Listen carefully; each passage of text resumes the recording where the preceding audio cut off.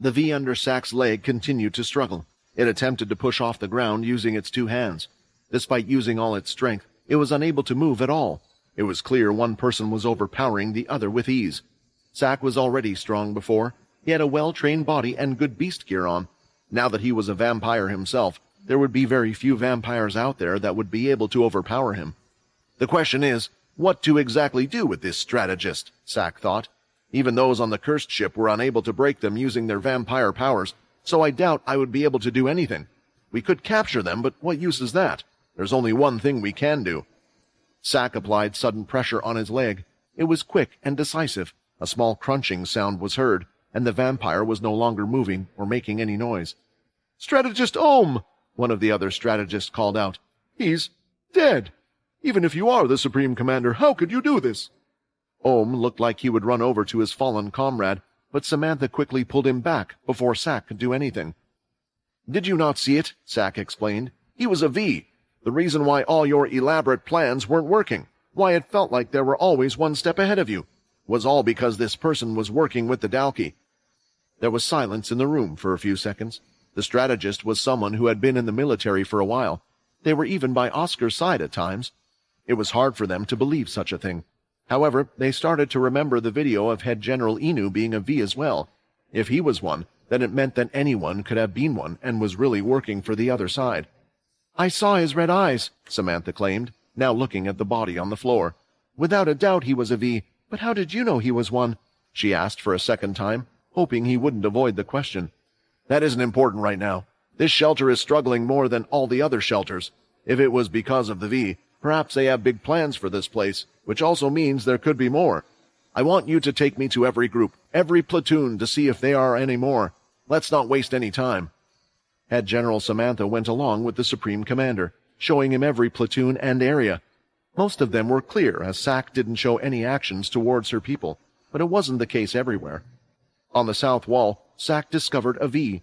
This time, rather than attempting to capture it, he quickly went up behind the vampire and started to subdue it by strangulation, getting it in a type of chokehold. As the vampire struggled for its life and tried to summon all of its powers, its eyes would turn red, and they could see that they were V. Another area where the V was discovered was in one of the bunkers part of the scouting team, where Sack had done the same again.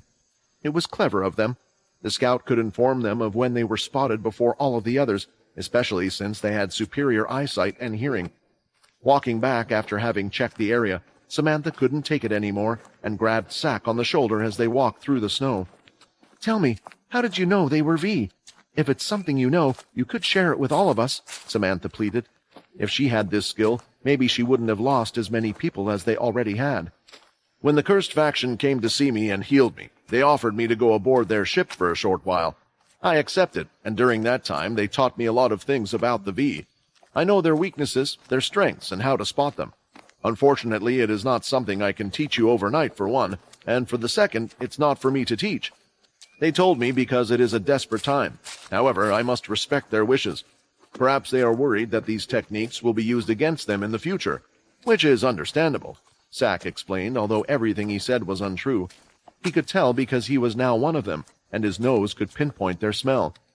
Still, the other vampires also should have been able to tell Sack was one as well. If it wasn't for the special spray that Logan had produced and handed to Sack, after using the spray with Owen, and with no one knowing what Sack was, they thought it could come in handy for him.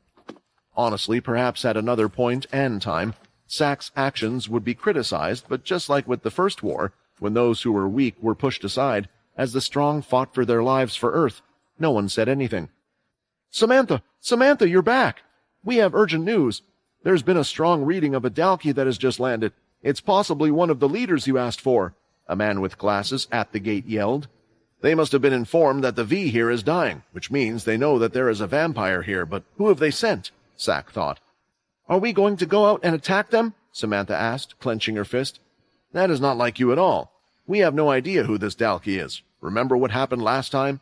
You were the one who called out my mistake, so I have to call out yours. Wait until we get more information." While at the shelter, Sack was still getting information on what was going on all over the beast's solar system. He had learned that Owen was once again engaged in combat with the same four-spiked Dalki as last time. Owen had done well against it before, but maybe that was due to it not knowing about its powers. It was then that the whole shelter felt a slight rumble between all of them. The ground vibrated slightly, but there was no loud bang or huge explosion in the area as such. Still, Sack could hear it more than the others and rushed as quickly as he could. Now standing on the wall, far in the distance in the snow, they could see a dalky with wings and a single horn that had partly been broken. "One horn!" Samantha screamed, but Sack soon pulled her back. "Samantha, if you can't keep your emotions in check, then I am going to have to temporarily relieve you of your position." It was strange. One horn was just standing there in the snow, on his own, as if he was waiting for them to attack. "We aren't strong enough," Sack said, knowing that even with his vampire powers, he couldn't beat a 5-spike dalky. "Then what do you want us to do? Just sit here, wait here and stall? Stall for what?" It was then that a message had been sent out to Sack directly from Sam, about the cursed faction being under attack from none other than the Great Blade family. What in the world is going on? Sack thought. The timing couldn't have been worse. The only thing he was thankful for was the fact that Nathan and his group had gotten out there before they had attacked. Quinn is currently at the cursed faction planet, but will he now be rushing back to save his group, or will he choose to try to get rid of the threat first? The good news is, with One Horn here, Owen dealing with the other leaders, I should have the strongest Dalky in front of me. I'll just have to keep him here as long as possible, to let Quinn do what he needs to do. He's dealt with many Dalky before, so he can do the same again, Sack thought. But all of this would be great if One Horn was the strongest Dalky they had. The others in the room with Quinn were also quick on the uptake. One teleporter not working could just have been a coincidence. Two not working, however, indicated that something was wrong. Jam teleporters were one of the first signs that an attack was incoming. The Dalky's ability to do such a thing was one of the reasons they had been warned to stop relying on teleporters. Inform all of the cursed planets to prepare themselves for an attack, Helen immediately ordered. She was unsure if the other planets were affected, but there was always the worry that something big was on the horizon, and it was better to be safe than sorry. Make sure that the Daisy faction is prepared as well. I might not be able to give an update straight away. Tell the cursed faction leaders to take command until we get the situation under control. There was no need for Helen to say it twice, as everyone had been getting ready for the war ahead of them. Quickly, everyone inside the teleporter room stepped out to look into the distance. Just like Earth, the Daisy planet also had 4 seasons it went through. Currently, it was undergoing its version of spring. There was a clear blue sky, and thanks to that, Quinn and the others could clearly see the large black blip, and many pods dropping down from the mothership. Helen could only stare at it frozen in place, as the black pods reached the surface a few moments later. A mothership here of all places? Have the Dalky decided to use their full force on the cursed faction? But why? What do they have to gain? Did they know that Quinn was here? The woman wondered. Soon, though, reports about similar situations occurring on the other planets came in, and Helen was beginning to realize the true horror of their actual situation. Not only was the cursed faction being attacked, but at the same time this was happening, the other 2 major groups were as well. What was worrying her most, though, was the fact that the other planets had said that they could see a mothership hovering over each one. For the first time, she was at a bit of a loss for what to do, before she finally said something. The travelers! Some of them are still out hunting. If they meet with the Dalky, they're done for. At the moment, Peach, one of Daisy's older sisters, was also standing by her side, and was the one giving her an update on the situation with the other planets. Helen, we don't have time to take care of them. Right now we need to try to gather as much information as possible before deciding on our next course of action. I'm afraid the only thing we can do is hope that they come back in one piece. I'm sure they must have seen the mothership before us, so they would be traveling back as we speak. Although she didn't like leaving things up to fate, Helen had to admit that her sister was right. This was war at a scale none of them had expected.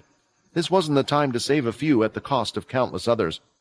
Looking at Quinn, she was wondering what his plans were. Perhaps he could call for help from the cursed faction. However, she just witnessed him standing in a place with a look of great concern, but it almost looked as if he wasn't looking at the Dalky ship itself, but something else. Helen was correct. At the moment, Quinn was staring at the sudden notification screen that had appeared the moment he had set foot outside of the building and laid eyes on the mothership. A new quest has been received. As the leader of the cursed faction, you must act like one. Stop the Dalky from taking over more than half of the cursed planets. 0 of 10. In total, the cursed faction owned 18 planets, which meant that Quinn could allow 9 of them to be taken over or destroyed. He could see that the number would increase as each planet was taken over, but the quest message didn't stop there. To complete the quest, destroy over half of the motherships. 0 of 10. Both of these messages look like they go hand in hand, but not quite. Just because I destroy the motherships, the Dalki that have already been deployed could still take over the planet. I have to make sure that they are protected even after destroying the motherships.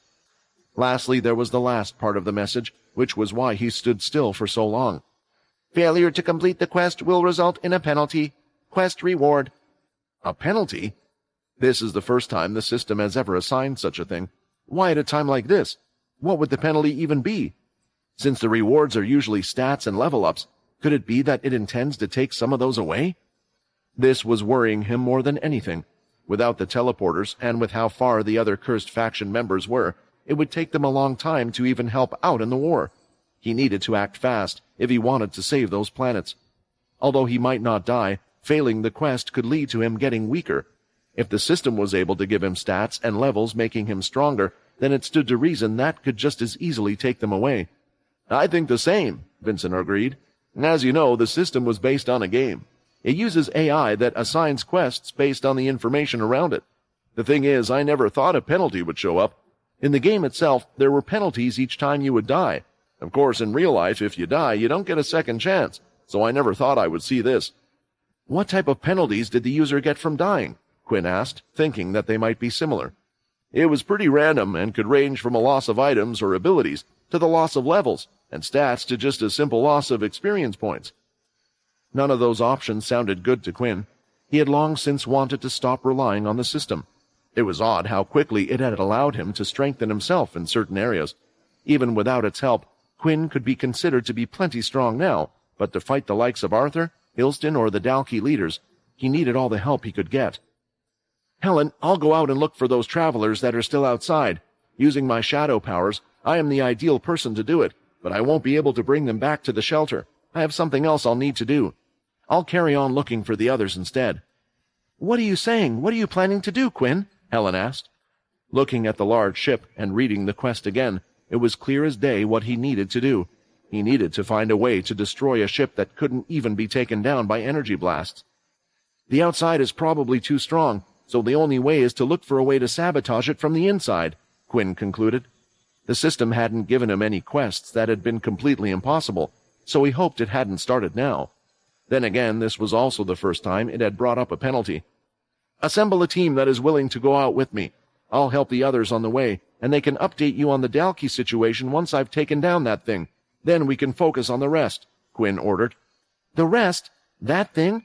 He can't be planning to go from one planet to the next and take out the motherships, could he? Helen was shocked. The number of black pods that continued to rain down was testimony that there were far more Dalki on the planet than any of them had ever seen. It would be troublesome enough to just deal with them, but it looked like Quinn had made up his mind. Helen, too, wanted to save the travelers. The only thing she could hope was that Quinn could come to his senses once they were on the outside. As the leader of the Daisy faction, she quickly called for the group of 12 individuals that would be sent with Quinn to get the travelers that were outside and to bring them back information. These 12 were the ones who had been rewarded with blood weapons.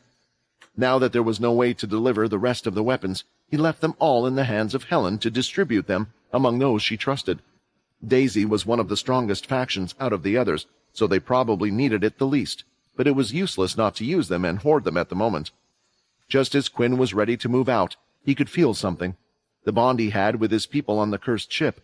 He could tell that they were in the middle of a battle, and it felt that it wasn't an easy one. They're all so far away that I can't pinpoint who's who. It could be Alex and the others. The Dalki have invaded there as well, or maybe those on the cursed ship?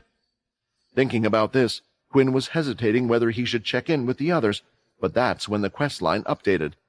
1 of 10 planets have been taken over by the Dalki. What the? The organization of the shelter during this state of emergency and the gathering of the 12 who had been honored with receiving the blood weapons had taken some time, but at most it was an hour or so. At the same time, the pods had stopped dropping from the large mothership, and the group had yet to experience any such attack, which was why the sudden message as he was about to leave was so troubling to Quinn. What could have happened for one of the planets to have already been taken over so fast? Did they send out an advance party before we found out about the Dalki? Even so, it should be impossible for nobody to report anything about it, Quinn thought. On top of that, he was sure the system would have informed him with a quest as it did so before, if it was the case.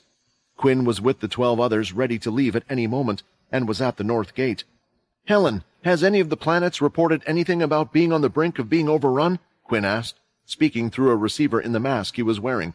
Helen was currently inside the base trying to formulate plans. Despite the calls and information that was coming in, she answered immediately when it was him. "I'm not sure, but we are unable to contact any of the members or faction leaders stationed on Damakara. According to some outside ships observing the situation, the shelter looks to have been destroyed," Helen reported. Hearing this, Quinn thought back to the information that he had seen about the planets the cursed faction owned. Damakara had a B-ranked shelter. It shouldn't have fallen this quickly unless a strong number of Dalki were there, or perhaps a strong spike Dalki was present. "Sam suggested that we concentrate our forces on a few of the more important planets. Otherwise, it looks like the Dalki will be able to slowly lower our numbers," Helen reported. It was a good plan, but there was a major issue with it. "If they do that, what about my quest? If the cursed faction retreats to the other planets, then it will make it easier for them to take over. I'll fail the quest once we lose possession of 10 planets. No, I can't tell Helen not to go through with the order. I can't risk people's lives just because I could receive a penalty from this damn system." It was another race against time for Quinn. The evacuation of those in the shelter would take a while anyway, but there was one thing the cursed faction leader could do to complete the task: destroy 10 motherships before they were able to take over the planets.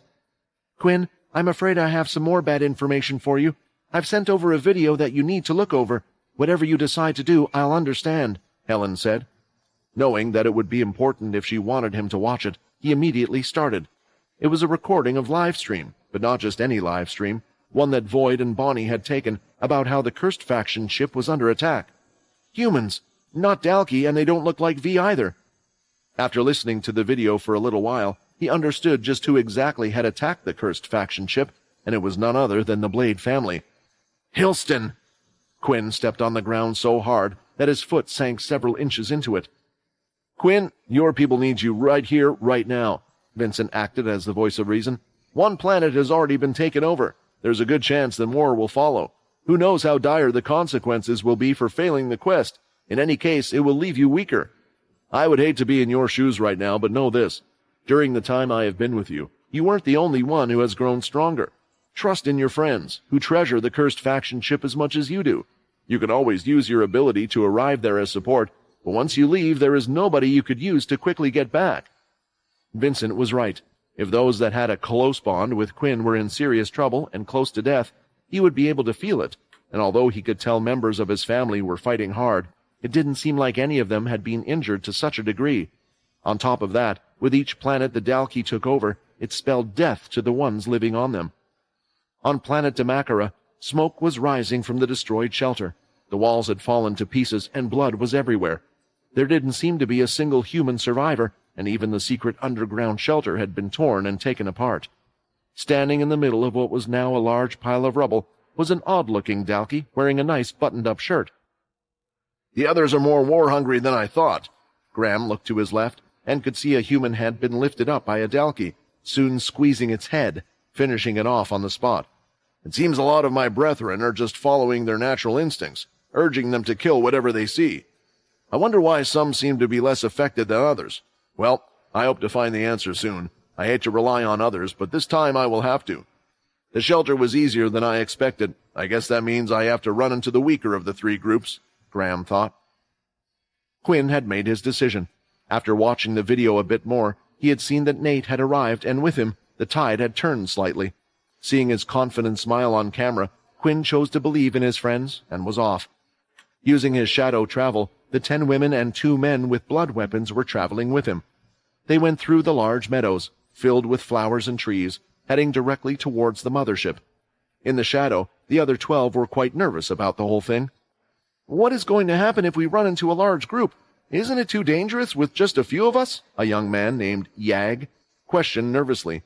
He held a small axe as his blood weapon in his hand, while his beast weapon, another axe, was on his back. All of them had their blood weapons ready, waiting for the signal to pop out of the shadows and fight off the Dalki. "Don't say those types of things," Irie lectured him. "Everyone knew this would happen, and at least we have the privilege of having the cursed faction leader with us, not to mention these new weapons.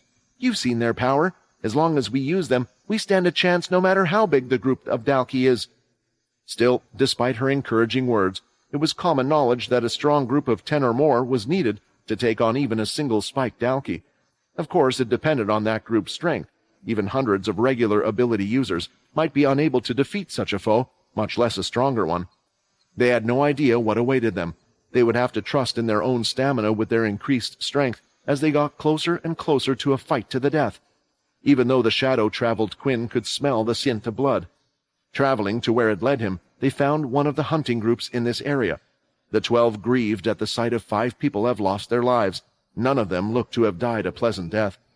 Quinn quickly moved on, and although it was clear that some wanted to check if someone might have survived, they didn't dare say anything as they saw the scary look on Quinn's face as he continued to move. Eventually, following another scent of blood, he moved to a new area. This one had the sounds of people fighting. Once they came closer, they could see 10 survivors with 5 others already dead. They must have been 3 hunting groups that had banded together. Unfortunately, they had encountered 5 Dalki who they were currently fighting with. The Dalki were injured to different degrees, but not a single one of them was dead. "Everyone out! Don't let them kill anyone else!" Irie shouted, gripping her spear tightly. In the next second, all of them exited the shadow. The 12 of them got into position, intending to protect the injured yet still surviving 10 travelers. Yag swung his axe at one of the Dalki, who hit the weapon, which dropped to the ground. "Damn it!" he cursed internally, while taking a step back and getting out his beast weapon. "How are we meant to defeat these things? These weapons may be strong, but they only power up once they absorb Dalki blood, but I can't even hit the damn thing." As Yag was shaking, nearly falling over, Irie came over, stabbing the Dalki right in the stomach. Soon the weapon started to light up with great energy, and pushing forward again like a blast of energy, the Dalki was hit and blasted away with a type of red aura. "I can't believe I called this weapon a piece of crap," Irie thought while looking at it, but the Dalki, now spewing with green blood, had gotten up again and was moving towards them. "You'll pay for this." Taking a step forward, for a second it could see an axe. The Dalki had no time to dodge the weapon as it lodged into his skull, piercing through his hard skin and killing it on the spot.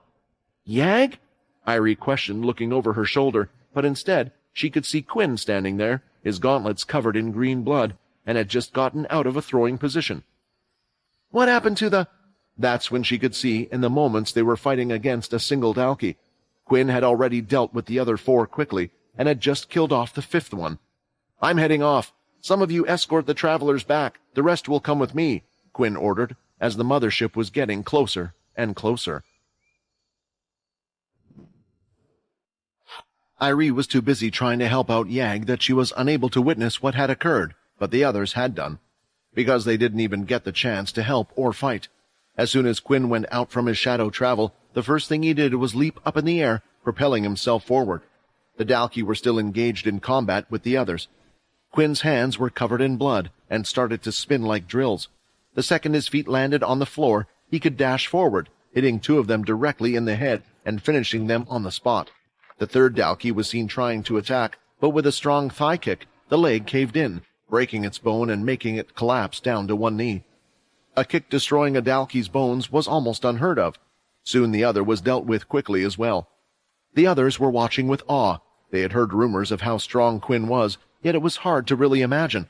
All of them were high-ranking travelers. Sure, the Dalki they were going against was only 1 spike, but they knew how hard it was to fight even against 1 spike. The first thing the others did was check for wounds on the survivors. There was a healer in the group, which made it easier. If one was seriously injured, then their travel back would be worse as they were slowed down. During this time, Quinn stayed with them. It was only a few minutes, but they felt like hours for him. Irie noticed that all Quinn was doing was staring at the mothership. "Still, only 1 planet has been taken over so far. This means that it's most likely that a strong Dalki had appeared on that planet. That gives me a bit of hope, but now that they have finished with that planet, they will be moving, and I need to be moving as well." "Quinn, do you really plan to go to the mothership? How are you even thinking of getting there?" Irie asked. The Dalki mothership was in the planet's atmosphere, hovering above ground around the same height where clouds would be on Earth. The Dalki came out of there. If they want to travel to the other planets after taking over this one, there has to be a way to return. Perhaps we will find out our answer as we get closer, Quinn replied. So you don't have a plan, is that what I'm hearing? Irie replied, shaking her head. The truth was, Quinn did have a few tricks up his sleeve, but he would rather not use them if he could. I want to help, Irie said. When we took the weapons, it wasn't just for show. We have fought on this planet every day, and now we need to protect it. If an attack was to happen, we never thought you would be here. If you weren't here, then we would have to do everything ourselves anyway. You see, the faction is probably safer than most because of the way the shelter was built. But that's only true if we stay in the shelter. The plants around the shelter aren't just for show. I'm sure you also know what Helen and her sister's abilities are. All those flowers and the vines on the wall can all be used for weapons. It's probably the strongest shelter in existence, but that's where the problem lies. There's too much risk to leave the shelter, Quinn answered. Exactly. So this group that has been sent out is probably the only group that will be sent out. Helen will probably decide to send as many of those from the weaker planets here. They can expand the shelter and fortify this planet. To do even that, we need to clear this place. Get rid of the Dalki that are on here, Irie explained. You aren't planning to stay here, are you? You have others you need to get to. That's why you're in such a rush. When Irie thought about this, she was referring to the cursed faction members. She was unaware that Quinn needed to head to the other planets as well. After seeing you fight, our best chance is with you. As the Dalki takes over the other planets, more will come to this one, and I don't even think Daisy can hold out. Quinn, you're strong, but there are probably hundreds of Dalki underneath that ship. Maybe you can beat them all, but how long would that take? And maybe there are even more inside. Bring us along the whole way and let us help you. Quinn could tell that these were good, strong fighters. This was why they had been awarded the blood weapons in the first place. Still, going up against groups of Dalki was something only he was capable of, due to his speed and shadow ability. Quinn, this whole quest is a race against time, Vincent explained. Think about it. There's probably a Dalki leader out there who has taken out the first planet. The shelters seem to be holding out for a while, but now they are most likely on their way to the next one. The way I see it, it's impossible to protect all the planets, especially with Helen moving her forces. So you need to destroy 10 motherships before the Dalki takes over 10 planets. They will be using everything they've got, so we should take every little help that is offered our way as well. Everyone looked like they were now ready to move out, so Quinn had a few words to say to them all. Whoever wishes to go back to the shelter, feel free to do so. I will continue heading toward the mothership to take it down. I'll do my best to save any travelers we find on the way there, but will not be escorting them back. It should be relatively safe for them since we have seen no Dalki on the way here. The others started to discuss amongst themselves. They thought this was a simple rescue mission. They didn't realize they were going to go into the heart of the enemy territory. This was too much for a lot of them, and they had chosen to return to the shelter. Yag and Irie continued to stay with Quinn, while some of those with blood weapons had chosen to leave. Surprisingly, a couple of travelers who were hunting wanted to come along as well. Quinn could see it, though. They were focused on revenge, perhaps from their fallen comrades that had been killed. Anger sometimes was a good tool to use if one could control it. In all, 10 people had decided to stay with Quinn, and those that left Quinn took the blood weapons back, handing them to those that would stay with him. It's now time for me to tell you the truth about the weapons, Quinn said. As you all know, I am what you guys call a V. I will tell you the truth. Helen or I was going to tell you the details later. These weapons were made for us, which means that they aren't only activated by Dalki blood, but human blood as well. Using your own blood, you can activate the weapons. The time they will be active for is limited, though, so don't do so until you need to. It was too late for them to be surprised by anything anymore, and from those that remained, they were just happy that they had a better way to help fight. Traveling with Quinn once more, they ran into a few more travelers and groups. In order for them to get used to the blood weapons, Quinn allowed them to fight 2 Dalki on their own. The group of 10 teamed up into 2 groups of 5. With their blood weapons, beast gear, and abilities, they were far stronger than they could ever imagine. For the first time, they had defeated 2 of the Dalki without losing a life. As for Quinn, he had dealt with 8 on his own, taking them down fast and quickly. They carried on moving forward, leaving the travelers to head back to the faction on their own. This far out, there didn't seem to be any more travelers, at least ones that were alive. Instead, they had found scout groups, of around 5 Dalki or more in different areas. With these groups, Quinn would take them out just as easily as he did with the others. After taking out 5 of these groups, They were inching forward. "Is it really good to take out so many of these groups? Won't they know that we are coming then?" Yag asked. Irie thought the same thing. Although these scouting groups were on the way, they could have avoided fighting them. It might have taken a while if they wanted, but it was only further proof of how much of a rush he was in. Of course, it was quicker for Quinn to kill them than travel around them, but that wasn't the only reason he was fighting them head-on. Soon a familiar message popped up. "You have leveled up. You are now level 68. You have gained 1 stat point." Quinn had noticed it during his fighting. Killing beasts gave him so little EXP that Quinn knew it was a waste of time to level up from the ground. The only thing that would level him up these days was hard life-and-death situations, where the quest would reward him an instant level up, or extremely high-tier beasts at the demigod tier level or the demon tier level. However, there was one more thing: killing Dalki. Even the one-spike Dalki gave Quinn a large amount of EXP. If he wanted to level up through grinding, then this was the best way. Level 68. Will I evolve again at level 70? Maybe to the next evolution.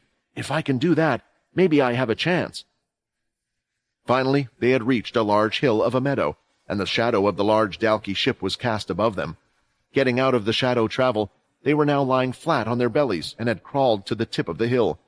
Looking over, they could see, just as Irie had said, hundreds of Dalki, and these weren't just one-spiked, like they were before, but here Quinn could also see what he was looking for. "I knew they would have one. The first Dalki I ever met did," Quinn thought. At the back, guarded by Dalki, were several ships rather than pods. The first Dalki Quinn had ever faced had arrived in one. It was time to take down the mothership. The group spent a few minutes observing how the Dalki camp operated, checking if there was anyone in charge. After all, the Dalki they had encountered so far had been moving in scout groups, yet the ones present had yet to charge into the shelter. It was almost as if they were waiting for something, or someone. "They have 10 of those black ships that look capable of flight. Why are there so few of them? Will the mothership land once they have taken over the shelter? Are those ships just used for emergencies?"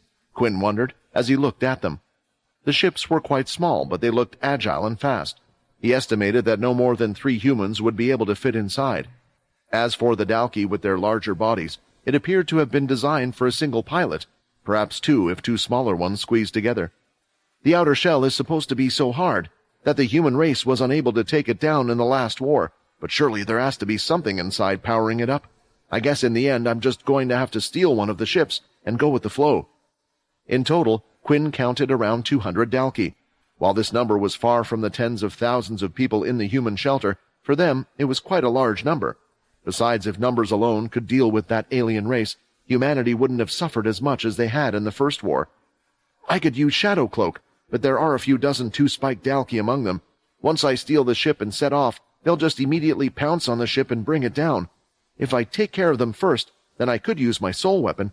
As long as there are no more strong ones, I should be able to fight them all." Quinn started to go through his options. "It would give me a great EXP boost, but how long would that take? By that time, they might have already taken over 2 more planets." "Use us," Irie insisted, once she noticed Quinn earnestly thinking about their next step. "You just need to steal one of those ships to get to the mothership, right? As long as we're not fighting in hopes to win but to survive, I'm sure the 10 of us can help you achieve that goal." While Irie seemed determined to give up her life, the rest of her group didn't look as confident. "Are you expecting to sacrifice yourself?" Quinn asked. "Of course," Irie answered without hesitation. "In the grand scheme of things, we're just 10 lives. Every time we go out to hunt, we have to deal with the possibility that we might not come back. Now that the Dalki are here, we would have risked our lives anyway. All of us who have agreed to accompany you were aware of that. All of us have families and friends back at the shelter. If we can trade our lives to give you a chance so that they survive, we'll gladly do so. My only regret would not be seeing the look on those Dalki's faces when they realize that they have messed with the wrong group of people." Once Irie spoke about saving their loved ones, even the ones behind her all nodded as they found their resolve. "Fine, but I don't need you to sacrifice yourselves. As you said, it would be a shame if you didn't get to enjoy that look on their faces. I just need you guys to cause a distraction and hold out for a little while. I'm able to use my shadow abilities from quite a distance away, so as long as you stay in my line of sight, I should be able to protect you for a while longer and bring you with me," Quinn said. Irie never had hoped she would come out of this. If she did, she just needed to see it as an extra. As confident as Quinn was, She didn't want false hope. Before setting off, Quinn had touched each one of them. Soon, Irie and her people had formulated a plan around their set of abilities, and they began their distraction. They appeared on the outer perimeter of the Dalki camp with a bang. Each of them had activated their blood weapons, attacking a line of Dalki in front of them, blasting them away. Soon after, they started to use their abilities for defensive purposes and had gotten into a special formation, a turtle like the shape of the Romans of the past. The Dalki were now paying attention to their group, allowing Quinn the chance to make his way to the unguarded ships via shadow cloak. With all the noise, he didn't even have to worry about his footsteps making any sound, so he ran at a great speed. The longer he took to reach one, the more likely it was for Irie's group to die.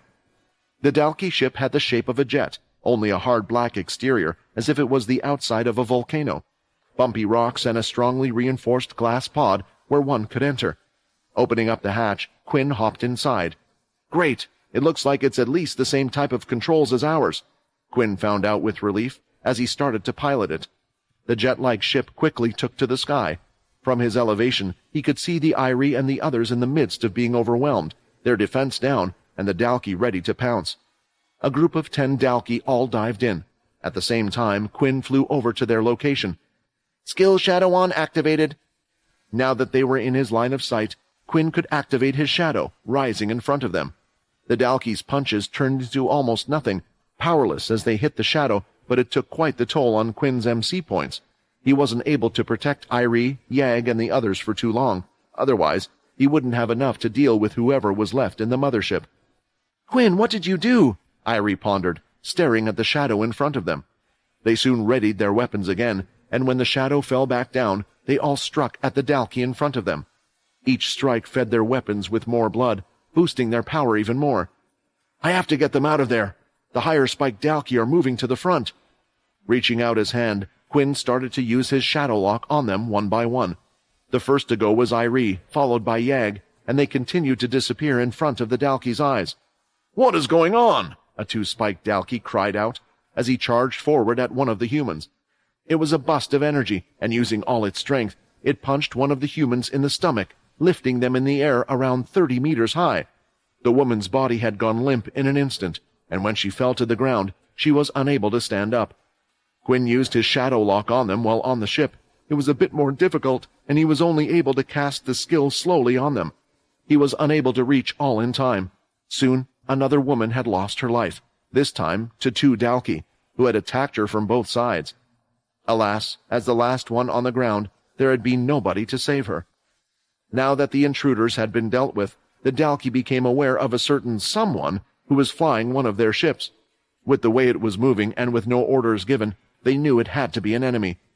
One of the 2-spiked Dalki used its strong, bulging thighs to jump towards, and while it had reached a remarkable height, Quinn had moved up higher, making it fall back to the ground. Before Quinn could move towards the mothership, though, he would have to deal with the other 9 ships that the Dalki were in by now. I have to do something. Quinn looked up and gathered ki in his fist. Just enough, and threw a punch hitting the hatch above him and shattering the glass. Then, standing up and fighting against the wind resistance, he placed his hands out, bringing out his allies from the shadow space. Irie was slightly perplexed to find herself in the front seat, and the wind wasn't helping with that. Meanwhile, Quinn stood in the empty space between the back of the small ship and the seat. Pilot the ship while I get these guys off our tail, Quinn shouted, and before she had a chance to say something, he had already hopped to the back of the ship. The foremost Dalki ship had already gotten relatively close. Quinn quickly threw out his leg, and a blood crescent kick flowed. Once it hit the wing, it sliced through half of it, yet it was enough to make it fall off balance and crash into the ground beneath. Seeing the others get close, Quinn began to fire off blood swipes from his hand, hitting them. He didn't need to destroy the ships, just make sure they would be unable to fly again. Quinn, where do we go? I don't think the ship is just going to open up for us, Irie shouted, as the two were soon approaching the back of the large mothership. Just keep going forward. When I say jump, just do it, Quinn shouted back. Irie wasn't sure what his plan was, but she had been ready to lay down her life for Quinn, so she wouldn't question him now. The full force she went to collide with the mothership, and the others, seeing this, decided to pull back. If they did the same, then the ship would simply explode once they crashed. At the last second, Quinn grabbed Irie and encased the two of them in shadow, slowing down their velocity. Getting rid of it, Quinn grabbed onto the outside, holding on to the uneven, bumpy surface of the mothership. Finally, using his shadow travel, he entered through the substance of the Dalki mothership, and the two of them found themselves inside. "Now, let's take this damn thing down." The place was quite dark and dimly lit. The ground they stood on was made of a black metal material.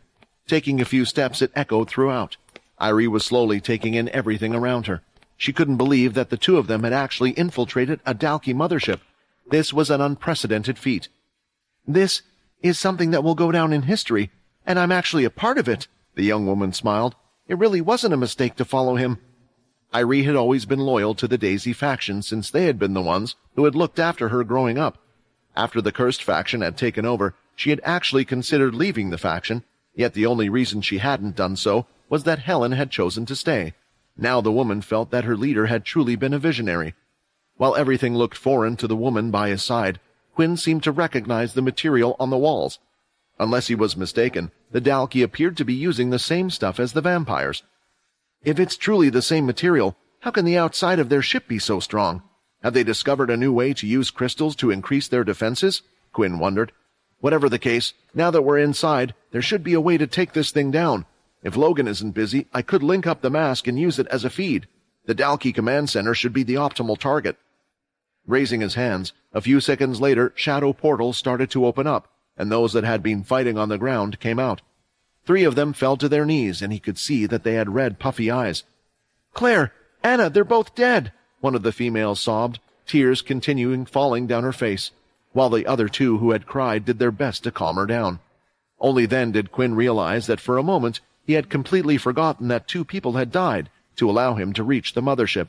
It would be easy enough to justify his behavior in that he had been too focused on his goal.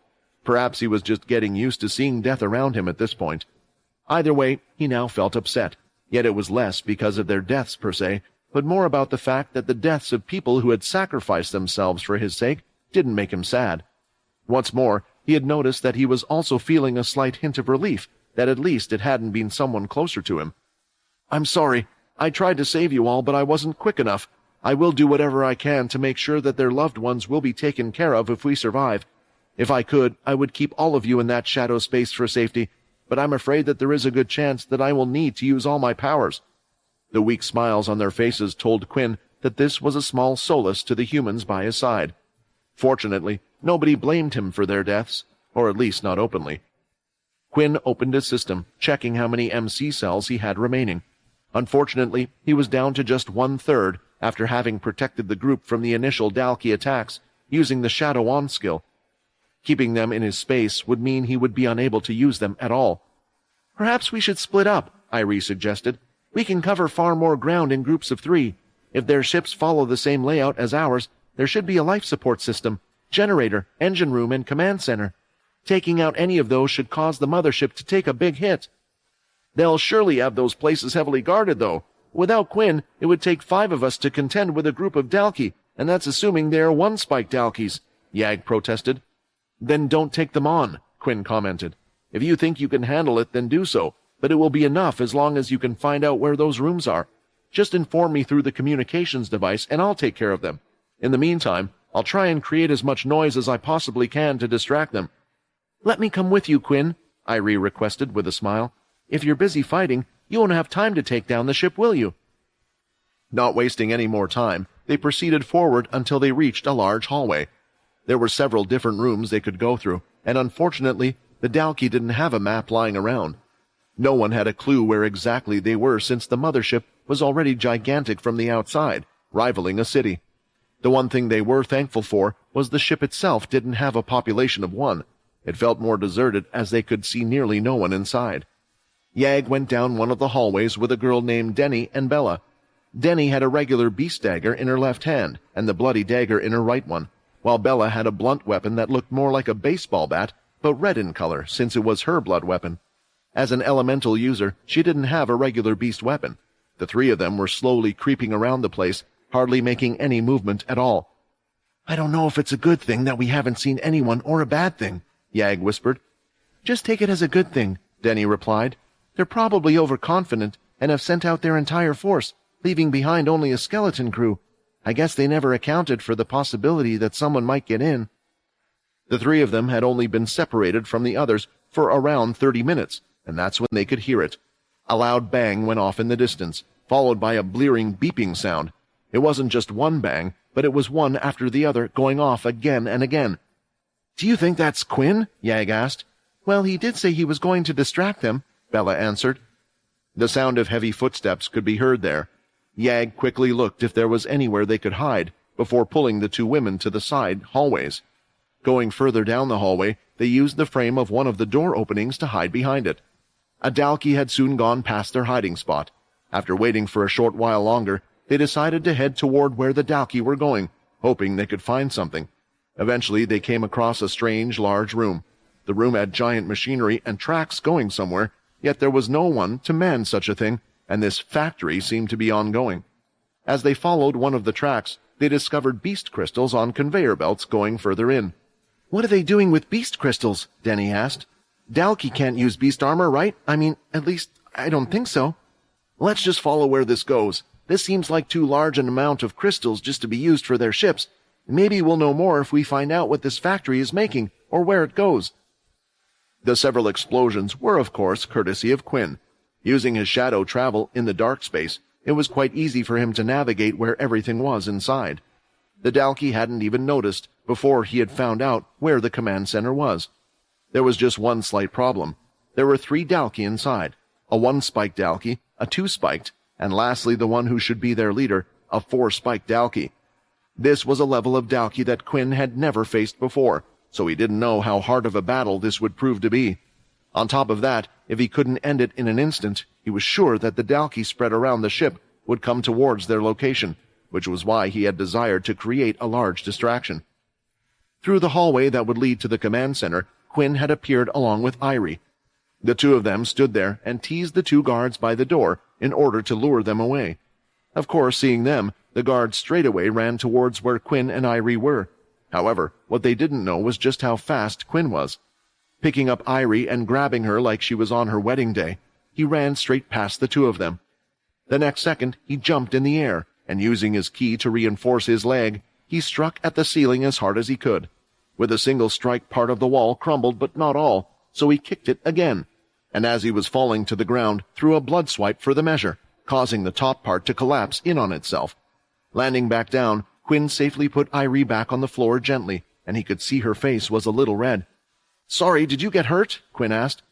No, this was the first time I was held like that, and so easily."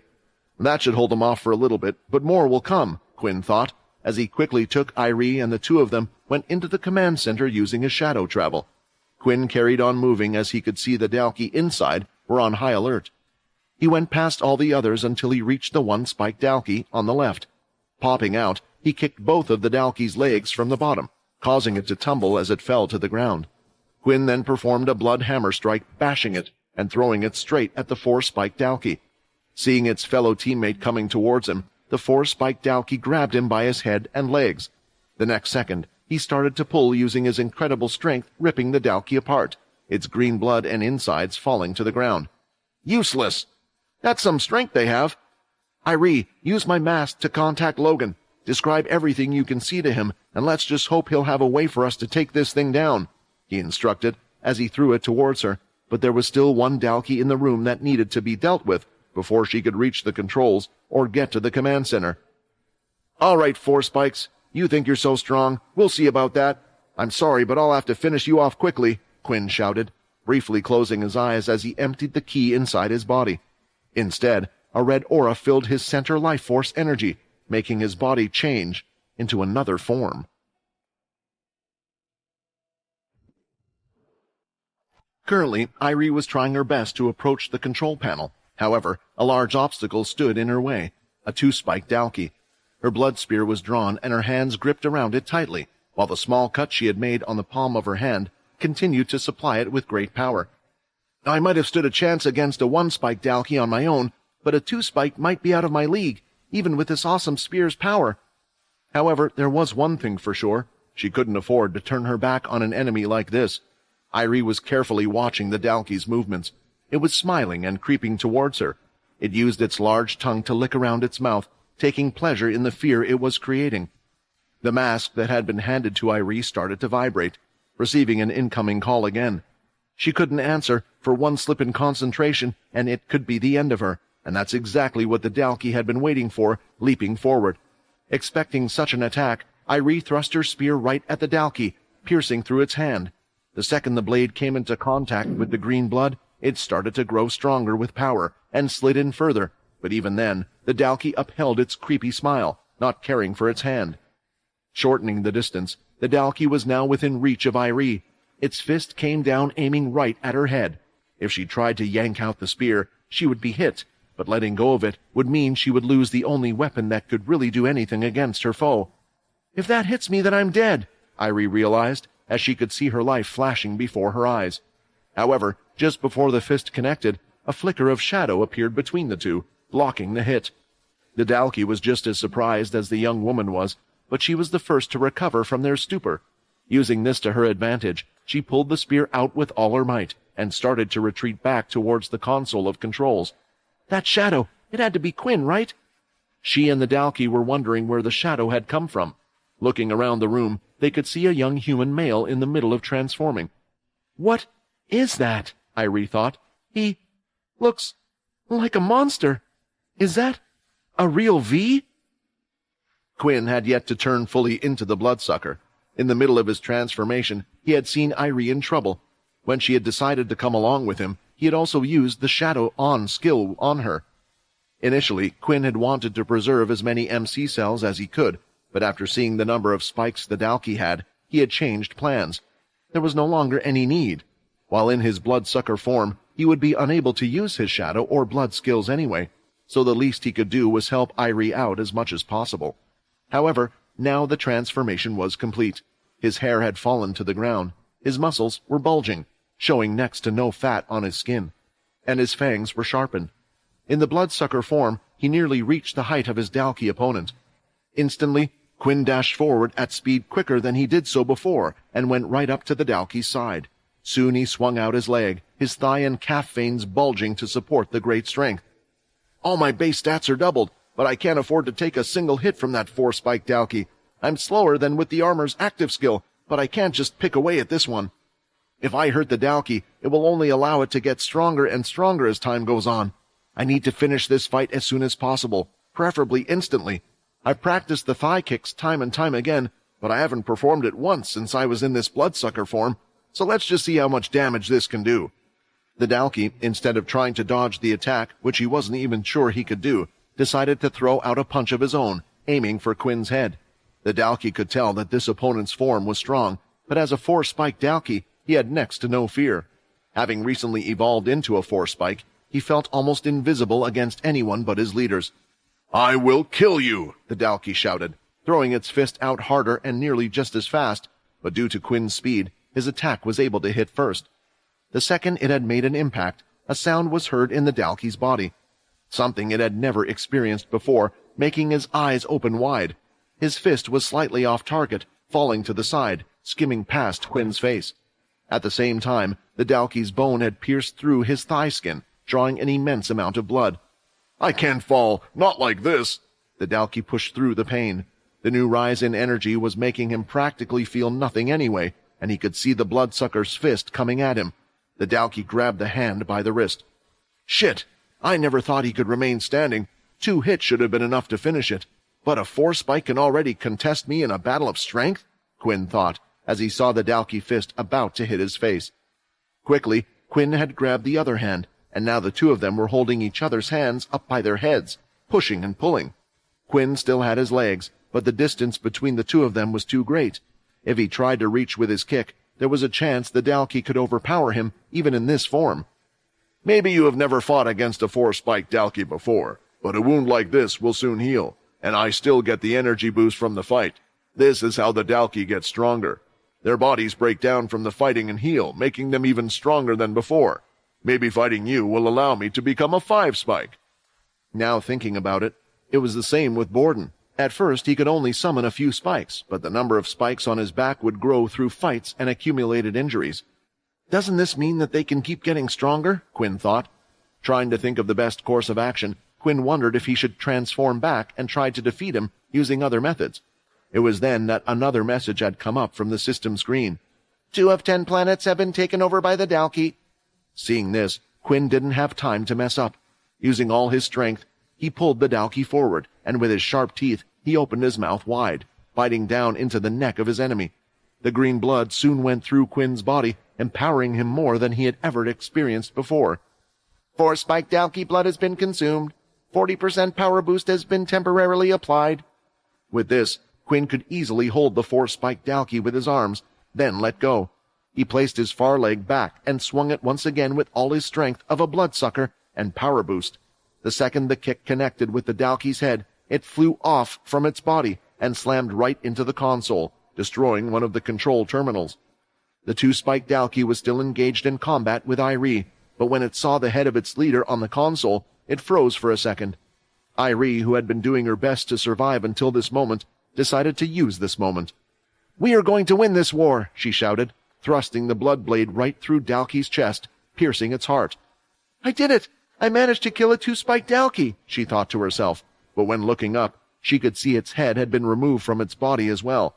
Now Irie was left seeing the most frightening figure she had ever seen, something that she could have only dreamt up in her worst nightmare. Quinn, still in the bloodsucker form, had green blood splatters around his face. His mouth was open wide, baring his fangs. She took a step back, almost stumbling to the floor. "This—" Soon his body started to revert back to its original size. His hair started to grow back to what it once was. "Did you manage to contact Logan?" was Quinn's words as the transformation had ended. It took a while for Irie to answer, because she was having a hard time grasping what had just happened, and she had expected Quinn to lunge at her at any moment. No, but I think I might have missed a call from them." It was then that Irie had gotten an update from Yag and the others about some interesting things. It looked like they didn't need to call Logan after all. Besides, even after they had tried, he was unable to answer on his end. Quinn quickly headed to the engine room, where the Dalki that were guarding were soon dealt with. The engines were easily destroyed by Quinn, and the ship started to fall to the ground, right on course to hit the other Dalki. It was at that moment that Quinn received another notification from the system. 1 of 10 Dalki motherships destroyed. "Quinn, before we get off this ship, we should head to a place not too far away from you. I'm sure we can use them somehow," Yag said. As the group headed over, Quinn wondered if he could defeat 10 ships in time, because he was currently lagging behind. They were moving fast through the ship, as they knew they didn't have much time until it would crash into the ground. During that time, Quinn's masks started to vibrate once more. "Is Logan getting back to me, or maybe Sam tried to call me again?" Quinn thought. He had tried to call them back, but there were no answers either. At least he could tell Sam was still alive. "Quinn, it's Alex. It's done. Your demon tier item is ready." After destroying the mothership's engines, the ship was starting slowly to fall from the sky. It appeared to have some type of backup system that prevented it from just crashing down. Instead, it floated down toward the ground. It was a shame because Quinn had been hoping that by bringing it down, they might be able to crush the Dalki camp underneath them. "This ship will fall and crash, I'm sure, since the system even said that the quest was complete, but if there is an easier way to destroy these ships, it would help out with the quest." Quinn also needed to make sure there was no way possible for them to easily get the thing back up and running as well. Eventually, Yag led Quinn and the others to a strange factory room, where the crystals were being processed even now. They had exited from the shadow space, and were busy turning their heads and looking around. "Why did you bring us to this place, and what is it?" Irie asked. Although they were curious about the place, the others still were worrying about the fact that the ship was currently falling out of the sky at the moment. The only reason why Irie wasn't panicking was that she believed that Quinn could save them, as long as he was in his current form, that is. While looking around, the two of them had made eye contact, and a flash of Quinn's other self had appeared in her mind. It was so frightening she could feel her back starting to sweat, so the young woman quickly looked away, avoiding further eye contact. Quinn was her savior, but ever since she had seen him turn, the mental image was stuck in her head. Irie had even made sure her hands were wrapped, so the smell of blood wouldn't leak out and agitate him. She didn't know that doing that was completely useless, because Quinn could smell it even then, not to mention he had already had his fill of Dalki blood, satisfying him. Should he feel a bit peckish, he could always just take another sip from the flask where he had stored some of it, since it should be of help on the other planets. This one seems to be a factory for crystal processing, Yag tried to explain. There are several conveyor belts that go to different places as well. One of them should be the engine room that you guys just destroyed. As for the other two, we didn't really have time to check them out, but this was what we wanted to show you. Opening two large, heavy steel doors, Yag and Anna struggled to push them open, until Quinn stepped forward and used a single hand to offer them some help. The doors swung open, allowing them entry to another room still linked to the factory. There was a slight glow coming from the large metal containers, and non-processed crystals could be seen in them. Quinn wasted no time jumping on top of them to get a closer look. Crystals! This whole container is filled with different grade beast crystals. Just one container seems to have as many beast crystals as the demigod tier beast had kept, and there are 20 containers in this room alone. From his elevated position, he could see that nearly all of them were filled up to the very top. There was only one that had been emptied, while another appeared to be in use, probably fueling the emergency system. Moving along, Quinn quickly followed the other conveyor belts, learning that these crystals were being used to power certain things on the ship, not just the engines. The number of crystals was beyond even what the Bertha ships the military had used. The next room had a pillar in the center, and on the top half a sphere, above which was something slightly resembling the ship. Around the room there were several glass containers filled with crystals like a dispensing candy machine. Once one crystal was used up, the factory would quickly exchange it for another crystal, powering it all. This technology is far too advanced to originate from the Dalki, Vincent could tell at a glance. Most of them only care about fighting and getting stronger. It almost seems impossible that any of them would have the patience to put that much time and effort into not only studying but also inventing something like this. So, you think all of this is Jim's doing? After all, we know that he's been helping them from the beginning, Quinn questioned. It would make sense. Jim has always been clever, and with no restrictions holding him back, I wouldn't be surprised if he managed to create things that we have never seen before. If only he was on our side. Quinn, we have to stop him no matter what. Quinn agreed, and soon found himself walking up to the pillar and placing his hand on it. There was no reaction from him, and at a time like this he wished Logan was here. Wait a minute? Thinking about this, Quinn remembered that his system in a way did work like Logan, at least the inspect skill did. At certain times, using it when touching certain electronics or items would give him certain details. Inspect. Dalki defense system. Shield at 100%. Energy at 100%. So this is the reason why none of the attacks got through to the motherships? They are able to utilize this many crystals? A shield created from beast crystals was something that human ships could do as well, but the conversion rate was less than ideal, and that was being polite. The energy inside the crystals would be used up far too fast, similar to how Logan used crystals with his energy blades. I guess if the Dalki has no other use for the crystals like we do, they can use it for this purpose, Quinn thought. Jim could have also invented a more efficient way for energy to be used as well, Vincent added. Regardless, Quinn wasn't the type of person who would be able to figure something like this out. Since it was a device located on the inside, it would be nearly impossible for anybody to destroy a Dalki mothership from the outside. Humanity simply didn't have the crystals necessary to constantly fire their lasers to compete with the Dalki reserves, especially since the latter had the better technology. Because of this, Quinn decided that it was best to leave the place as it was, hoping that they could use it in some way later on. Before leaving, though, Quinn went back to the previous room and withdrew all the crystals from the containers, placing them in his dimensional space. The Dalki own half of the beast planets, and have been collecting crystals for far longer than us, only they never bothered to turn them into weapons or armor. Just with the loot of one mothership, it will help alleviate the crystal problem by a lot. Following the conveyor belt to one more place, Quinn entered another room that he didn't recognize. He had assumed that since the Dalki had been created by the vampires, they would have more similarities, but some of this stuff looked modern even for the current time period. There were several long stick objects, but it was clearly an invention or machinery of some kind, each with a large crystal on top of each of them. Placing his hand on the device, he did the same again. Inspect. Planet jamming array. So this is what causes the teleporters to stop working? At least now I know what they look like, so if it happens again we can look for it. Not every time the teleporters have been jammed has there been a mothership along with it, so I guess they must have a mobile version of these things as well. For this one, Quinn was unable to leave it be, because he needed the teleporters to work. First, he took out the crystals from the device. each one of them at the Emperor tier level. It looked like this device too needed a lot of energy to sustain it, which made it valuable loot. Next, he grabbed one of the strange devices and placed this in his dimensional space as well, before destroying the others. After taking every crystal they had, Quinn was soon off the ship. He took the others with him, and with the shadow was able to create a safe landing. It looked like the Dalki who were on the ground were now unorganized and had split up in different directions, but all of them should be heading to a certain place, the shelter. Bang! The whole ground shook violently. It felt like a giant earthquake as items fell from shelves, just like the people who had just been standing. The good thing was the mothership had fallen slowly, so it didn't create too much of a problem, but still with its giant weight and how far it was, they could feel the impact. He did it! He took down the Dalki mothership! Peach screamed with excitement, witnessing what would later be recorded as the turning point in the Second Dalki War. Who is he? And did they really take out a Dalki mothership? How could that happen? Who else could it be but Quinn, the only man deserving to be my husband?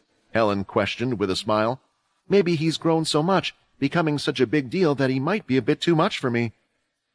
This news wasn't just a good reason for the Cursed faction to celebrate, though, because the news had also spread to the Earthborn faction and the Greylash faction as well. That kid! I guess I can't call him a kid anymore after he was able to achieve something great before us again, Owen muttered to himself with a smile. This will be another morale boost that we can all use. It proves that the Dalki aren't invincible, Sax spoke, but both of these world leaders still had their own problems to face. Yet they were thinking the same thing. I have to catch up to him. The news had also managed to spread to the Dalki themselves. In particular, Graham was just walking out of another destroyed faction base. Blood splattered across his face. They actually managed to take down one of our motherships?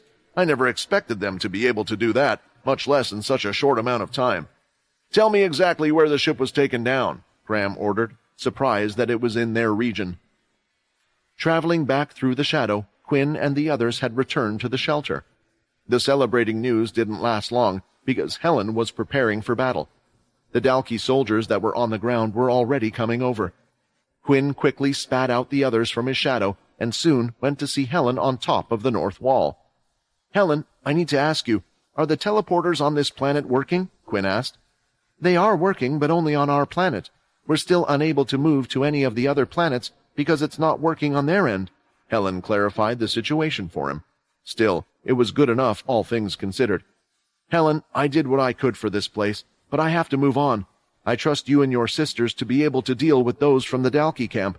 With the portals active again, prioritize the lives of the people over the shelter, if necessary. I need to go to protect the rest of the cursed planets, Quinn said, as his body started to sink into the shadows. Wait, Quinn, where are you going? Helen asked. To get something that will help us win this fight, Quinn answered, before his head finally disappeared.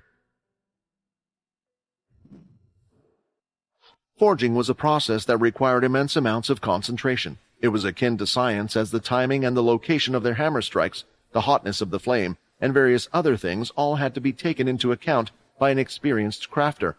It was even harder when they had to be working with new materials they didn't have any prior experience with. In the end, a lot of it came from the forger's intuition and skill. The forging room was almost devoid of people, except for two. Andrew, the person who had crafted Oscar's weapon, making him the only known crafter to have ever created a demon-tier weapon, and the cursed faction's master forger, Alex. The duo was preparing different things to complete the process of creating the demon-tier item. The only thing was, although they were aware that time was limited given their situation, they couldn't afford to rush things either. A single wrong step, and all could be for naught, since they lacked the materials to do it over again. Every so often the room was shaking violently. Each time this happened, Alex would stop hammering for a few seconds. As soon as the vibration subsided, he would continue in his forging. Damn those Dalki! Couldn't they have picked another day? Alex let out his frustration. If it wasn't for the enemy attacks, the two of them might have already completed their job. Meanwhile, Andrew was finishing up the molding process on what looked like a large metal slab. Even though he had giant muscular biceps and rough fingers, they were capable of doing small, delicate work. When I went out, the situation wasn't looking good. Andrew's sweat was dripping down his face, slowly finishing the final details. The Dalki have already breached the shelter. Hearing this, there was no time for talking, and the final steps had to be finished.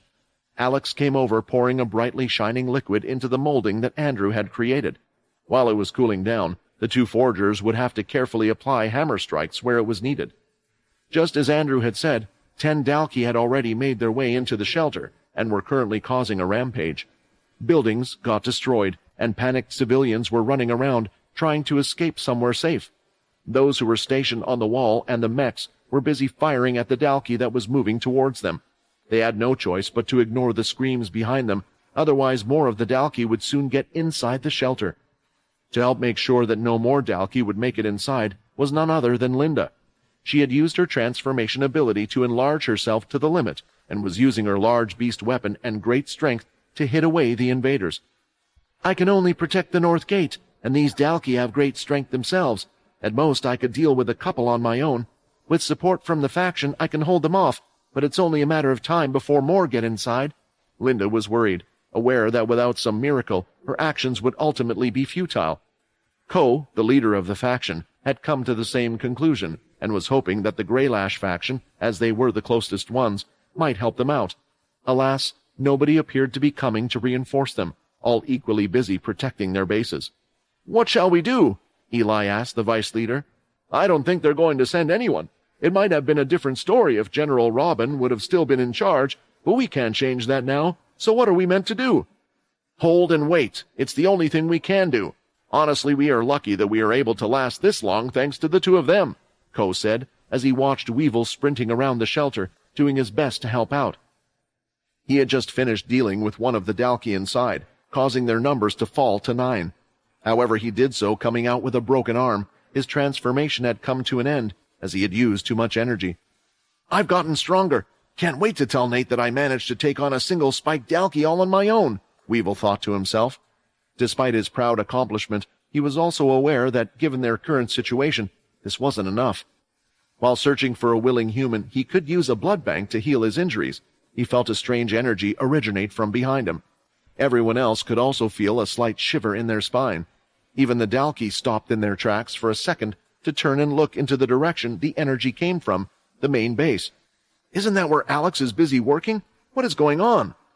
The 9 Dalki that had been terrorizing the place all started to head towards the main shelter building in unison. "No, Alex! He isn't a fighter!" Weevil shouted.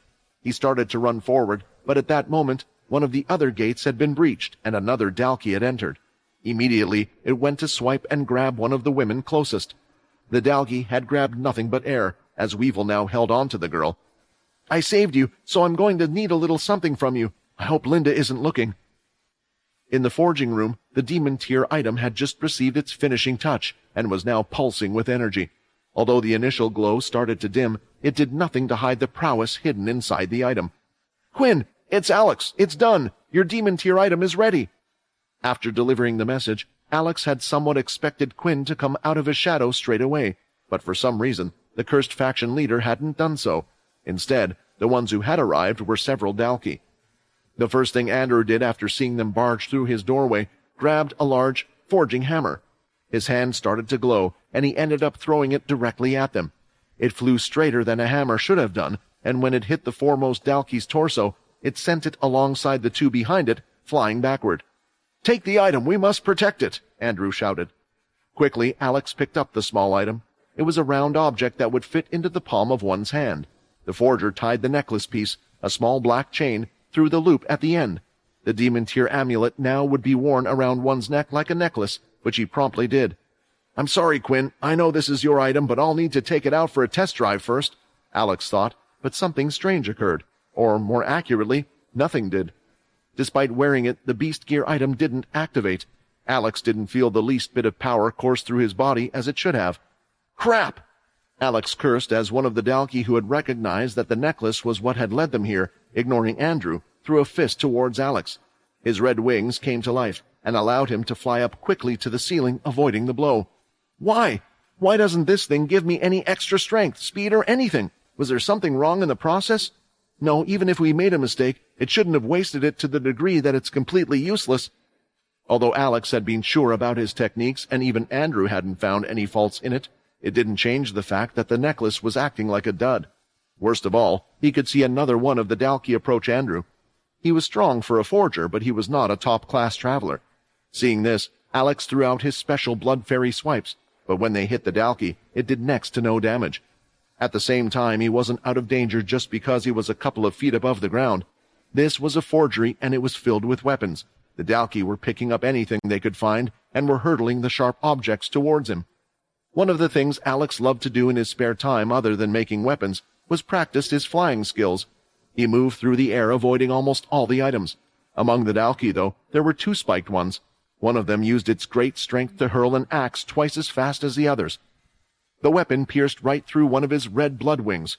An electric shock ran through his whole body, and it felt as if someone had pulled out his teeth without any anesthesia, causing him to fall and crash headfirst into the ground. The pain he had felt now multiplied, but the adrenaline was keeping it down. He was also worried about someone else.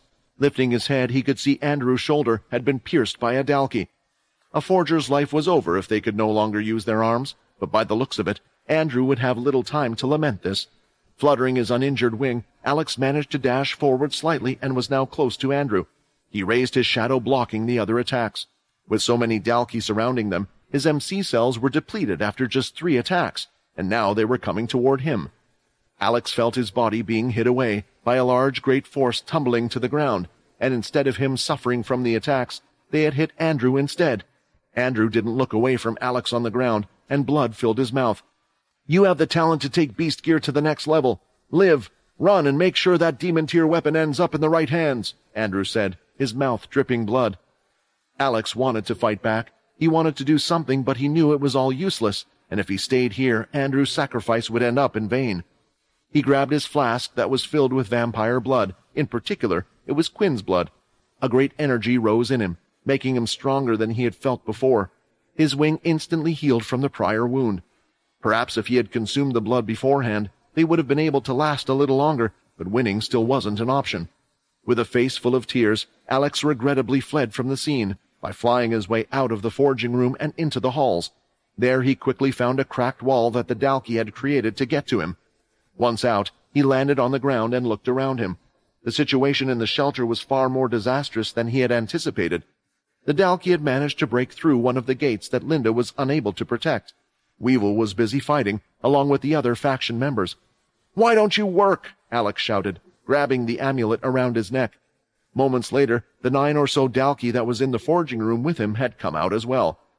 "I'm sorry if I had known your situation was this bad. I would have been here sooner. Let me deal with the rest." A voice sounded directly behind him.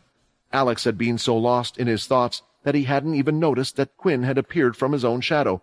"Quinn, kill them! Kill them all!" Alex screamed in anger as he lifted the amulet off his head and handed it over to Quinn. The second Quinn touched the amulet, he could feel that it wasn't like any of the other beast gear he had received before. The others were just pieces of equipment until the user tried to activate them, but the amulet itself was already giving off strong energy as if it was alive. Whenever Alex would mix his blood into making beast gear, it would usually dye the equipment red, although when using higher-tier crystals like the demigod-tier ones, their original coloration would stay. However, for this demon-tier crystal, Alex didn't use his blood, since it wasn't to be forged into a weapon, and Alex was worried about the outcome if he did try to do so. It had a strange design for the amulet, with its color being half black and half white. Together they resembled the shape of the upside-down marking that the demon-tier tree had given out to the marked. Unfortunately, Quinn didn't have much time to use his inspect skill to figure out what it could do, as he needed to deal with the situation inside the shelter first. "After everything I did to protect this place from the demon-tier tree, now the Dalki are rampaging all over," Quinn lamented the situation. As a vampire lord, his nose was filled with the heavy smell of blood that spoke volumes about their own death toll. "At least there are enough of you for me to do this." "Soul weapon item type activated." A great pain ran through Quinn's body as the energy from inside him got unleashed. The blades from his item started to pierce through the skin in his arms, running up and down them, drawing out his blood. Swinging out, both of the bladed chains closed the distance to the Dalki in front of him, its severed head flying through the air. Not even a second later, the now lifeless heads of its companions joined in. The Dalki that everyone was struggling with. Quinn's managing to defeat them all so easily. It doesn't look like I'll have to worry about him, and he seems to have figured something regarding the demon-tier amulet, Alex thought, and with that, he ran back to the forging room. He had to check how Andrew was doing. He hadn't known the other forger for too long, but it was the first time that Alex had ever had something like a teacher who showed him the ropes and genuinely praised his talents. He had accepted an invite from a nobody forger like himself, and because he had stayed to help him finish crafting the amulet, he had sacrificed his own life. Making his way through all the halls, he eventually reaches the forger room, only to find Andrew lying there on the floor with a pool of blood underneath him. Rushing to his side, he could see he had been punctured several times, his guts partly spilling from his stomach, but his eyes still had a bit of life in them. "You've come back? How long has it been?" Andrew spoke softly, each word costing him a bit of his limited remaining lifespan. Once the blood fairy had fled, the other Dalki had quickly followed after the source of the immense power they had felt coming from the amulet, but not before making sure that Andrew would pay for getting in their way. "This is all my fault," Alex sobbed as he looked into Andrew's eyes. He grabbed a small blade that had fallen to the floor. "You still want to live, right? You can't just die yet. Not before you've seen what we've managed to craft. I promise I'll let you live. I've seen Quinn do this a few times, and the others told me what needed to be done." Making a cut, Alex started to draw a strong symbol underneath the forger, who lacked the energy to accept or refuse what the other was doing. It wasn't the same way Quinn would do it, but back in Vampire World, Alex had seen others do this a few times. Finally, when the special symbol was drawn underneath Andrew's body, the blood fairy squeezed his hand, dropping several drops of his blood into the forger's mouth. "Please come back!" Alex shouted at Andrew. The wounds didn't start to heal, making the forger question if he had made a mistake. But soon enough, Andrew's body began to toss, and he let out a blood-chilling scream. More followed at a volume that even those on the walls could hear them. "I'm sorry. We all had to endure this, so I know how much it hurts. But I promise once you get through this, you'll be back to your pride." Alex held on to Andrew's hand, hoping it would at least take some pain away. Unsure if the words had gotten through or not, he continued to stay by Andrew's side until the other shot up, his eyes a glowing red, and the next second something sprouted out from his back. 2 large, red, blood-like wings, even bigger than Alex's. When Quinn had put the amulet around his neck, the first thing he did while fighting against the Dalki was trying to activate it. However, he didn't feel anything change, like would be usually the case when he benefited from additional stats. After seeing how much the demigod tier equipment improved his other stats, he had been looking forward to his first true piece of demon tier equipment, but its performance so far was underwhelming. He hoped his inspect skill would give him the information he would need, as it did for the other items. But first, Quinn needed to deal with all the troublesome Dalki who had made it into the shelter. Fighting against the Dalki with his soul weapon, they were no match for him. Soon the strain from using his soul weapon was felt on his body, and he had placed it away. "I already dealt with over half of them in the shelter, now to deal with the ones at the gate." Quinn ran off in the direction of the gates, where the Dalki were seen coming in. At one gate, there were around 20 of them, and jumping through the gate, Quinn grabbed the head of the first Dalki and slammed it to the ground. "Weapon active skill activated." Using the silver-colored gauntlet, he started to drain the energy from the Dalki. The power he had lost and the effect of using his soul weapon were fading away.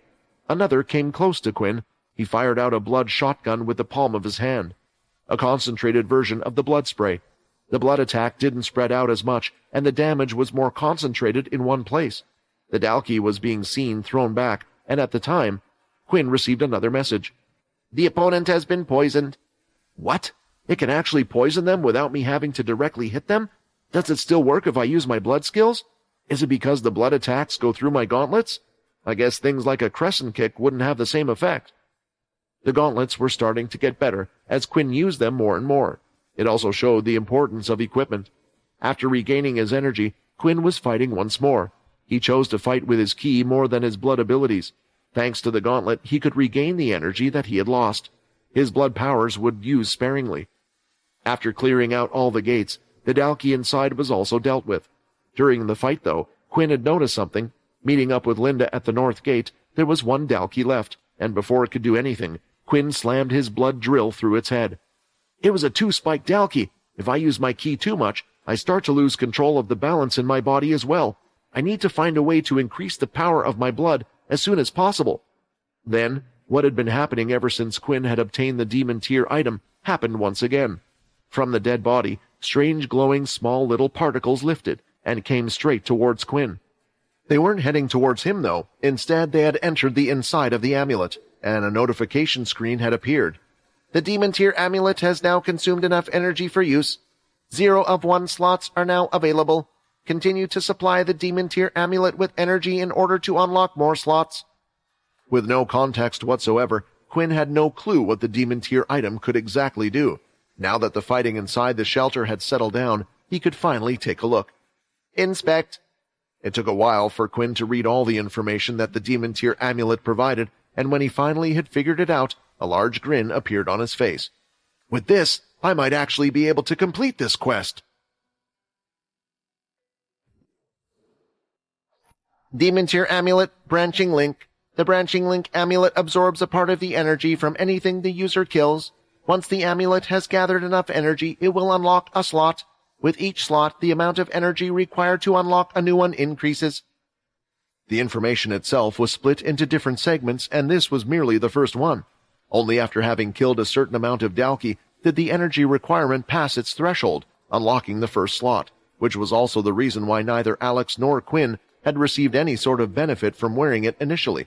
The good news was that it sounded like it would work with anything that he killed, be it beasts, vampires, Dalki, or other living things. As long as I keep killing Dalki, doesn't that mean I can technically have an unlimited amount? Quinn wondered. However, the system was vague, only claiming that it would require more and more energy for each additional slot, making him worry that at some point it could have the same issue as his EXP bar. Once a slot has been unlocked, the user is able to use it to mark any living creature. Success chance will depend on the life force and willpower of the living creature it is used on. No matter the outcome, the slot will be used up. Each successful marking will also take up 1 slot. Given the description, it appeared that marking higher-tier beasts, stronger people, or the Dalki leader would most likely be hard to impossible. Quinn would have to choose between using the slots to attempt it. After all, succeeding in marking someone like One Horn might very well change the tide of war, or using the slots on weaker Dalki, creating something like an elite guard. Those that are marked can be either partially or fully controlled by the user. Energy can be shared between the user and marked based on the user's discretion. It's possible to strengthen a marked via the user's energy. It's possible to suck a marked completely dry, thereby adding its strength temporarily to the user. The only way for the marking to disappear is upon the death of a marked, death of the user, or destruction of the branching Ling amulet. This was the power of the Demon Tier Amulet. Quinn wasn't too surprised that it turned out to have some brainwashing capabilities, since the Demon Tier tree had used its powers to enslave others. Still, there were differences from the original. I'm not able to control just anything. It seems like there is only a chance to control something, and the amount of things I can control is vastly different. The energy as well given to the marked comes from me. I'm guessing they need to be alive to attempt to put a marking on them. Breaking a strong beast's will or a human's will would be incredibly difficult to attempt at the moment. Then there's the last catch. I thought it was strange that the Demon Tier Amulet didn't give any stats, but that's because I can also take the energy from those that I have marked. I wonder if it's the same as key energy, or perhaps it will directly boost my stats depending on what I control. It's a temporary boost for me, but permanently affects the mark, which means it's best if I don't use it on my own people, Quinn concluded. However, after reading everything, Quinn had come up with an idea just how he could use the amulet to help him take down the Dalki ships even quicker, but before that, he needed to run some tests. Quinn wanted to check up on Alex, yet the Blood Fairy had run off inside, but decided not to since time was running out, and could tell he was in no such danger due to the bond. After seeing Weevil and Linda, he made sure that the two of them could look over him while Quinn had gone out on his own. Wait, Quinn, what are you planning on doing? Linda asked before Quinn rushed off. The teleporters aren't working on this planet, so nobody can come to help or escape from this place. At the same time, I need to get back to the cursed faction planets and help them. There's a device on the motherships that jams the teleporters. Saying these things, Quinn was off out into the open field. Wait, is he planning on entering the mothership? Linda realized. Not just enter, Ko said, who was standing by her side watching Quinn enter his shadow. He intends to bring it down. I just got the news that the cursed faction managed to destroy one of those things. Although Quinn was able to destroy the mothership, it took far too much time. First, he had to find the Dalki camp on the planet so he could steal one of their ships, or else he would just be shot down before even coming close to his target. Even after he had successfully infiltrated them, he would have to face the crew of it and find the right rooms. So he needed to find a quicker way. Soon he had come across another group of Dalki scouts amid the strange tailing trees and large colorful plants. Wasting no time, Quinn began to take them all out fighting them. The amulet absorbed the energy as each of the Dalki was killed, until there was only one left.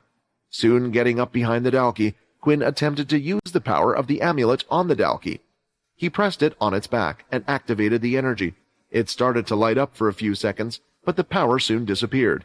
"Marking has failed." The Dalki swung its arm behind it, and now with Quinn's single slot gone, he had no use for the Dalki anymore.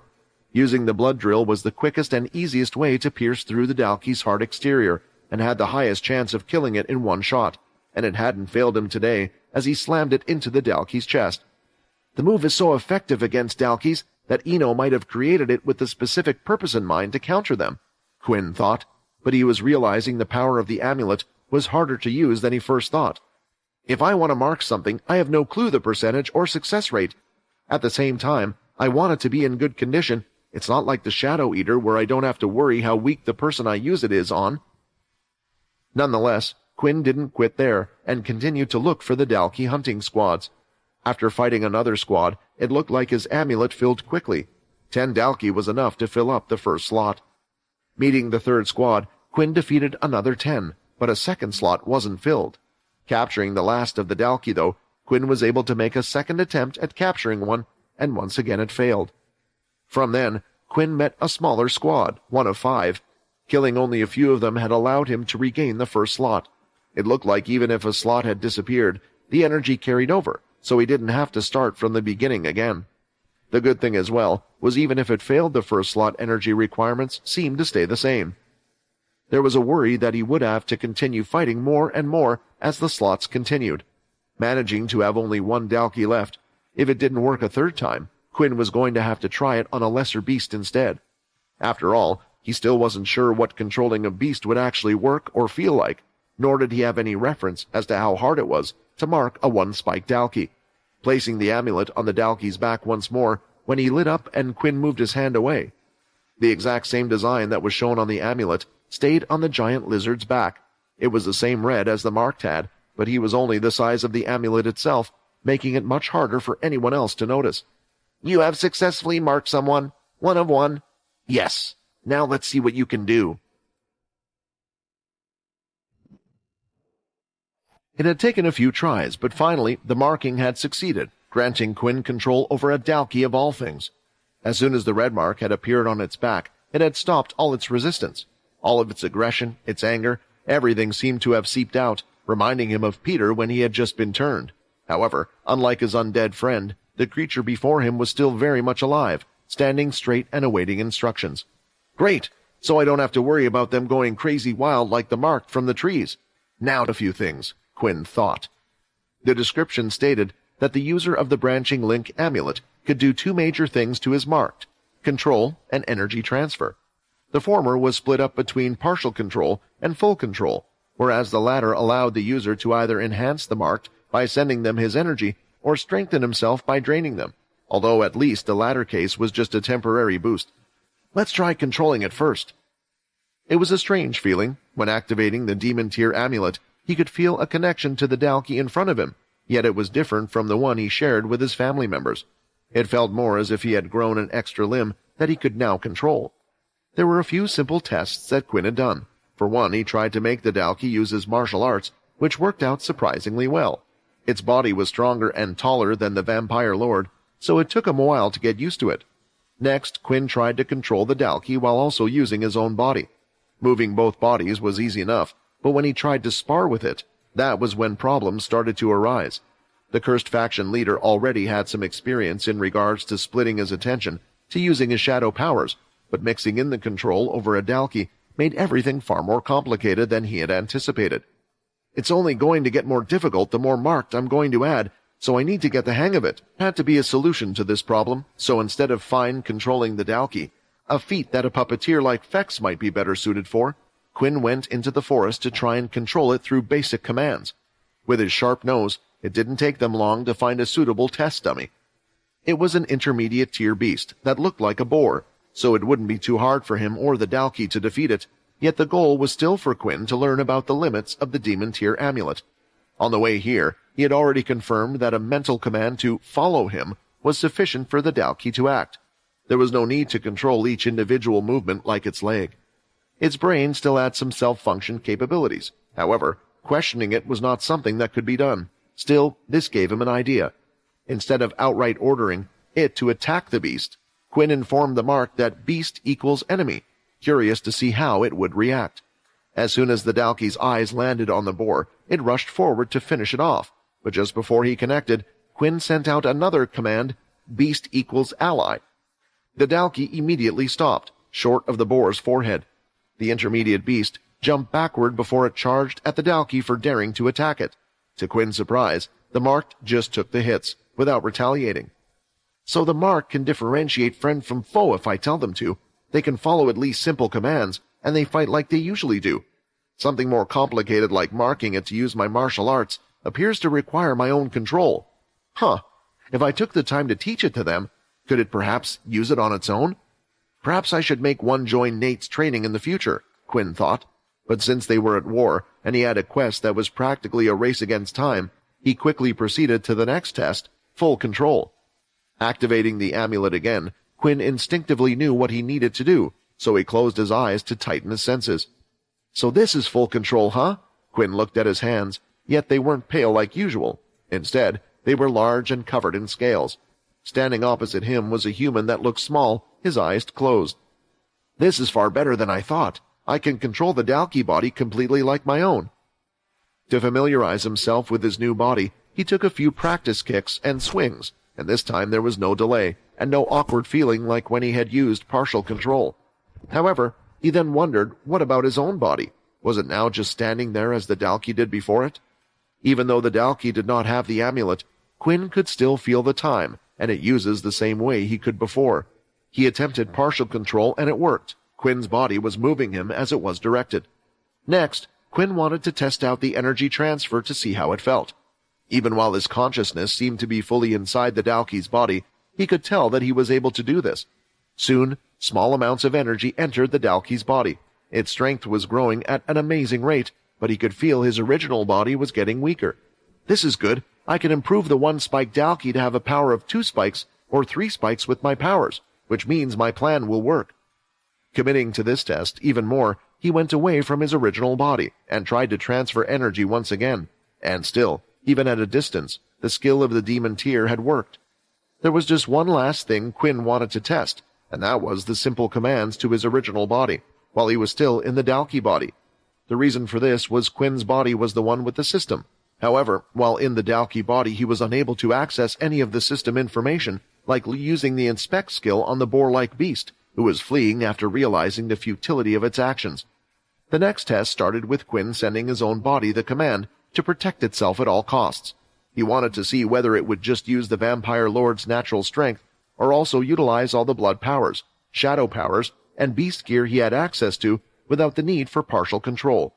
This was of the utmost importance, since it would decide how safe full control actually was.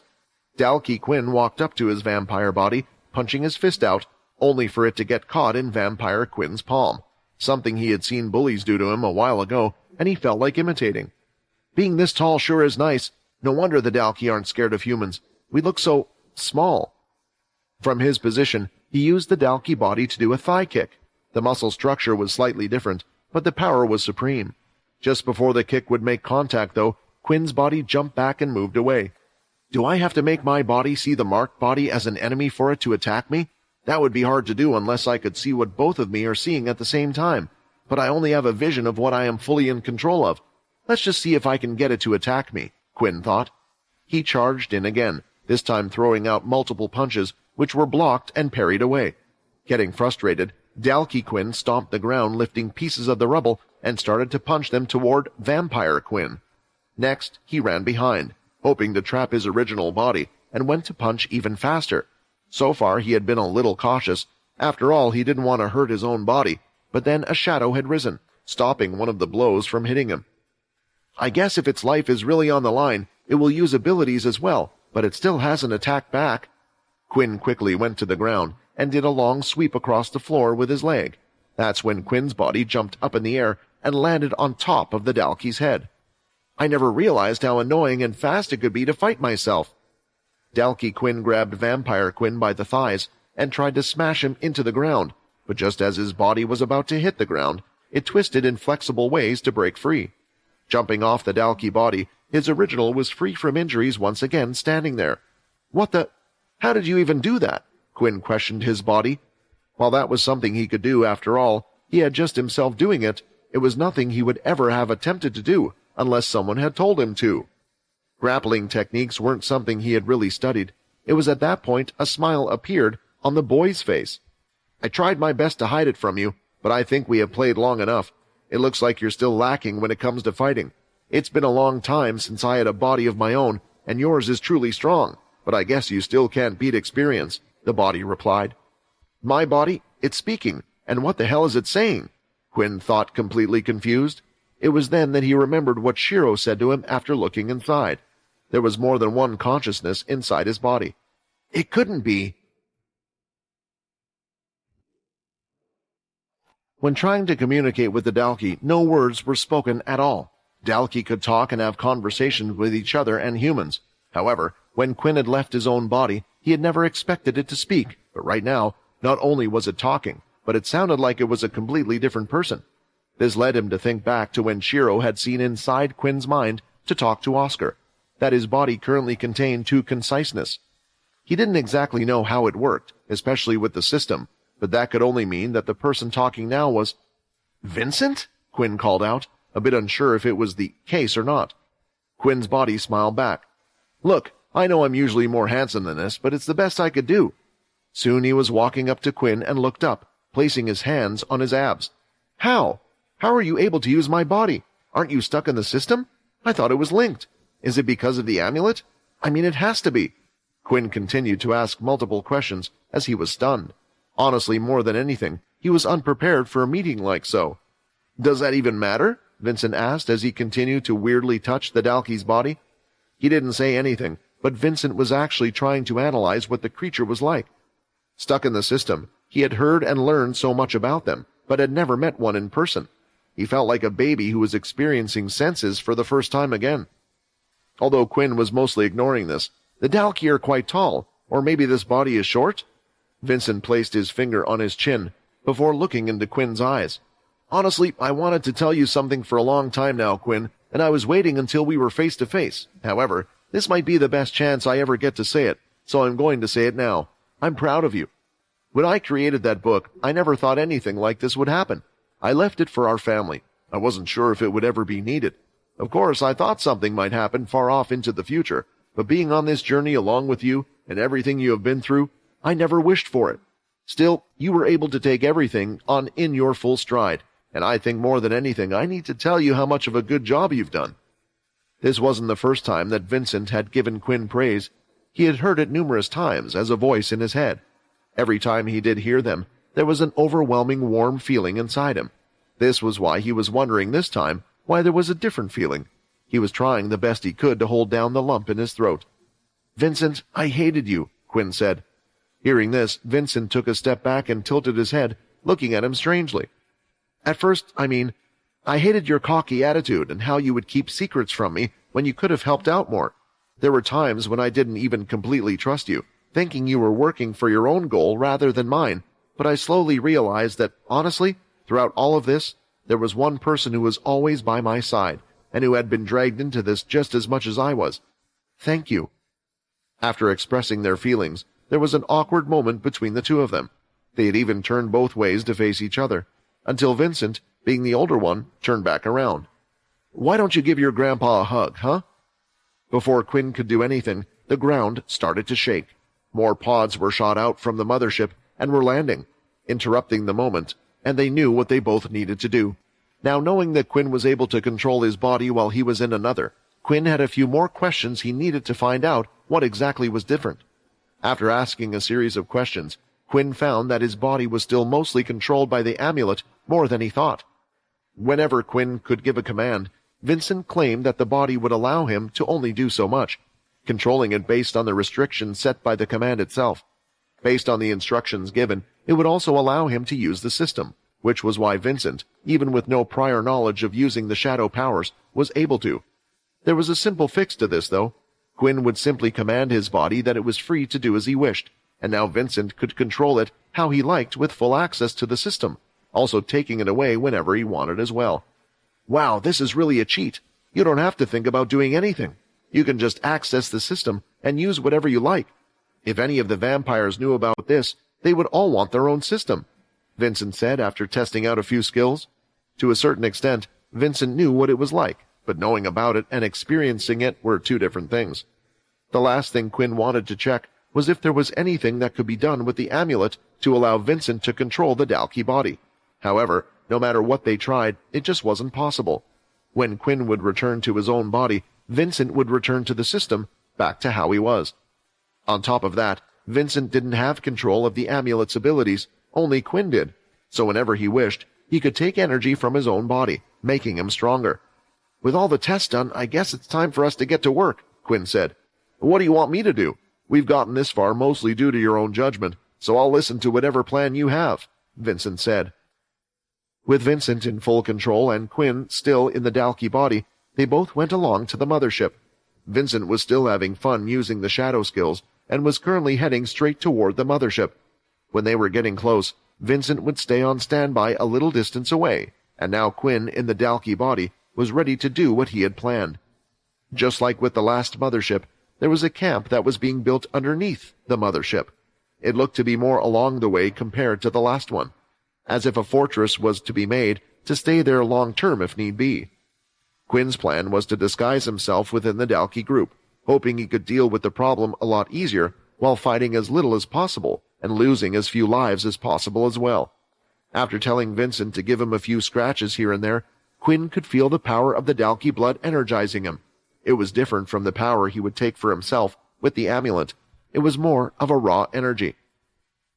Next, he was off and heading straight for the camp. With his injuries on his body, the Dalki immediately came running towards him. This is good. This Dalki was from the scout team, so they should ask me what I saw if I'm like this, Quinn thought. When the first Dalki reached him, he soon saw a fist coming towards his face, and the next second, his back was planted on the floor. What just happened? Did the Dalki just hit me? Could they tell I wasn't one of them? Quinn thought. How could you come back alive? The Dalki yelled. We do not retreat. The Dalki had a significantly different culture compared to the humans, and Quinn needed to come up with a pretty good reason why he had returned. I need to make a report. All of our squads were wiped out, and it was by a vampire, Quinn said, hoping this would be enough. They said if we ran into them, we needed to head to the mothership. Of course, Quinn didn't know if this was true or not. He didn't even know if the Dalki knew about other vampires, but he did know that the Dalki were working with vampires. To find out a vampire was killing their kind had to be big news. After huffing and panting, it looked like some Dalki took the initial one away. Although most of them were hot-headed, it didn't seem that all of them were. Quinn was thankful for this. Eventually, another Dalki approached him. It's good you came back alive. I heard that one of our Dalki ships was destroyed. Graham thinks that it couldn't have just been done by humans alone, and told us to report on everything. Head to the mothership and inform them. That was what Quinn was hoping for. After entering one of the smaller ships, Quinn was allowed to enter the mothership. Once he was on board, he knew the place's layout relatively well, due to being on the last one. However, he needed to travel by foot, and he had made a couple of wrong turns at some point, but he had eventually found the room he was looking for, the room where the jamming devices were located. What are you doing here? A guard shouted. Last time, Quinn had made a distraction, and the guards had run all over the place, but this time, 2 spiked Dalki stood by the door. There could be no survivors knowing what Quinn was doing. Using the power of the amulet, he started to transfer energy to himself. He grew stronger, and then when he walked up close to the guards, he grabbed both of them by the head and smashed them together as hard as he could. The skulls could be felt cracking, and green blood spilled from their foreheads. The Dalki were caught completely off guard, never expecting such a thing. The next second, while dazed, Quinn lifted up both of his elbows, slamming down as hard as he could on top of their heads once again. It was a deadly blow. With the increase of my own body's power, I raised it to the same strength as the 2 spiked Dalki. We can do this. With Vincent in my body, he will be able to fight as well. He can protect the shelters while I go off and destroyed the motherships. Not long after, the mothership was seen falling from the sky once again. Back at the shelter where Linda and Weevil had been busy, taking care of the injured fighters and resting themselves, they currently all had their eyes glued on a world event, and they weren't the only ones. They were watching a fight, which was about to occur between Hilston and a Dalkey that they had never seen before, which had 5 spikes on its back. When transferring energy from himself to the Dalkey's body that Quinn was currently in, he made sure not to overdo it for a few reasons. The first, there was simply no need to. The power of a 2-spike was simply too much for any 1 spike to deal with. This was something that could be used to their advantage, because even though Quinn had the power of a 2-spike, 2 spikes did not appear on his body. However, there was still Vincent, who was outside roaming close to the camp. During the testing, the energy that was transferred to the Dalkey body would eventually be returned, but if he was to take up too much energy, it would only make his body weaker. At the end of the day, the Dalkey could die, but Quinn's original body could not. The next task was for Quinn to escape from the ship. It took a lot to get 1 mark, and he didn't want to go through the process again. With the ship floating down and falling from the sky, Quinn needed to brace himself. Another Dalkey had already taken the ship he had come in and flown off. "I guess I can only jump off and hope it doesn't break my legs," Quinn thought. Wait a second. Another idea had struck him. Eventually, when going to the outside area, he found the spot where he wanted to jump from. Powering his legs and using the Dalkey's incredible strength, he managed to leap through the air, going a great distance away from the ship. Still, he would be affected by the ship's crash if he stayed in the area. When coming close to the ground, he could eventually see a shadow beneath him. Touching it slowed down his velocity, and he was able to safely land in one piece after entering the shadow space. "I see you have gotten the hang of using my body," Quinn said. "And it looks like you did a good job as well," Vincent replied back. Now heading back to the shelter, Quinn decided to switch so he was back in his own body. He wanted to still practice using the Demon Tier amulet more and controlling the Dalkey. He didn't have much time to practice, so he had to use all the spare time he could get. At the same time, there was something else that he wanted to check out. "It's as I thought. Even though I destroyed another Dalkey ship, it didn't add to the quest. After all, this is one of those that belong in the Greylash faction, so I need to destroy all the ones in the Cursed faction area." Looking through his system, he soon found even more bad news. A 3rd planet had been taken over. Quinn knew what he was doing, though. At the rate the planets were being taken over, there was no way for him to complete the quest unless he was able to receive some kind of help of some kind, and this was most likely the only way. Looking at the system even further, Quinn noticed one last change that had happened. "Amulet slots, 1 of 2. It increased, but how? Did it also take the energy from the Dalkey I killed as a mark? When looking at himself, he noticed that there was some fresh green blood on his 2 gauntlets, blood that couldn't have been there too long. "Looks like you caught me," Vincent said. "While you were in there, I decided to roam around a bit, and I came across another scouting group. They spotted me, so I really had no choice, and it looks like it helped you out in the end." If it was anyone else controlling his body, Quinn perhaps would have said it was risky, but it was clear that Vincent was a skilled leader who had some fighting capabilities, even though he wasn't much of a fighter leader in the past. "With another slot, I can get another Dalkey that will just help us out even more." Heading back, they soon saw the shelter ahead of them. Everyone was in high spirits. The attacking Dalkey had been dealt with, so they had time to rest and organize themselves. On top of that, they just witnessed the enemy mothership falling.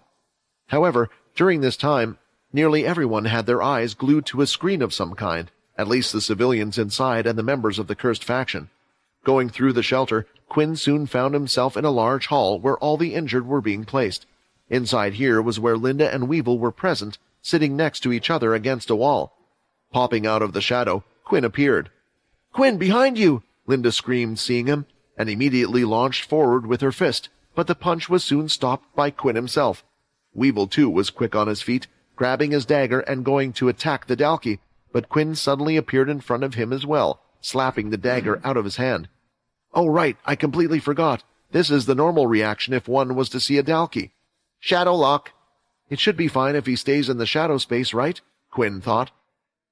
After explaining himself and why exactly he had a Dalkey with him, the panic and almost heart attack Linda had settled down.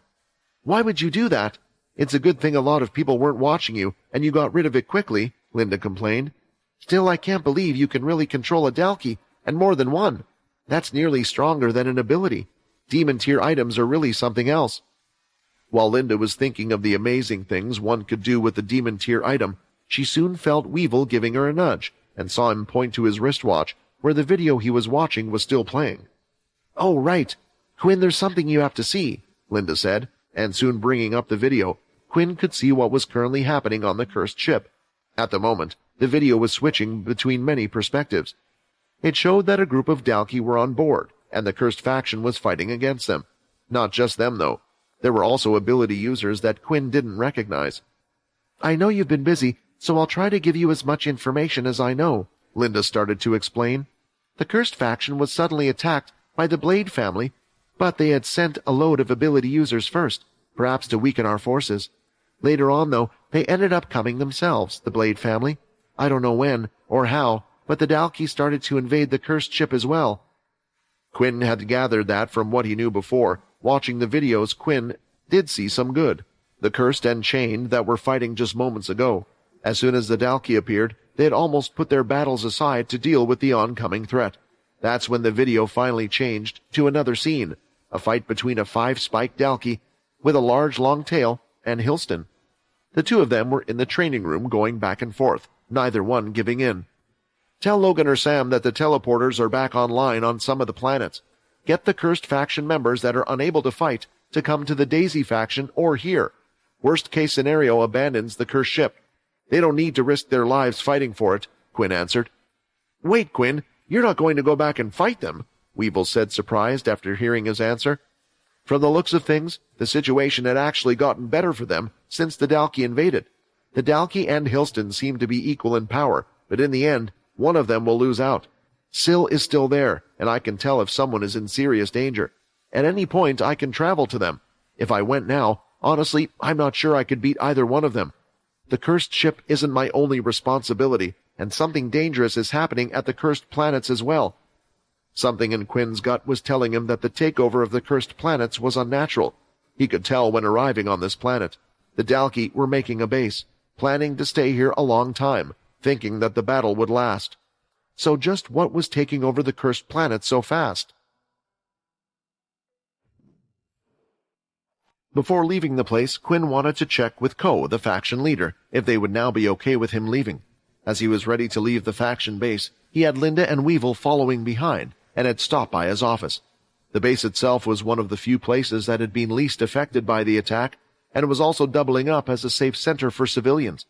This shelter had suffered a lot, and even more so since the Greylash faction were unable to help them like they had done on the other planets. Quinn still felt like he was partly to blame. Perhaps if he had found out what was the cause of the marked and what the demon-tier beast was earlier, more could have survived, especially Robin. "Quinn, honestly, I heard about all the other bases being attacked, and I have seen part of the broadcast. I'm quite surprised you even came here, but you don't have to worry about us. The stray Dalki left out there will take a while until they do anything. Besides, we are a strong faction." Hearing this had settled Quinn's heart a little, for he had planned to take the other cursed members back with him. Usually, Quinn would try to complete quests on his own, but he knew he needed all the help he could get. "I know these people belong to the Greylash faction, but you and I have been through a lot. The teleporters to the Daisy planet are up and running. I believe it's one of the only few places that are. If there is a sudden attack, then the safest place to retreat to would be there," Quinn answered. With that said and done, Quinn was ready to leave the base, and outside was the last member of the cursed faction. Alex stood there waiting, but he wasn't alone, and he looked kind of nervous. "What the?" Weevil commented, rubbing his eyes. "Am I seeing things? Or does that large muscular man have the same set of wings as Alex as well?" Quinn was about to ask the same thing, but now knowing that it wasn't some type of hallucination, he soon used his inspect skill. "Blood fairy." "Another blood fairy? His wings are twice the size of Alex's, but then again, Andrew is twice the size of him as well. For a second I thought he might have been another subclass." Knowing that the forger Andrew worked closely together with Alex, Quinn had an idea of what most likely happened. "I warn you that this will be another thing that will need to be hidden from the Vampire Society. One of them, you could perhaps play it off as a subclass that you never intended to create, but with two, there's a good chance that any of the leaders could use this as a case that you were planning to go against them," Vincent warned. "At the moment, that is the least of my worries. If Alex wishes to save someone he feels is close to him and worth saving, then I will agree with his decision and support him, Quinn replied. There was also another reason why Quinn wasn't so against the idea of having 2 blood fairies. Andrew was considered one of the top forgers in the world, and Quinn was thinking of ways to convince him over to their side. Quinn, look, I can explain. Alex started to get defensive, and by the look on Andrew's face, it looked like Alex had already gone over explaining the difficult part of things. Don't worry, I'm sure you had your reasons. Come on, we need to get out of here, Quinn said, as they headed to a special room located around the back of the main faction building, a place where all the teleporters had been placed. It seemed like the Dalki didn't even bother to attack such a place, since they knew that they were unable to use them, and it was why Quinn had to destroy the mothership, despite the fact that it didn't help out with the quest. When we get back, Linda, Weevil, I want you 2 to head to one of the cursed faction planets, Kun Kun. I will be heading to a different one, to the 2 of you. Make sure you keep your shadow abilities active at all times. That way I can hop over to where you are when I can, Quinn ordered. Wait, don't you think it will be safer if we all go together? I know you're strong, Quinn, but there might also be Dalki that even we can't face, Linda replied. We were struggling there enough as it is. It was hard for Quinn to say why, because really he was doing it mainly because of his quest, but that would mean he would have to explain the system to them all. The Dalki seemed to be building a base of some kind on each of the planets, and at the same time, none of the shelters could get help due to the teleporters being jammed. We need to get rid of those teleporters as quickly as possible. The only way to travel at the moment is via ship, if we both head to different planets. Once I am done dealing with the mothership on my end, I can use my shadow link to travel to you 2. The idea is, me and Alex will travel towards the cursed faction in one sector, while you 2 in the other. After dealing with the mothership, I'll hop over to you 2 and deal with the Dalki there, while Alex makes his way to another planet and soon hop back. To the cursed members there, it sounded like a lot of work, but they had learned that somehow Quinn had already taken out 2 of the Dalki ships. It was clear that this was something that only he could do. Quinn, I also managed to finish this, Alex said, handing over Quinn's red mask that he had given to Alex a while ago. I managed to use that upgraded crystal, and it looks like it worked. I increased it from the Emperor tier, and now it's at the Legendary tier. I know you're plenty strong already, but every little bit helps, right? Using his Inspect skill, Quinn looked at the stats of the mask. Originally, it was an incomplete Emperor tier item, so it didn't grant the user much, but it did have a passive skill that allowed one's adrenaline points to rise, which in turn could boost a single stat. Alex, bringing you along will be dangerous. You don't have the best equipment yourself. Even here you had to face some trouble, so I think it's best if you keep it. And I don't want you or Andrew to wait any longer. Make yourselves the best equipment you can. You have to protect yourselves before you can protect others. The same goes for you, Quinn, Alex was smiling. Returning to the Daisy planet, Quinn could see that things were good here. The walls were just as intact as they were before. A few members were injured, but they were light injuries. It seemed while he was away, the few Dalki that were still out and about on the planet had attempted an attack, but had failed. 3 of 10 planets lost. Looking at the quest, Quinn didn't even have time to explain to Helen what he was doing, but just quickly updated her on everything, telling her that he had informed people that they could come to them for protection. He also requested another ship for Weevil and Linda's use. Helen had returned to give Quinn the news that both of the ships he had requested were ready. Wait, Quinn, with the teleporters active, more people from the planets will start to come to the shelter. I'm sure the Dalki will catch on to this, and they may even target this planet again as an excuse for it, which is why I can't go with you. But I have received news and the other planets need help. So 8 of the blood weapon users that helped fight with you before are coming with you. I have split them up into 2 groups to go along with you. Last time, 2 of them had lost their lives because they had decided to come and help Quinn, but he couldn't deny that they could help fight off the enemies at the shelter while he did what he needed to do. Thank you, Quinn answered as he was ready to leave. Turning around, he soon felt someone grab his hand and pull him in. Based on the strength used, he knew it wasn't an enemy, and soon saw the one pulling him was Helen. Her face went in close to his. His mind was freezing in the moment, and before he knew it, she had grabbed him by the scruff of his neck and pulled him in, pressing her lips against his. They're so soft, Quinn thought at that moment. She had let go and had a guilty look on her face. I'm sorry, Quinn, but I just had to be even more selfish just this once. If I told you I wasn't scared, I would be lying. With the war going on, I have already seen people dying, and getting reports from all the other planets. There's a good chance that maybe you and I will never see each other again after this, and if I didn't kiss you at least once, I would have died with a huge regret."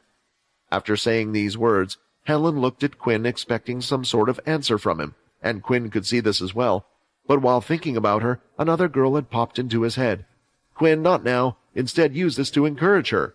Vincent came in before Quinn could say what he was about to say. "I won't accept it. I won't accept that as your last wish. You want to experience more things like this, right? Well, then live and don't die. That way you have the chance to experience it again, because I won't be dying." The cursed group that was now helping Quinn along with his quest had been split up into two. Weevil, Linda, and the 4 of the blood weapon users for support. Then there was Quinn and his group. Alex and Andrew had been brought along. Only Alex needed to come, but Andrew insisted on staying with Alex. More than anything, he was curious about the changes in his body and had multiple questions he wanted to ask. Even now, Quinn could hear the two of them talking about it during their journey. "I knew the cursed faction had V, but after working with you closely, I never saw any signs that you were one. The other forgers would spill their blood constantly, and there were no signs at all," Andrew said.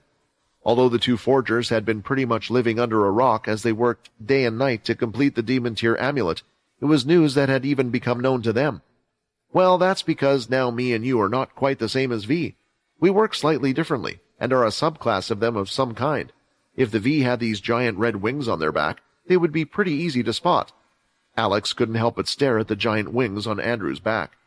They were too large and powerful to be tied down or hidden underneath some type of clothing. The other 4 blooded weapon users on the ship with them couldn't stop staring as well, as if they were hypnotized by the red color. "Damn, am I feeling a little jealous?" Alex thought. Irie, Yag, and 2 other females, Anna and Ting, had come on board from the blooded weapons users. They had been ordered by Quinn to do one thing, to protect Alex. Unlike the time before, they would not come with Quinn, heading towards the Dalki mothership. Soon they could see one of the shelters of the planet under attack. They had yet to enter the shelter, but there was fighting around 100 meters from the place. It seemed like they were faring better, as Quinn could see some Dalki bodies on the hard orange ground in different areas, far from the shelter. This was a planet that had been handed the blood weapons, and one of the ones Helen is planning to reinforce. In total, I think she said the cursed are going to try and keep 6 planets. This means the evacuation of the others is still in progress. The weaker planets probably needed more help with the process, but this was one of the closer ones. I'm sorry for all the lives I can't save, Quinn thought. Still in the air, they were soon approaching the shelter. Quinn slammed a large red button on the side, and soon the back of the ship started to open up. "Everyone, let's go! Jump!" Quinn shouted, breaking through the loud sound of the wind. "From all the way up here?" Alex was a little nervous. "Look at everyone else. They seem ready," Andrew said. "Shouldn't we be the least worried since we have wings?" Still, despite that, Alex had never jumped from so high before. Why couldn't they just wait and land the ship like everyone else? Regardless, he soon saw Quinn jumping out of the ship, and the others along with him. They were falling through the air. The velocity of the ship made it so they were shooting right past the shelter, and instead were heading for where the fighting was taking place, a few hundred meters past it. "Don't worry," Irie said to Alex. The 2 of them were falling through the sky, and one had a clear panicked look on his face. Alex made it so his wings were as close to his back as possible, afraid that the strong wind resistance would hurt them. "If we look calm, it's because we have Quinn." In the middle of the air, Quinn unleashed the Dalki that was in his shadow lock, appearing next to him. There were around 12 Dalki in total on the ground, a squad leader of around 50 or so people fighting, and a few of them with blood weapons. "What is that?" one of them asked as they could see several people falling from the sky. Just as the people were about to crash into the hard ground, a large dome of shadow appeared, covering the center area where the Dalki were bunched up. The next second, the shadow fell to the ground, and Quinn was seen with the others standing behind, their weapons drawn. Setting off, Quinn was already fighting against the Dalki. In seconds, Quinn had turned the battle. He swung out his fist, firing off large blood swipes, stopping them from getting close to the others. Blood drills were formed, killing Dalki on the spot, and key punches were made, sending the unmatched creature in strength flying through the sky. What was strange for most of them was that a Dalki was staying by Quinn's side, helping him do everything, until there was only one left. "I'm going to need a bit of my own space for this," Quinn said. using the Shadow Void skill to create a dome over his Dalki and the other he had captured. Using the amulet, he had planned to capture another Dalki since a second slot had opened up. Last time it took 3 tries to just get one of these. I wonder how long it will take this time, Quinn thought. However, when the amulet lit up, the light from it soon faded away. He found himself with a notification screen that put a grin on his face. Marking has been successful. There was something Quinn needed to see quickly, and the first thing was how easy it was to control 2 Dalki simultaneously. Quinn found it difficult, and the easiest thing to do was to try and puppet one of their movements while giving simple commands to the other. The good thing was that even if Quinn was in complete control of one Dalki, he could still puppet the other relatively well. All right, Vincent, it's time I leave everything over to you. Just please don't do anything weird while you're in my body, Quinn asked. When the Shadow Void field went down, 2 Dalki were seen jumping off in the distance, and the plan was in motion. What the hell was that? Irie asked. Don't worry about that, beautiful. Just some things I can do. Leave that ship to them, Vincent said, making Irie blush. While the others headed back to the shelter, Vincent stayed observing the outer area. This shelter seemed to suffer from more planned attacks than the other 2 planets they had been on. They were pretty careful in what they were doing. It looked like each Dalki had their own strategy that they were implementing. In the end, those in the shelter didn't have to do anything, because once Vincent was standing outside those doors, not a single group of Dalki ever touched those walls again. After an hour or so, the good news had arrived. Vincent could see the notification screen popping up in front of him. 2 of 10 Dalki motherships destroyed. But at the same time, while Quinn was away, 5 of 10 cursed planets have been taken over. Come on, Quinn, you need to be quicker, Vincent said. The full plan was now in motion. Vincent ordered Alex to get moving with the others towards the next planet, and when they arrived, to just stay at the shelter with their shadow active. Vincent then headed towards the now 2 Dalki bodies, and once having switched, the Dalki were placed in the shadow lock. Quinn was able to travel to where Weevil and Linda were, bringing them along. The good news was, with Vincent fighting, he had unlocked a 3rd slot in the amulet, growing Quinn's army of Dalki even more so. This pattern repeated, and having no need to travel in space, and having obtained a 3rd Dalki after a few failures, the 3rd ship had been taken down. 3 of 10 Dalki motherships had been destroyed. By the time Quinn had dealt with the 3rd ship, traveling back to Alex, they had swiftly arrived at the planet, and the process was repeated once more. 4 of 10 Dalki ship have been destroyed. 6 of 10 cursed planets have been taken over. I'm catching up, but I need to move faster. After catching 3 Dalki, a 4th slot never seemed to open up, despite how many Dalki Vincent was killing. They didn't know if it was due to the energy being too low from the 1 spiked Dalki. It was a shame because the next thing they wanted to try and do was capture a 2 spiked Dalki. On top of that, Quinn's plan this time on the 5th Dalki ship didn't quite go as planned. After infiltrating the base in many different ways, it looked like the Dalki were communicating with each other. After entering the ship and heading to the usual jammer room, Quinn, controlling one of the Dalki, had gone inside after killing the guards, but suddenly he could see a 3-spiked Dalki inside, guarding the room. A fist had come towards his face, delivering a blow that his current body couldn't withstand. The next second he felt his limbs being torn apart, and before Quinn could do anything, he had been killed. After which, he was now back in his original body at the shelter. In front of him was a bowl of grapes, and a woman he had never seen before sat by his side. What the hell is Vincent doing? Well, this shelter wasn't attacked like all the others, and there didn't seem to be any scout groups. I checked the area, but I can't go too far off. I have to protect the place, right? Vincent answered calmly. Quinn quickly returned to the 2 Dalki that were on board, and they were in the midst of battle. Using the power of the amulet, Quinn gave a huge surge of energy to one of the Dalkis, enough so that the 2 of them could eventually beat the 3-spike, and the ship was taken down. 5 of 10 Dalki ships have been destroyed. 6 of 10 cursed planets have been destroyed. Quinn was relieved seeing this. The ship had taken longer than usual, so he thought that the planet takeover would have progressed quicker than he thought. Maybe the Dalki or person who is the cause of all this is struggling on one of the planets, Quinn thought. Having lost 1 Dalki, Quinn wasn't too over the moon.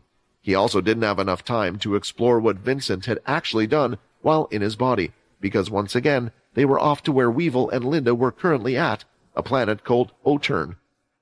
At the same time, a certain Dalki was currently on one of the motherships inside the command center. Graham, what are you doing there? I thought you were on a different fleet. a three-spiked Dalki said. I'm sure you have heard. Our ships are being destroyed left and right. There has to be a reason for this, and if you study, the pattern is clear. The next planet is planet Otern, which is why I am here.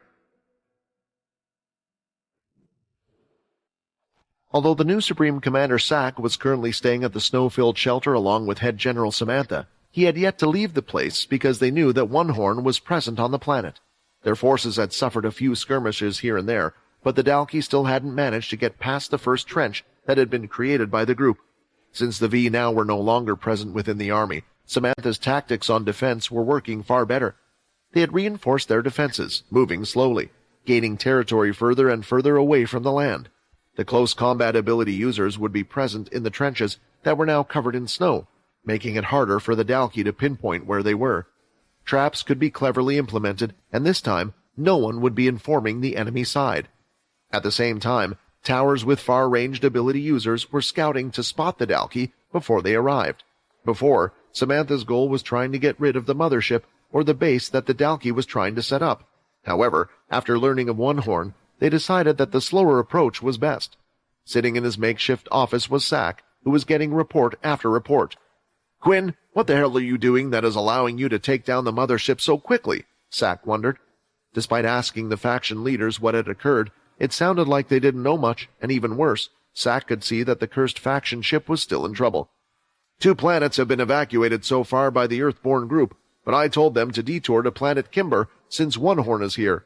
It's a good thing that the cursed faction sent us their 2 army groups, but once the evacuation is done, what to do next? This was what Sack was struggling with, because rather than looking at individual battles, Sack was still trying to look at the war as a whole. After the Dalki had attacked, they had gotten more information on the entire situation. The Dalki had enough motherships to send one to every single planet that the Earth owned. It had come as quite the surprise to him that the Dalki had these many forces, but still, the humans were outnumbering them 10,000 to 1. Not that it meant much in the first place, because there just weren't many humans that were strong enough to outnumber the Dalki. It might be best to send Nathan and the other group to attack the Dalki planets, just like they had done ours. Their forces could be spread thin, and it might get them to split up. If they aren't expecting it, we can blitz the planets and move out, easing the pressure on our own forces. Or there is another option. Why is One Horn even here in the first place? Sack was thinking about the planet where he had confronted One Horn with the others. Oscar had told us to attack the planet that belonged to the Earthborn group because he was afraid they might use it to attack us in the future. We are in a severe situation now, yet there has been no action from that planet at all. On top of that, if One Horn is here, it means that he isn't there either. Maybe sending Nathan there might be the best thing, and we can find out why the Dalki find that place so important in the first place. He still hadn't made up his mind, but what Sack had to keep in mind was even if they successfully defended their planets from this current attack and got rid of the Dalki motherships, the war wasn't over, because there was still the Dalki planets themselves remaining, and thinking about this, he had no clear way of just how they were going to win this war. Planet Orton was a dark planet where the ground was primarily black. It had a challenging environment, where part of the ground would spew up hot molten lava at times. It wasn't the best place for humans to live in, but the setting did encourage strong beasts to roam, which was why it was an important planet for the cursed faction.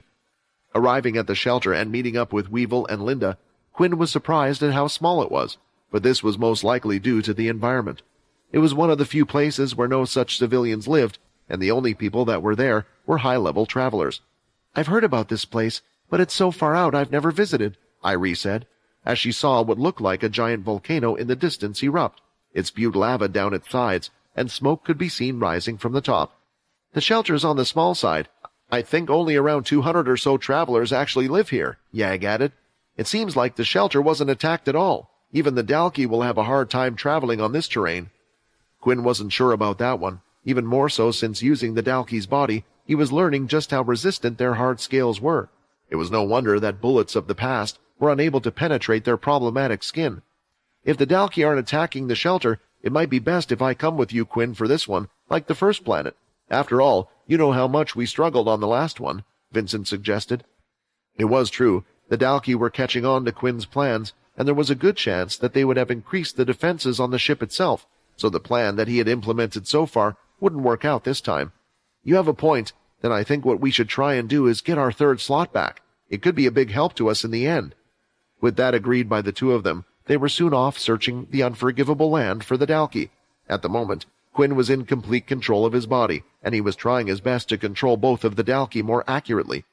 Soon they came across a strange giant caterpillar creature. Its body looked like it was made of fur, but Quinn thought that was impossible, and it had seen it crawl over a small stream of hot lava without it catching fire or burning. It was also difficult to see, since its fur looked to be camouflaged similarly to the ground it was on. This was the perfect test for Quinn. He controlled the two Dalki, moving them to defeat the king-tier beast. While being a puppet master of one, Quinn was noticing something interesting from the other. Although he had just given it simple commands, it seemed to now be fighting in a different style to what it had done before. Before, it was fighting similar to how the Dalki would fight on their born natural instincts, but now the Dalki was using the skills Quinn knew now as Mui Baron. Soon Quinn had defeated the beast with the Dalki and had obtained its crystal. Their fighting techniques are evolving as I use them more and more. They're no longer just a normal one-spike Dalki. I wonder if this information is permanent or if they die. They have to learn the skills all over again as I get a new marked, Quinn thought. Thinking about evolving, he also thought about something else. The first Dalki Quinn had defeated on the mothership had said they grew from hard battles, growing in strength, breaking down and healing again. Did it mean that it was also possible for Quinn to grow the marked Dalki that he controlled? If so, there would be no need for him to try and waste time getting a two-spike Dalki. He could just evolve his own. It was an interesting thought that could help Quinn in the future, but now wasn't the time.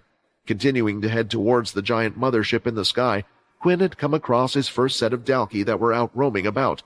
It looked like they were currently having trouble facing off against beasts that naturally roam the planet as well. I guess the beasts from the other planets had stayed clear of them, but these ones are a little different to the usual, Quinn gathered. Finding the right time, Quinn went in to deal with them along with his two Dalki. He was getting used to the right amount of energy he needed to supply them with to efficiently deal with an opponent in equal strength. However, now that they were learning his fighting skills, they could still fight over Dalki with even less borrowed energy from Quinn. Lastly, they had captured the last Dalki and had unlocked the third slot. So far, the process of marking a Dalki had been a strange one. He was unlucky at first, but being successful on his third try. Still, sometimes it would take him 5 tries. Sometimes he would be successful on his first go, which made it hard for Quinn to know exactly the odds of capturing a Dalki, or if he had just been unlucky or lucky. However, soon he had obtained his third Dalki once again. "All right, it's time to head to the mothership again. We'll do this one together, Vincent," Quinn said. But just before he was about to leave, a disastrous message had appeared in front of him, updating him about the quest. 7 of 10 cursed planets have been taken over. 8 of 10 cursed planets have been taken over. 9 of 10 cursed planets have been taken over. Quinn couldn't believe his eyes. Despite everything he had done, it looked like his quest might still fail after all. Seeing the first notification screen pop up, Quinn wasn't too overwhelmed. He knew that at some point he would see a notification pop up saying that one of the cursed planets had been taken over, especially since it had been a long time since one appeared. Seeing it was a reminder that he had to keep marching on. However, soon after, not just one notification had appeared, but 2 more. Now he was only 1 planet away from the quest failing. His eyes couldn't leave the number as he read it over and over. Just 1 more? Quinn's whole hand was shaking as a feeling of dread was coming over him. His stomach was churning, wanting to escape from himself, and he started to feel incredibly cold. What is happening to me? Not even Quinn understood why he was feeling this way.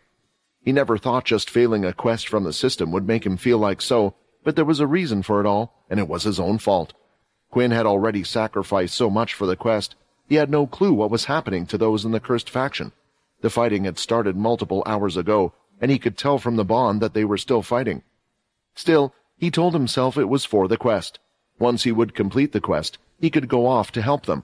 He had put the quest up so high above in importance, above everything else, telling himself that if he was to fail this quest, he wouldn't be able to help the cursed planets or those in the cursed faction from Hillston. It was the only way he could concentrate on such a task while other things were going on. All of these thoughts had been used for motivation, and now they had come crashing down, crushing him until his last breath. "Quinn! Quinn!" Vincent yelled in his mind, grabbing his attention. "Don't lose hope. The quest isn't complete yet, and there is always something that we can do. Don't let a stupid system be the decider of everything before it actually happens. There are still things we can do." Quinn awkwardly laughed inside. The system had already decided his course of actions for him. It was why he was in this challenging situation in the first place. Once again, the thought of the system being an actual curse rather than a gift came to mind. Swiping away the notification screen, Quinn looked at the Dalkey mothership in front of him. It was still a far distance away, and he needed to take down 5 more.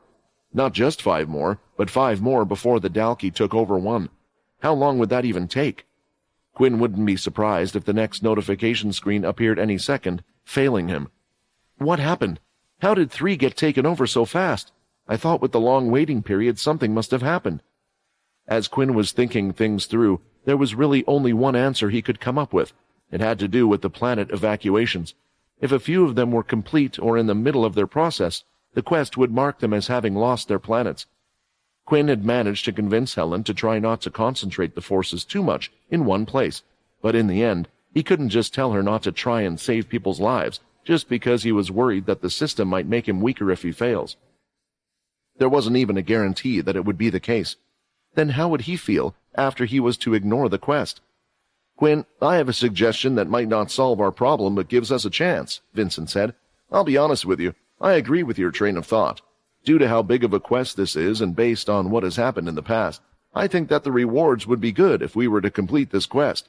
After all, if the system really is using my ability, my powers within itself, then just this level of a task is too high, which I hate to say, but I think that if we were to fail, it would also mean that the penalty would be large as well. This wasn't what Quinn wanted to hear, so he was starting to wonder just where Vincent was going with all of this. If we fail the quest and you can't complete it, then there is a chance you could go down a few levels. Your stats are affected or something else.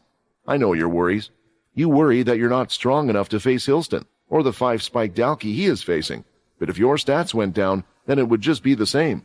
This is why I think we should use this time. At this moment, all of your stats are unaffected. So I should just give up on the quest? Abandon all these people on the cursed planets? Even if I didn't complete it, I should at least help them eliminate the Dalkey to minimize the losses. Maybe I can continue to level up from them. Quinn questioned since he had leveled up another time, since he had fought all those before, currently bringing his level up to 69. In his mind, even if he lost the stats, there was a good chance that at level 70, Quinn could evolve, which would make up for the loss, but even then, there was no guarantee. No, my solution is let me fight, said Vincent. My solution is to let me use your body and head to the cursed faction. You can use the Dalkey strength and control 2 at the same time. Even if you run into tough ones, you can face them, and if needed, borrow energy and continue to take down the ships. If you need to use your original body, I can always come back here, thanks to Weevil and Linda. I will fight in your place, Quinn, and help out those in the cursed faction as much as possible. This was a solution Quinn hadn't thought of. For so long, he had been fighting by himself, and even when he had others, there was no one other than Syl that was currently at the level where they could help. There were times where Quinn wished he could clone himself, and perhaps this was the closest situation to it. In the end, the risk involved in this situation was lowered. If Vincent couldn't take on Hilston, he could at least help all the others on the cursed ship. At the same time, if Quinn ran into another great foe in the Dalkey, he could take some of his own energy from his body, and if he died, he would only be placed back in his original body. I can only control your body. If I could, I would take your place and be the Dalkey taking down the motherships. This is the best way, and I promise I will try my best to save as many lives as possible. Quinn, trust me. I know how much the cursed people mean to you, and I know how much you want to help everyone. Thinking about this, Quinn felt like he had no choice. The idea of the penalty was too strong. Vincent, do your best out there. If there's any trouble, then I will be back. I trust you. Kinda, Quinn said, thinking back to the strange girl he had seen before. With that, Vincent was soon off in the shadow and was heading back to the cursed ship. Quinn was now in control of the Dalkey body they had just captured and had 2 more by his side. Quinn and the 2 Dalkey continued to travel together. What Quinn was finding strange was how little Dalkey there were on this planet compared to all the others before. Even in the scout team he had met, there were only a few. Is there a type of dangerous beast on this planet that has been killing them? Or is it because they know the force on the shelter is small, but they still sent a mothership, so that can't be the case, Quinn wondered. Eventually, Quinn could see the mothership up ahead that was floating at the base of what looked like an inactive volcano. The others that Quinn had seen had all been somewhat active. either in smoke, eruptions, or spewing out some substance of some kind, but this one was larger than the others and was doing pretty much nothing. When he had reached the foot of the volcano, he had expected to see another camp of Dalki that was being established, just as he had seen all the times before, but there was no such thing. Instead, in the distance, Quinn could see a single Dalki standing there. Wait, where are all the Dalki? Did they stay on board the ship? Quinn thought, but something was strange. As Quinn got closer, he was expecting some sort of ambush, but there seemed to be no such thing. His cautious nature was telling him something was up, because the strangest thing of them all was the fact that the Dalki that stood there on his own was wearing clothes, of all things. While Vincent was in Quinn's body, using the shadow ability still felt very foreign to him.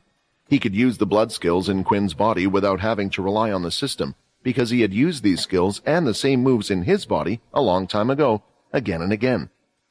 At the same time, Quinn's body, due to it having evolved into the Vampire Lord stage, wasn't actually all that different to what Vincent had in the past, but the shadow abilities were a different matter altogether.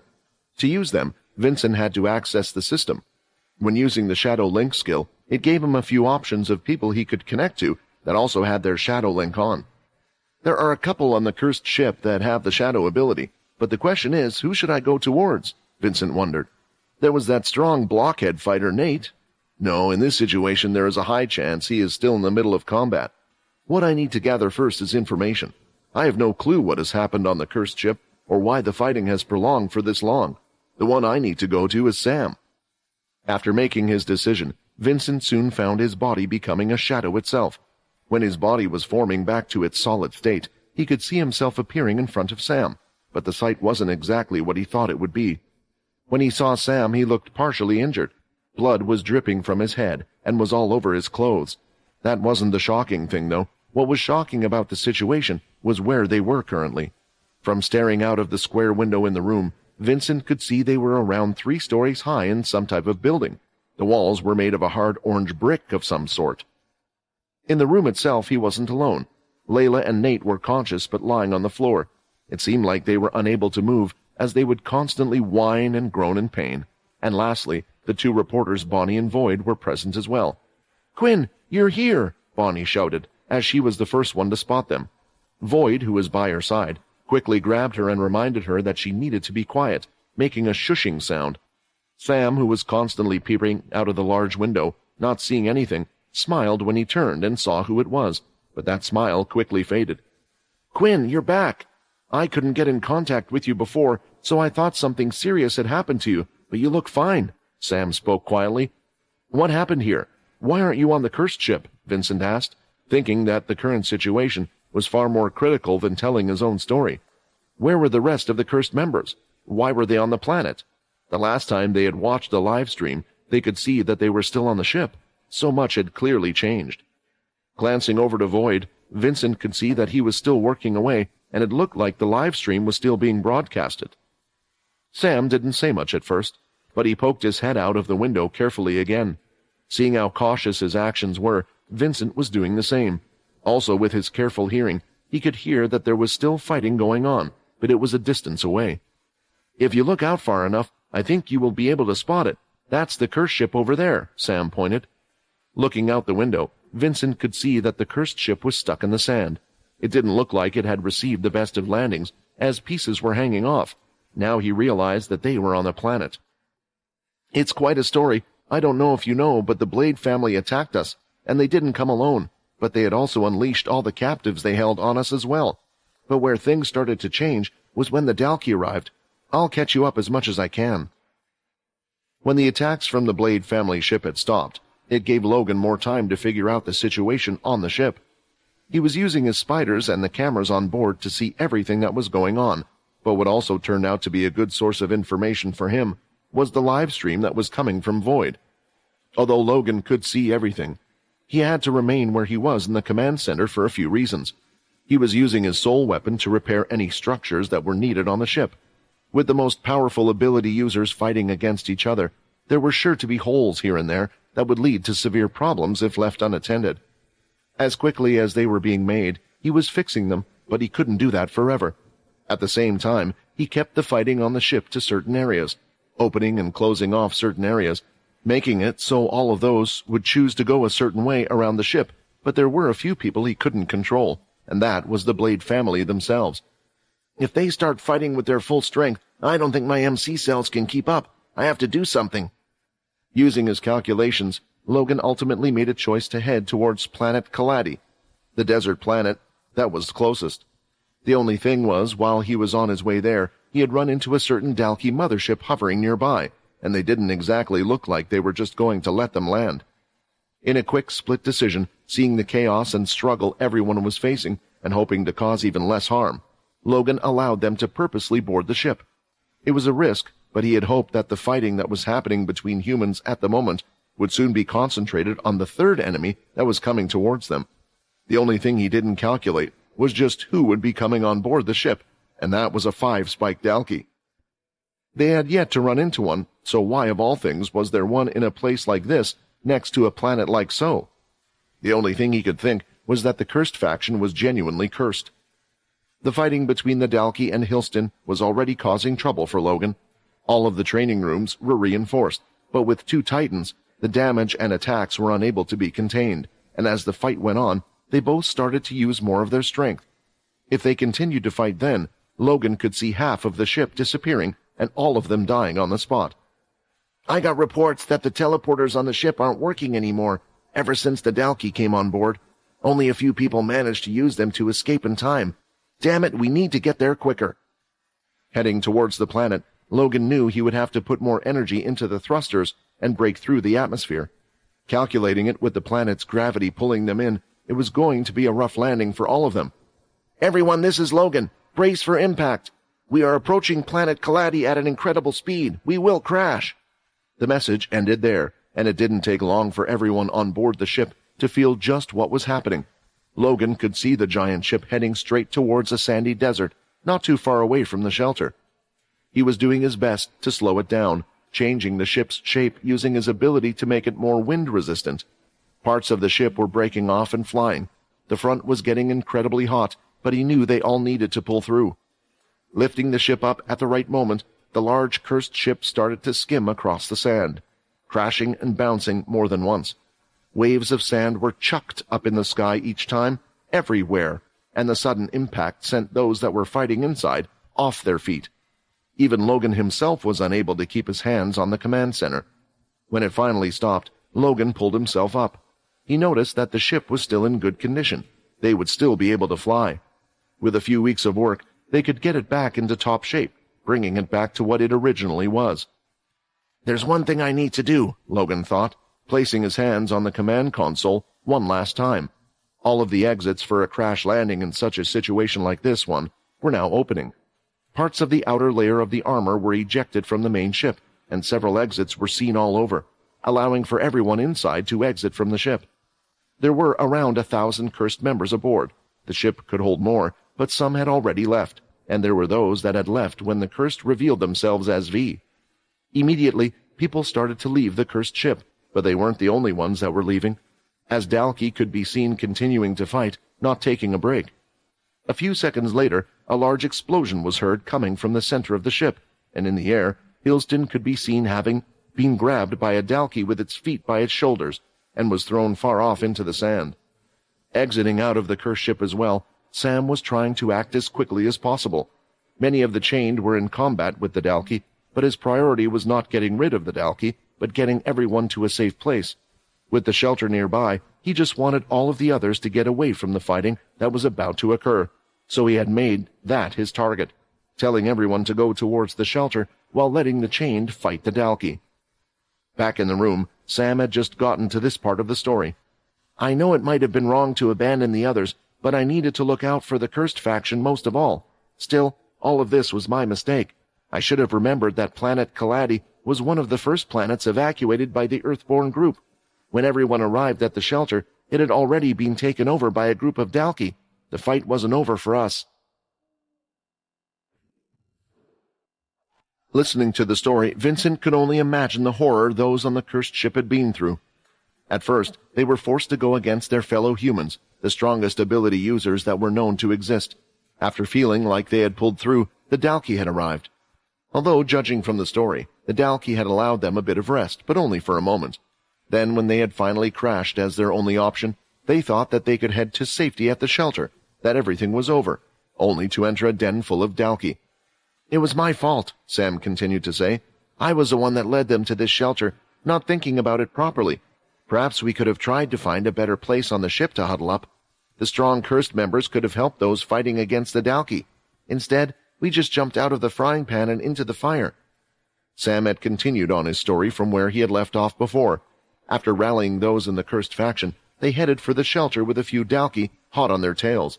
Luckily, there were still a few strong fighters left that were able to help and fight them off, Dennis and Fex being two of them.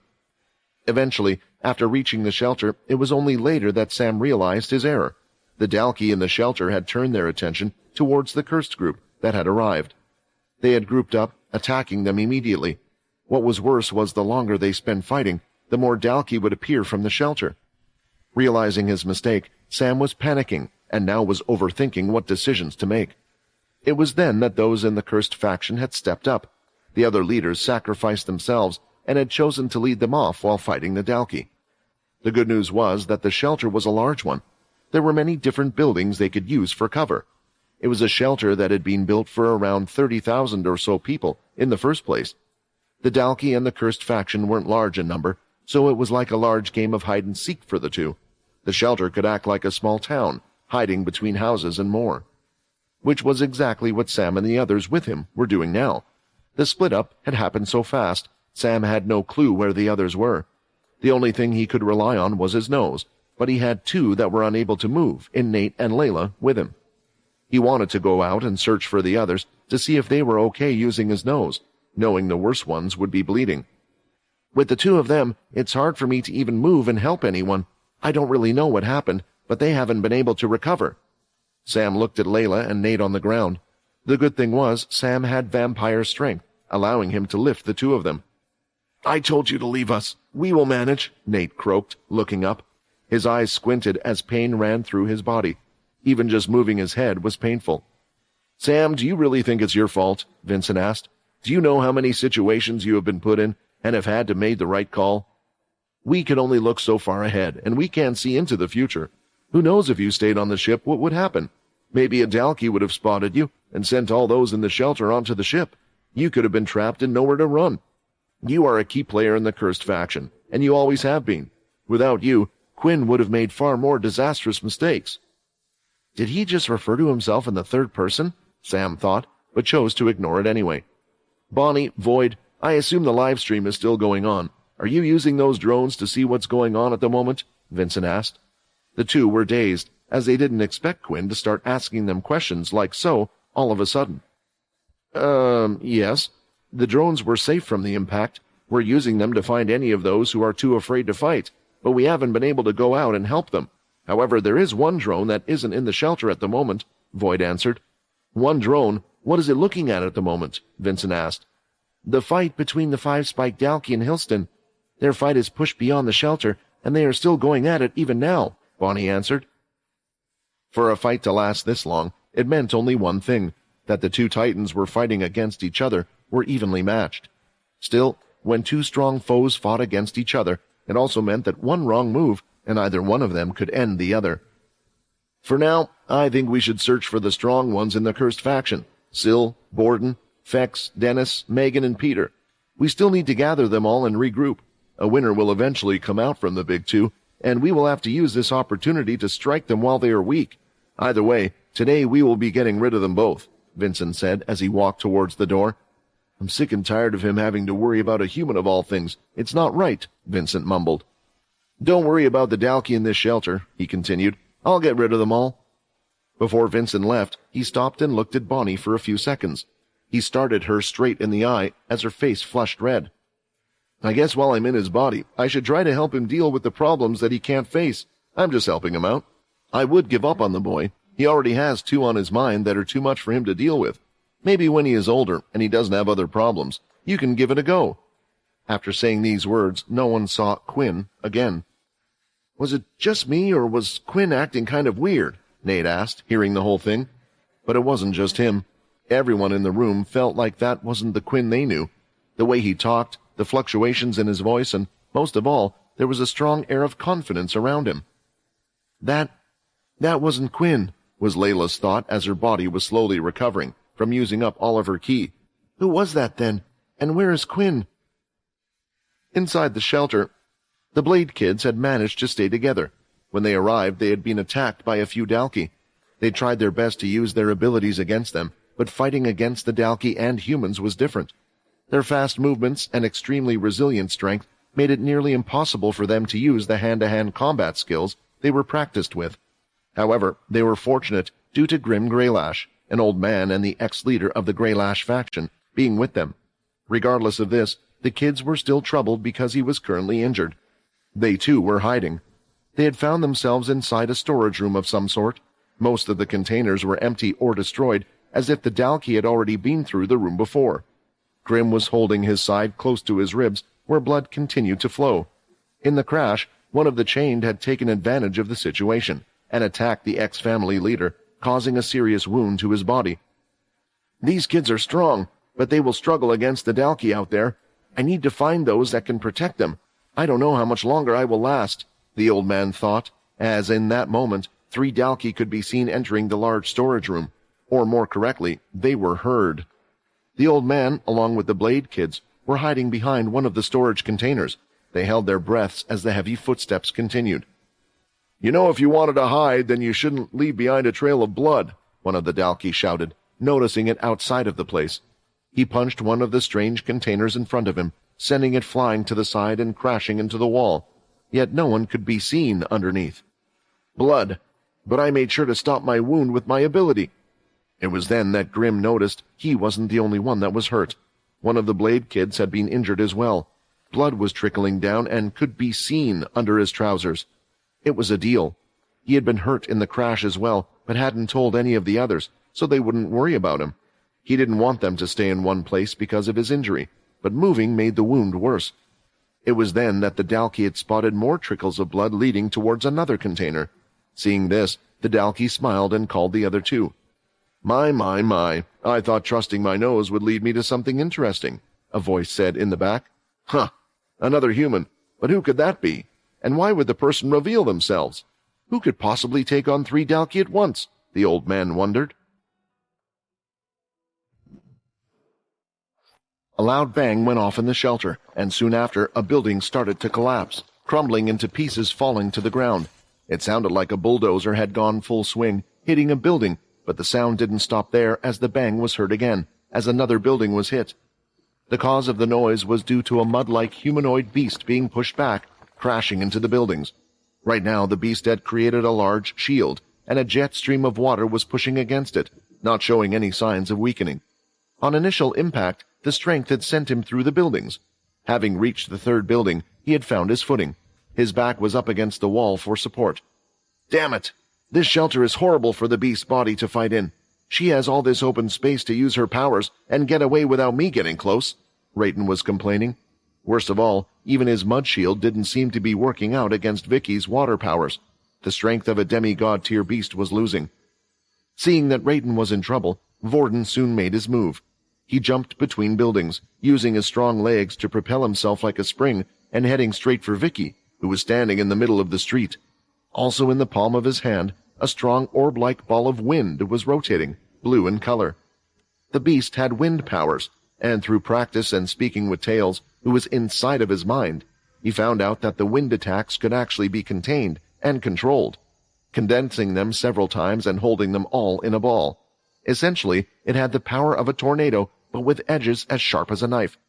I have no choice, Vorden shouted, throwing out the wind ball towards Vicky, but before it reached her, Pi quickly jumped in the way, and his body could be seen hardening on the spot, turning a gray metallic color. When the attack hit, the wind strikes enlarged and soon lifted Pi in the air. He was in a round vortex, with the attacks constantly hitting him, but only faint scratches were made on his body. What are you two doing? Vorden cried out, as he could see Rayton's shield turning into a slime mud substance. There is no reason for us to fight. Shouldn't we be getting rid of the Dalki, or you should be helping Hilston? Vorden never wanted to fight his fellow siblings, who he had grown up with in the castle. He felt like there was even less reason for them to fight now. They had all caught a glimpse of the fight before they had arrived at the shelter. Perhaps they didn't want to believe it, but they could see it seemed like Hilston was losing. As if Vicky could read his mind, she shouted, "As long as that man is alive, you know we have to do this. Hilston is a man that can never lose, never be beaten." Vorden wanted to say more, but being in the same position as herself, he could tell that Pi and her, the fact that they were still acting out, meant they were too far gone, almost brainwashed in this belief. "The jet stream won't stop, and I can't put my shield down, but any longer and it will melt. It doesn't look like Vorden can do anything against Pi either, not that I expected any help from that weakling in the first place." "Let me swap," a voice said inside of Raiden's head. At first, he thought he was going crazy. Soon he realized that there really was someone else that occupied the same mind as him. Unlike Vorden, Raiden hardly communicated with him. "Yeah, right. You couldn't even beat me in a fight. What makes you think you could beat her?" Raiden argued back. "You might be good at fighting hand-to-hand, but I am better at using my powers. If you die, we both die," the beast angrily said, as it forced Raiden out of its body, and the control was now coming from the beast. The hard mud-like substance that would usually cover the rest of its body started to move and mix in with the mud shield. Soon it created a large wall combining the two substances. The water continued to hit the wall, making its consistency change by the second, but soon the whole wall had collapsed. Before she knew it, Vicky could see a strange thing heading towards her on the ground. She attempted to use her lightning powers, zapping it on the floor. Still, the mud creature showed no signs of slowing down, even when being hit. When the mud creature was close, it formed a spike from itself, heading directly for Vicky. A clanging sound was heard. The one that had stopped the attack was Pi. At the same time, from behind, Pi was holding on to Vicky's hands. The two of them had finally achieved what they had been aiming for. "Raiden, we failed! We have to get out of here!" Vorden shouted, not knowing that the beast was in control.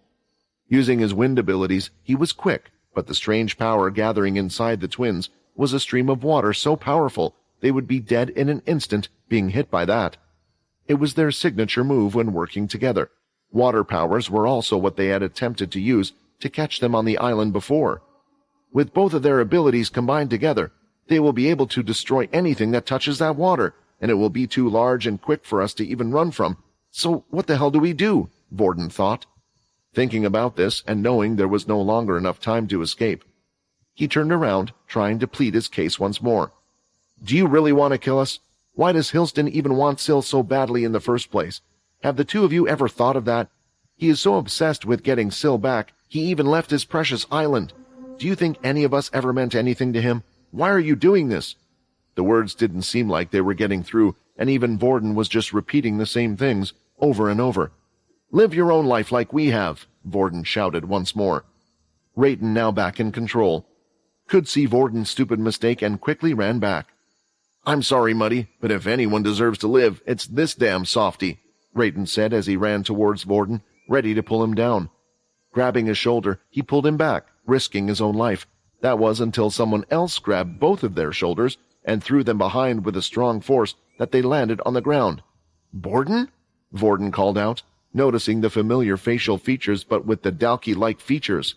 "Yep," Borden said with a thumbs up. Seeing how confident Borden was, Vorden felt like he didn't understand the danger in front of him. The fact that once they joined hands, they were able to use the power of 6 ability users at once. "No, even if you take that attack, you'll die. I know your body is strong, but you don't understand their power," Vorden shouted out desperately. "Hey, relax before you get a bad throat. I'm not dying today, and I'm not the one dealing with it. There was another person I ran into on the way here," Vorden replied. Before they knew it, another person was seen falling from above. Their blonde hair floated in the air, and a serious look was on their face. "Syl?" Vicky called out, noticing the person they had been looking for this whole time, but Syl showed no regard for who they were. Instead, he ignored them, and when landing, placed both of his hands on the ground. In an instant, a giant pillar was created beneath them. It had appeared so fast, it chucked the two up in the air. It looked like Syl had used a giant hammer when he had landed to knock the ground beneath them up, but it was just his strong earth abilities that he was using at the moment. Syl soon started to run, and beneath him he created a staircase made of earth, keeping up with his super speed. The whole thing looked impossible to even anyone who had these abilities. Just having such abilities and being able to use them like this were two different things. Reaching the two of them in the air, Syl grabbed both of their arms before they could do anything, and using his strength, pulled them, breaking their hands from each other. You guys always make the same mistake, taking the strongest elemental abilities. I learnt something when I lost to Hilston, but the abilities we choose are essential. I can't move as fast as him. My strength isn't as strong as his, so I'll just get an ability that can match him, Syl shouted. His hands started to glow blue, and the next second, lightning continually struck their body. The pain was so great, it didn't take long for them both to pass out. The ground beneath Syl had now disappeared, and they were falling down out of the sky and quickly to the floor. When they landed, a large bang was heard as he hit the floor, and Syl's legs could be seen, covered in a special coating, helping him receive no injuries whatsoever. Both Rayton and Vorden stood there watching Syl, holding both Pi and Vicky in his hands. They weren't moving at all. For a second he hadn't let them go and dragged them across the floor. When seeing that the others were okay, he finally let them go, allowing them to drop to the floor. The two that they had so much trouble dealing with had been dealt with, so quickly, and it was so overwhelming. He's gotten so much stronger, right? Vorden said with a smile. I couldn't believe it as well until I saw him fighting against the Dalki. It's like he has had some kind of awakening. Although the other two didn't say it, both Vorden and Rayton were thinking the same thing. Right now, the look on Syl's face as he walked towards them, the way he used his abilities and had no care for the safety of the others, reminded them of Hilston. I'm going to beat that old man. I won't let that Dalki get him first, Syl declared.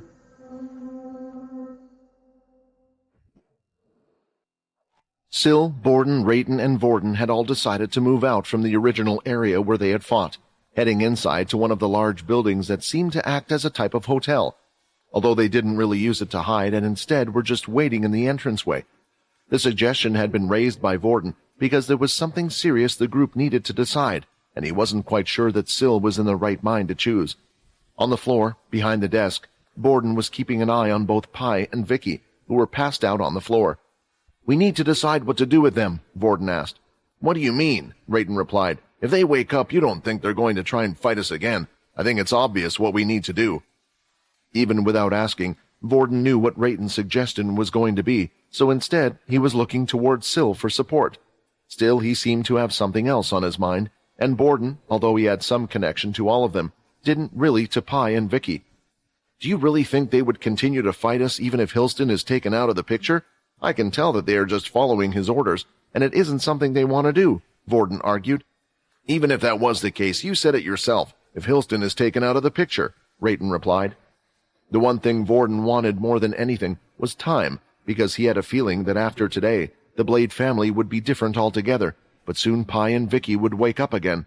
They couldn't just keep fighting against them and knocking them out. I don't care what you do with them, Vorden. You can do what you want, but I need to go and get Hilston.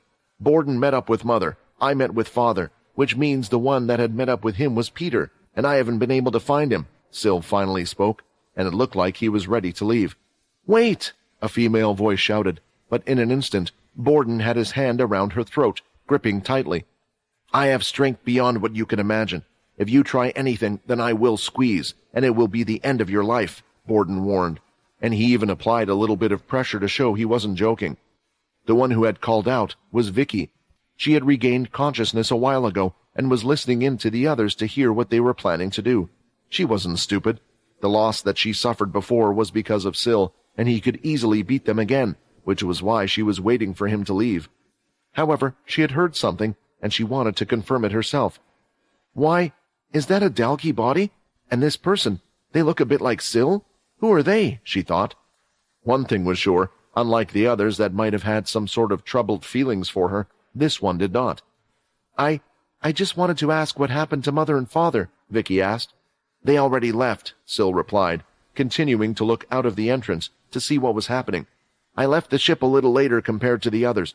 I thought the two of them might try to help Hilston in some way, and I would try to stop them, but then I saw that the two of them decided to take off into the desert, running off to who knows where. Hearing this, Vicky's face was showing a hint of sadness and anger. Soon it started to change as she really didn't know what to feel. Vicky, you know they probably ran away to get away from all this mess, right? Vorden said. I mean, that island isn't normal. Look what happened to us. We are now in bodies that we don't even own, and all of this started because of him. Do you really think anyone would truly stay by Hilston's side if it wasn't for his power? I even saw some of the chain doing the same thing. Rather than chasing after us or the Dalki, they ran into the desert." There was no reply from Vicky, so Vorden didn't really know what was going through her mind at the moment, but one thing was clear: she no longer had the will to fight. Even Borden, seeing this, had let go of her neck, and she just stayed in place doing nothing. Vicky has always been a hard one to get through to. Maybe the easy one to talk to would be Pi whenever he wakes up, Vorden thought. "Still, I don't think Peter is with Hilston at the moment," Vorden said. "If Peter was ever in any type of serious danger, or his life was nearly lost, then Quinn would be there to save him. On top of that, rather than going after Hilston, we need to make sure everyone else is okay. Where is even that kid that follows you all the time, the one that helped us, Shiro?" Vorden said. For the first time, Sill's eyes seemed to come to life as he turned his head to look at the others. In his blinded thoughts of Hilston, he had already forgotten entirely about Shiro. "We have to—" Interrupting his sentence was a loud bang from the center of the shelter. They all came rushing out of the hotel lobby to see what exactly was going on. Borden carried Pi over his back. The explosions didn't just stop, though. They continued to go on and on. There were clear signs of fighting going on in the center, and it wasn't just between a single Dalki and those from the cursed faction. "Maybe the others are in trouble. We have to go," Vorden shouted out, and they started running towards the sounds. Soon, though, Vorden stopped to turn around as he could see Vicky standing there. "Come on, you come as well," Vorden said, grabbing her by the hand and running along with everyone else. The landscape of the center of the shelter had wholly changed. The buildings were no more, as nearly all of them had been reduced to rubble from the fighting. Those who were currently there and still fighting, it was a group of 10 Dalki. 9 of them had 2 spikes, and one in the center with the biggest grin on its face was a 4-spike Dalki named Patch, a nickname given to him due to the different colored patches he had all over his body. Usually a Dalki would mostly be black in color, but he had lighter shades on his body, making him look somewhat like a cow. There were around 3 Dalki that had been killed on the floor around him, but Patch didn't seem to care, for he knew that the people responsible would soon meet their end. "Guys, let's just get out of here. You two can't fight anymore," Megan shouted as she looked at a badly beaten Dennis. One of his arms was broken. The socket of his left eye had been smashed as well, so he was unable to keep it open. "She's right," Shiro shouted. "You used up the blood in your flasks, and our powers can't help you guys. We have to go." "You don't understand. We can't leave this area," Fex shouted back. He too was badly injured, but more so internally, having taken a punch from Patch. "That 4-spike Dalki, even after using the blood net, his punch still hit me and broke a few of my ribs," Fex thought. As for the reason why they couldn't leave the area, Dennis and Fex could smell it. Those in the cursed faction were hiding in the houses, through the streets, in the areas not too far from them. If they left, the Dalki would soon spot them and kill them all. "This cow-like Dalki. He's a 4-spike. He has to be the strongest in the area. If we just get rid of him, we can rest," Fex shouted, trying to give himself more energy. "Ha ha, me the strongest," Patch started to laugh, along with the others behind him. "If you truly believe that, then there was never hope for you all at the beginning. Right now it looks like she has found someone she is enjoying her time with, and it's our job to make sure she isn't distracted." "Are you talking about Dalki fighting against Hilston?" a voice said from behind. "Because we will get rid of them both." When turning around, Fex had never been happier to see the crazy boy and the rest of them. Sill had arrived with the others by his side, and they were ready to cause a splash. "I'm sorry, but I would like to request that I deal with this one," another voice said. It sounded familiar yet unfamiliar to a lot of them there. Breaking out of the shadows, they could see his dark black hair and 2 gauntlets covering his arms. "You will need to keep as many MC cells as you can for the big bad wolf. Otherwise the pig's house will get blown down," Vincent said. "Wait a second, did they still tell that story at this time? I guess no one understands my references anymore." "Just we're going to need you, so I'll take care of this one. I just need you guys to make sure that the other little minions don't get away." "I'm already on it," another shouted from behind, as his fist hit the Dalki straight in the stomach and sent it flying through the air. It was a strength they hadn't seen before. Thinking about who it could possibly be, they could only imagine one person who was crazy enough to start fighting on their own before the others got involved. "Screw you all!" Peter screamed. "I just need to get one punch in. Let me punch that old man just once," Peter shouted in anger. After punching the Dalki away, Peter didn't stop there. He quickly moved on to the next one by his side, showing off his incredible strength once more. However, rather than use his fists, he was using the pair of tonfa weapons given to him. Logan's special design allowed them to shoot out from underneath his sleeves, holding them fairly in his hands. In the fight with Hilston, one of them had been bent, but they were still great tools for Peter to use. Another Dalki that was close by threw a punch, thinking that its strength would be able to match against Peter's, but when it collided with Peter's weapons, it was in for a surprise, as the knuckles of the Dalki started to shatter. Being blunt weapons like so, it never thought it could receive damage so easily. "All of you, get the hell off this planet!" Peter continued to scream. There was something about Peter's actions and words in this fight. Usually the only emotion he showed was aggression, yet they felt more pure and raw for some reason today. The reason was due to the planet they were on. "You bastards nearly killed me, and now you're trying to hurt others again," Peter shouted, hitting another. This time a Dalki had gotten behind him and clawed at his back. His healing abilities were doing him massive favors as he was getting better, allowing him to fight just as he usually would. Still, Peter would struggle to fight 9 of them, but he didn't have to do it all alone. "I understand, Peter. I know why you're mad," Vorden said, coming in fast and spinning into one of the Dalki's body head first. Then, having 2 of the small compressed wind balls in his hands, he threw them down towards the Dalki on the ground. This planet, and the Dalki being here, was bringing back memories for them both, because it was the planet where Peter had experienced near death, and it was from a Dalki. "With them taking care of the others for me, I guess it's time I take out the boss," Vincent said, charging forward towards Patch, the 4-spiked Dalki. Watching from the back was Megan, Shiro, Fex, and Dennis. Having already been injured, they were now in the middle of recovering. They weren't just injured, but also exhausted, since they had originally led the Dalki away when the cursed members entered the shelter. What Shiro and Megan were doing for both of them now was producing small cuts on their hands, allowing the 2 to consume the blood, giving them time to heal while doing so. They were paying close attention to Quinn of all the fights that were going on. After all, they knew how strong Patch was. That red glow on Quinn's hands, I've never seen that before, Fex started to wonder.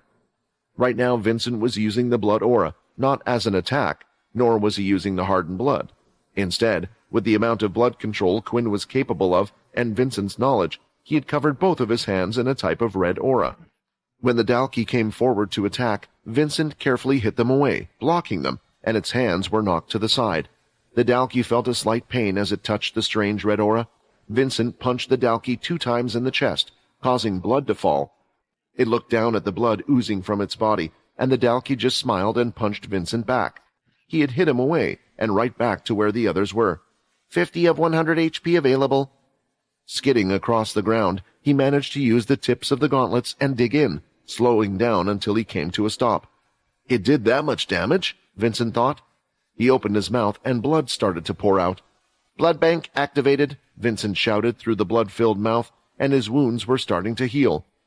He still wasn't used to using the system quite yet through his mind, so he just called out commands instead that seemed to work as well. "I thought that would be enough, but a 4-spike Dalki is completely different compared to a 2-spike and 1-spike Dalki. Now I understand why Quinn turned into the bloodsucker straight away," Vincent thought, as they went in for round 2. Charging in again, Vincent still had the red aura covering his hands. Despite the Dalki's attacks coming in faster and stronger this time around, the red aura hands were still able to block the its attacks. Now, Vincent was more careful and was attacking the Dalki where possible. Why didn't Quinn use his shadow to block that last attack? Fex wondered. When was he this good at the vampire's hand-to-hand combat arts as well? Watching the fight, things weren't making sense. Vincent, getting frustrated, started to use more blood moves. In the middle of his actions, he spun under a swing from the Dalki and used a blood bullet from below, aiming at its head. He was hoping it would go through its skull. The bullet left Vincent's fingers and went under the chin and through to the other side, but the Dalki was still moving. What was worse, the more Vincent was injuring it, the stronger it got, and Vincent wasn't sure he could keep up. By now, all the other Dalki that were supporting Patch had been defeated by the others. With Syl and the Blades, they defeated them easily. "Don't worry, guys, I can handle this," Vincent shouted, still dodging the attacks. Don't help me. I just need to study it a bit more. It was a masterful display of skills, but at the same time, worry for everyone else watching. They were wondering why Quinn wasn't fighting the way he usually was, but at the same time, it wasn't unknown to them for Quinn to try new things. "Quinn, use your shadow scythe," Dennis shouted. "Or your blood hammer," Peter said. "That's one of my favorite attacks of his." "He could also use his Muy Baron skills," Vorden said. Eventually, realizing that nothing Vincent was doing was working, he had tried to go for the thigh kick he had seen Quinn do many times before. It looked great, as the power in his hips just went there. "Where's the snap in the legs? I'm sure I copied him perfectly." When it hit Patch, nothing had happened. "Damn it, this is harder than I thought. I am not Quinn. I don't know how to use his ki inside his body, or use the shadow and fight at the same time, and these Dalki are difficult to say the least. Doesn't he have any items I can use?" Vincent thought. Before he knew it, he was lifted by his leg up in the air. Thinking about items, the unbreakable sword appeared in his hands using shadow equip. Vincent swung it widely at the Dalki. Due to his strength and sharpness of the sword, it was able to produce cuts but nothing else. "All right, I think I might need some help," Vincent asked. That word was enough, as Syl, Peter, and all the others were seen charging in. From then on, with all of their powers, it didn't take long for Patch to be on his last breath. "Ha! Look at you fools," Patch said, lying in his own blood. His body had been literally pulled and smashed apart. Now he was on his last words. "Slicer, we'll kill you all." With the Dalki dead, a lot of them now had questions about the strange actions of Quinn. Even now he was acting differently, as he was using a type of cloth to clean the blood off his armor and equipment, something they had just never seen Quinn do before. But before they could say anything, the people who were hiding, those who were shaking in terror, started to leave their buildings and from the streets and alleyways, all to cheer. "They did it! Our leaders did it!" they shouted. Soon more noise was coming from them, louder as more people joined in. "Wait, why are they coming out now? What if there are more Dalki?" Megan said worriedly. "Don't worry about that," Vincent replied, walking back to them. "I maybe couldn't take out the 4-spike Dalki, but I was able to take out the rest in the shelter." Everyone was glancing at each other, waiting for the other one to ask the question. "Who the hell are you?" Peter eventually asked. "Did you hit your head, or are you like these guys?" Peter asked, pointing toward Rayton and Vorden. Seeing this reminded Shiro of something. "Oh, I know. You're the other consciousness, the one that was inside Quinn that time, aren't you?" Shiro asked. Now the others were even more confused, and it was the first time they had heard of this. Some knew of Quinn having a system, not all, but no one knew about Vincent being inside the system, and now he was going to have to explain himself. "Well, I... Vincent was lost for words, but a strange feeling was coming over him. "Ah!" he screamed, quickly falling to the ground. The power in his legs could no longer hold him up.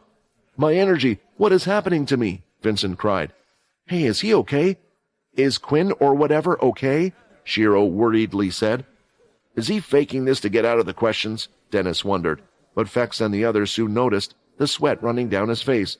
"No, my energy is being taken out of me, and not at a low rate either.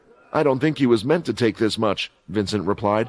"What are you talking about? We don't understand," Peter shouted. "I'm talking about Quinn, of course." One of the major issues with using the Demon Tier amulet was that Quinn was unable to see through the eyes of those that were marked, while also seeing through his own vision. He could switch who he had full control over and then see from that person's point of view, but not all of the marked visions were shared. This meant Quinn didn't know what Vincent was currently doing, and neither did Vincent. Still, they both knew where the other was and what they were attempting to do, which was why Vincent never expected such a vast amount of energy to leave his body. At first, it was gradual, but the fighting was over in the shelter, so Vincent wasn't really worrying too much.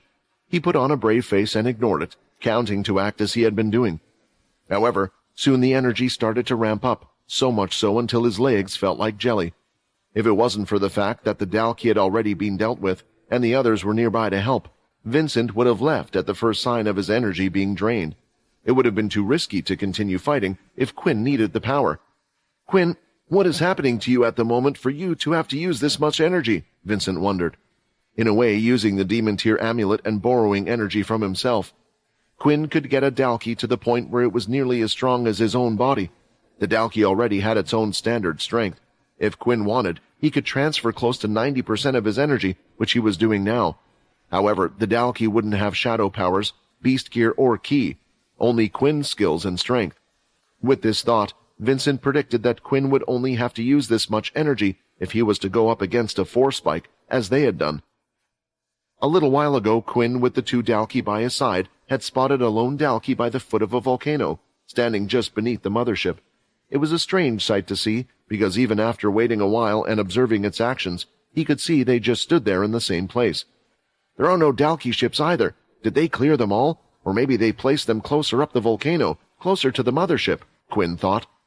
Seeing how things were, the quickest way to get to the Dalki ship was to head straight for the volcano. Walking around would take a considerable amount of time, especially without his shadow travel. If the Dalki spots me and we get into a confrontation, I can use him to tell me where the other ships are.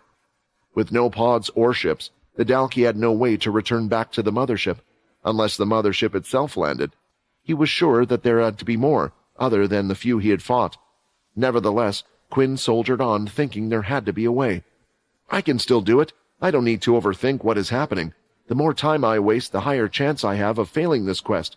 I just need to take down the Dalki motherships. It was then that the strange-clothed Dalki had spotted the 3 of them, and that was when it had made its first move. Quinn could see what happened as if it played in slow motion. It was a single leg. That was all it took for the clothed Dalki to cover the distance between the 2 of them. It lifted one up as if he was going for a walk, but suddenly jumped using the power of a single leg. It was in the air, and soon directly in front of Quinn and the others. "You Dalki!" Graham looked them up and down. "I don't recognize the 2 of you." After these words, things started to move too fast for Quinn to be able to react to the situation. One of the Dalki by his right side had been grabbed by the neck. Its power was useless in front of whoever this was. 2 of us? Quinn started to think, as it was the first time he had heard these words. To humans, a lot of the Dalki features and Dalki looked similar to each other. It was only once in a while where they would come across one with something distinctive. The fact that Quinn's plan had worked so well meant one of 2 things. The Dalki didn't really pay attention to those that they were working with, or they too struggled to identify between each other. "Did you 2 put him up to this?" Graham asked, looking at the other 2 for answers. "I thought it was strange our ships were going down rather quickly. I thought it might have been a specific individual, but there was also another option. I just never thought I would see it. The day that a Dalki could be convinced to move over to the other side. Of course, it could be an ability of some sort, but that's what I'm here to find out." A smile appeared on his face, and everything inside of Quinn was screaming danger. The Dalki's life in front of him was soon to end, so Quinn did what he thought would be best, to use the energy drain feature of the Dalki. "I didn't get to test out the energy drain, so I'm not really sure this will work, but I can only try," Quinn thought. The Dalki that was being held soon started to feel weak. The strength in its limbs and eyes were disappearing from its body until eventually it had gone limp. Its life was gone. The good news was, as Quinn stood there, he could feel the surging energy of the Dalki inside of him. He knew that energy could be taken and given to the one with the amulet. Still, he wondered if power from the other marked could be passed on to other marked, and it seemed this little test was successful. He took note that the Dalki had died, just as the system had stated. There was no way to drain energy from one of the marked without draining all of their energy. With this newfound strength, Quinn threw out a punch as hard as he could towards the strange Dalki. "Let's see how strong it is first, and then I can decide if I need to get energy from my own body or from the other Dalki," Quinn thought. The fist that was thrown out was quickly grabbed by Graham. It was in the palm of his hand, and Graham hadn't even moved an inch from his spot. "Oh, this is very interesting. That punch just now, was it at the level of a top Tier 2 spike Dalki? Yet you still have only a single spike on your back? Is this some type of mutation? I guess you are the important one in this little group. I have some questions for you." Quinn tried his best to move his hand, but it didn't seem to be working. The strength was too much. Even when fighting the 3 spike Dalki on board the ship, using this much energy was enough. "I guess I'm just going to have to borrow a little from my own body." Quinn did so while quickly switching his full control to the other Dalki. The energy was being transferred into the first one.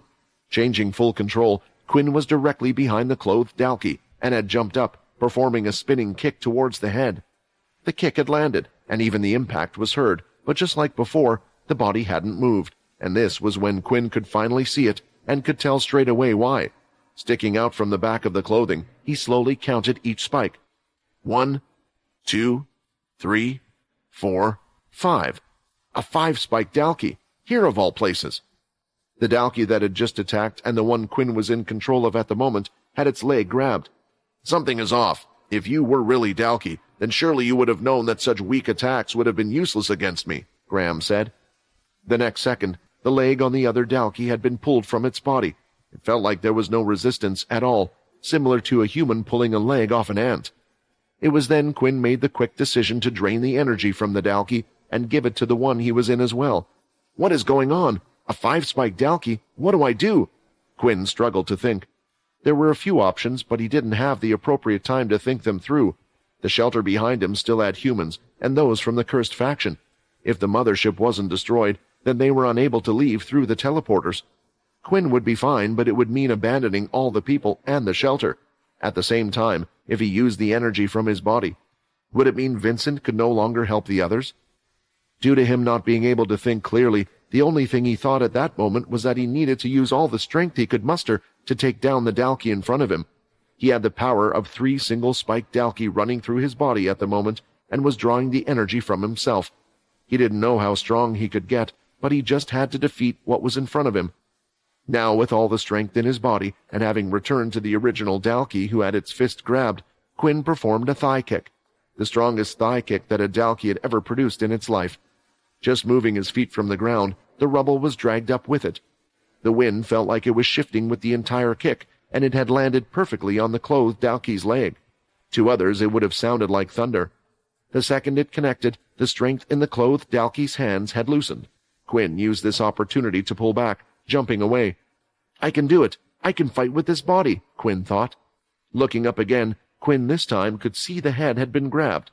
You are interesting. Very interesting.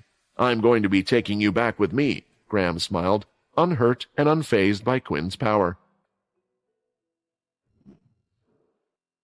The Dalky known as Graham had a firm grip on Quinn's current Dalky body, holding him at the top of his head. Quinn, despite having delivered one of his most powerful moves, while also being in a strong body that relied on sturdiness and strength, it looked like his attack had hardly affected him. With the last Dalky, he was able to rip its limbs off with no trouble at all. He must have some crazy grip strength. If I move my head, I'm done for. Despite the thigh kick not working before, Quinn decided it was the only thing he could do. Now, lifting his leg up again, Quinn went to kick the leg not once or twice, but did so until his body would give up or tire out. As soon as his foot touched the ground, he lifted it up again, kicking his opponent's thigh. Loud, thunderous bangs after bangs echoed throughout. The strength of the kicks was shaking even the volcano nearby. That move seems rather interesting. Maybe I should give it a go, Graham said, still holding on to Quinn's head. He then lifted up and twisted his hips, trying to imitate the kick. It was a poor imitation of what Quinn had done, and it looked like nearly no effort had been put into it at all. Yet the second the foot touched him, he could feel his whole body falling to the ground. Before he knew it, Quinn could see the dark sky above. Quickly he tried to get back up, knowing the longer he spent on the floor would mean doom to himself. Huh? Why can't I get up? Quinn wondered. It was only then that he realized that his left leg was bent in an unusual shape. His thigh almost looked like he had gained another joint. Underneath the hard Dalky skin, the area was heavily bruised and swollen. I have to do something. If this guy gets to the shelter, there will be no one who can stop him, Quinn thought. Using this time, he realized that the Dalky was simply playing with him. All of his actions, not once had it seemed like it was being serious in the fight. Also, the Dalky wasn't aggressive like the others. Instead, it was slowly making its way towards Quinn. In a way, the fact that Quinn was outmatched in this situation had just sunk in. I have to get up. I have to, but I can't draw any more energy from myself. Looking at his hands, Quinn thought of the only thing he could do. With his sharp claws, he started to claw at his enormous chest, digging in his fingernails around an inch deep. While in full control, Quinn could feel everything the mark could, but he bore through it because he could tell it was working. The green blood flowing was making his body rise with new energy. After scratching at his chest multiple times, he soon continued to do so on his forearms, drawing more and more blood, and that's when Quinn started to notice something as well. The green blood leaving his body wasn't only giving him energy, but the swelling on his leg had gone down. He wasn't sure if he was imagining it, but his legs were also starting to heal themselves. What is happening? I thought by hurting myself, I could muster up more energy, but losing blood is giving me the same effect as if I was to drink blood like a vampire? Quinn started to think. It was a strange feeling, to say the least. Although his energy and strength were seemingly at an all-time high, he could feel his heart weakening, as if he was about to die, bordering on the line between life and death. And that was when the last change had occurred in Quinn's Dalky body. He could feel something growing from his back, out from the middle of his back. A second spike popped out. An evolution at a time like this? Well, I can't say that I'm surprised, but if after all this time you only were able to get a 2-spike right now, it must have meant you haven't been doing a lot of fighting, which is why I'm even more interested in you, Graham said, charging forward. Rolling like a log, Quinn moved away from a stomp coming from Graham. The hard ground broke apart, and red-hot lava spewed from where he stepped. Soon Quinn pushed off the ground with his hands and looked ahead, trying to see where his enemy was. Now I'm a 2-spike Dalky. My powers have increased even more, Quinn thought. It has to be a sign that someone wants me to kill this damn Dalky. Don't get too excited, a voice from behind Quinn's ear said, and the next second, Quinn's head was slammed into the ground.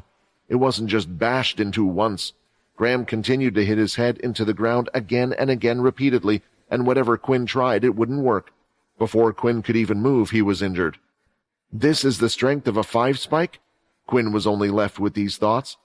Even with all this extra strength I've been given, I was still unable to do anything against it. I can't imagine anyone beating it. I haven't suffered a loss like this since Arthur. I wonder how I would have done if I was in my own body. It was then that Quinn decided that he had no choice. He couldn't take the pain anymore. He had given up on trying to defeat the Dalky and found himself back inside his own body. Hey, Quinn, are you okay? A young voice said. Looking up, Quinn could see the other members of the cursed faction around him. He was in a pile of rubble, and the one who had spoken was Shiro. It looks like everyone is safe here, Vincent. Do you think you could quickly update me on what happened here? Quinn asked, looking for an update on the details. Giving him a quick skim of events, Quinn was happy to know that everyone was okay, and that the shelter was safe. His body was weak, and he wondered how long it would take him to recover, but that's when he realized something. Wait, the demon tier amulet! I can still feel the Dalky's energy. Has the Dalky not killed him? He did seem different compared to the others, and if it was a 5-spike, he had to have been one of their leaders. Maybe I can get some more information from them. Vincent, it looks like you did a good job. I'm sorry to say, but I'm going to have to leave you with them for a little while longer. Of course, Vincent had no problem with such a thing, and Quinn soon found himself returning to the Dalky's body. Arriving back in the Dalky, Quinn found himself in an immense amount of pain. He looked to be on one of the strange Dalky ships, heading towards the mothership, and the one piloting it was none other than the one Quinn had fought not too long ago. He smashed all of my bones, but it looks like he also knew the right amount just to keep me alive. I'm sure he has a lot of questions for me, Quinn thought. Keeping his mouth shut the whole way, Quinn's condition didn't seem to get better or worse. Finally, being carried by the Dalky with one hand, he found himself on the ship. Soon he had been taken to a room he had never seen before, but was placed in something familiar. Now, Quinn's Dalky body was floating in a green liquid in a giant glass tube. His bones still didn't seem to be healing, but Quinn could feel his mind waking up again. This chamber will keep you alive, and if I want to, I can make it so this liquid speeds up the recovery of your body, healing it. Interesting, right? The other Dalky don't know about it yet, but I've been developing the solution myself. A way to make the Dalky heal even quicker and eventually evolve on their own. Repeating the process will allow us to force an evolution on those that didn't quite manage to evolve on their own. You are a fortunate person to be in here, although I won't be healing your body until I find out just why you are so special, Graham said, as he went off not too far away and started to work away at a strange-looking computer. Quinn looked around the room to see if he could gather any information. Just being here now, he had already learnt that this strange contraption he was in was something they never knew about before. He wondered if it was because of such machines they had seen an increase in spikes on Dalky lately, or if it hadn't been introduced yet. Both of them were worrying thoughts. Staring off far, Quinn could see that Graham kept on glancing at something. That's when Quinn noticed what it was. It was a live stream, the stream coming from Bonnie and Void. At the moment, what was being displayed was the fight between another 5-spike with a long tail and Hilston. Hilston! Will he win? Quinn wondered as he started to think who was stronger, having fought him in a 5-spike recently. Bonnie and Void's live stream was considered popular around the world. However, in recent times their popularity has grown even more, as fewer and fewer people were able or willing to broadcast during these tough times. Focusing on current events and asking questions that people wanted to hear, going to places to find the information people wanted to hear. These were all elements that made them popular. The bulk of viewers would be non-fighters and those not on the front lines. What they didn't expect was that right now, more people than ever were watching their broadcast. It wasn't just those civilians at home who were watching what was going on. The fight between Hilston Blade and the five-spiked Dalkey had more viewers than ever. They were people who had never heard of the Blade family before, yet now were able to witness their great power. On top of that, Bonnie accurately told the viewers everything they knew about the Blade family. The source of her information was none other than Logan. One of the people that hadn't left the ship despite everything that was going on was Logan. He could tell if anyone was to come this way. On top of that, he had the power to still control the ship and control it in ways that would make it difficult for them to reach his position. As he expected anyway, not a single person had decided to stay on the ship or come after him. During this time, Logan kept an eye on the stream, and he also found it amazing how many people were currently watching. It's not just those on Earth? It looks like it's those on the shelters as well that are watching what's happening. How are they able to deal with the Dalkey attack going on? Logan thought. Despite this, he had decided to inform the public about Hilston Blade and the Chained. Hilston was too big of a threat to leave untouched, like they had done so far. If after this he was able to roam around free again without people knowing how much of a dangerous person he was, it would be bad not just for the cursed faction, but the whole of humanity. All of the information he was giving was putting the Blade family in a bad light by Bonnie. However, despite all of this, people couldn't keep their eyes off him, as they saw his sheer power being used against the five spikes. What Logan didn't know was that he was somewhat right about the Dalkey currently not fighting against the others on the planet at the moment. This was because they were now watching the live stream and looking at the fight between the two. In the temporary base they had built on each of the planets, they were watching one of their great leaders fight it out. What the Dalkey were building on each of the planets was what the humans had come to refer to as a Dalkey fortress. These were small camps where they would have strange walls made from a black material, in a similar shape to a wall made of logs. They would then have several towers on the outside larger than the wall. Although they were made very quickly, they were just as sturdy as the shelters the humans made. This was mainly due to the black material that was used that seemed to be as hard as Galathrium, but nowhere near as hard to obtain. At least that's what the humans thought. In one of the fortresses, a dome-shaped arena had been built in the middle. The Dalkey liked dark places, so they tended to make areas that would allow for little light to enter. They weren't affected by light in any way. Fighting-wise or health-wise, it just didn't feel natural to them. Perhaps it had something to do with the planet that they were born on, or something to do with the nature of the beast they were made from, but no one truly knew why. Here was where One Horn was currently at. He wasn't alone, as the other Dalkey from the main mothership were inside as well.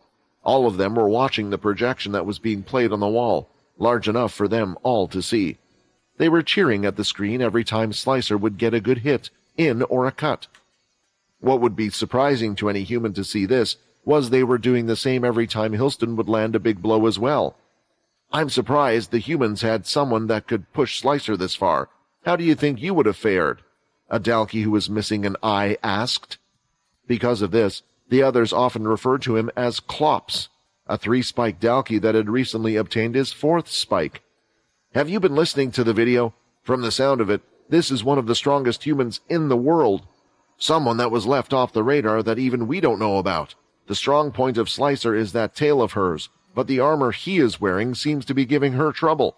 If it was me, I would smash that armor with my fist, One Horn said, making a fist. Some of the others started to laugh, but as soon as One Horn looked their way, they quickly shut up. It wasn't usual for the Dalkey to be scared of others. Even if they did have more spikes, it just wasn't in their nature.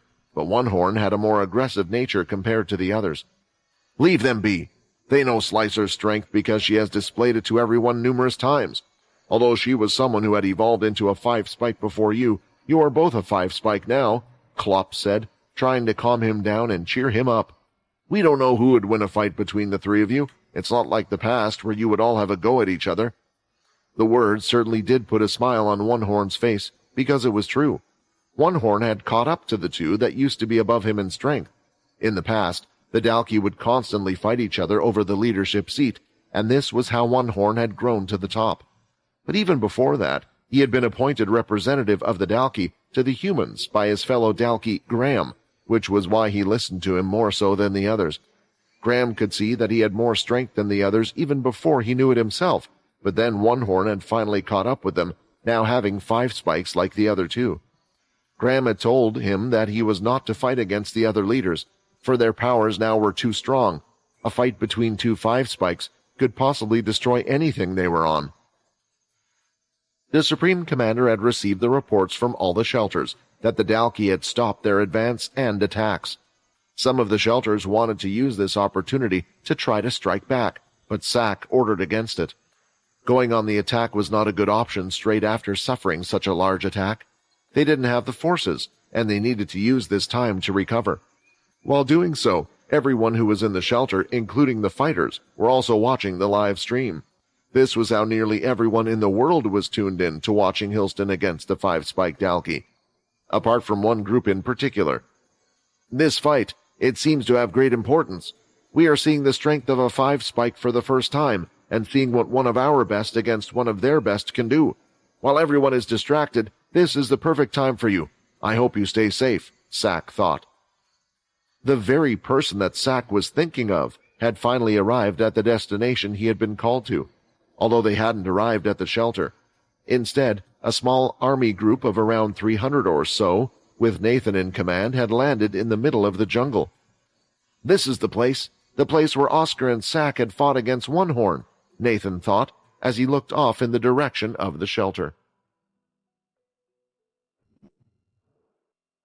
The Earthborn group had attempted to find out what was happening on this particular planet before.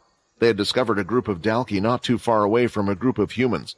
This was something unprecedented, so they had come to the conclusion that the only reasonable explanation had to be that these humans had to actually have been V. Alas, the first mission had turned out to be a disaster, mainly due to the presence of One Horn on that planet, who had bested Oscar, Sack, and Samantha in a battle of strength. As if the subsequent loss of the Supreme Commander hadn't been enough, the military had also lost their only demon-tier weapon. I was in charge of the reports back then, and learned from Sack everything that happened, Nathan thought, as he and his group were still deep in the jungle-like territory away from the shelter. The map displayed different routes and the area they were currently in. Because the military had once owned the shelter, they knew the area very well. It was perhaps what had also been Sack's downfall, as he had been overconfident.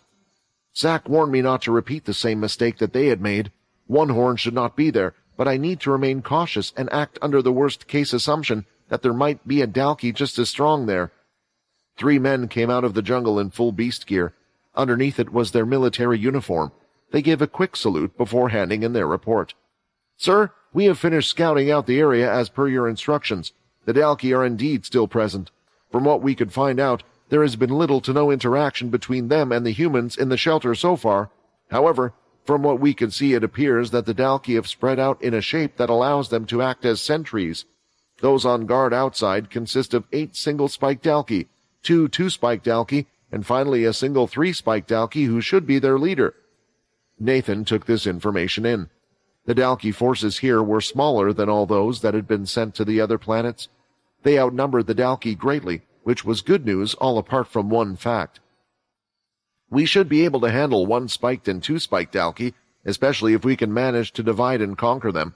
But the 3-spike? We might need to isolate him first or last to stand much of a chance. Next, it was Nathan's job to sort an attack force that could deal with the issue. Unfortunately, retreat wasn't really an option.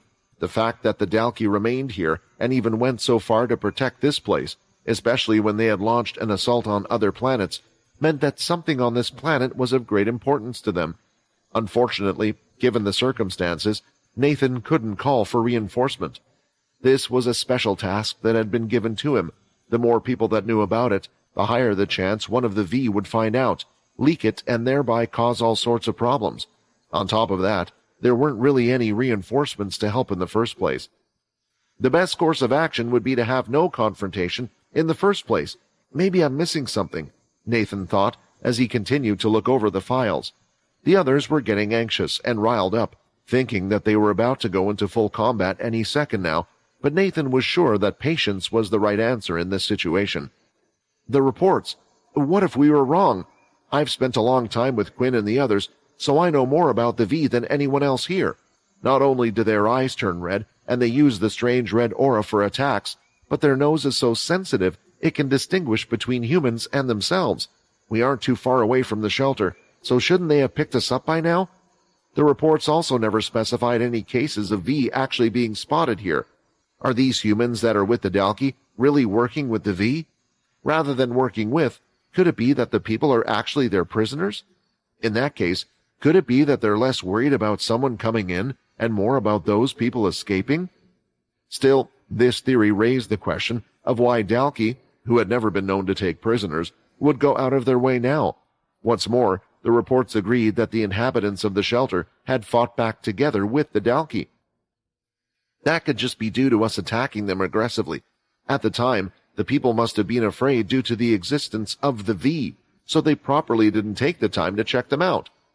With this new idea in his head, Nathan ordered those three to watch if any of the humans ever left the shelter, and if so, to find out what they were doing. This way he could determine if they were collaborating or if they really were prisoners or not. A while later, Nathan had received another report from his scout group. We have been observing them for a while now. The Dalki attack any of the beasts that enter the area. Once in a while, a group of humans go out of the shelter to gather resources and water from a river not too far. During this time, a single Dalki will head out with them. The group consisted of 5 people. It was a small number of people allowed to leave the shelter. Clearly not enough for them to overpower the single Dalki. It was looking more and more like Nathan's new theory was right, and that the people weren't the Dalki's allies, but prisoners. Assemble 2 squads. I want the 10 strongest men in terms of single attack strength abilities, and make sure that their abilities don't make much noise either. Their goal will be to kill the Dalki who accompany the people. After that, make sure to capture the humans with them alive. Get one of our intelligence agents on standby as well. Some questions are going to have to be answered. Soon enough, 10 men gathered in front of Nathan, and with the information of the route and scouting team, they were able to all move together well. This was the way one would use the advantage of numbers, without necessarily needing all of them to be top fighters. When they had finally reached the river, they could see the group of people gathering large amounts of water. The Dalki stood next to them on watch. During this period, Nathan started to gather his ability in his hands, readying a bubble that was larger than any other. "Okay, now," Nathan ordered. Immediately, coming out from the jungle forest, the group of 10 all used their abilities against the single spiked Dalki. One squad aimed at his head, while the other at his heart, to ensure he would die in that one shot. Meanwhile, Nathan had run forward to encase all of the humans by the river in a giant bubble, to ensure they wouldn't inform the other Dalki. The humans were shocked and hesitated about whether to help the Dalki or not.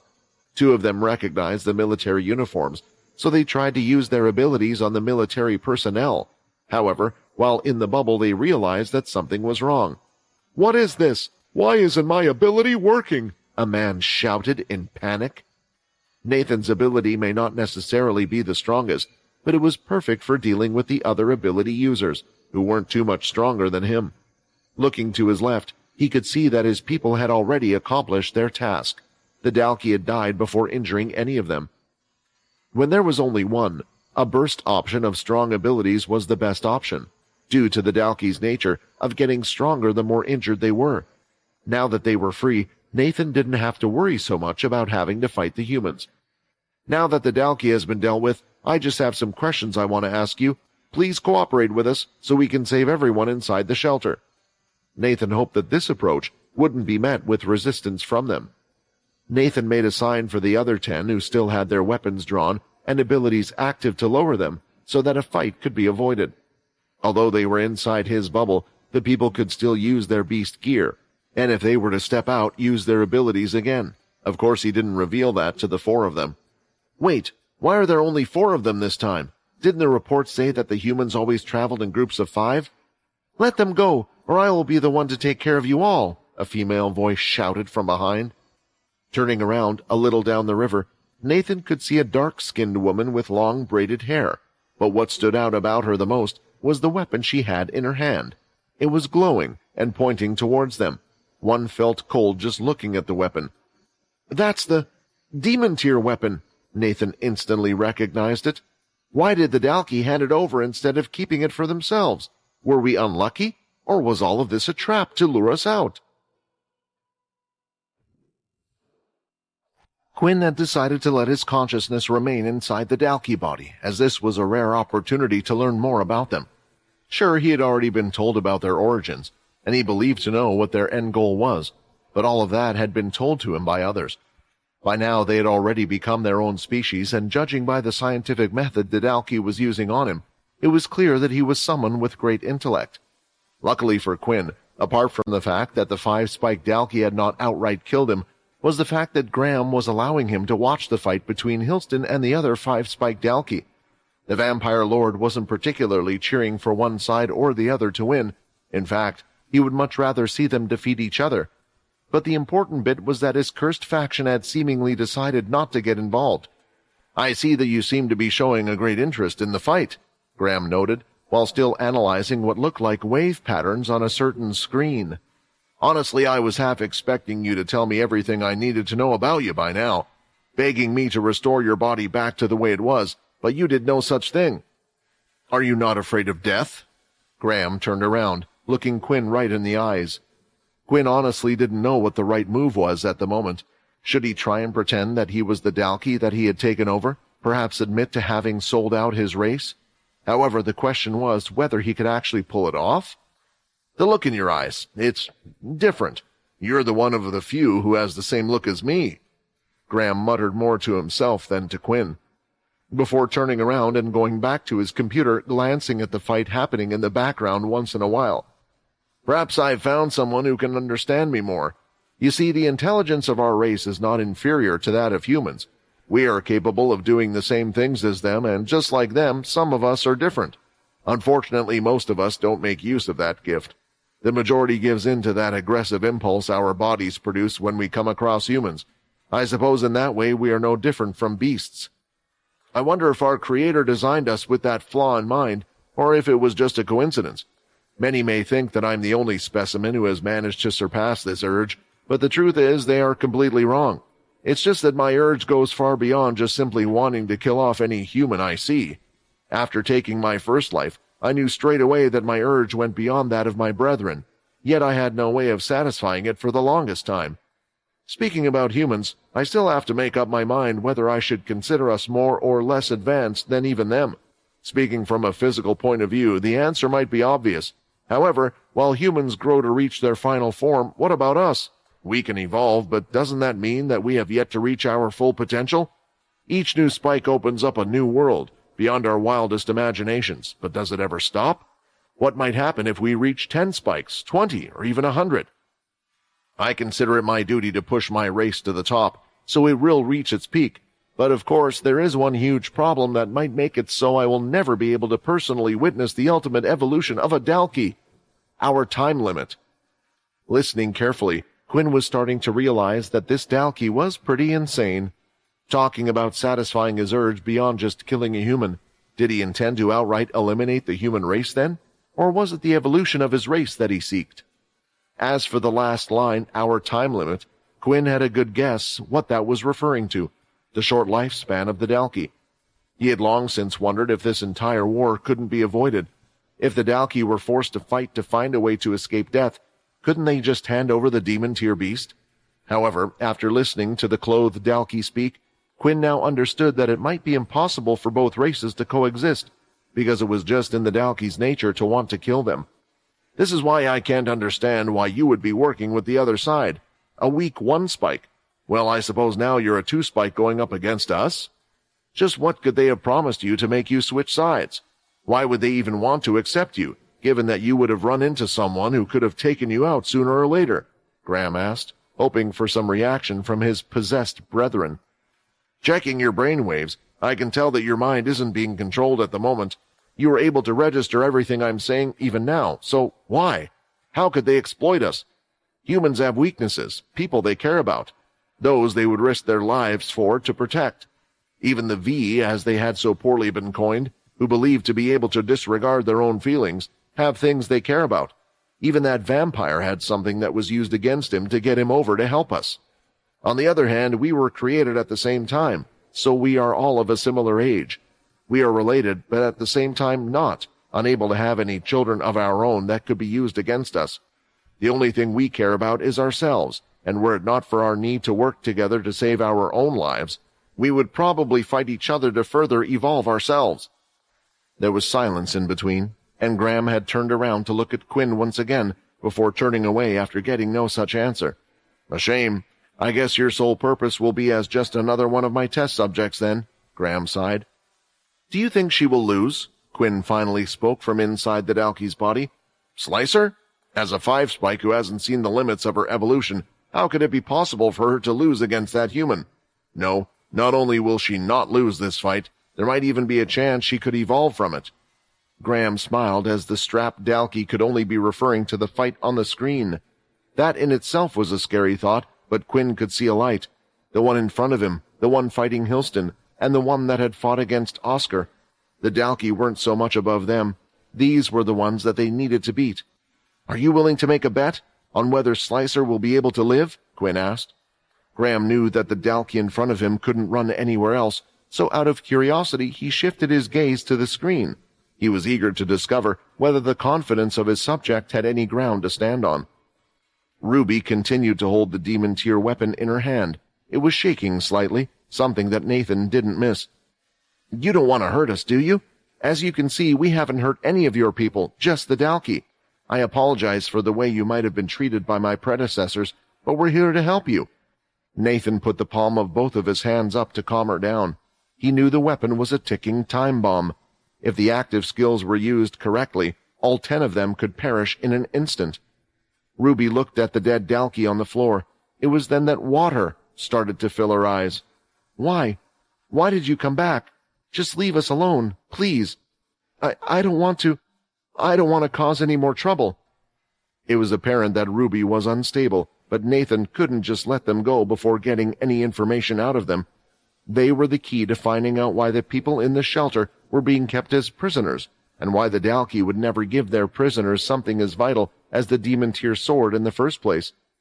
"Are you sure you want us to leave?" Nathan questioned here. "We've already killed that Dalkey, so I'm sure you won't be able to walk back like that. We also can't just let the others find out that we are here.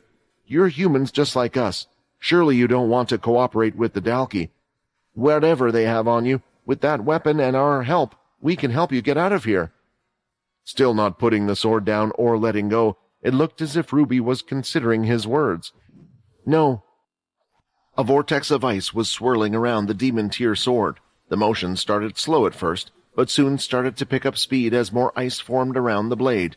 Nathan knew what was about to happen soon if they did nothing. His heart was beating, afraid of their demise if the sword's active skill would be fired off at them. One of the humans' great treasures to be the end of him was not something he had expected. "That damn active skill creates a large tunnel of ice, and just the smallest touch will make us turn into ice sculptures." Nathan started to panic, as his ability could do absolutely nothing against that. The general quickly made a signal with his hands, a sign for his subordinates to enter the bubble he had created. It didn't take long for a well-trained group to overpower the group of normal civilians from the shelter.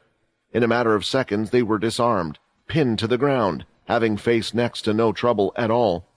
The soldiers then turned, while Nathan also moved himself, so they were to face Ruby and the charging demon tier weapon. "I didn't want to do this, but I have to gamble that she won't hurt her own people." Using those people as human meat shields left a bitter taste in Nathan's mouth, but it was clear that Ruby wouldn't just listen to reason, nor could they run away or fight such a thing. "I just hope she hasn't already gone through the motions of activating the skill yet." Seeing what Nathan had done, Ruby of course didn't want to hurt those from her fellow shelter. Unfortunately, great power was already flowing through the weapon, and the woman felt like she was unable to move from her place. She attempted to lift the weapon away, but it was stuck in place as if her hands were frozen as well. "This is the first time I've tried using this weapon. I should have tried testing it a few times," Ruby panicked. "I have to do something," Nathan thought, as he ran forward. He wasn't sure if this would work, but he had to try something. Otherwise, they were all doomed. 2 bubbles formed over his hands. "Help me! I don't want to kill them!" Ruby cried out. "It's a deal, then. I just need you to answer my questions and help me out after this," Nathan quickly agreed, as he held on to the bladed edge of the demon tier sword with his fingertips. He pushed with such strength that the palm of his hands had been cut open from the blade, but only ever so slightly, before the blade propelled with force and left her hands. It could be seen falling into the river nearby. At that moment, the active skill activated. For a moment it looked as if the whole river lit up, but seconds later the large body of water froze over. Some of the military personnel looked down the river to see how far it had frozen over, but it went even further than their eyesight could see. Rather than apprehending Ruby, who was now on the floor shaking, Nathan went to check if there was anything they could do about the demon tier weapon. "If we bring this back to Supreme Commander Sack and the others, this will be a big help to us in the war," Nathan concluded. When looking in the river, it made for a strange sight.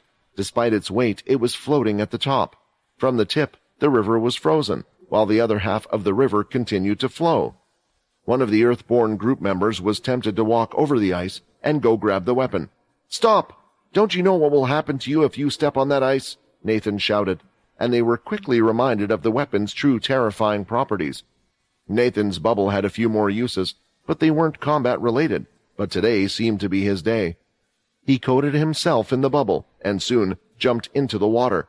The current had weakened since half of the river was frozen, which was good, but just in case, Nathan encased himself in a bubble so he wouldn't touch the wall of ice. Eventually he reached the sword and grabbed it by its hilt. He could feel a terrifying energy residing within, making him wonder how Ruby had even been able to use it. Eventually he returned to the ground. His clothes should have been drenched in water, but the bubble seemed to also protect him from that. He now had the biggest smile on his face. "The demon tier sword! It's actually back in the hands of the Earthborn group." "No, that's not right. I'm part of the cursed, and we are part of the human race. It's back in our hands. With this we can help out with the war going on," Nathan exclaimed, before wrapping it up and placing it on his back. He had no sheath for the weapon, so it stood out quite a bit. After what had happened, the Earthborn group and those from the shelter, including Ruby, had headed back to their secret hiding space. The Dalki body had been hard to dismember, so the only thing they had been able to do had been to tie it up to some heavy rocks and chuck it into the river, hoping that it would take a long time until the enemy found it. The group of soldiers and civilians were now in an open, cleared area where the nearby trees had been cut down, and there were a few tents. Not all of the 300 men had stuck together, so this was just being used as a temporary space for Nathan and the others. "You should hurry getting off this place," Ruby finally spoke. "Even if they don't find the body, the fact that we haven't come back yet means that they will soon come looking for us. They will think we've escaped." "I know, I have a rough understanding of your situation," Nathan said, bringing over a nice warm drink in a cup, placing it in her hands. The rest of the military group were doing the same, hoping not to treat them as enemies, getting them to feel more comfortable and to speak more freely. "Which is why I need you to tell me just what is going on. I'll be open with you, just as you have already guessed. We're from the military. I know that the ones who have come before have treated you unjustly, and for that you have my deepest apologies, but we are here to get you out of this situation." "Isn't this your best chance while One Horn isn't here?" Nathan asked. The general spoke loudly on purpose, so the others nearby could hear. Their reaction looked like they were quite pleased about what was said. Perhaps they did want to be saved, but they were waiting for Ruby to decide. It was clear that she was the one in charge around here. There had to be a reason she was the one given the demon tier weapon. "Just tell them Ruby," one of the men demanded. "I know Arthur helped us before, but this is the military we are talking about. They can help us." Ruby clenched her fist and looked right past Nathan towards the one who had just spoken. "Exactly. They're the same military who abandoned us at the first sign there was trouble. Do you remember who saved us from those beasts? It was Arthur. The military were the ones who had chosen to attack us." Hearing the name Arthur, Nathan was trying to recall if he had heard of someone of significance with that name, but there was no one who came to mind. "Look, I promised I would answer your questions because you helped me from harming my fellow men, even if I can't agree with your methods," Ruby admitted in an angry tone. "The truth is, we don't really know what's going on at the moment either. Arthur just came by and told us that we would be okay, that the Dalki would help us. It was hard to believe, but they kept their distance and they did protect us from beasts and the like. Eventually, your military came and, well, you probably know the rest yourselves." "You keep mentioning this Arthur. Is he someone we should know?" Nathan couldn't help but ask. "The person who saved our lives, the one who came here when the military had left this shelter back when it was a red portal planet. He was the one who showed us how to fight back, helped us grow our community, and we were able to live happy lives without caring about those outside. Then, he just came back one day, only with the Dalki as company. The only information we got from Arthur himself was that they would help us, and that the human race would lose the war against the Dalki. It was the only way that we would survive, because not even he could beat them." It was clearly devastating news to hear that this Arthur person that had saved them claimed he was unable to beat the Dalki, but there were plenty of people who would be afraid of fighting the Dalki, especially after what they were going through. So what was the big deal? Nathan struggled to comprehend. The questions from Nathan didn't stop there, as there was still plenty more that he needed to find out. First of all, just what type of deal had this Arthur person struck with the Dalki to make it so that they would protect humans? It didn't really make any sense for those bloodthirsty creatures to suddenly change their nature.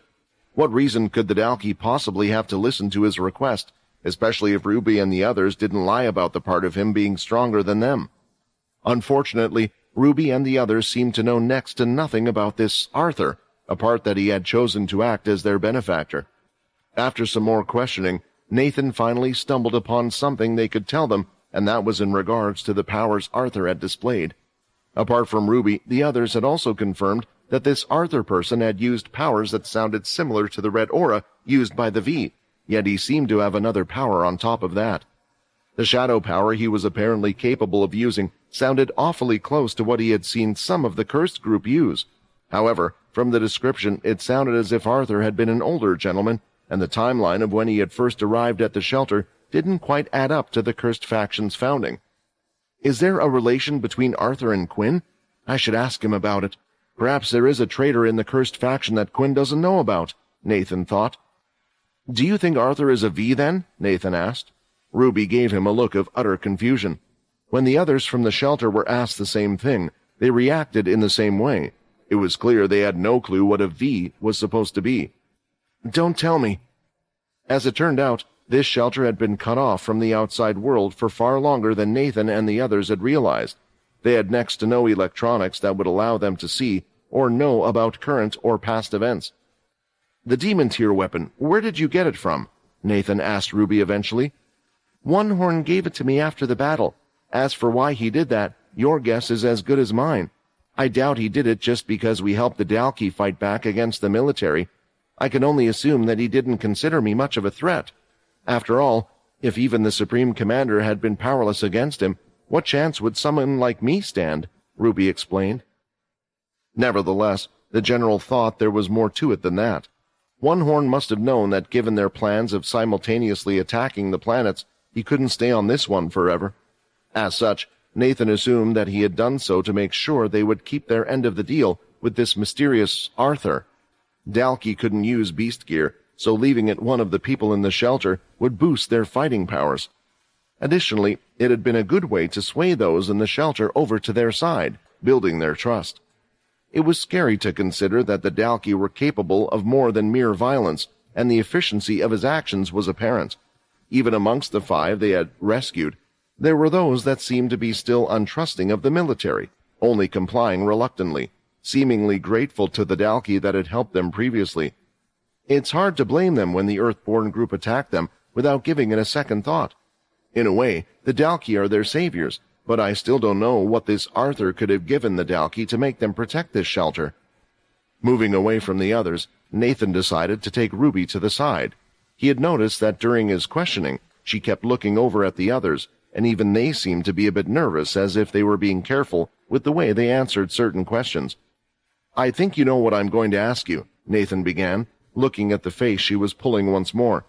I want to save the rest at your shelter and bring them back to us. With your help, we can take down the Dalki. We know how strong their forces are. While it would have been risky before, now that we have recovered the demon tier weapon, even the 3-spike Dalki will be easy to deal with. We have a great chance to do so with minimal lives lost." Nathan paused, waiting for her to say something, but Ruby still remained silent. "Look, Ruby, you have already given us all the information we could get from this place. You should understand that there is no logical reason for us to go and save the rest of your shelter. It's been impossible to gather any information from the Dalki, and I doubt that those left behind would know much anyway. I'm only doing this to try and right the wrong the military did to you all. We can't just leave this place knowing that they have captured normal humans." Nathan was actually exaggerating here. Even with the Demon Tier sword back in their possession, it might be hard to fight off the three-spiked Dalki, at least in a full frontal confrontation. On the other hand, if the 5 of them were to return, Ruby could use the weapon to strike him from behind. With him out of the equation, they would have the manpower to defeat the others with minimal losses. Of course, handing back the Demon Tier weapon to Ruby was a risk. There was a chance she was still fighting for the other side, so he needed to confirm her feelings, or what had been holding her back so far. I know what you want me to do as well, but I can't," Ruby answered, "because I don't know where my daughter is." This was something that Nathan hadn't expected. This girl, who he had come to learn was named Ruby, telling him they were using her daughter as a hostage. If the whole camp was being contained and protected, it would make no difference to put her daughter aside. After all, fighting against the Dalki or trying to rebel wouldn't make a difference, since the Dalki could just defeat them with ease, so why take a hostage? Trying to put himself in the shoes of the others, Nathan could only think of one thing. It was to make sure that the special deal they had made would still go through, in case he changed his mind. There had to be an external worry, and that couldn't be anyone in the camp, but must have had something to do with the initial goal of having those in the shelter protected. They must have really wished for this Arthur person to be on their side no matter what. The second Arthur made their request for the Dalki to protect this place, they knew they could use something to barter with him. Yet, what is it that he has that they want? Maybe I will be speaking from a military point of view, but we are taught to not think on an individual basis. I know it might be wrong for me to say this because I am not in your position and not taking your feelings into account, but right now you are being quite selfish. Are your views the same as everyone else's? If everyone in your shelter learned that there was a chance for all of their lives to be saved and for their life to return to normal, do you think they would dislike that? From what we've seen, it's clear that the Dalki don't treat you like equals. If you carry on the way you are now, soon you will be nothing but slaves. Nathan had said what he wanted to say, and now it was left up to Ruby to decide. He was sure there was a reason everyone looked up to her, and he was gambling that it was because she cared about the shelter and their feelings. Ruby had gone off with the others. They were all allowed to converse as they naturally did, but time was running out. If they wanted the element of surprise to be on their side against the Dalki, then they needed to do so now. It didn't take long, but Ruby had finally returned. "Tell me what I need to do." A short while later, and the group of 300 were put into action. They attacked the shelter from multiple points, in groups, all at the same time. Due to the information they had received, they were able to fare even better than they had originally believed. Once she had chosen to cooperate fully, Ruby had been able to give them information on the Dalki's patrol paths, and even tell them the times when they would be further split apart. Once their plan went into action, Ruby had managed to play her part in everything splendidly, rallying up those in the shelter, and when coming out to help the Dalki, she was able to use the Demon Tier weapon to greatly injure the three-spiked Dalki, albeit with tears in her eyes. While everything was going on, even higher in the trees, sitting on a branch out of sight from nearly everyone, was a person. "Sir, it looks like the military have returned to this place once again. Those in the shelter have seemingly betrayed the Dalki. Without One Horn present, it looks like the humans will be able to achieve a victory this time. Would you like me to help out the Dalki side?" "No, stay put. The outcome won't matter. He will be far too busy dealing with his own troubles before he gets a chance to hear of this." When the cursed ship was still in orbit, having yet to crash land on planet Kaladi, interesting things were happening. Peter had quickly suffered a defeat from Hilston. Hardly any strength had been used in the fight. Despite him being a white and having Quinn's stats, it all seemed like nothing against the one known as the world's strongest human.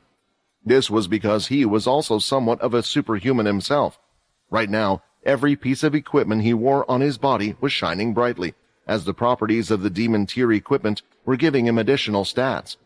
"From your shouting, I thought you would amount to something at least, but I guess not," Hilston said. It was then, when Peter felt like he had no hope to beat such a titan, that something strange had occurred. Crashing through the ceiling of the training room and slamming down onto the ground, it felt like the whole ship had tilted on its side for a second. Something had landed in the center of the training room. Looking at its back, Peter could tell it was a dalki. He could see an unusually long tail, but worst of all, he had counted the number of spikes on its back. "How the hell did a 5-spike get in here?" Peter wondered. Looking above him, he could see a hole, but it didn't look to be a forced entry, almost as if someone had purposely made a hole so the dalki would fall through to this exact spot. Seeing the tiny spiders at work and repairing the ceiling, Peter could only assume it was the work of Logan. "I will have to thank him for saving my life for a second time," Peter thought. Thankfully, his wounds had healed from the attack he had received. The good thing was that Peter hadn't been repeatedly hurt, so his hunger hadn't started to grow yet. But seeing the situation as it was, Peter soon found himself walking towards the side doors. As expected, one of them had opened, but only for him. Logan really was watching everything that was going on the ship. "I hope the two of you kill each other." Peter left because he knew staying there for any amount of time would be so at the risk of his own life. The 5-spiked dalki was a female dalki known as Slicer. Her tail would constantly sway back and forth, similar to a dog. It was a sign she was overjoyed at the moment. "I knew something was here," Slicer declared with a big smile. "A strong energy unlike any other was calling to me, and now that I have seen you, I know exactly what it is. It's that armor. It's radiating with strength even now." While Slicer was still overjoyed at finding such a great person in front of her, Hilston wasted no time launching an attack. A streak of constant lightning soon struck Slicer's body. Once it was done, he didn't stop there. Hilston continued to pour his MC cells into the attack.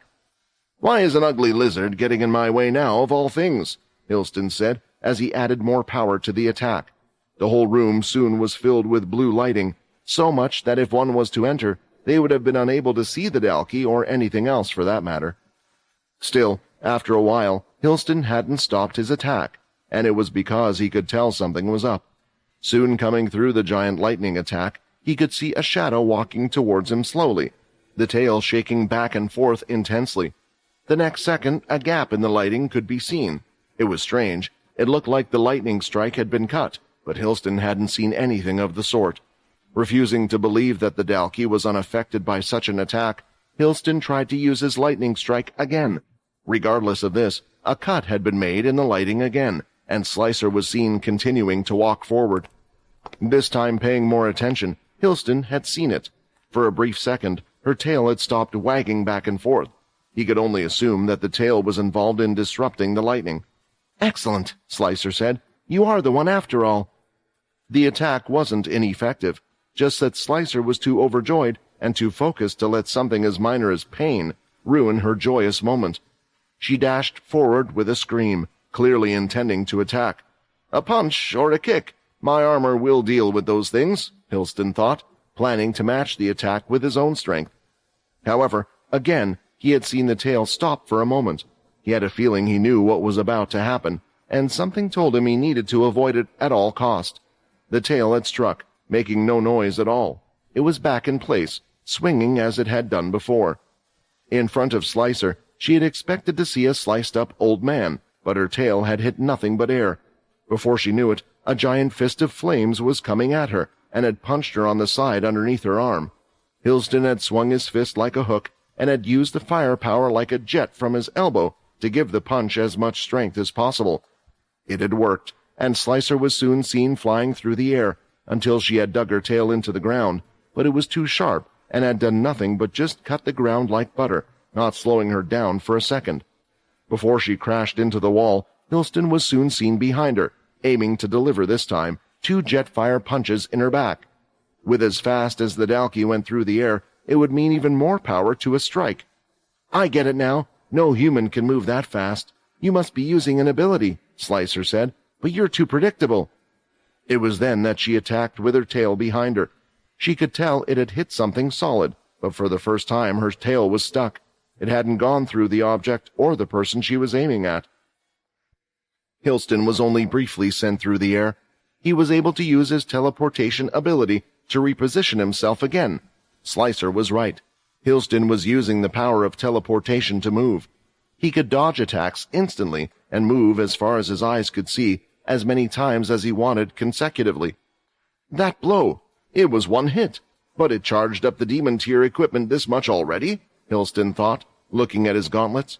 At the same time, Slicer was smiling, for she could feel that part of her scales from where Hilston had hit her had fallen, and she was bleeding slightly.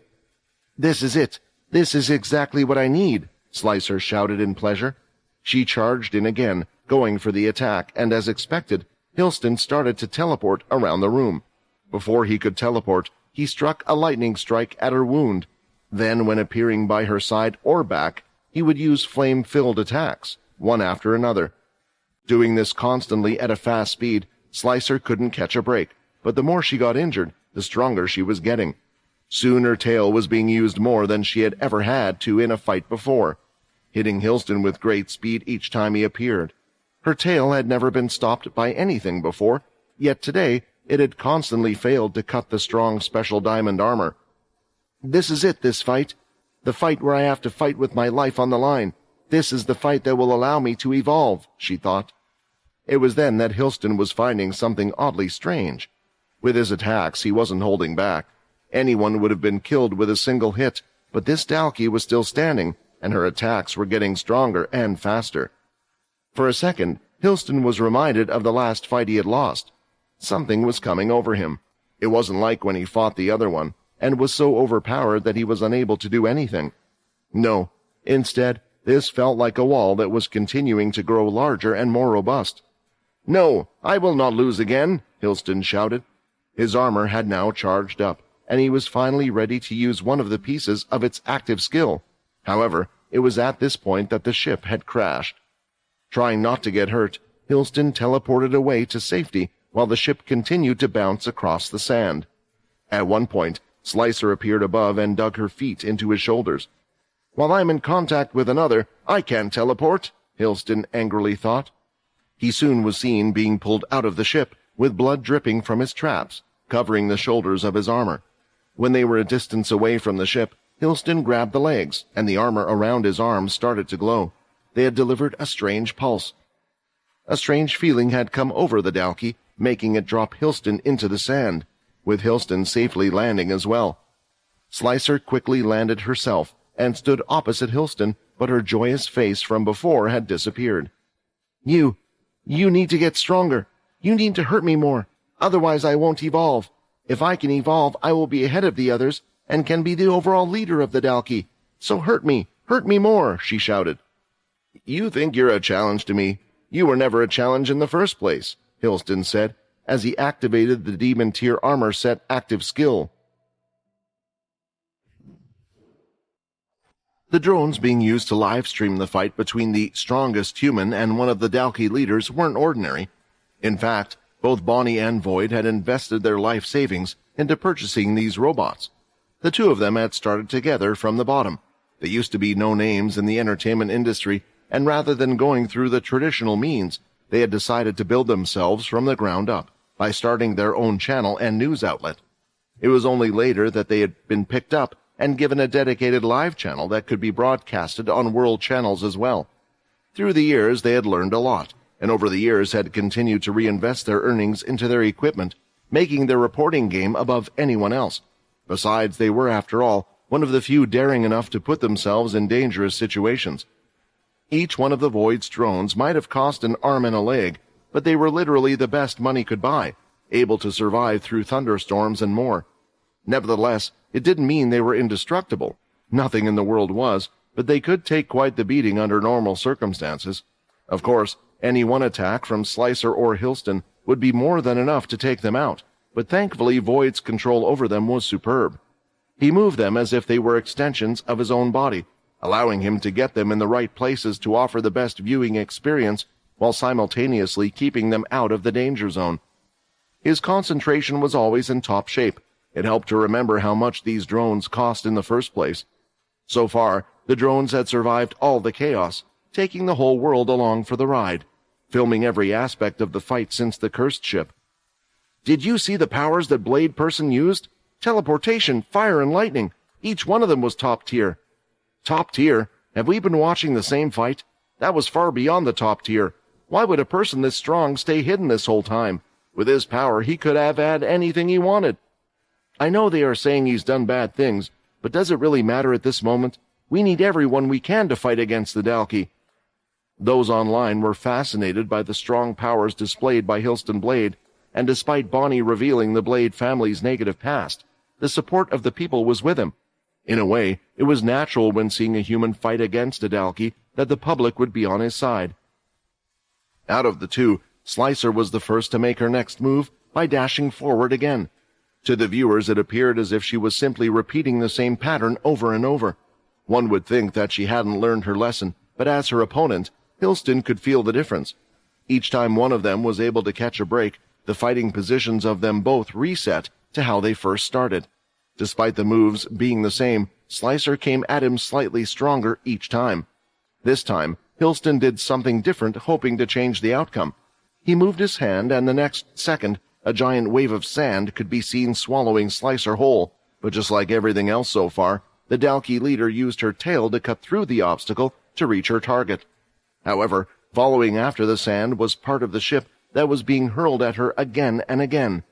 Large and small pieces of all shapes and sizes. They weren't being thrown one by one either. Multiple parts were moving in all sorts of different directions. She was able to avoid or take most of the blows head on. Some of them would simply bounce off her hard skin, but for a second she could feel that her tail had slowed down. What is this strange force I can feel? Is it an ability? For me to actually feel a difference? Slicer was quite surprised. Pushing through with her strength, she could move her tail still. The Dalki cut another wave of sand, only to find a piece of metal from the ship hitting her with great force, more so than all the items before, and lifting her into the air. It's best not to show your entire strength, Hilston thought with a smile, pleased how his simple plan had worked out. Whenever Hilston got the chance, he would rain down lightning on the Dalki like he was doing now in the air, but for the first time it looked as if this ability was completely ineffective. I knew it. This person still has tricks up his sleeve. Yes, this is what I was waiting for, Slicer thought, a pleased distorted smile on her face. The lightning attacks hardly harm my body anymore, but they must be draining his energy. Not many people had fought against a five-spiked Dalki, or had lived to get up close to one and speak again, so they had no way of knowing that 5 spikes were a little different. Their bodies would be altered slightly. The scales on their outer body tripled in thickness and strength, making most attacks feel like nothing, which was why the lightning wasn't affecting Slicer in the same way it would have done others. That ability he just used, that had to have been telekinesis, right? That would make it the 4th ability he has used so far, someone commented on the live stream. In the air, Slicer soon slashed the metal object that was propelling her into the air. She had split it up into several parts, but didn't expect for now all the separate pieces to be going towards her. Moving her tail even faster, she continued to cut them into smaller and smaller pieces until they were no longer moving. Now mid-air, she started to fall, until from her back, large wings sprouted. Wings were already a rarity among the Dalki, yet Slicer was even more unique in that she was able to retract them at will. For the first time, the female Dalki changed her tactics. Rather than attacking Hilston by running straight forward from the ground, she was making use of her wings, and flew at him at a speed faster than her previous top one. Come on, most of your attacks still haven't been able to even hurt me that bad, Slicer taunted her opponent. Hilston knew that she wasn't lying. So far, the only thing that had been effective had been the fire ability mixed in with his natural raw strength, supported from the demon tier armor. Unfortunately, getting a hold of her had proven to be a real headache. Planting his fist into the lizard's body would be a hard task. Given how fast Slicer currently was, it was incredibly hard for the strongest human to physically hit her. Fortunately, the lightning attacks moved at speed surpassing hers, just like the telekinesis ability, which was why Hilston didn't show any signs of panic. Still, these were ineffective, which was why he was at a standstill. When Slicer was close enough, around an arm's reach away, a large pulse radiated from his armor. The force itself could be seen as a ripple moving through the sky. It didn't move fast, nor did it spread out too wide, but for those inside its range, it was impossible to escape the attack. Just like everything Slicer had seen before, she attempted to slash through this invisible pulse. When the tip of her tail touched it, an instinct surfaced, which she hadn't felt in a long time. It was exactly the same skill he had used when I had held him up in the air, she thought. When it passed through her whole body, there was nothing she could do. Her body became unable to move, and the female Dalki was falling down. However, whilst in midair, Hilston followed up with a double hammer fist of flames, slamming her into the ground, making a tide of sand shoot up into the sky. The live stream that was being shown to the viewers played out at a frame rate that was usually used to film slow-motion videos. Otherwise, many wouldn't have been able to fathom what was going on, and would be unable to see such a lightning-fast fight in real life. But they could all see it through the screen. It was unbelievable. Everything they were seeing at the event was nail-biting for them all. They were unsure just what was going to happen next, or how it would all play out. The strange pulse that was felt coming from Hilston had stopped Slicer in her tracks. As soon as it hit her, she felt a tingling feeling in her body that she just couldn't shake off, and soon she felt her whole body going numb. This was what had allowed her to receive a devastating blow. Still, it didn't take long after the attack for Slicer to dig her way out of the sand, even though Hilston was using his telekinesis to bury her deeper by the second. She was soon seen shooting out from the ground, blood falling from her back, partially seared from the attack. "That one hurt a bit. You got any more like that in you?" Slicer continued her taunting before she jumped into the air once more. The five-spiked Dalki was far more injured than she herself realized, and her body had started to tilt during her flight, making her come in at an odd angle, but it didn't matter to her. Hilston activated his Demon Tier Armor's special set skill once more, and the pulse went outward. Although she couldn't see the attack, she could feel that the armor had done something, and remembering what had just happened, she tried to find a gap of some sort. The invisible pulse was coming out like a bubble hitting everything in the area. Only a slight change could be seen if one was to look closely, similar to a heat wave on a hot day. Slicer flapped her wings with all her power in an attempt to get outside of its possible range, but eventually she got hit, causing her body to freeze again. With Hilston's teleportation ability, he was soon in front of her and happily delivered another flame punch to her face. After teleporting again, his next punch was aimed at her side, and he continued to pummel her. The teleportation attacks with the flame punches were proving to be effective. Getting hit another time, Slicer's anger had risen, and she bore through the effects, swinging her tail out at the same time, hearing a familiar clang. That was the sign that his active skill had stopped working, and Hilston increased the distance between the two of them again. "You damn cheat! Stop running away and fight me fair and square," Slicer demanded in her fury, her appearance looking more and more like a piece of charcoal. "My armor is merely a tool, just like my abilities, as are your wings and your tail. There is no honor in a fight, just a winner," Hilston stated.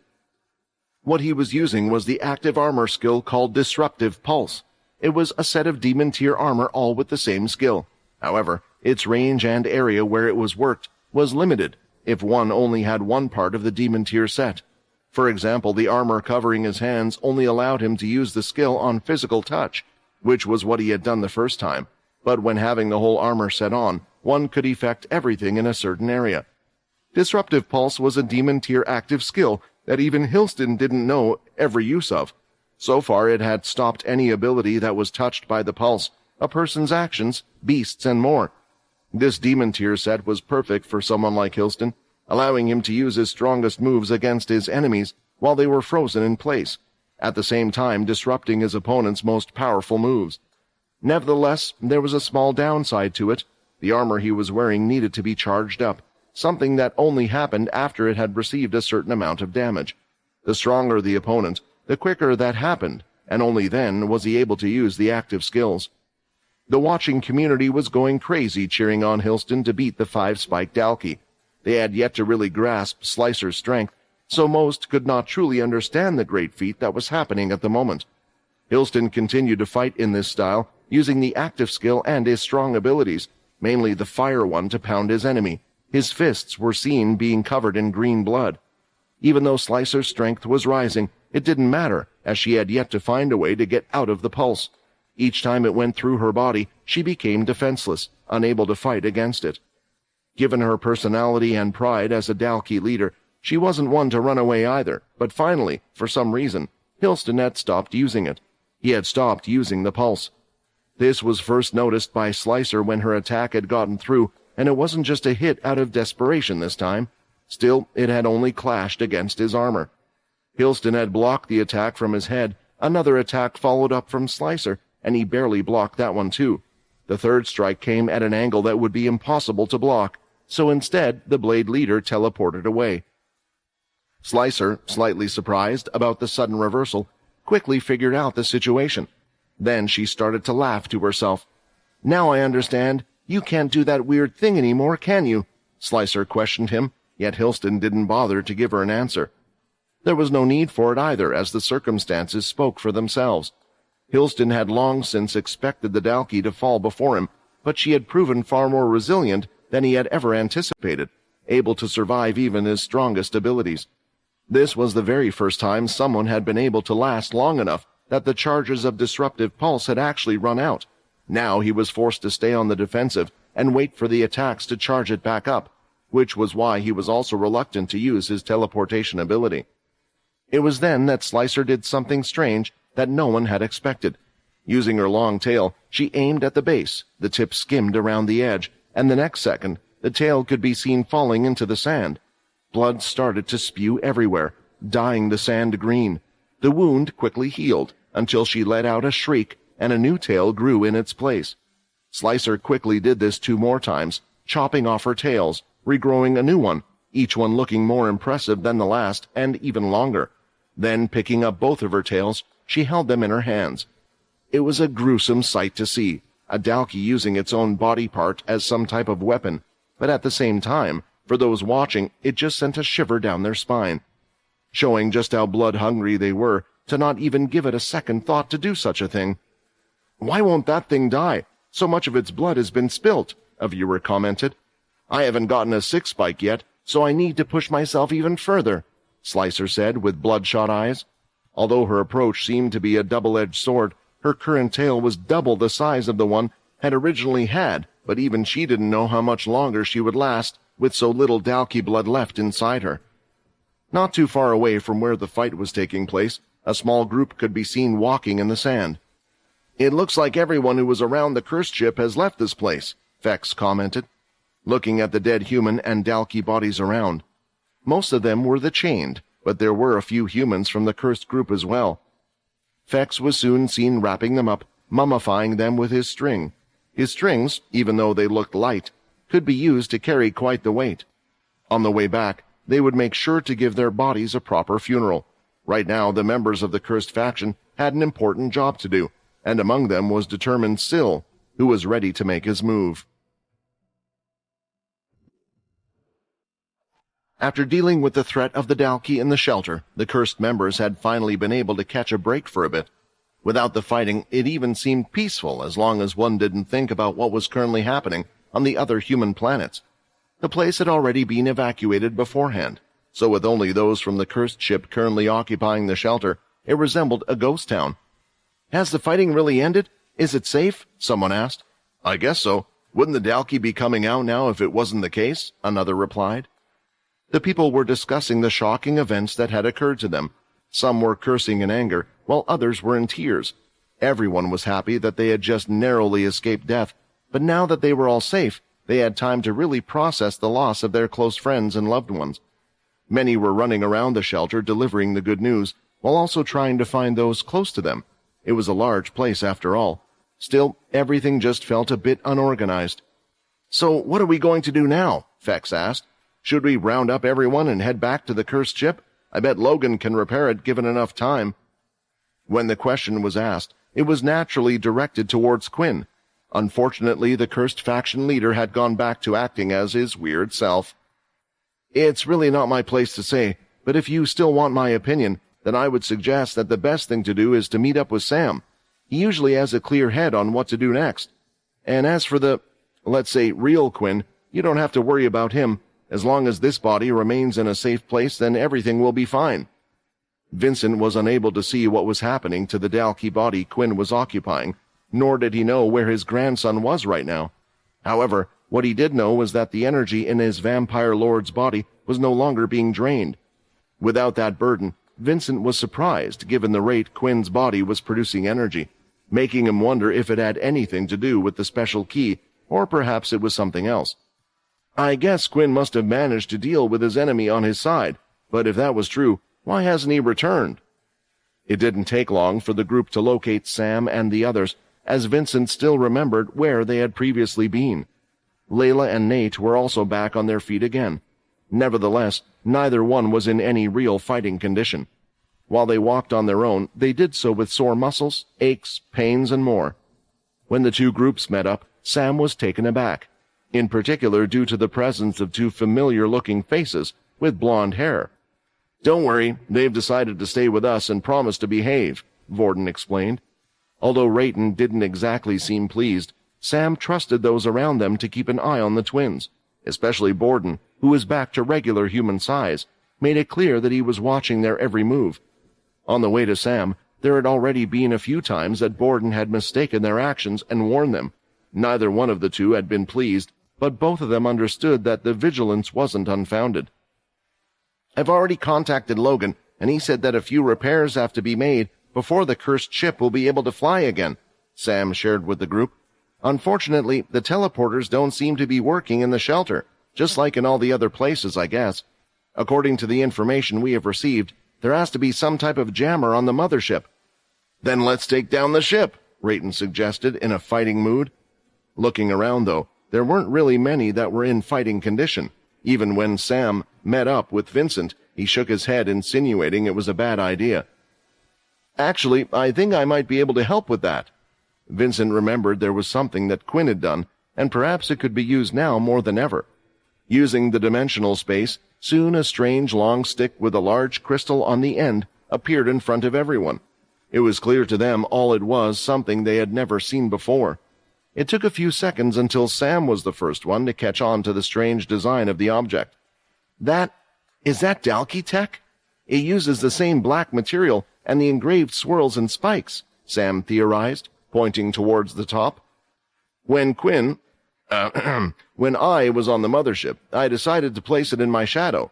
I thought that maybe we could use it to create a jammer of some sort," Vincent explained, catching himself in the moment, since he had yet to explain to the new group they had now met up with. By now, everyone was already aware that this person in front of them wasn't the real Quinn. However, the fact that he was in his body and continued to help them made them trust whoever it was enough to continue playing along. In the first place, it didn't seem likely that they would get a better answer unless Vincent decided to spill the beans himself. "I think it would be best if we hand this over to Logan. He was already doing research into the situation. With this thing, maybe he can figure something out. The people should stay inside the shelter. It's relatively safe for now. Dennis, Megan, Shiro, I want you three to stay behind. For one, someone still needs to look after these two."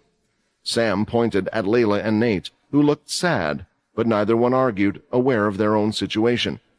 "On top of that, make sure the Blade kids don't do anything either. Although they are with Grimm, he isn't in the best shape either. I know you are good at dealing with them, Shiro. If the place is attacked, I need you to report it ASAP to us. The rest of us will head to the cursed ship." The group followed Sam's orders, so they headed to the cursed ship. Sam thought that perhaps they would need some strength to deal with the Dalkey that had boarded the cursed ship. He had considered the possibility of running into a bunch of them, so he felt a little safer with the people who were by his side, but just like Borden, he couldn't yet completely trust the two newcomers, Pi and Vicky. When arriving, the sight turned out to be nothing like they had expected. All of the Dalkey had already been dealt with. Their dead bodies lay scattered around the ground in the sand. Entering the cursed ship, they were greeted to a similar scene inside. It was a sad sight to behold. For a lot of them, this place had been their home, yet now it was ruined, most places no longer even recognizable. When reaching Logan in the command center, they were happy to see that he was safe. Handing over the strange device, Logan became overjoyed and got to work almost immediately. However, the group noticed something playing in the command center, something that Logan had been watching this entire time. Several eyes in the room lit up, and their hearts beat harder as they saw it. It was the fight against Slicer and Hilston. "Hilston, he's winning," Vicky said, her body shaking. Her mind was a bit of a loss of what to do. Pi, who had gained consciousness a while ago, was just staring at the screen, having no such reactions, until he noticed something before the others. "You need to stop him," Pi pleaded, as he turned around looking towards Vorden. Vorden wasn't sure what the other expected him to do, but he suddenly noticed that someone had gone missing from their group. "God damn it, where is Syl?" Everyone turned around, but he was nowhere to be seen, so most of the cursed group quickly headed outside to search for him, leaving Logan to do what needed to be done. "What is he planning to do now?" Vex grumbled. "Isn't it obvious? He's going to join the fight," Peter replied. Vicky and Pi had been the first to find the missing Syl. He had remained standing outside in the sand. Only once they had reached him did they see what he was doing, making them stop in their tracks and do the same. Once the others finally reached where the Blade family were standing, they could see that they were watching the fight in the distance. "Syl," Vicky asked, "what are you going to do?" The cursed group were standing on top of a large sand dune. In the distance, they were able to see the fighting that was still ongoing at this very moment. The participants didn't seem to notice their presence, either because the group was too far away, or because they were forced to fully concentrate on their opponent. The fight was heating up with every passing second, and large explosions of power were being released, one after another. The cursed group was still within a distance that allowed them to smell the blood coming off Hilston and the Dalki, at least those that were vampires. They had been standing there for a while now, and had witnessed Hilston getting the upper hand over Slicer due to his Demon Tier armor's active skill. "That skill is so strong, I wonder what it would do to my strings," Vex wondered.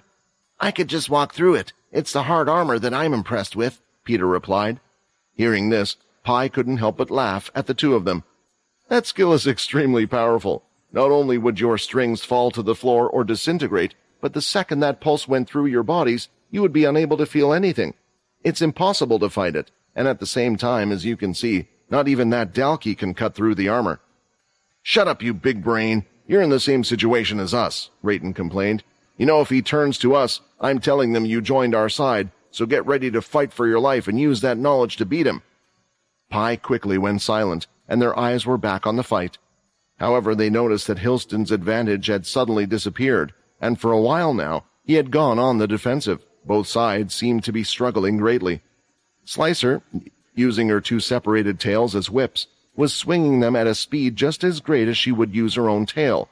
But thanks to Hilston's teleportation, he could quickly escape and try his best to attack using his abilities. Getting in close, he would use the telekinesis to slow down the attack. He did so after a swing from one of Slicer's tails and threw out a fist of his own. However, using the enormous tail she had regrown, Slicer wrapped around Hilston and was gripping onto him tightly. Trying to get out of the situation, Hilston's whole body was lighting up in flames, until eventually Slicer had no choice but to let go. Even through her skin, the fire seemed to be getting stronger and would eventually even affect her, unlike the lightning attacks. Nevertheless, she didn't give up and threw one of her tails like a spear straight towards Hilston. Lifting up his hands, he stopped it mid-flight, but was too slow to see the large tail, sweeping below and going in for the attack again and again.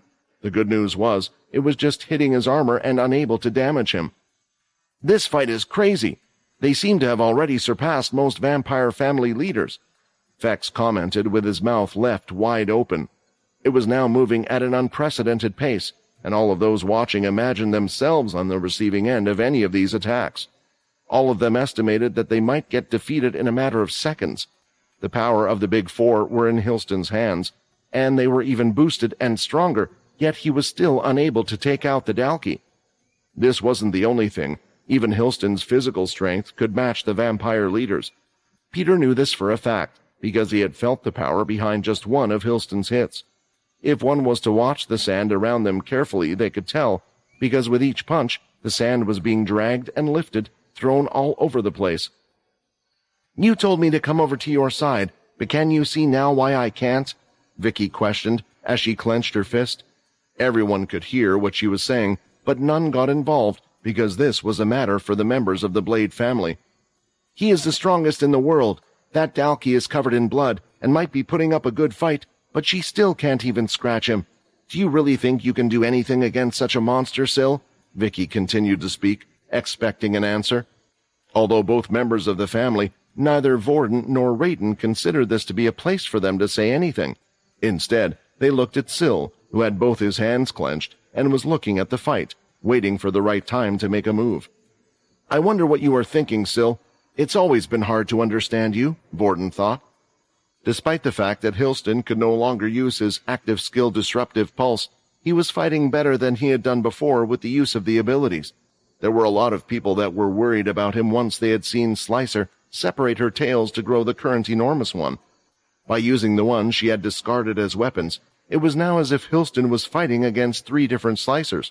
However, just like Slicer had been growing proportionate to the damage she had received, something similar was happening to Hilston, who was fighting with his life on the line. Rather than using the ability's raw powers to finish off his opponents, he had to try to come up with combinations. He was forced to use his head to a degree. He could even feel the cells in his body growing more active. His survival instincts were kicking in, and rather than his body choosing to run away, it was using this fight to allow the strongest human to grow even stronger. Unknown to him, these cells activating through his whole body were key. Key beyond anyone's imagination, was running through him, making him superhuman. This was why he could match up to Slicer for so long. "The Blade family will always keep growing, and even now we will get stronger and stronger," Hilston thought. "Soon the armor will be charged again, and once the disruptive pulse is ready, I will finish this oversized lizard off." At that moment, meeting up with the others on the sand dune were Bonnie and Void. Void had his camera out and straight away zoomed in on the action that was going on in front of them.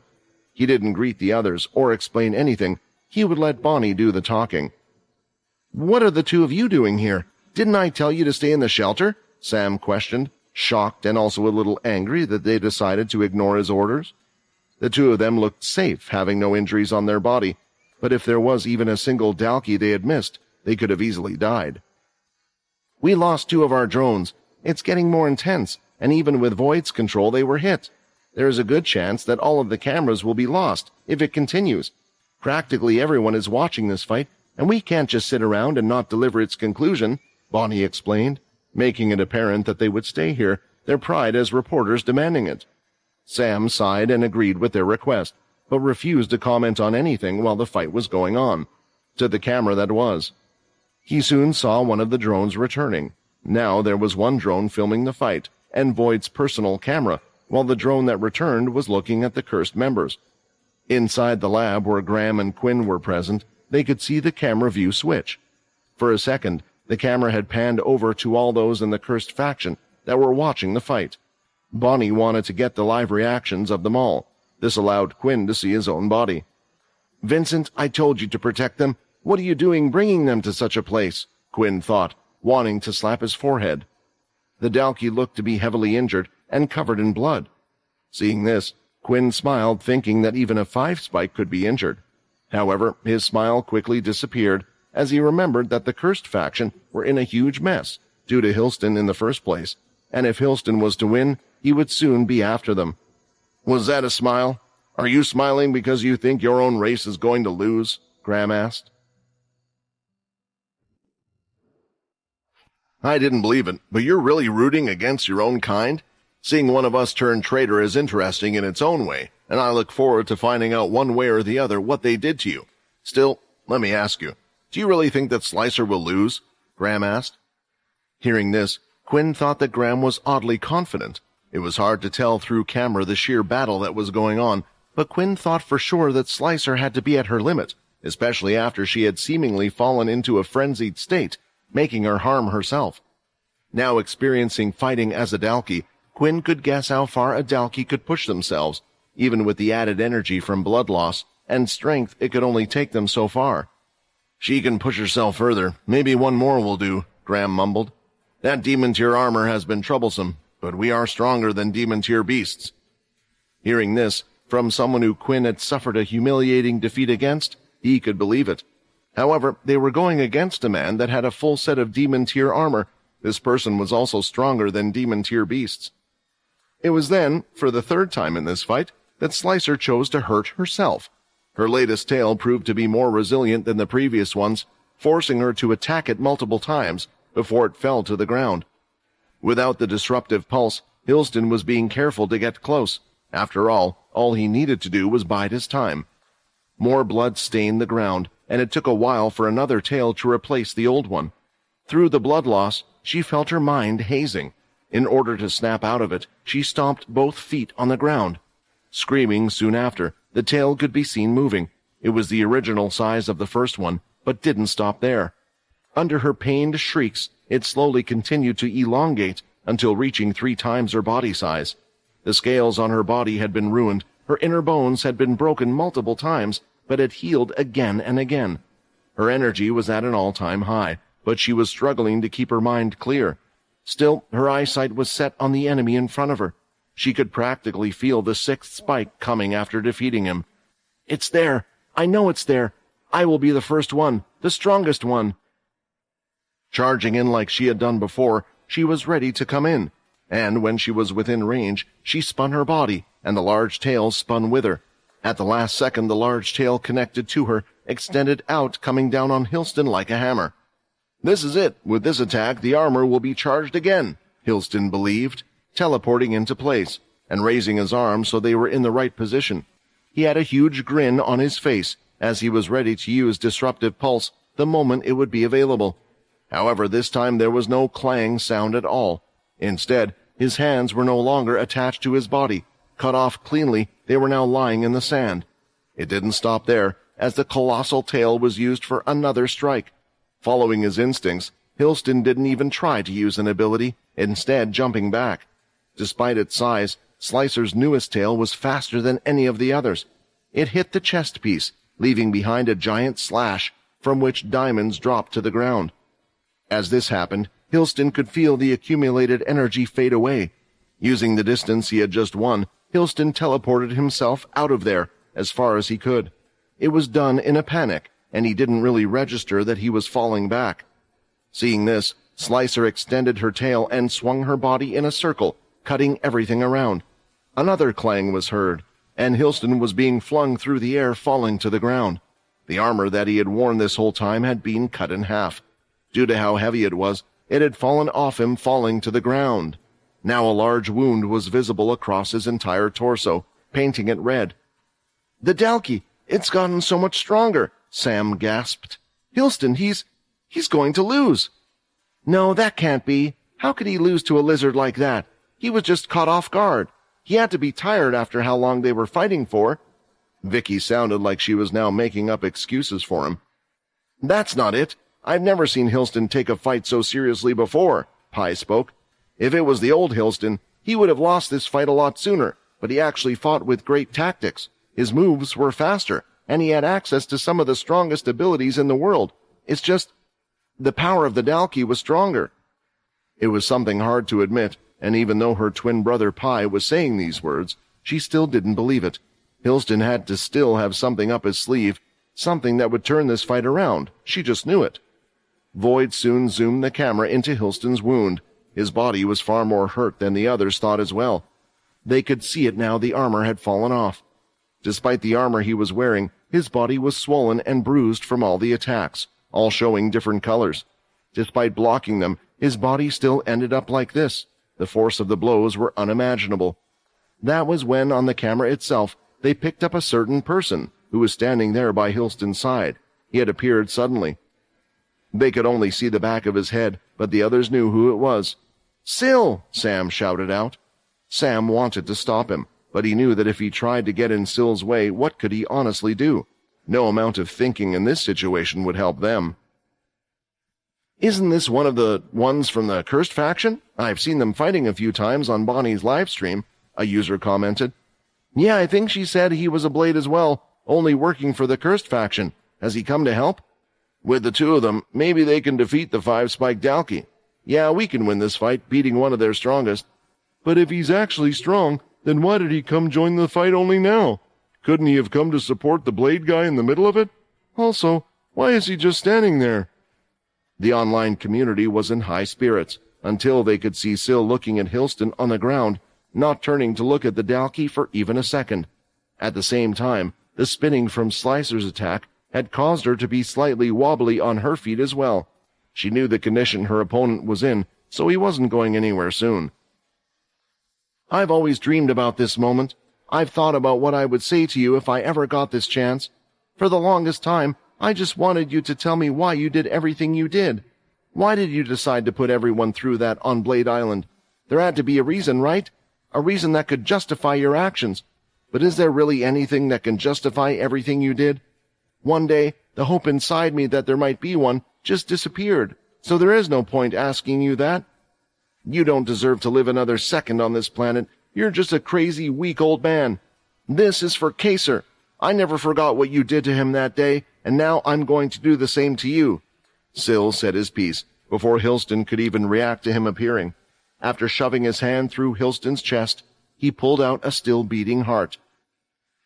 Goodbye, No, Father. Syl spat mockingly before he squeezed the organ in his hand, causing it to pop on the spot. Hilston might have been the strongest human, but his unprotected organ stood no chance against Syl's strength. In his last moments, he looked at Syl, a plethora of emotions in his eyes. What was strange, though, was a grin that had appeared as if he was expecting this moment to come at some point. Falling to the floor, the Blade leader lay dead in the sand. Syl had never imagined that the person he had been so afraid of for most of his life, the one person who had made his life a living hell, forcing him to kill his own friends, would die just like that. Syl had always believed that one day he might be able to grow strong enough to defeat him in a fight, but for some reason this kind of ending didn't feel right. At the moment, he really didn't know how to feel at all. He had expected to feel great joy about finishing him off, or maybe some sort of sadness. After all, for all the cruel things he had done to him, there had been rare moments he had looked after them, making them call him Grandpa, but instead he just felt empty. Is this what revenge is supposed to feel like? Should I have asked you a few questions after all? Or would it have just been worse, listening to you justify your selfish wish of growing stronger no matter the cost? Seeing this, Slicer, who had been fighting Hilston up to this point, started to laugh out loud. She couldn't believe that a human of all things was the reason for this person's death. Perhaps some other Dalki would have been angry, but Slicer had already gotten her use out of Hilston. The moment she had managed to slice off his arms, thereby managing to overwhelm the demon tier armor, the winner in this fight had been determined. Even if she would have continued to fight him, it would have been near impossible for Hilston to further aid her in her evolution anymore. As such, she didn't care if someone else claimed the kill. Not having to fight him any longer also had its upside. Slicer was in an incredibly weak state, yet at the same time this made her all the more dangerous. Meanwhile, everyone watching at home couldn't believe this sudden interference in the fight. What the hell? Why did he kill the old dude who was fighting the Dalki? I always knew that they weren't on our side. Someone kill them. The cursed faction are traitors to humanity. Why would they stop us from killing a 5-spike Dalki? If the two of them teamed up, they could have weakened their forces. The cursed are always up to something strange. Up until now, I believed that the cursed faction were the good V, but now I see it was all just for show. They must have been working with the Dalki all along. Did you already forget what happened at the start of the broadcast? The Blade family has come in and attacked the cursed faction ship, remember? They were trying to kill them. So what? The Blade family were trying to kill the cursed, not the human race. Even if they have differences, why not go for the Dalki first? Besides, for all we know, the Blade family were trying to get rid of the cursed because they were working for the V. Swayed up in their emotions, everyone was filled with anger. They had never seen such a fight before, and they were pissed off for it to come to such an unsatisfying ending. It was clear to them that this Dalki was far more dangerous than any other, but from what they had seen, Hilston had proven to be far more powerful than any world leader. Yet the actions of a single boy from the cursed faction had not only allowed this dangerous creature to live, but it also robbed them of the one person with the best chance to defeat it. Inside the strange science lab, Quinn had seen it all as well. He was surprised, but at the same time, not. Syl, you finally got your revenge, but by the look on your face, I guess you were expecting for it to have more meaning, Quinn thought. He too had experienced his fair share of getting bullied, fighting back those that had once beaten him. It wasn't as extreme as what Syl or the other Blade children had gone through, but he had come to the realization that despite at one point gaining the power to punish them, that it wasn't really what he was looking forward to anymore. If he had gotten revenge on his bullies at that point, he would have turned out no better than them. So instead he had concentrated on improving his own situation, and of those around him. As a weakling, Quinn had had dreams about having power, but once he got to the top, it hadn't been what he had expected. Right now, Quinn wanted to be by his side, helping him through what was going on in his mind right now. Quinn was running through the options of what exactly was the best course of action, what to do next. Standing on the sand, Vicky looked out at Syl. Her head felt like it was spinning, her stomach churning. During this trip, she had conflicted feelings with herself with what to do. In fact, for the first time since what felt like forever, she and her twin brother had gotten into a serious argument. Before the attack, Pi had stopped her and suggested that perhaps they should just pretend they were aiding Hilston. If they were to meet Syl, her brother wanted them both to let him escape. Of course, Vicky had disagreed with this, stating that Hilston would find out and he would make them pay dearly for crossing him. What they didn't expect was to meet Vorden and Rayton in the bodies of humanoid beasts. Neither had they expected their supposed mother and father to run away, leaving them as the only ones in the real Blade family to follow Hilston's bidding. Everything that we did, everything that I did, for what? I destroyed that shelter, killed all those people because I thought it would please Hilston. I thought it would get me on his good side. Was it all for nothing? Images of the faces of the people who had begged her to let them live started to appear in her mind, followed by other horrible crimes she had committed. The girl felt like she was about to throw up. That's when she felt Pi place his hand on her shoulder. You don't have to fake it anymore. You don't have to live a lie anymore. You know we're twins, right? I knew that everything you did was an act. Now we can finally be free. We can do whatever we want, Pi said, hugging his sister who began to cry. Tears were running down Vicky's cheek, but she wasn't really sure if she deserved to live after everything she had done. Looking at Syl, she could see he was standing out there on his own. Perhaps he was feeling something similar to how she felt now. Wait a second, Vicky mumbled, getting out of her brother's embrace herself as she realized something horrifying. Fire, lightning, teleportation, and telekinesis make 4 abilities, so what was the 5th one? Vorden and Rayton looked at each other, trying to think if they had seen Hilston use a 5th ability. The others didn't quite understand why it was a big deal, so what if he had access to 1 more ability? However, the Blade twins knew that in such a fight to the death, it was impossible for Hilston to not use everything at his disposal. If he had refrained from using it, then it meant he had been unable to use it earlier. While sorting through all the chained abilities that came with the condition attached, Vicky eventually arrived at the worst possible conclusion. Syl! Vicky shouted at the top of her lungs. Hilston's not dead yet. One of the chained had the ability of second chance. Get rid of him now. After destroying Hilston's heart, Syl had pulled his hand out of his body and had been in his own world, his gaze aimed at the ground. Without his heart, Syl had been convinced that it had been the end of their tormentor. Just to be sure, though, Syl's hand started to light up with lightning. Before coming here, he had touched Grim, who had stayed behind to obtain his ability. With no demon-tier armor, he was sure this would finish him. Shocking the body on the ground, the lightning had hit nothing but sand, scorching it black. A few meters to the side, Hilston could be seen standing, his muscular body on show without a wound on it. Even his hands were attached to his body, albeit new ones. The old ones still lay on the battlefield inside a part of the demon-tier beast gear. I never thought that my own flesh and blood would dare to kill me. I had big plans for you, Syl. Big plans, Hilston repeated. I told you that you will never beat me, even if your abilities are better than mine. Hilston fired out a lightning attack, yet Syl quickly countered with his own. However, when the 2 lightning bolts collided, the powers were equal. Despite Syl being able to access 6 abilities, their MC cells were just lower than the ones that Hilston had touched. I might not have the same strength as you, or a body as good as yours, but it doesn't matter, Syl shouted, because it was at that moment that blood was seen dripping from Hilston's neck and his head dropped down. Using his super speed, Syl grabbed the head before it dropped to the ground. I know you're still alive in there, but thank you for letting me kill you a second time. Maybe this will make me feel a little better, Syl said, as he smashed the head in the sand and stomped on it for good measure. The skull was smashed in seconds, and the brain inside popped like a balloon. This was the real end of Hilston Blade. When Vicky had shouted out the ability named Second Chance, Rayton, Vorden, and Syl had no clue what she was talking about. They were the youngest members of the main Blade family, so they had yet to learn all the secrets like the others. The original plan had been for Syl to return after 2 years of military service. Once he had gotten fixed, Hilston would have proceeded with whatever his plan had been.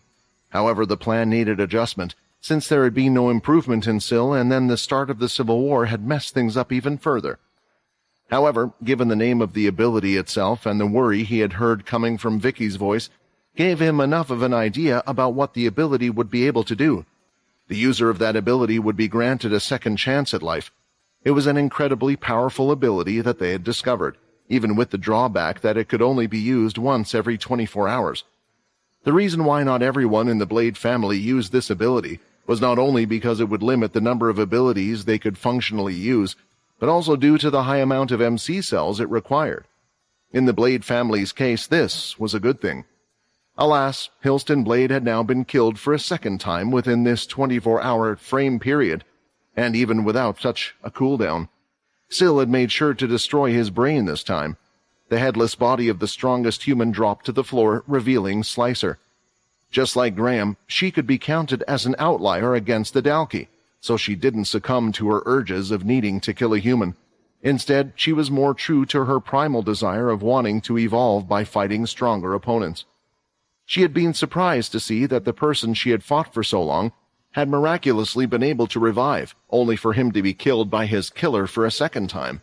However, while her interest in Hilston had faded, with Syl demonstrating his strength, she couldn't help but want to fight him. For all Slicer knew, he could prove to be the final push she lacked to reach an even higher form. The female Dalki went ahead and swung her colossal tail, attempting to cut the newcomer down. Reacting, Syl hardened his body, but his defense was ineffective. The tail continued to go through his arm that was even able to best the demon tier armor. This hardening ability is supported by the MC cells of 6 people put together, yet it's still going through so easily. Watching the fight and being in the fight were two different things. Now Syl himself was experiencing the power of a 5-spiked Dalki, who was on the verge of death, but also her next evolution. "Syl, use your lightning powers now!" Vicky shouted.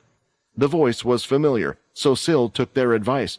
However, there was nothing he could do about the arm Slicer had claimed for her own. From the forearm onwards, it had fallen to the ground, but with the other hand, Syl used his lightning ability.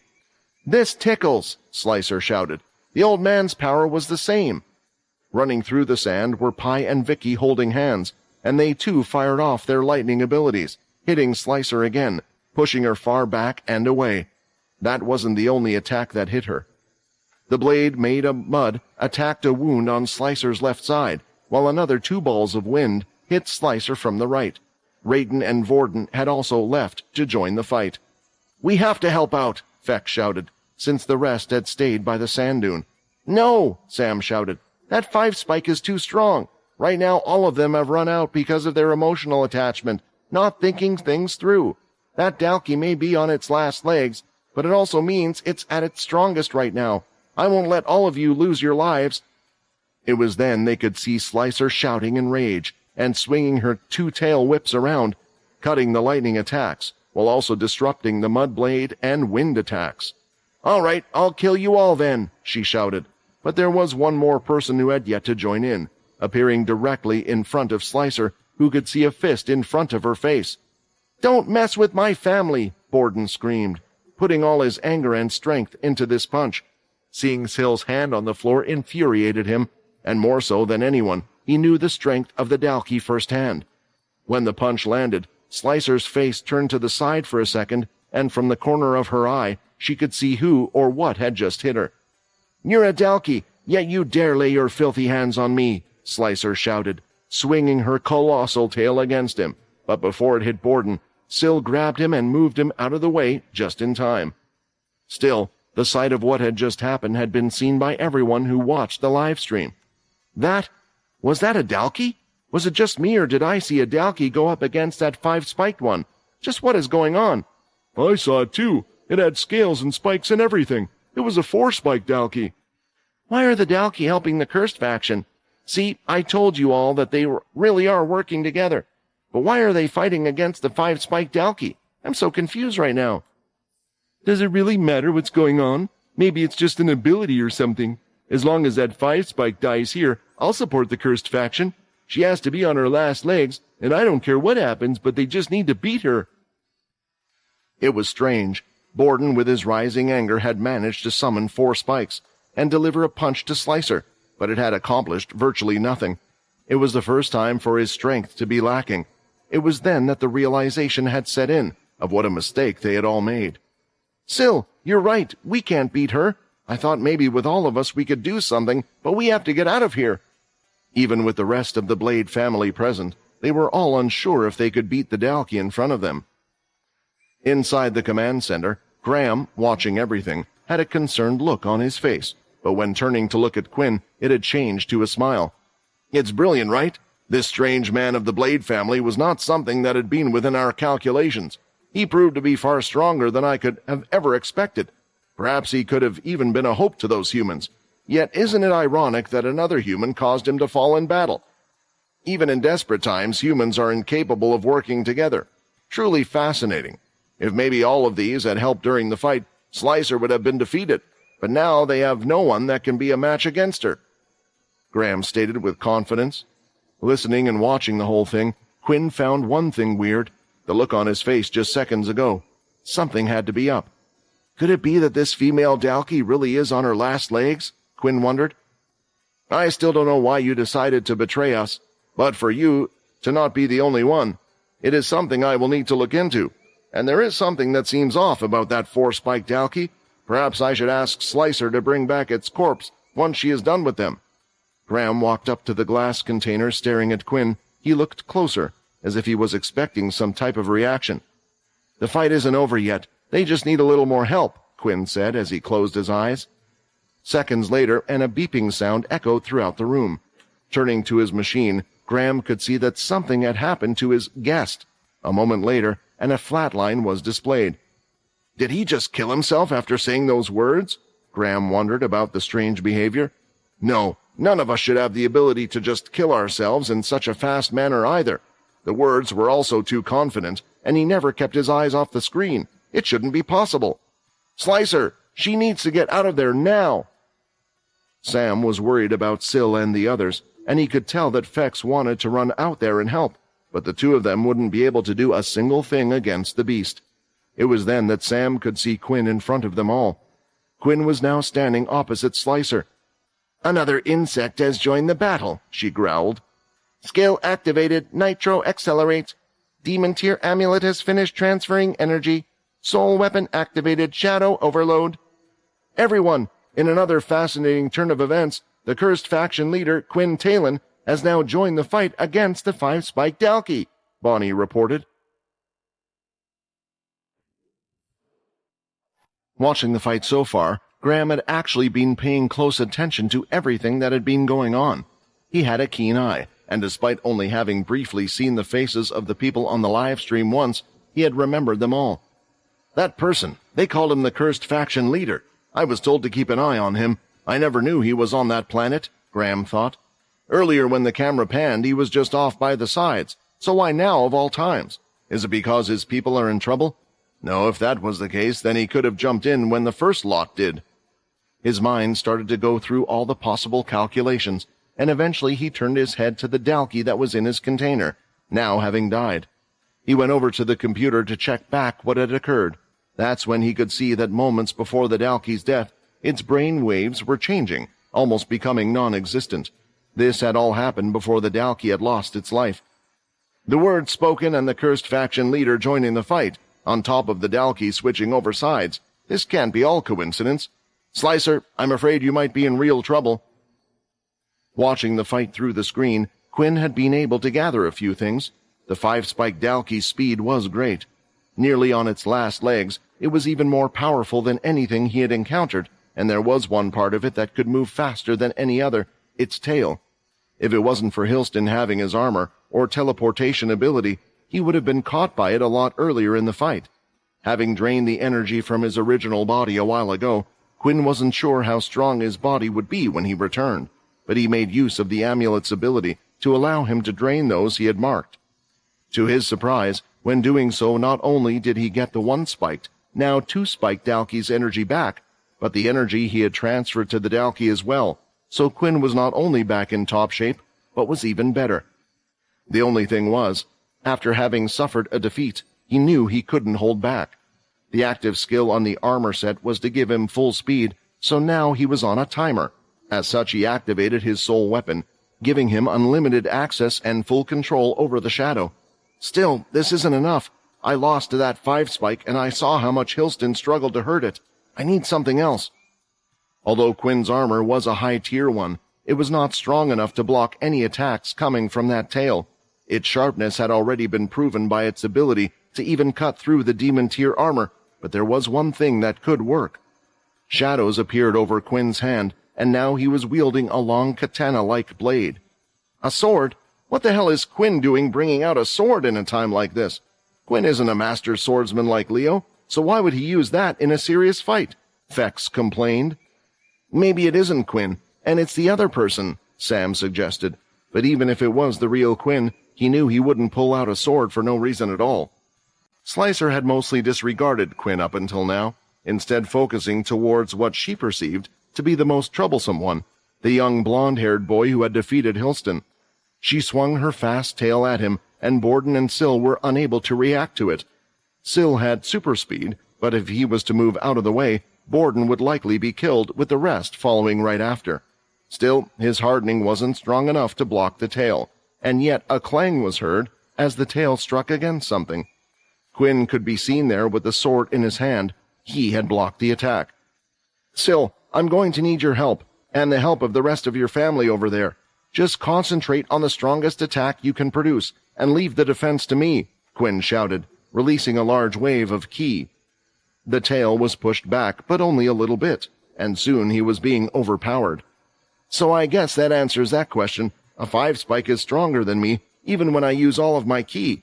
I guess I can only rely on my shadow, Quinn thought, as a shadow was being used to block the tail. Of course, Slicer didn't stop there, and started to move her colossal tail, attacking multiple places. Yet the boosted Quinn was able to match that speed and stop it with the sword slightly, moving back using his shadow as well. How? How are you able to stop my attack? Slicer shouted with anger. With Quinn's soul weapon, he didn't have a limit on how much shadow he could use, but the shadow was still slower than Slicer's primary tail. However, with nitro acceleration, he could match up in speed and use the sword to block the attack. As for the sword itself, Quinn never thought it would be used in a situation like so, but thanks to Longblade, he had been given the sword that seemed useless but had one trait. It was unbreakable. The extra speed, ki, his vampire strength, and the energy his demon-tier amulet had allowed him to drain all factored into him gaining enough power to slightly push back against Slicer's tail. "Everyone!" Quinn shouted, continuing to block each attack with his sword. Although the blade could be held with one hand, he was holding it with two, due to the sheer strength behind each attack. The tail was keeping the two of them at a distance from each other, so he was unable to touch her with his gauntlets to drain her either. "We might only get one chance at this, so attack with everything you got. We need to kill her. Right now, all of our planets are under attack. They think they can just walk over us. Well, I won't let them," Quinn shouted, as he held the sword with only one hand. His muscles bulged. He didn't know how much longer he could continue to block the attacks this way, or at all, but he had to do something. Multiple shadow portals started to appear around the area where Slicer was at the same time, without her knowledge, consumed by the rage of not being able to defeat the opponent in front of her. A shadow was covering the sand, and had now reached underneath her feet as well. "It looks like Hilston did a number on your wings, and I have to thank him for that."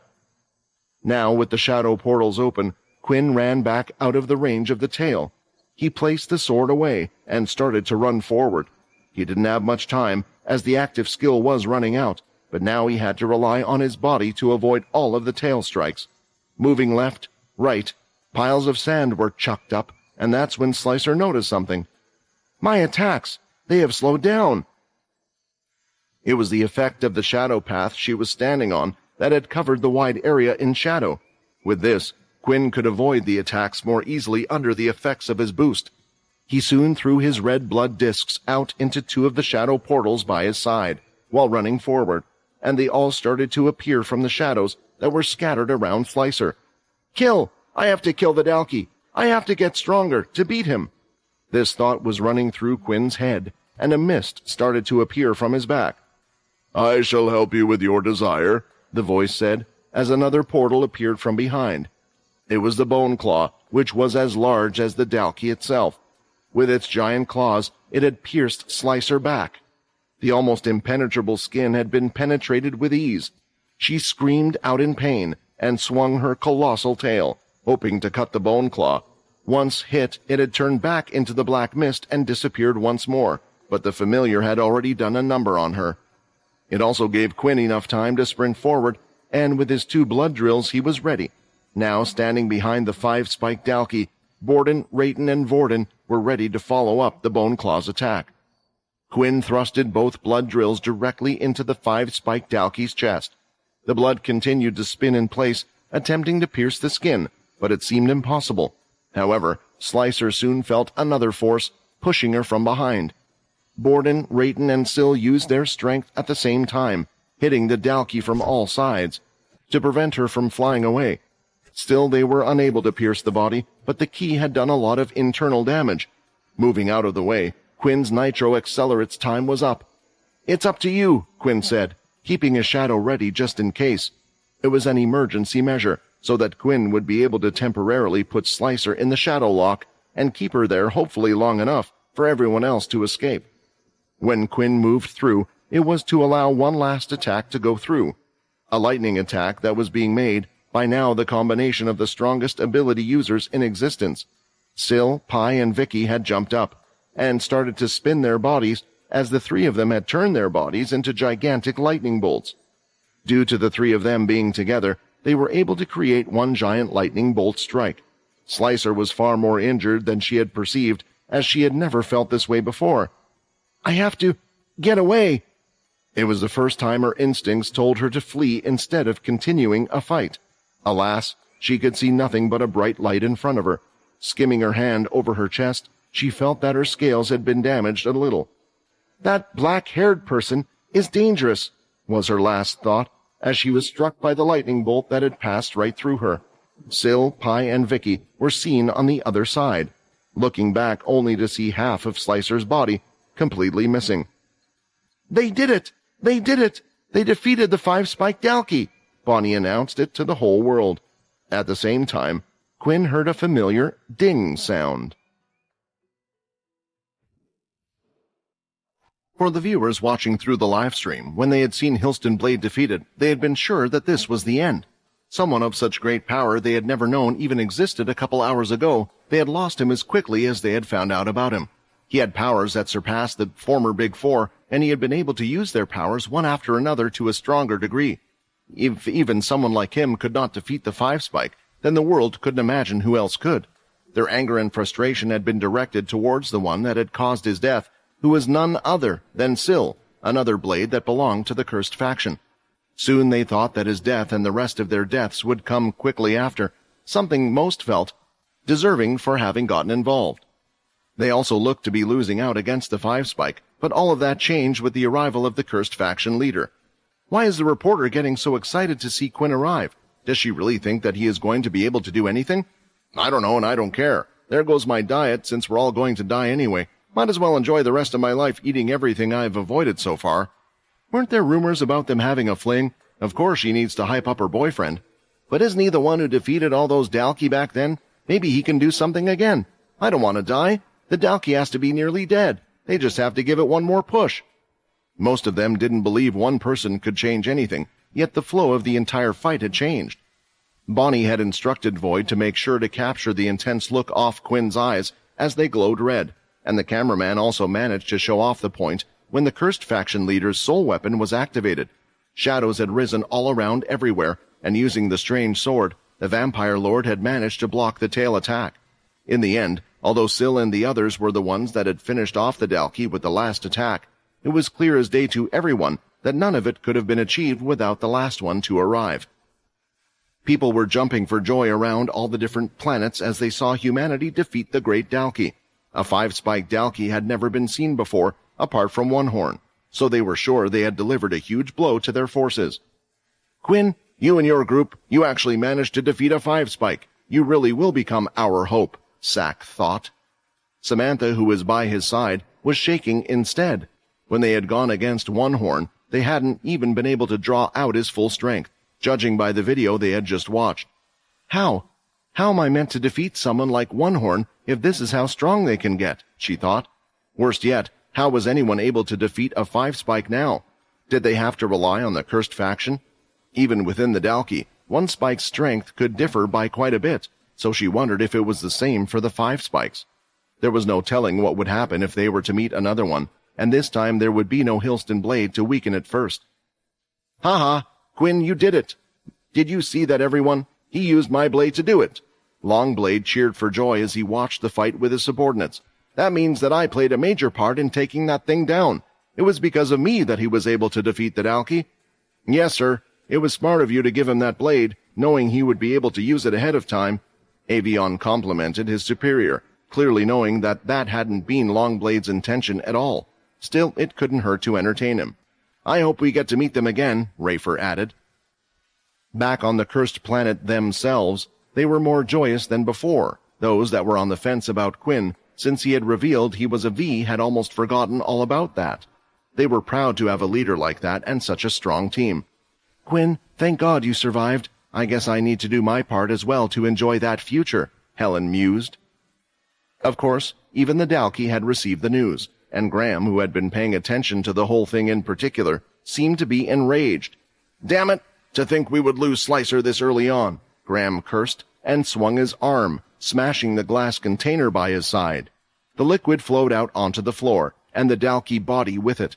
Soon Graham was seen making a call to a certain someone. When the call was answered, Graham didn't hold back. "I thought the idea of teaming up with that vampire was that the other vampires wouldn't get involved. That damn cursed faction leader is a vampire, isn't he? So why did he act against us?" Graham demanded to know an answer. "Graham, I would suggest you take a deep breath. Anger doesn't suit you. Our plan is proceeding even better than we had estimated, despite things that we didn't foresee. In the first place, that boy has always been a special case. I just never expected him to cause this many problems for us in such a short time. Tell me your honest opinion. Do you regard him as a problem you need my help with? Or is he someone you can deal with on your own?" the person asked. Seeing Quinn fight and the others, Graham was trying to put himself in the same place as Slicer. "I don't need your help. Not that you alone would be much of a help anyway," Graham grumbled. "However, I will have to adjust my plans without Slicer. Don't you complain about me taking a more liberal approach from now on." Graham ended the call there, going through the footage once more in hopes to spot whatever he could. He rewinded the video a few times and played it forward, watching it again and again. "I'm sure of it. One of those that were watching the fight on the sand dune and the Dalki that got involved in the fight, that 4-spike are the same person. They look almost human-like when they are on the sand dune, yet when fighting their spiked Dalki features appear more prominent. Something's going on. Perhaps I've found myself a new research subject. Maybe I can make him replace Slicer. But first, I really need to calm myself down a little." Graham walked to the Dalki body on the floor, still thinking that perhaps the Dalki and Quinn were linked in some way, and lifted it off the ground. "You might have won this battle, but I promise you I will make you pay the price for it," Graham spoke, before crushing the lifeless Dalki's head. Deactivating his soul weapon, the after effects of using it were now being shown, making him lose some of his MC points. They were currently at 1100. He hadn't used it for long, so the points lost weren't too major. The others were now running towards Quinn to see if he was okay, while Syl was picking up his arm as well. When they walked past Hilston, some of them decided to sidestep or take the long way around his body, and it was the same for Slicer's corpse as well. "Quinn, are you all right? It's you inside your body, right?" Fex asked his best friend to make sure. "Yeah, it's me," Quinn answered, not fully knowing what had happened while he had been away. More so, the cursed faction leader was interested in something else. Since he wasn't in his body when he had met Slicer, Quinn was unaware that he had received a quest. However, he wasn't the one that killed Slicer, so he didn't seem to get any EXP, and since the Blades weren't a part of his cursed faction family, the EXP from the kill wasn't shared either. Nevertheless, he did come out with a reward. After all that trouble, I had to have gotten something, Quinn thought. Before looking at it, the Vampire Lord was reflecting on the fight. He was wondering if they would have been able to defeat the other 5 spikes that he had met. Hilston had done a lot of damage to the Dalki beforehand. Although the Dalki was stronger due to the damage, some of the injuries Hilston had done to the Dalki were beyond regular healing. On top of that, the female Dalki had displayed great vitality to the point she had been able to regenerate an even strengthened tail. Still, he estimated that the majority of the damage had been Hilston's achievements, with the next highest amount being Slicer's choice of hurting herself. The main problem when facing the 5-spike was how tough its skin was and how hard it was to even do a little bit of damage. Hilston, with his Demon Tier armor's active skill, had time to charge up a strong enough attack, but Quinn was unable to do the same, even with his Shadow Overload skill, since it didn't really increase his attack power. He had the speed and he might have had the defense, but he lacked the power to go against his enemies like Hilston, which was why Quinn hadn't insisted on being the one to deal out the last blow, leaving that to Syl. If it was a fight from the beginning, we all would have died even with my soul weapon, and we know the Dalki have at least 2 other 5-spikes. Worst of all, that weird Dalki is creating a method to evolve the spikes on their backs. It was bad news, and unless Quinn could reach the next stage, he saw no way of them winning the war. Checking his rewards, Quinn was hoping for something good. Now he needed the system to deliver more than ever. But what he didn't realize was as soon as Slicer had been defeated, the fighting had resumed with even more frenzy on the Dalki side. Quest failed. 12 of 10 cursed planets have been taken over. 3 men were seen walking through a busy street. There were market stalls set up selling trinkets, food, ability books, and more. Crystals were placed in lamps, giving off a nice orange glow on the items and pathway, and the reflection of red could be seen in people's eyes. Currently, the group of 3 men who worked under Paul were on this very street. They didn't just work for Paul as a vampire knight, but previously when he was the head general as well. The place they were in at the moment was the pool area, away from the 10th Castle inner area. For them, it was a place they didn't venture into often. The 10th family was mostly sent on separate hunts on the planet itself, hunting for crystals, either through the forest and the vast land, or through some of the portals the 10th family owned. It was interesting to find out that the vampires knew of planets that existed outside of those in Earth's solar system and the Beast Planet's solar system. Due to their high tech, they also didn't need so many different portals linked to each planet, and instead could input codes that would take them to such worlds. The vampires were just as interested in using beast crystals as humans, but it was more so to advance their technology and power their equipment, rather than for the use of beast equipment in a war. Still, the pooling area was avoided in the 10th family because of the disconnect it currently had with the other families. After Quinn had defeated the second leader and stopped Cindy's rebellion, he had been hailed a hero. There were many that had requested to join, but most of them had been turned away. Quinn wanted to treat those that were loyal to the 10th family, who were with them despite the mistreatment and being considered weak. Some vampires thought that if they were to join the 10th family, it would be an easy promotion to the inner circle, since they had failed to be promoted in their own circles for so long. After realizing this wouldn't work, they bore a grudge. At the same time, the general public didn't like the fact that the 10th area was more reinforced than the rest of the castles. The walls were better, and there were those strange towers that packed quite a punch. It was something the other families just didn't have, causing them to feel jealous. There were the reasons why the 10th family, if they could avoid it, decided to stay out of the pooling area. The 3 that were there today, one of them had been appointed as captain of the vampire group under Paul, called Ashley. He was one of the first ones to be turned, and the 2 with him were Ben and Ghost. While traveling, they were carefully looking around the area, sticking close together. I thought it was a good idea to take off our armor. That makes us stick out like a sore thumb, but it looks like the others are still looking at us, Ben commented, while not backing down as he locked eyes with another family member. The armor he was talking about was the special set that would be rewarded to those in the 10th family, the system that had initially been implemented by Timmy. Now that the 10th family was back up and running again, Timmy had decided to start it up again, but it stood out since the armor was quite distinctive. You have to remember, there aren't a lot of vampires here in the first place. They probably see the same faces every day and have done so for years. Just remember why we are here, Ashley said, looking down. He held a tablet with a list of names, and some of the names had green circles by the side. Eventually, they had taken a turn down an alleyway away from the main busy street. Now they were in a block of strange-looking houses. In the pooling area, the vampires lived stacking on top of each other like apartments, but 3 stories was the limit, so they didn't have huge, tall skyscrapers like human cities. Taking the stairs at the side of the building, they climbed up to the top floor and gave a few knocks. "Careful, you remember the last one came out attacking us on the spot," Ghost said. After a few knocks, it seemed like there was no answer. "Victorman 10, are you there?" Ashley shouted, and gave a few more knocks. After no such answer, Ashley gave the nod towards Ben. With a firm push, the door snapped open. It was only a wooden door after all. In the pooling area, they never exactly expected to have intruders. Perhaps there would be arguments from other vampires, but they allowed for vampires to mostly deal with that themselves. If a vampire died fighting, well, that vampire just wasn't strong enough and shouldn't have started a fight in the first place. The 3 of them searched the room carefully to see if there were signs of anything.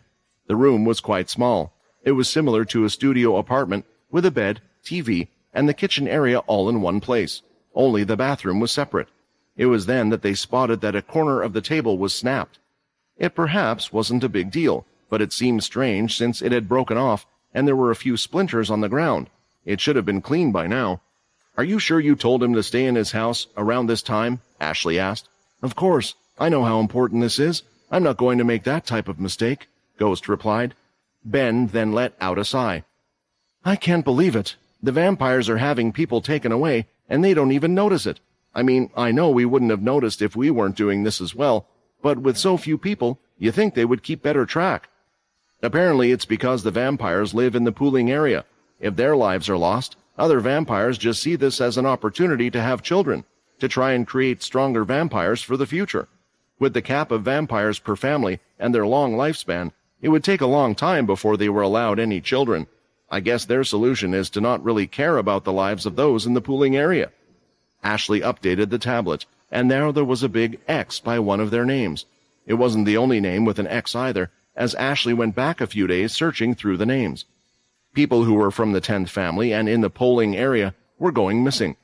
There were no signs of confrontation, no sign of criminal activity either. They would just vanish, and later it would be reported as a death.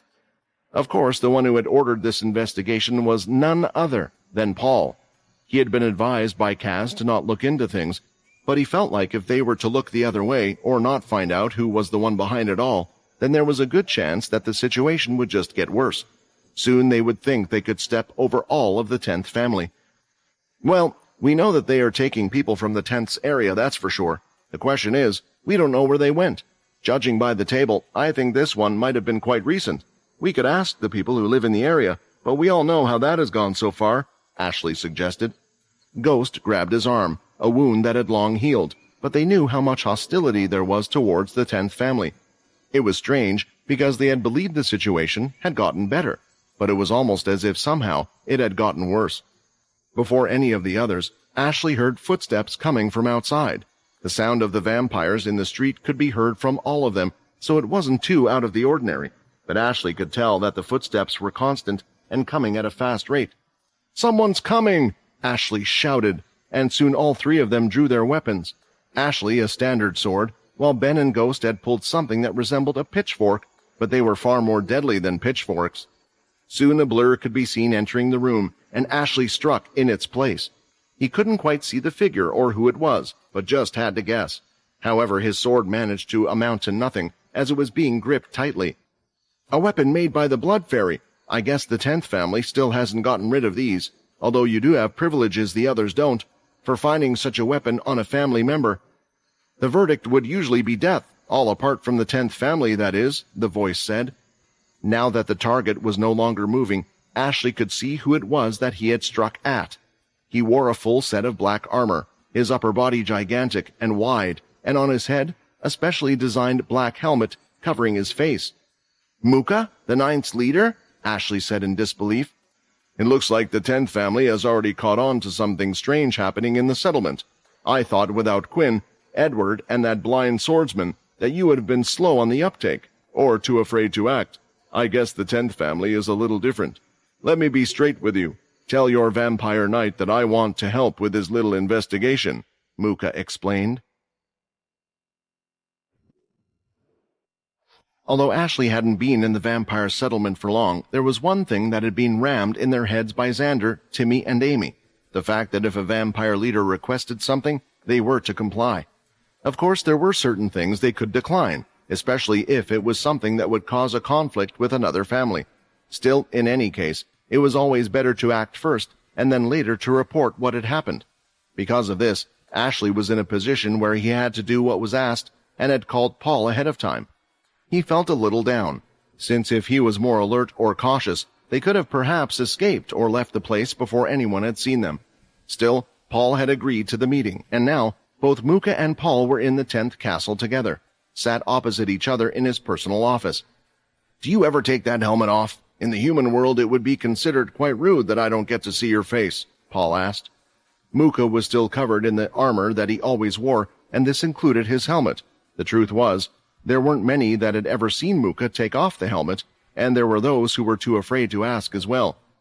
"Is everyone in the 10th family as rude as this? I suppose in military terms, I would have a higher rank than you. You know, in the past, I had joined a few wars myself, although we didn't use guns and such, so I have experience being in armies. Let's say even if I don't belong to your squad, I don't suppose you would ask a superior why they were to keep such a thing on, would you?" Mooka asked. Paul thought about it for a while. He knew what he was doing. He knew that to ask about such a thing could be considered offensive, but if someone really wanted to work with them, they would have to take this offense in their stride. If they didn't, they would use this offense as an excuse to attack. Mooka had done neither, but just was trying to re-educate Paul in a way. "I would," Paul answered. "If the two of us were close, I would feel comfortable asking about these things. Sometimes some relationships are beyond rank, and I suppose what you might be asking me to do would go beyond rank, would it not?" Paul replied. After hearing where Mooka had arrived at and catching Ashley and the others, Paul could only assume that the two of them were looking into the same thing. The question was, had both of them arrived at the same conclusion about who was just behind all of this? "Your family isn't the only one that has had people go missing. So far, every single family has been affected," Mooka stated, ignoring the comments from earlier. "I don't think any of the other leaders have others to look into this, or at worst, it seems some have chosen to ignore this. This is why I'm finding it difficult to pinpoint who is exactly behind this. Right now, my only cleared suspect is the 10th family." "And why haven't you suspected that Bryce is behind this?" Paul said straight after. "I have been by Quinn's side for a while now, and I have been watching all of the leaders' actions. Whenever there was a chance, you would be sure to suspect Bryce. Honestly, I thought today you would do the same, so why not him?" Paul hadn't found any leads leading this back to Bryce. It was strange because his disappearance would sometimes lead them to other families, not just the first family. However, because of the way Kaz had acted, he had a suspicion it had something to do with the first family, and who else but the King of Vampires to have connections to all of the families, or even be brave enough to do such a thing. "Because I was wrong in the past, and this time I need to be careful. I have always been trying to do things myself, and I know someone was behind the death of my own knights. However, I can't go around claiming things, especially now," Mooka replied. By saying these words, Paul knew it was because now Bryce was in a higher position than he was before.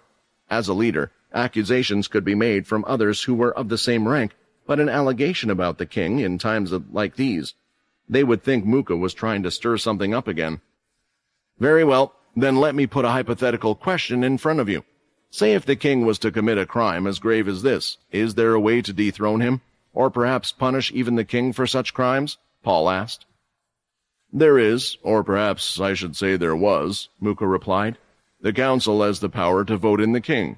Rightly so, the leaders also have the right to dethrone him as well. However, evidence must first be provided why he is unfit, and then there would be a vote. If a king was voted in, it would be very hard to convince those who voted for him to overturn their vote. There is also fear that with the king's power, they could force votes from the other leaders. The second problem is starting a trial in the first place. Usually in the past, the evidence would be provided to the 14th family, the punishers, a power equal to the king. This allowed the leaders to vote freely, as they knew the punisher would be able to force the king to the council's bidding. As you know, they are no longer with us. Without the punishers, the king in these times has greater power. Lastly, even if a vote to dethrone the king was to happen, there would need to be a candidate that was fit for this purpose, and honestly, I don't think there is anyone that the other leaders can be behind. I worry for us. You may have noticed that the 10th family's mistreatment has started again, but it is not just your family. It is the other families as well. With Bryce coming into power, the divide between the vampire sides has only grown. Those who think we should leave this place, come out of hiding and rule over the humans, and those who believe we should be their protectors. Still, we can use this to our advantage and gather vampires that could vote to throw Bryce out. But first we need evidence, Muka explained. And what about someone who could deal with Bryce if he didn't agree? Paul asked. For this, Muka had no answers. In the third castle was the third vampire leader, Susan. She was currently in her room that was filled with dolls upon dolls of all sizes. They weren't just human dolls, but teddy bears, different animals, and more. Right now, she was using her special needles to sew outfits for them all. In particular, it was a large one she was working on today. However, her hands were a bit unsteady. She had pricked her fingers a few times, again and again. What is Bryce thinking, she thought, with her knees trembling as she continued to sew. He tells us he has a plan, but then doesn't inform us of what is going on. Why do I always decide to listen and follow him? I followed him back then. I followed him with the vote, and now it's too late. She suddenly pricked her finger again, this time deeper. She had stopped for a few seconds waiting for the wound to heal, and then was ready to start again. It was the only way she could get the worry out of her head, but when she tried to move her hand, it was suddenly grabbed. You're right. It is too late, and now it is time for you to be punished for your crimes, a dark voice said. When Susan looked around her, she soon noticed that all the walls were covered in pitch black. Shadows were everywhere, and no matter how loud she would scream, no one could hear it. She, a vampire leader, one of the strongest vampires, was shivering in fear because she knew there was no hope. A forest with the dark purple leaves could sometimes seem endless, with the terrain changing very little for Aaron and Leo. Mountains, small rivers, lakes, ponds, and of course trees. Plenty of trees. Although the two of them wished to stay near the vampire settlement, Aaron's senses improved by the day. Each time, they were able to head out further from the settlement, and Aaron could still sense the general direction of where the vampires were. This was something unique to her as a Dhampir. At the same time, it seemed like she was controlling her powers better, but control wasn't the only thing she was getting good at. They had ventured further out, because the vampires in the area now seemed non-existent. What surprised them as they did this was that even as they further explored the planet, there would always be a stray out there somewhere. Some of them were minding their own matters, just wishing to live a life away from the settlement. They chose to leave them alone. Others were running away for crimes they had committed. The second they saw Leo and Aaron, they thought they were from the settlement and had come to chase them down.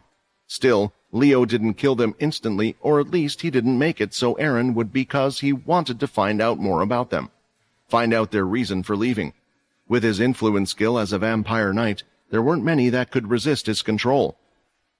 The rivers had become a frequent place for the two of them to stop at.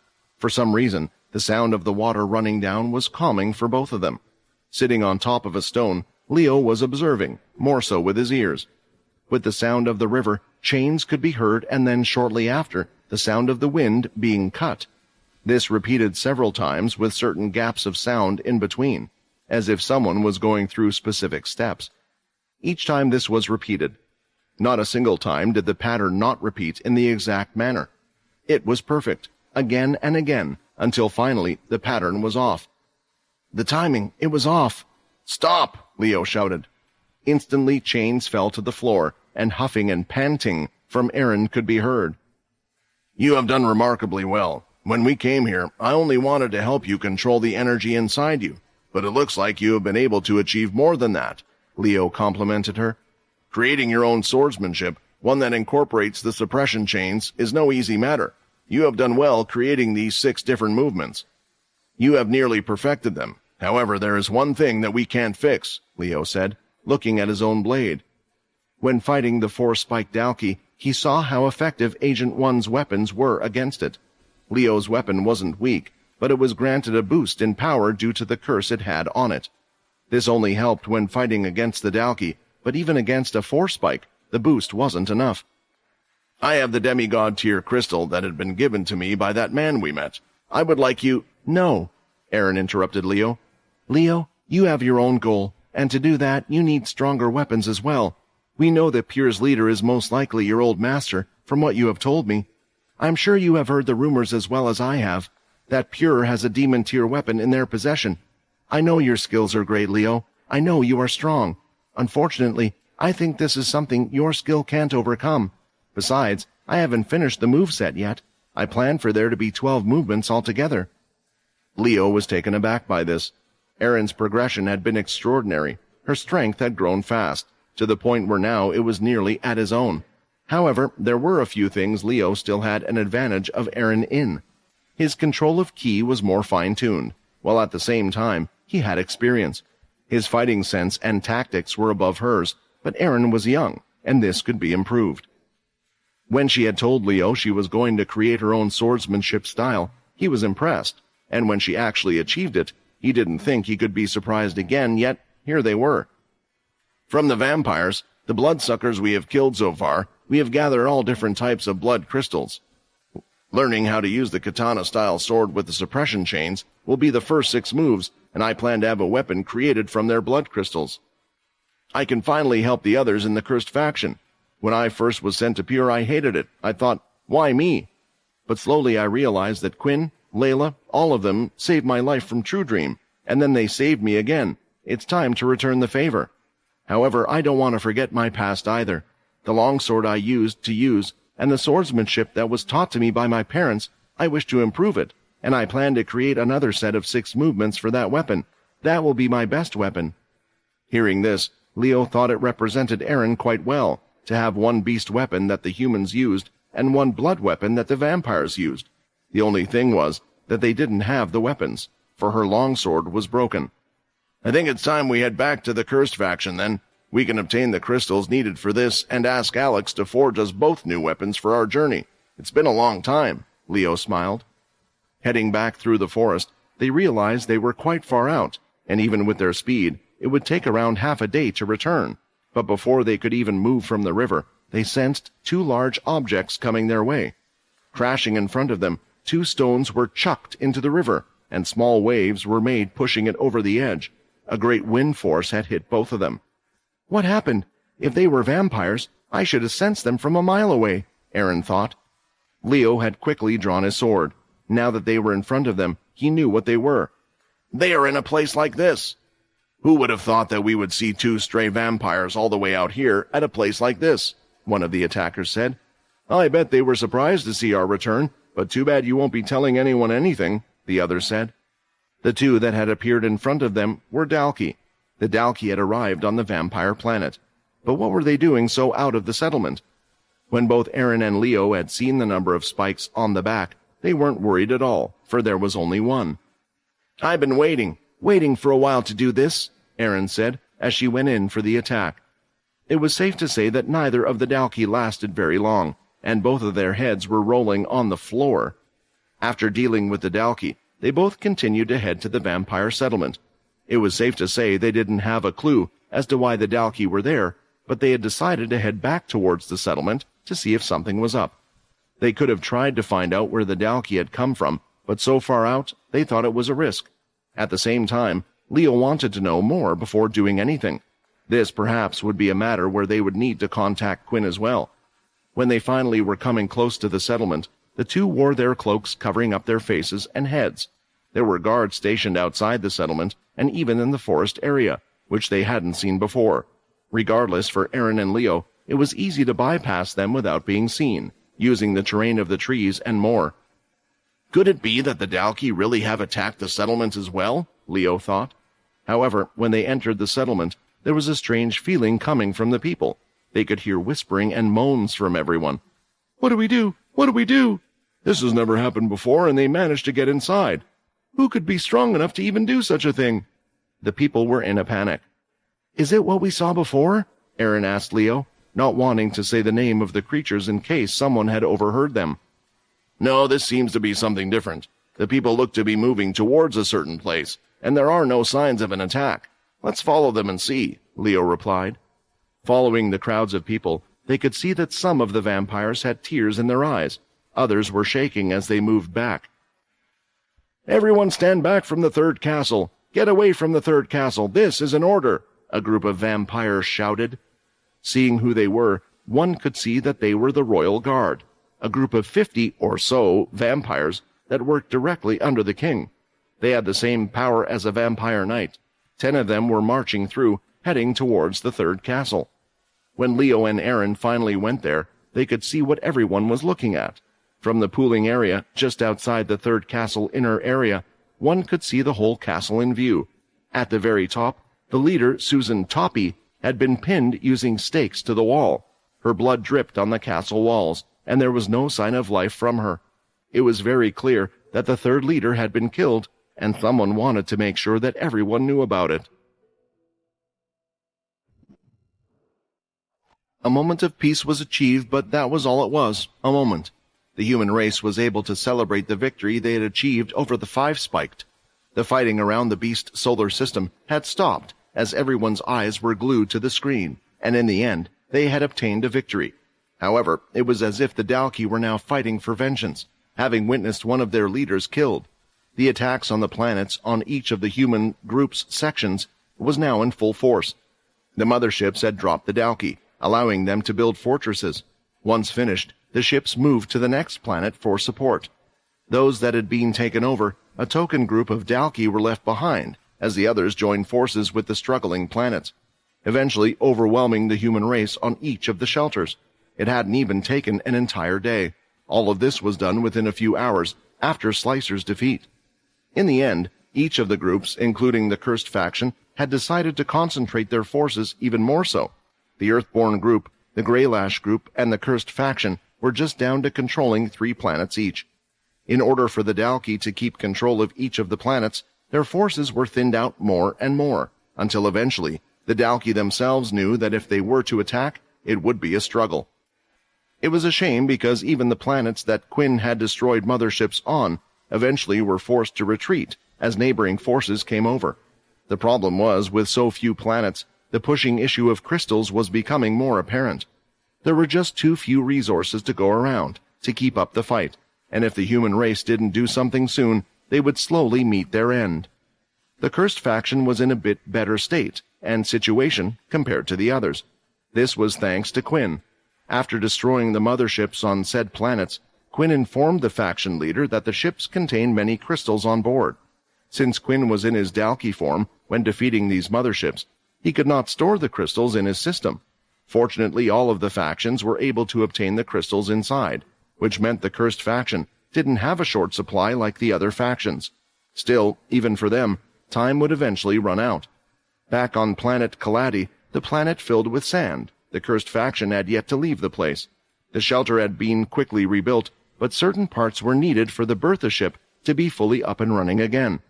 The good news was, with the Blade family working together, they were able to use their strong telekinesis powers to move the whole ship to the back of the shelter, away from where they had crash-landed. With their help, they could fix the ship even quicker. At the moment, the Cursed faction would use this planet as their base, but they weren't alone. Out of the 3 planets that were considered safe for the Earthborn faction, planet Kaladi was one of them. After Slicer had been defeated, the mothership that was overlooking them had left. They later found out it was to join another planet. Still, there were currently no Dalki ships present at all on planet Kaladi. Even on the other 2 Earthborn planets, there were still Dalki motherships and fortresses, so it made one of the safest places for people to be. That included for civilians. With the help of Sam, the shelter was going through an extension. Earth ability users were put to use, as well as the Blade family. They were able to do what a small group of Earth users would be required for. Due to all the problems, it led to a world meeting, as they needed to strategize what their next plan of action was. Of course, both Owen and Helen were unable to leave their bases, so they would be joining the meeting virtually. However, the Cursed group were waiting on Sack to arrive at the planet, as he had left Samantha in charge, who seemed to have her head screwed back on again. As well as this, Sam had called all the main Cursed leaders, apart from Helen, to arrive at planet Kaladi as well. This included the likes of Alex, Weevil, and Linda. At the moment, Quinn was resting in the military base that was located on the shelter. Standing outside were many guards and people cheering. After what they had seen and everything that happened, they wanted to thank Quinn. The others in the cursed faction were also experiencing praise and gifts from strangers. It was nice for the public to have a good opinion of them for a change. For Quinn himself, he had told everyone to leave him be for now, and he would be ready by the time Sack and the others arrived. Quinn was sitting in a comfy office chair, swirling around, spinning, looking at the metallic plane room. It felt strange that the person who had last used this thing was dead, but his mind was being filled with all sorts of odd thoughts like that, because he was still at a loss for what to do after defeating Slicer. Opening up his system, he could see a countdown timer that told him he had 12 hours remaining and was counting down the seconds. First, Quinn had looked at the quest rewards for beating Slicer. Apparently at the time, Vincent had received 2 clearance options for the quest. One of them was to survive. Usually Quinn would get this type of quest if the system didn't think he would live. However, Quinn had proved the system wrong once before and received great rewards because of it. This time the system had also given Quinn a second way to clear the request, which was to defeat Slicer. The problem was because Quinn wasn't the one that had dealt the finishing blow, and due to Syl and the Blade family not being part of Quinn's cursed family, he didn't receive any EXP from the Slicer death, nor meet the requirements to clear the quest. Though he did meet the requirements to complete the survival quest, which had given him an extra level, which would have brought him up to level 70, the level where Quinn had suspected there was another evolution. Regardless, the quest failure had come into play. The major quest to destroy 10 Dalki ships before 10 planets had been taken over, and the penalty was given. Judging by the size of the quest, Quinn thought the plenty would be big, but he had no idea just how large it was. First of all, he had lost a level, bringing Quinn back down to 69. He still was unsure if at 70 he would have evolved, since both quests seemed to have finished around the same time. Still, the bad news didn't stop there. The penalty had continued, with Quinn taking a hit in his stat points. All of his stats were lowered by 5. Strength 65, Agility 65, Stamina 68, Charm 55. This seemed like a bigger hit than losing a level. After all, Quinn only got 1 stat point for each level up, so he thought the system was being excessive. It also made him wonder what the reward would have been if he had completed it. Still, Beast Gear could make up for these stats, and Quinn had thought of a solution to the problem. More people were being transported to the current shelter they were staying at. The reason why Quinn had stopped taking drops of blood from his members was because he had already consumed that from all those on the cursed ship. At the level he was at, it was taking 100 to 200 drops of blood to gain a single stat point. However, with the number of new people in the shelter, Quinn could easily gain the lost stats back by taking a drop of blood from each of them. The public now knew what Quinn was and hailed him as a hero. If he explained this would allow him to get stronger, he thought they would easily comply. Regardless of all that, the worst penalty was yet to come, and that was within 24 hours, Quinn was to give the system a demigod tier item or higher, or it would forcefully take one from him within that time. "The system keeps impressing me by the day," Vincent said. "All these penalties you have experienced were implemented in the game. When the user would die at times, a random item would drop from that body. Of course, the system wasn't expecting you to die, so maybe this is its version of it, taking an item from you." Right now, Quinn didn't want to hear how impressed Vincent was with the system. He still had to explain Vincent to everyone at some point as well, but the looming timer over his head meant he would have to decide soon. The only equipment he had at the demigod tier or above was the demon tier amulet and the demigod tier gauntlets. Hilston's equipment had been damaged beyond repair as well, so Quinn had to make a choice, and he needed to do so soon. The timer was ticking down, and 12 hours wasn't enough time for Quinn to exactly go hunting. Although the teleporters were up and running on planet Kaladi, the teleporters were no longer working on the planets that the Dalki had taken control of. They were assumed to be destroyed. The remaining planets that were still owned all had motherships that still had the jammers on board. The worst thing of all was the fact that Quinn was on a green portal planet. The highest tier beast that would be found here was an intermediate tier beast. It looked like, in the end, Quinn had no choice but to give the system something. This countdown is torture. If I have to get rid of something, I might as well decide now, Quinn thought. He had taken off the gauntlets and placed them both on the table in front of him, and had done the same with the demon tier amulet. The gauntlets both had a strong passive and active skill in each of them. If it wasn't for the poison, perhaps Quinn would have struggled more with Agent 2. At the same time, draining mana was undoubtedly handy, even against the dragon demon tier beast. However, how could he possibly think of getting rid of the demon tier amulet when he had only just gotten it? With his stats having been lowered, the amulet was good in many ways. He could possibly travel to other planets where the Dalki numbers were few and obtain a few marked. Quinn still wanted to perform his little test to see if he could evolve the Dalki himself, and then when needed, he could use them to boost his energy beyond the stats he lost. Even if the Dalki would no longer fall for his trick, he just couldn't see himself getting rid of it. I guess it's going to have to be the gauntlets then, Quinn sighed, but a thought came into his head. Does it have to be both of them? I know the gauntlets are a pair of weapons, but I can wear just one of them and still use their active and passive skills. They were created with 2 demigod-tier crystals in the first place. Maybe just giving one of the gauntlets would be enough? The only problem was, Quinn was a little worried that if he made the offering, then maybe he couldn't take it back. If that was the case, then he would have given up the gauntlet for nothing. What am I even worried about? I can just offer one, and if that doesn't work, the system would have taken them both anyway, Quinn thought. In the end, Quinn had decided to offer the poison gauntlet. Although the passive skill on it was strong, it was too unreliable, and there was only a chance it could work. Quinn needed something more sure rather than rely on luck or chance, so he decided to keep the energy-draining gauntlet. Picking up the gauntlet, Quinn started to think about the timer over his head. There was a ding sound and then a short wait, as if the system was trying to decide whether or not it would accept just one gauntlet instead of 2. The item has been selected. Are you sure you want to give up this item? Does that mean it worked? He didn't want to do it, but he had to select the yes option in the end. A few seconds later, the gauntlet started to turn into particles, disappearing the same way Quinn could store crystals. It is a loss, Quinn, but remember, you have gained a lot more from the system than lost. There might be a chance that you are able to get the weapon back from the system in the future, Vincent said. This was what Quinn was worried about as well. With the quest and stakes of the world getting harder and harder, he had seen a penalty for the first time. Would this become a regular thing? If so, then if Quinn started to fail these quests more and more, they would only get more difficult. Still, looking on the bright side, Quinn placed the energy drain gauntlet back in his dimensional space. It just meant he would have to get Alex to make him a new one. I was thinking, I know using blood crystals is considered taboo. However, you have already created blood weapons from the others in your faction. Vincent was trying to get at something.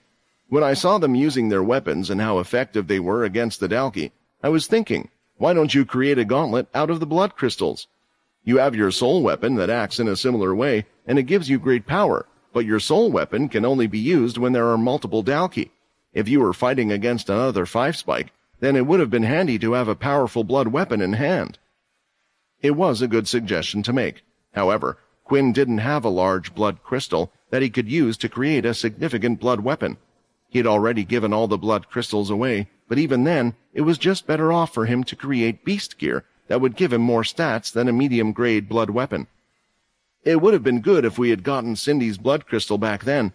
I doubt that Bryce has done anything with it. I'll keep it in mind if we ever do come across one, Quinn said, feeling a bit better after only having to give up one of his gauntlets. I haven't heard from Leo and Aaron in a while. It would be best to see if everything is okay where they are and how things are doing in the vampire world, Quinn thought. I thought that there would be some type of reaction when we announced ourselves as V, but there was nothing at all. I agree, that is certainly strange, Vincent said. I'm sure Bryce has his eyes on what you are doing. Although the situation was unavoidable, perhaps they had decided to let it go. Still, I actually prefer it when we know what they are doing, good or bad. When things are silent, I worry the most, especially since we haven't seen or heard of Arthur moving yet. What Quinn didn't know was that currently Nathan was also on his way to planet Kaladi, and he wasn't alone. With him was Ruby, and he would be delivering the news of what he had learnt, as well as something special he had with him. While Quinn had been busy deciding what item to give back, the rest hadn't been slacking off either. In particular, the Blade family. Other than Quinn, they were the second highlight of the war, in good ways and bad ways. Since the world had learnt about them, their feelings were constantly changing. They hated them for killing Hilston, then thanking them for defeating the 5-spike Dalki. The public felt like they were on a roller coaster of emotions. After finishing helping build the shelter, they were now helping out Logan with the ship's repairs. It was good for them, because they wanted to get away from the people in the shelter. At the moment, they were having a break and were sitting down in the sand, where the ship was being used to give them all shade. During this time, it was a little awkward between the group. There was Pi and Vicky, the newcomers, who had decided to stay as they had nowhere else to go. It was actually an offer from Vorden. Then there was Syl, Raiden, and finally Borden as well. Soon, though, the silence broke, as Pi asked Vorden how he and Raiden had gotten into such strange bodies. The one thing they wanted to avoid was talking about Hilston. "So what happened? You guys must have been on some crazy journey, and it must be weird having a beast as a body," Pi said, looking towards the two of them. "What about this one?" Vicky pointed at Borden. "Why does he look like Syl, and is he a Dalki?" "That might be a difficult question to answer," Vorden replied awkwardly, because then he would have to go into detail of how they had discovered a Dalki-creating lab on a vampire planet. In a way, too many crazy things were happening to them all. "So, are you two going to stay with us, or are you just bored or something?" Raiden asked. Both Pi and Vicky looked at each other with a guilty look on their faces. We aren't quite sure," Pi said. "We think that we should help out with the situation as much as we can, to pay back for what we have done, but we think there might be another problem that needs our attention. The chain that were with us, all of them are free now, and that's not a good thing. Some of them have stayed in the shelter and are going to be sent back to their families, I heard, but not everyone that Hilston kept with him was good. Some of them had dangerous abilities and were criminals. Hilston kept them for their abilities, but in a way, he was helping the world as well. People that could be considered for the position of the Big Four if they had the support and families to back them up. We might try going around and capturing them." Hearing this made Vorden smile. He always knew that Pi and Vicky were good people. Even if they didn't stay with them, he wanted them to do things based on their own choices. "Before you go," Syl finally spoke, "tell me, I want you to tell me, why did he do all of that? The Blade Island, training us, everything." All of the Blades knew what Syl had said to Hilston before he had decided to finish him off in the way he has done. The video that had been recorded was watched by them all multiple times, not just by them but nearly everyone in the shelter. The drones had advanced technology that was able to pick up clear audio in a specific direction, despite neither one of them having microphones on their bodies. During the fight, Syl didn't exactly whisper the words to Hilston in his fit of anger either. It was then that Syl had claimed that he didn't care about the reason Hilston had done everything, that no matter what, it wouldn't make up for the crimes he had committed. But after the fight, something had changed. It had to have for Syl to suddenly ask this question to his brother and sister. This was due to the people around him, and not just any people, but those in the cursed faction. He wasn't lying when he said he wanted Hilston to be the end of his journey, of his saga. Now that he was gone, there was no reason to worry about what that man did or was ever going to do. However, walking back through the shelter, there were those that hailed the Blade family as heroes, congratulating them. They were the ones that had defeated the Five Spike that no one else could, while at the same time, some harbored anger towards them. Some of the cursed members that Syl would walk past every day on the cursed ship were shaking when they would see him now, hiding from his view while speaking whispers. It was clear they were scared of him.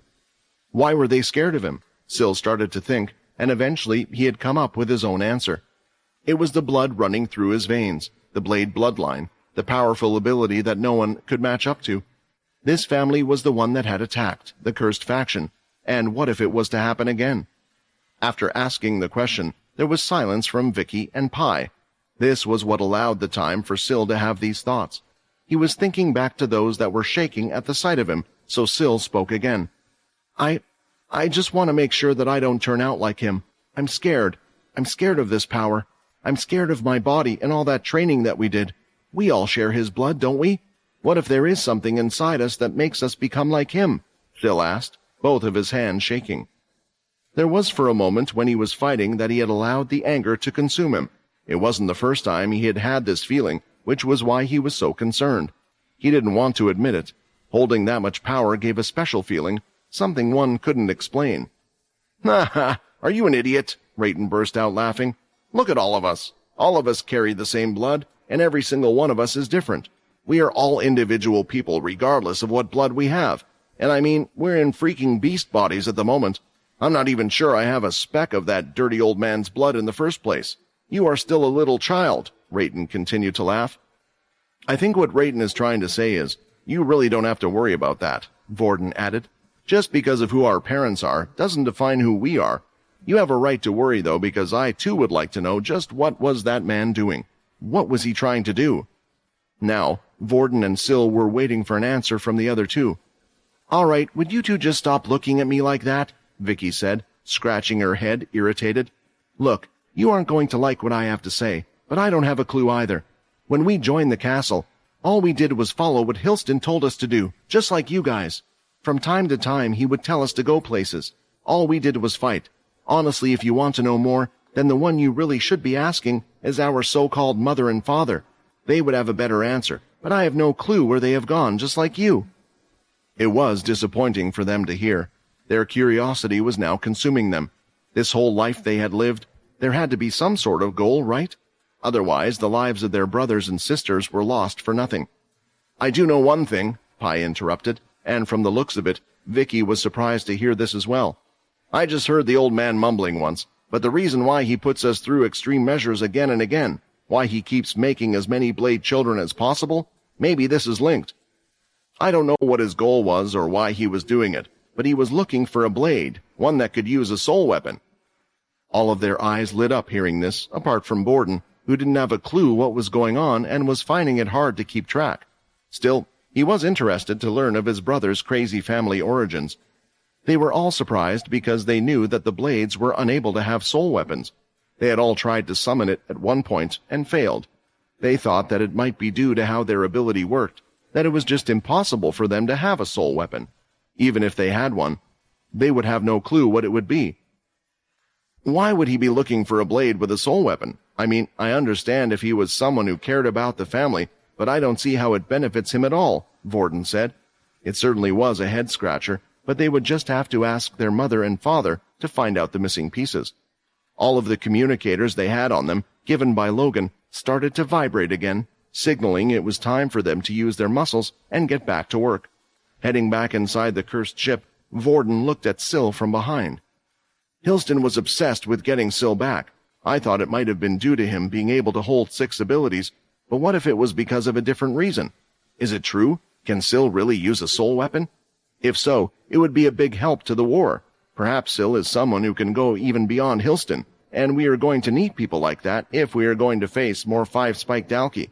The problem is, can Syl handle that much responsibility? Although he is the same age as us, he has been mentally hit since a young age. Only now has it started to get better, but as long as I and Rayton stay by his side, we can keep him in control. Syl, we will look after you and make sure you stay on the right path, and if we aren't there, then I know Quinn will. Speaking of Quinn, he was now finally ready to leave the office. He had been sulking around for long enough about the penalty. In the end, it wasn't something he couldn't deal with. A loss of an item was something he could always get back, and his stats could improve. His powers, ki, skills he had learned and experienced, all of it was still there. Putting his plan into motion, Quinn had called Sam and asked him if he could require that all of those in the shelter donate blood. Quinn didn't explain the reason, but said that he needed it for himself. The other vampires didn't get stronger by consuming different types of blood. This was something unique to Quinn, so it was hard to explain. Luckily, it seemed like Sam believed that this wouldn't be too hard of a request. I can mix the blood into flasks and take them at the same time. My ki has increased since the last time as well, and by mixing the two carefully together, I can make sure that the bloodlust doesn't go out of control. It might take a while, but my stats will be back to what they were. Any second now, Sack and the others would arrive, and Quinn needed to be ready with a plan and what to do next. After all, even with the penalty, he was still one of the main powerhouses, and the demon amulet could be put to good use. Swinging the door open, Quinn was ready for a smile, but immediately someone was standing on the other end of the door. His smile had disappeared. "What the hell are you doing here?" Quinn asked. "What a kind welcome. And here I thought you would be embracing me with a big hug. Did you miss me?" Richard Eno asked. It had been a while since Quinn had last seen Eno. Still, it was a face that he wouldn't forget for a long time. The last time the two of them had met was on Blade Island, where they had decided to part ways. Honestly, when opening the door, it was the last person he was expecting to see on the other side. Usually others would contact Quinn when they wanted to see him, but Ino would just appear whenever he wished. Did he know where I was in the first place? How did he even know I was in this room? Does he have a tracker in my system or something? The reason for Quinn's unhappy appearance was because whenever this person appeared, he always did something that Quinn didn't exactly agree with, which was why now, of all times, he was on his toes for what was about to happen next. I saw the video of you. It looks like you have improved and exceeded my expectations like you have been doing this whole time, Ino said, as he walked past him as if the office was his own home. Although you could have made it easier on yourselves, you could have gone for the attack while Hilston was fighting. We might have just lost our queen in this fight and traded for theirs. The problem is, they have more than one queen. Quinn understood that when Ino was using the words queen, he was referring to the game of chess, where the queen was the most powerful piece, but each side had only one. In this case, their queen would have been Hilston. As for the Dalkey side, Quinn knew they had more than one five-spike. How much do you know? Quinn asked. Do you know how many five-spikes they have? Do you know about their strange chamber? There was clear information that Ino knew what he was keeping from them, but why didn't he share this information with the human race? Wouldn't they have a better chance of surviving if they knew? At the same time, Quinn wanted to ask just what Ino was doing here, but while he was here, he might as well ask him some of the other questions he wanted to know. I think what you are asking for is fair, especially since you finally managed to defeat one of the major threats, Ino said, now sitting in the seat that Quinn was in before. It looks like you have been busy yourself if you already know about that strange chamber of theirs. As you know, the Dalkey have been evolving in general, and it might have to do with the special chamber. At first I thought that the Dalkey would be the ones that were time-sensitive, but now it seems the humans are. Quinn couldn't agree more. Although he was unable to experience the healing properties of the chamber, if what the five-spike said was true, then Quinn could see them forcing evolutions. The major threats I speak of are as follows. There are 3 Dalkey that can turn the tide of any battle and would be a huge blow if defeated to the enemy side. One Horn who has managed to defeat Oscar, another five-spike that goes by the name Graham, and lastly a Dalkey named Greenhorn. The last of the 3 is the weakest, only being a 4-spike. However, it is on the stronger side, and is the closest to evolving at the moment. It also was the one that had escaped after fighting against Owen. Thinking back to the five-spikes that Quinn had met while being in a Dalkey body, he could only assume that he was the one called Graham, since One Horn's appearance was known to the whole place. The next question for Quinn would be how did Ino know this information in the first place, but asking in the past had gotten him no answer. He assumed he was just being safe, not wanting to give his sources away in case anything happened to them. So, if we get rid of these 3, will the human race win the war? Quinn asked, getting a better idea of just what was left of this war. I haven't finished naming the major threats. Jim, the ex-vampire leader and ex-vampire knight, also my, or should I say our relative, is a big problem as well. In the past, he would do anything to please his curiosity and achieve his goal, and I'm sure it is the same now. There is no telling how strong he is or who he has by his side helping him.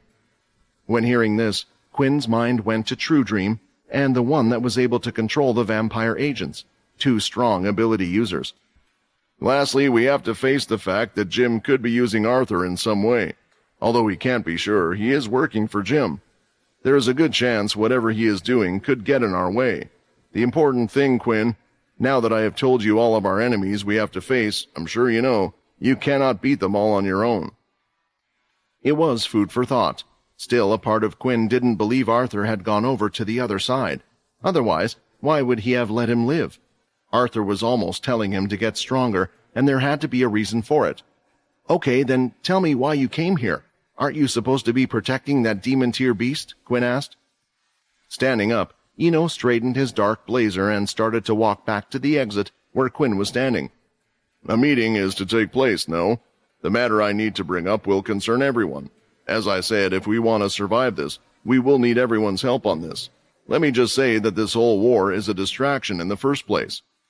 Walking out of the room, Ino continued to do his own thing, and as usual, Quinn was swept up in his pace. It was either that or leave the crazy old man alone. In a way, Quinn thought that would be worse. When stepping out of his office and heading down the hallway, he was quite surprised to see someone familiar standing there. In a pointy hat and black outfit, Mona gave a little wave. "I saw your flashy moves out there," Mona complimented. "You did a good job. I thought at first that maybe you weren't deserving to replace one of the big four, and then in a flash, you go ahead and surpass us. Who would have thought?" For some reason, seeing Mona made Quinn a little at ease. He thought she was quite sensible, to say the least. If she and Ino were traveling together, she wasn't shy enough to say if he was doing something out of order or strange. It did make Quinn wonder where Brock was, though. The most likely answer was still on the island. "It looks like everyone saw that video, huh?" Quinn replied, not realizing just how viral it had gone. "I would bet there isn't a single human who hasn't seen it," Ino said, clearing his throat. "Would you mind? These old legs of mine are getting a little tired." At first, Quinn didn't know what Ino meant by this. He was sure that his legs were working fine. Does he want a piggyback or something? Later he realized that Ino was trying to hint at them using Quinn's shadow to travel. The meeting was far, and Quinn wanted to avoid the people outside, so he would use it anyway. The meeting wasn't to occur in the shelter since there were too many people, and it would attract attention. Instead, it would take place on the cursed ship. Although repairs weren't finished yet, the command center had been repaired so they could make full use of it. Both Mona and Ino were taken inside and out of the shelter using his shadow travel. As they approached the cursed ship, Quinn saw another ship had already landed while another was preparing to land. Soon Quinn could see who had gotten off the ship, for it was Nathan, along with a few others by his side. The others with him were just soldiers for protection, but Quinn didn't recognize the person directly behind him. It was a female. She stayed close, but he did notice something else that she was holding on to tightly. The next second, Quinn had popped out of the shadow, appearing in front of them all. "Quinn, what the— You can't just pop out of the sand like that. Were you hiding there that whole time?" Nathan had let out a little shriek. These days he was a little on edge and wasn't paying attention. To suddenly see three people appear out of a shadow in the sand like that would give anyone a fright. However, Quinn ignored Nathan and instead looked at the weapon held in the woman's hands. "That weapon, that's the demon-tier beast weapon that Oscar had. I'm sure of it," Quinn said, recognizing it. After all, he was one of the few that had seen it being used in action. "Didn't Sack say that they lost it when fighting against One Horn, and it was on the planet where Arthur was? So why is it in this person's hands?" At the same time, while Quinn was thinking this, the woman who was known as Ruby also seemed a little starstruck after seeing Quinn. What you did just now, that looked like a shadow. Do you have shadow abilities?" Ruby asked. No matter what skill Quinn would use, even the shadow travel, when deactivating and activating the skill, shadows would form like a type of purple fog and quickly disappear. Ruby had seen the same thing happen before. "Do you know where Arthur is?" Ruby asked. This girl knew who Arthur was. This was something Quinn wasn't expecting. Just who was this girl, and what was her relationship with Arthur? Hearing Arthur's name was like a switch in Quinn's mind. He never expected to hear the name from another person's lips, especially a human. To make sure, Quinn sniffed a few times. The scent was definitely that of a human. "Why?" Quinn said, pushing forward now almost directly in Ruby's face. "Why do you know that name? How do you know him? Who are you?" Asking one question after another, Quinn pushed forward, and Ruby was taking a step back. The person in front of her was being somewhat aggressive, and it felt like if she said one wrong word, she would be on the receiving end of an attack. Instead of answering, she slowly moved her hands down to the hilt of the sword she had been practically hugging till recently, but this didn't go unnoticed by Quinn. "Don't you try to use that weapon on me," Quinn demanded, as his eyes glowed red and his influence skill had activated. No matter how hard Ruby tried to move her hand, her body wouldn't listen to her as it was being controlled. "Those red eyes are the same as Arthur's. I thought that maybe the two of them knew each other. Is he going to kill me?" she thought. "Quinn, what are you doing?" Nathan shouted out as he got in between the two of them. "Look, I don't know who this Arthur person is. Ruby does know him, but you can't just ask a question and put pressure on someone like that the second you meet them. You didn't even give her time to answer. I know this might be out of place, since I am ranked below you, but I have to call out your actions. Do you want to be like Duke?" Nathan shouted, trying to get Quinn's head screwed back on properly. Letting go of the influence skill, Quinn took a step back. He realized that he had allowed his emotions to get the better of him, similar to when he had faced Head General Inu. This wasn't Inu, though, and neither was it Arthur himself. I have to calm myself down when it comes to situations involving Arthur. Every time I hear his name, the wounds on my body start to ache a little. I understand the young one, Ino said, walking up to Quinn's side. I too am interested in knowing just how this girl came into possession of the demon-tier weapon and her relationship with Arthur. It took a few seconds for Nathan to notice who it was, but it was then that he recognized the man as Richard Eno. Immediately he bowed down, showing his respect to one of the great heroes. I'm sorry, Quinn said, looking at Ruby again. I'm just trying to find him and wondering what he is doing at the moment. Do you mind if you tell me what you know about him? Many things were running through Ruby's mind when she saw Quinn use the shadow powers. Whether he was a friend of Arthur, an enemy, or perhaps someone who was just searching for him, but now she realized that they both had similar goals. The group started to make their way into the cursed ship. While doing so, Ruby had explained, just like she did with Nathan, who Arthur was, and how he was introduced into the shelter they had made. What she's saying matches up with what Leo and Aaron told me before, how they had trained with Arthur on the planet. So she is from the place where we woke up Arthur, and must be part of those that were left behind when the portal planet changed. So you don't really know why the Dalki were protecting the place? Quinn asked. I hate to say it, but it is looking more and more likely that Arthur is working for the other side now. He must have made some sort of deal to have the Dalki protect them. Arthur is a strong ally for them to have, which is why they went as far as to have One Horn keep their promise. After finishing this sentence, Eno had a smile on his face. However, in their rush to attack, you have managed to do a great thing. You have made it so their deal is void. Who is this Arthur person you keep speaking of? Nathan couldn't help but ask. From the sound of it, it is a great figure, but I have never heard of such a name. If he said he was someone who was stronger than Quinn, then I bet that would get your attention. So it is important to know if he is working for the Dalki or not, Eno answered. Hearing this, Nathan stopped walking for a few seconds. Right now, it wouldn't be wrong to say that Quinn was the strongest person in the world, at least from who they knew, yet an unknown was stronger than him. Wait, but Ruby said that Arthur said the Dalki were even stronger than him. What does that mean? Nathan shouted out, recalling her words. Now both Quinn and Eno had stopped walking at the same time. It's true, Ruby added, looking at the shock on their faces. She didn't really know who this Quinn person was, because they had been kept away from the outside world, so she also didn't know what the big deal was that someone was stronger than him, or Arthur for that matter. When Arthur came back with the Dalki, he said those words. Thinking things through, Quinn was trying to compare Arthur's strength with Slicer's. From both fights and what he had seen Arthur do before, out of 100 fights with Slicer, Quinn couldn't imagine Arthur losing a single one of them. Could it be? Did Arthur already have a scuffle with the Dalki? Did he lose?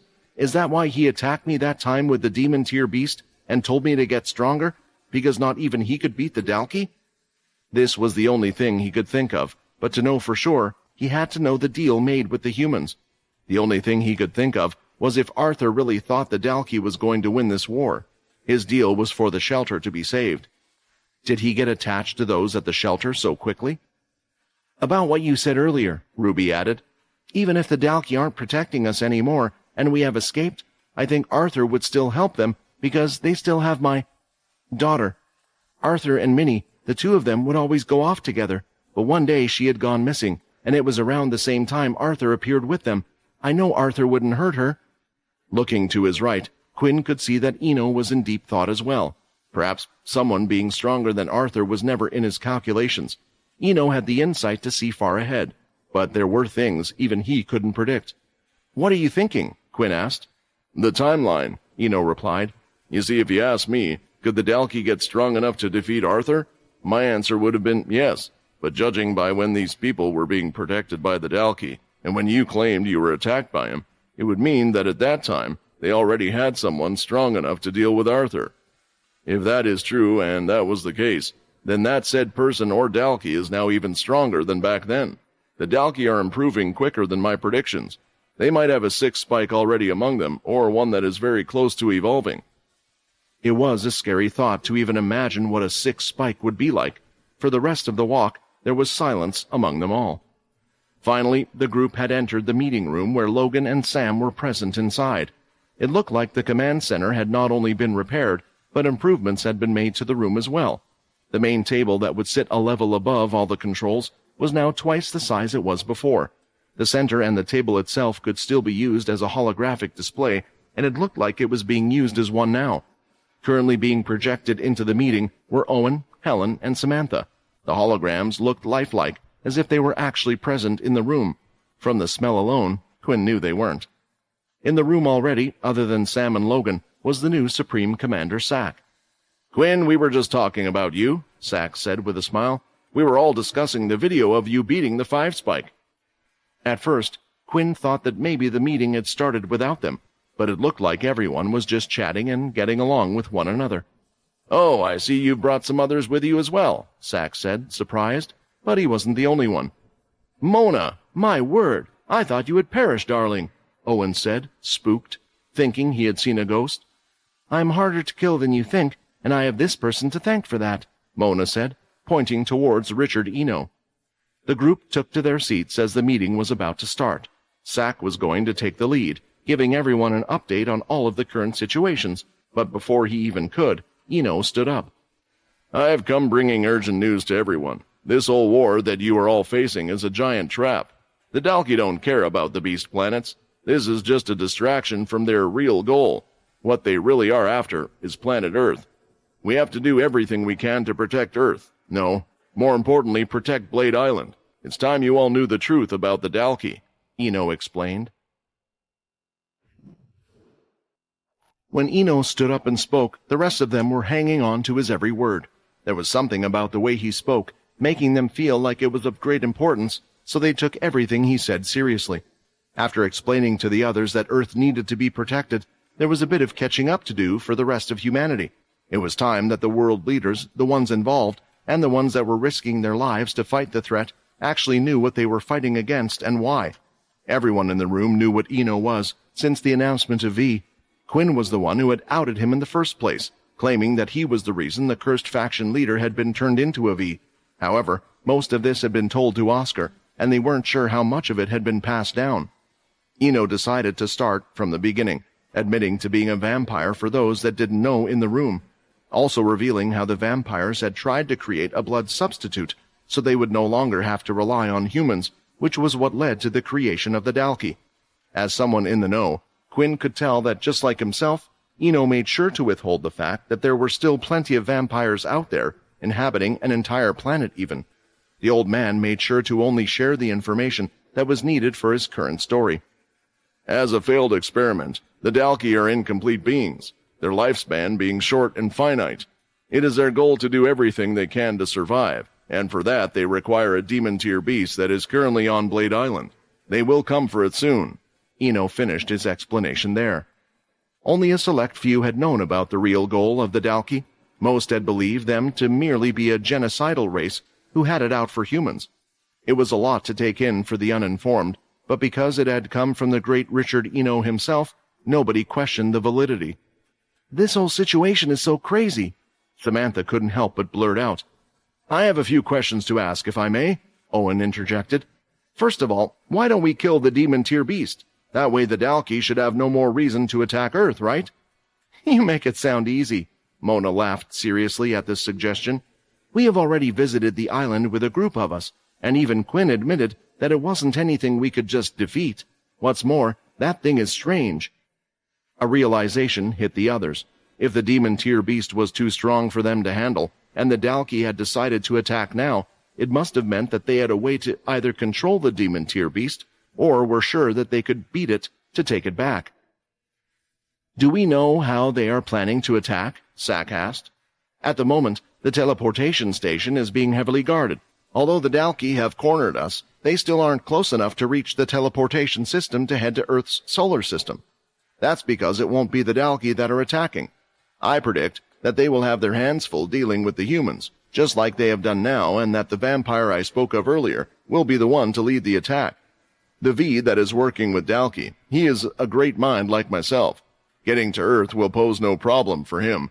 I'm sure you are already aware that one Dalki has managed to appear on the planet without any prior warning signs.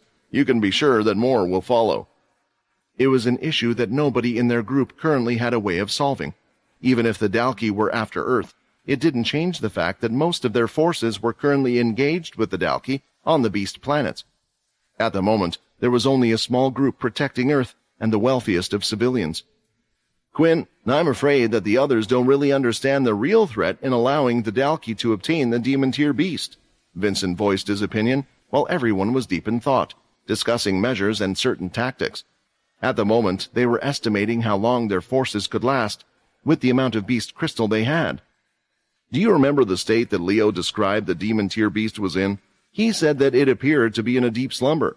From the information I have gathered and what I have observed, I believe that this was the case because half of the demon tier beast has already had all its energy drained. The Dalki were created with one half of the demon tier beast, and Logan said that there wasn't enough energy to create any more Dalki after Borden, but the beast is still somewhat alive. If it wasn't, it would have joined back up with the beast on Earth. If the Dalki get their hands on the second half of the demon tier beast, there will be two major issues. One, they could use the demon tier that still has plenty of energy left to create more incomplete Dalki. Two, their goal would change. Rather than capturing the other half of the demon tier beast, they could simply slay the one on the vampire side, gaining control over the complete version of it. When hearing Vincent explain it, the terror of them getting the demon tier beast set in. So far, the humans were only able to put up a decent fight due to their numbers, but if their forces could double, there would be no hope for them. I agree, Quinn said, interrupting the others that were speaking. We have to prevent the Dalki from obtaining the demon tier beast at all costs. I'm aware that everyone is busy defending the invaded planets and that they are worried that if they leave them, there will be no hope for them to survive. But if we allow them to get their hands on that demon tier beast, they will be able to double their numbers, if not worse. There was something else Quinn realized that he decided to keep to himself as well. Arthur had made a deal with the Dalki, so what were they getting from him? If what Vincent theorized was true, Arthur might have been tasked with killing the demon tier beast that was in the vampire world. I see that you are all troubled, so I have a suggestion, Sam spoke up. The main issue we have at the moment is travel. The Dalki possess the technology to block our own teleporters. Were it not for that, we could assign people to protect Blade Island, and you could head back to your respective planets in case they would need the reinforcements. Thanks to Quinn and Logan, we were able to create a device that can be used to disrupt their jamming device. At the moment, the Dalki don't know about it. This could be our trump card against them. When Eno calls for help from us all, we can travel and protect Blade Island. The others were amazed by how much the Cursed faction had been able to help in this fight. If it wasn't for Quinn and his friends, humanity would have long since perished. I can agree to that, Owen nodded. As long as the Greylash planets and its people can be protected at any time, I will gladly go where I'm most needed, providing the teleporters work, of course. Soon after, the rest of them agreed to this, and a plan was put in place. For now, Eno, along with Mona, would head back to Blade Island and set up the teleporters. They would also stay there as a first line of defense. Eno actually wanted Quinn to send some of his people back as well, but the vampire lord himself had refused, on the grounds that there were things he needed to do with them first. Seeing the look in his eyes, Eno understood that Quinn wouldn't budge. Given the situation, it was apparent that Quinn must have intended to boost their strength as much as he could. Up until now, they had done well, and they had yet to let him down, so Eno didn't insist on their arrival. The teleporters working was a big win for them. Additionally, Quinn did agree to send someone with the shadow ability over, so he could go there regardless if the teleporters were working or not. The next matter to be discussed is those that are known as the Chained, Sam stated, standing up. Hillston Blade had enslaved many strong people to have access to their abilities. A good portion of them have remained on planet Kaladi. Some of these are the strongest ability users in their field, including past leaders. They will be returned to their rightful factions. Hearing this, there was a smile on Owen's face. During the broadcast, he had seen the face of his grandfather, Grim Greylash, still alive. Reclaiming those people who had been believed to have died was a big win for the Greylash family, as well as the Earthborn group as a whole. Before we go on to discuss each group's plans and tactics for the fight against the Dalki, Nathan has one more matter he wishes to address. Sam sat back down in his seat to allow him to take over. Nathan then stood up, with Ruby still sitting by his side. Supreme Commander Sack had given me an important mission while the attack was going on. With One Horn's location having been confirmed on a different planet, we knew it was the right opportunity to strike, and in doing so, we rescued the humans. While Nathan was speaking, Samantha suddenly sparked up because she knew exactly what planet they were talking about. It turns out that the humans there had not been V at all, nor had they been working with the Dalki. The Dalki had kept them alive, glorified prisoners, probably to be used against us in some way. When Nathan said this, he was careful because he realized that neither Richard nor Quinn had mentioned this Arthur person. Since the latter seemed to be a V as well, he took that as a sign that it could be a secret they didn't wish to share. As such, he chose to do the same. We have successfully freed them, and in doing so we have managed to retrieve this. Ruby then placed the demon tier weapon on the table for them all to see. Although it was our cursed faction who discovered and secured the weapon, it originally belonged to the Earthborn group. Without Supreme Commander Oscar, we will have to choose the most suitable person to wield the sword for all of humanity's sake. Everyone's eyes were now glued onto the weapon. A demon tier weapon would be a boost to them all, and every single group wanted it for themselves. The demon tier weapon was special in more ways than one, not just because of the rank of the weapon itself, but due to the history it carried as well. As the first demon tier weapon that the humans had owned, and the one belonging to the Supreme Commander. In a way, everyone in the room had a case for the weapon to be rightfully theirs. It was at that moment, while everyone's eyes were glued to the weapon, that Ruby stood up. In return for saving those in the shelter and giving them a safe place to live, I have agreed to give back this weapon. If it can help me bring back my daughter, and help us save us from this war with the Dalki and many lives, then I accept, Ruby said, sitting back down. Hearing Ruby's words, and how selfless they had been, made the others reconsider for a second. A normal person had actually tasted what it was like to use and wield a demon tier weapon. In times like this, nearly everyone would want to keep it for themselves.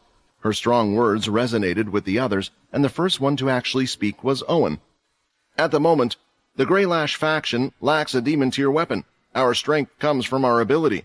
I would have before said that using the weapon would have made it so there wasn't just one strong contender in the Greylash family, but thanks to the cursed faction that isn't true anymore.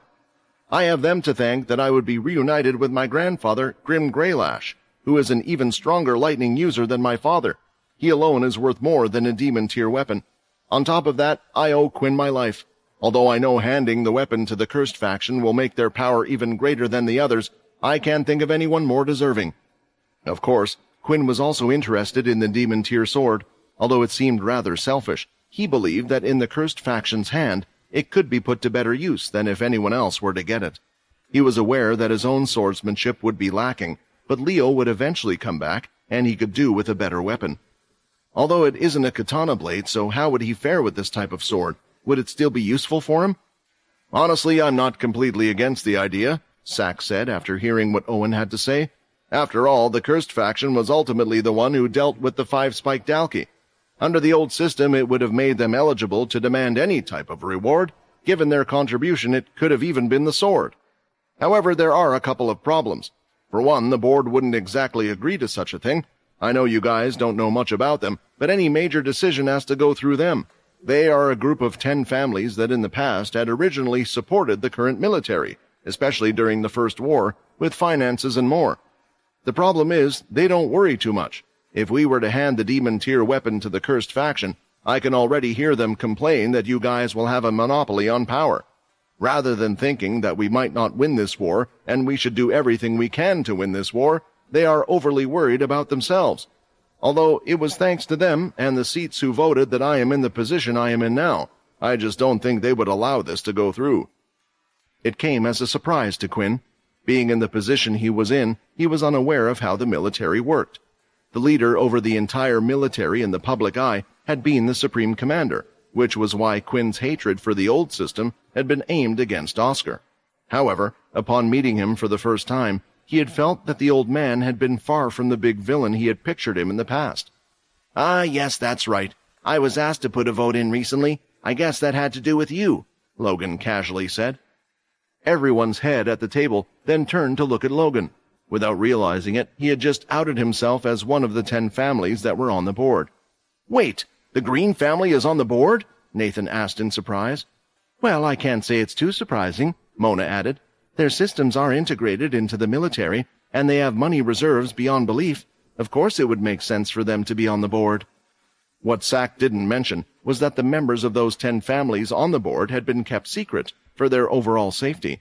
The reason why Logan had to give a vote was because his family was no longer alive apart from him. Sack cleared his throat, indicating that he had more to say. Regardless of this fact, I don't think one vote would make a difference in this. The main reason I'm bringing this up is because of Samantha, Sack said, pointing towards her. It's pretty much a given that the board will insist that she has the right to the weapon more than anyone, especially since it belonged to her father. Thinking about this, Quinn was a bit troubled about taking the demon-tier weapon away from her. After all, Oscar had once told him about how much he and his people had gone through to obtain that thing. I also wish for it to go to the cursed faction, Samantha finally spoke. Honestly, even if it was in my hands, I am not confident that we can defeat One Horn with it. There is at least another 5-spiked Dalki out there, and unlike the board, who are unaware of what goes on, I do know it would be best suited in your hands. With this, it seemed like the matter was settled. At least between all the world leaders it was, since all of them wished to hand the weapon to the cursed faction. However, there was still the fact that the board wouldn't exactly be pleased with this outcome, putting Sack in a difficult position. What can the people on the board do about it anyway? They might not be happy, but are they going to force it from us? Surely they can't be crazy enough to start a fight with the cursed faction in a time like this, Quinn wondered. From the look on Quinn's face, Sack could tell what he was thinking. They have a great influence, Quinn. Just think about how powerful the Green family is. Maybe it won't bother you, but they could easily turn public opinion against you, Sack said. That would be annoying to say the least, Sam commented, but he already had an idea in mind. How about this? Nathan is part of the cursed group, and barely anyone should know that Sack was the one to have sent him out on this mission. Why not let Quinn claim to have ordered such a mission, and that we coincidentally managed to retrieve the weapon? This makes it so the Earthborn group is even more indebted to the cursed faction. As a publicity stunt, Quinn hands the weapon to the Earthborn group Samantha. This will show that the connection between the cursed and Earthborn group is close to those on the outside. Then, Samantha can just choose to give it back to us. Since it's rightfully hers to keep, nobody should be able to complain if she does as she wishes, especially if it's done for the sake of humanity. It sounded like a long-winded process, but ultimately they believed that this would work and keep everyone happy. Since this discussion had ended, it was time for the rest of them to talk about their situation on the planets and what they had planned to do. It seemed like scuffles on the planets were happening every once in a while, but strong forces were no longer attacking like they had done before. This was good and bad news, as the Dalki could be waiting for them to run out of crystals. Due to the situation, it seemed like each group would have to come up with their own defensive measures, which would be implemented on a case-by-case basis as and when attacks happened. What they did agree on was that they wouldn't go on the attack, not until they had successfully defended Blade Island from the practically guaranteed attack. With that, the meeting was over, and everyone rushed off to do their own thing for now. Quinn, before I go, remember what I said. You have done well so far, and you need to continue to do so. I will also play my part in all this. That was all that Eno had to say. For the first time, the old man didn't have any intentions of sticking around.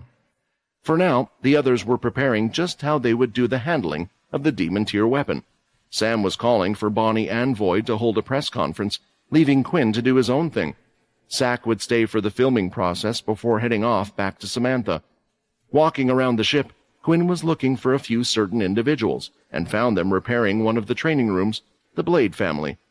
"Quinn!" Syl shouted with a smile, breaking his concentration, dropping a giant metal slab he was holding up with his powers.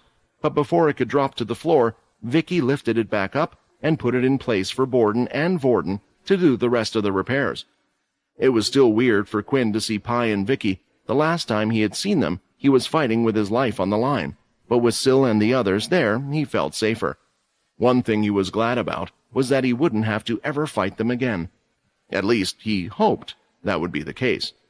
After finishing the repairs, Vorden soon came over to Quinn, along with Borden and Syl. The others didn't care for Quinn too much. "So what brings you here? I hope you don't need our help to take down another 5 spikes. I don't want to do that ever again, Vorden half-joked. Quinn laughed nervously, because in a way, he did want them for something along those lines. Actually, I have a gift for you guys. I know how much help I need from you, and there might be a time when we all need to fight like that again, so I have to make sure that you guys are as strong as you can be. Quinn took a step back and lifted his hands. Hundreds upon hundreds of beast crystals started falling onto the ground, piling up. All these crystals were from the mothership he had taken down. I doubt Muddy and Tails will mind, but I need their bodies to evolve.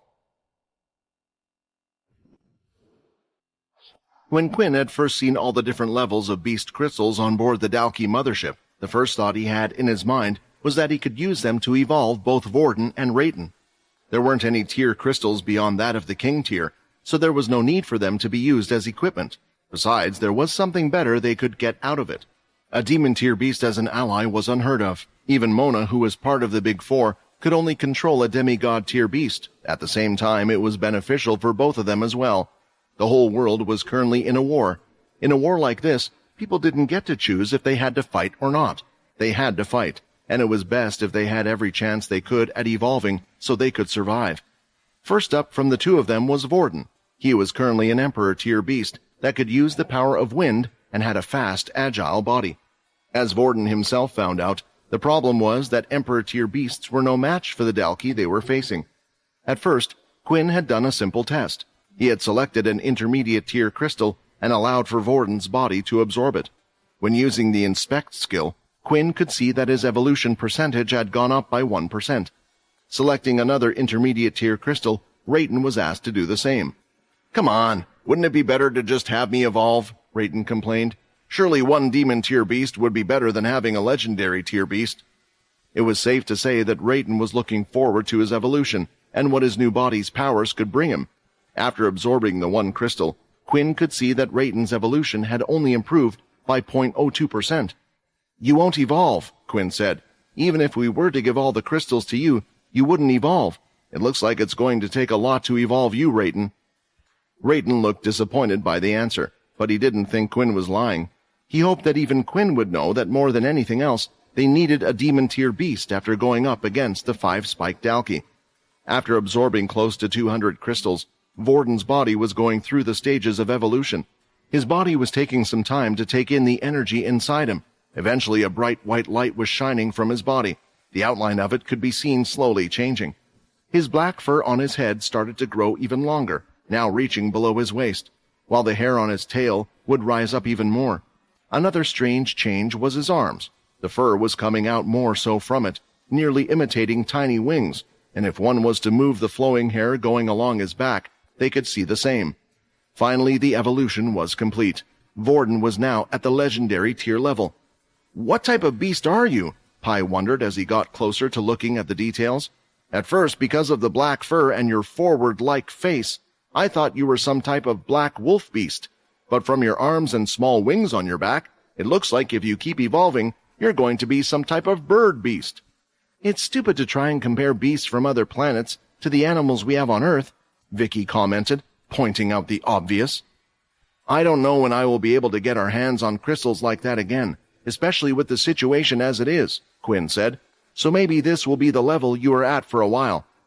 I can only say thank you, Quinn. I know what the situation is like, Vorden replied. Since Quinn realized that the reminding crystal wouldn't evolve Vorden to the next stage again, they decided to use the rest on Rayton.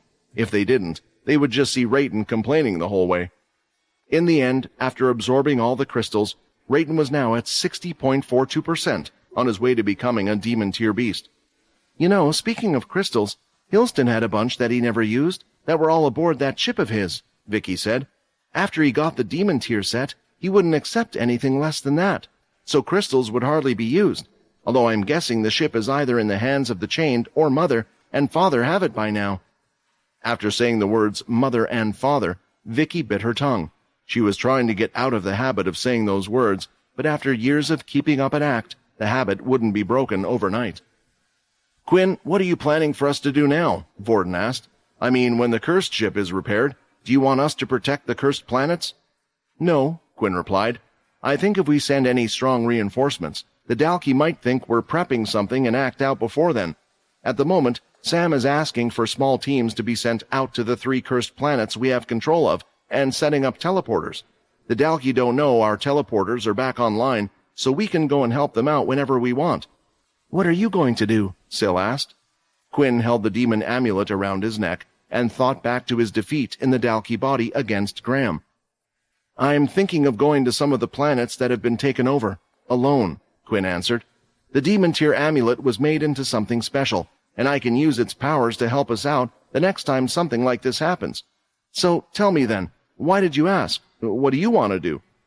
It was clear there was something on their mind, and Quinn could tell they wanted to ask something. Well, we were talking about it, but we wanted to head back to Blade Island for a while. There are strong beasts on the island that Rayton and I can use to evolve, and we also want to find any hints we can to find the other 2 Blade members that escaped. At the same time, Vicky and Pi wanted to use it as a base to get back to while they search for the Chained. At the moment, Eno and Mona were heading towards Blade Island to reinforce it. At the same time, Dennis had gone along with them since he too had the shadow powers, so Quinn could quickly travel there. He would also set up the teleporters so the world leaders and Quinn could get there at any time possible. I'm not going to stop you guys. You guys are strong, and I can tell you your family history is important to you guys, Quinn answered. But I just want you guys to be cautious. Eno, the demon tier beast, is on that island, and there is a high chance that it's the next place they will attack. But if they do, I will be there. Vorden felt a little guilty about not telling Quinn the whole truth, as there was one more reason why he wanted to go there. It was to see if they could find anything on the fact that Hilston was trying to create a blade with a soul weapon. There had to be a method to his madness and something they might have missed. This wasn't something Quinn needed to concern himself with. Quinn, if you need any help, you can ask us as well, Syl said with a smile. He seemed to be recovering well after the fight and everything to do with Hilston. It was a good thing that Vorden and Rayton were by his side, and even more of the Blades with Vicky and Pi. They were able to just fill the family gap that Quinn couldn't. Leaving them be, Quinn had one thing to say to them all. You guys make a good family and one hell of a scary one, Quinn smiled, leaving the room. Using the demon tier amulet to obtain more Dalki and create higher spiked Dalki was Quinn's goal. At the same time, he could use their EXP to level up. Before he could go off the planet Kaladi, he needed to wait for the preparation of the video that was to be made. It was a broadcast to congratulate the cursed faction, while showing them giving the demon tier weapon they had found. So before that, he couldn't leave the base. But there was still one more thing he wanted to do anyway. Heading to his own training room, Sam had said there was a nice surprise for him when he got there. Entering the pin on the secure door, he was let in, and Quinn could see 5 different flasks laying there on the ground. The flasks that were used to hold vampire blood. Did he borrow the flasks from the others? I guess I'm going to have to give them back. Opening up the lid and using the inspect skill, Quinn could immediately tell all the different types of blood in the flask gathered. Drops from hundreds of people in each of the flasks, from all those in the shelter, from people whose blood he had never consumed before. My ki right now is stronger than my blood power. It was a problem before, but it can help me suppress the blood addiction more so I can take more drops of blood at a time. My control has gotten better, so this shouldn't be a problem.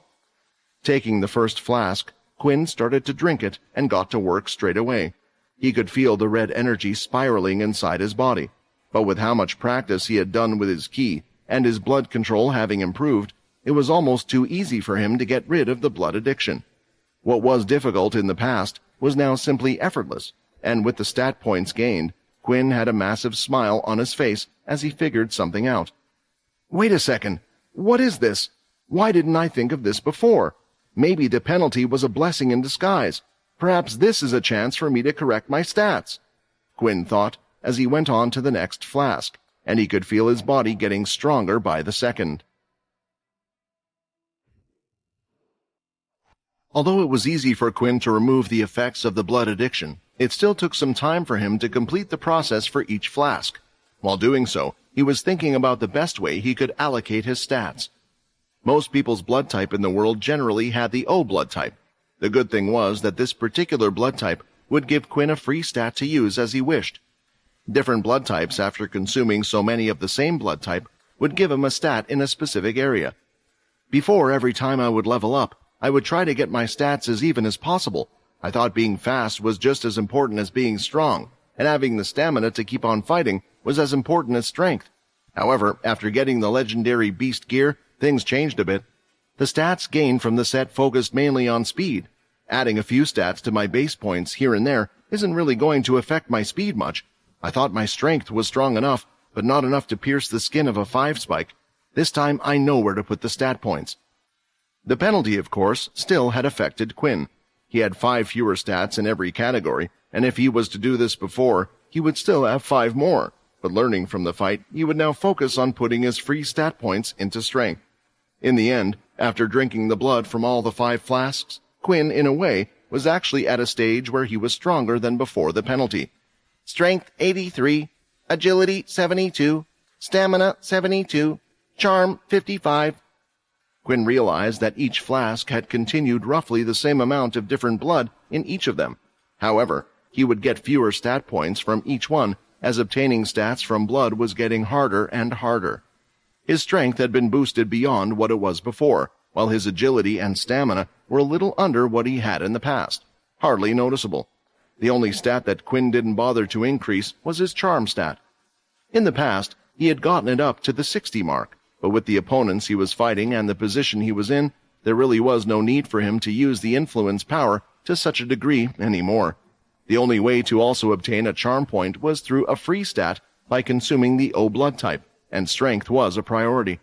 This is amazing. Maybe I should start going to the cursed factions and ask Helen and the others to do the same when I arrive. I'm sure they would understand, right? Quinn thought. It might cause some worry, Vincent said. I'm not saying that it will, but in the past, a long time ago, history states that there was a time that some vampires and humans tried to live together by doing such things, but it never worked out.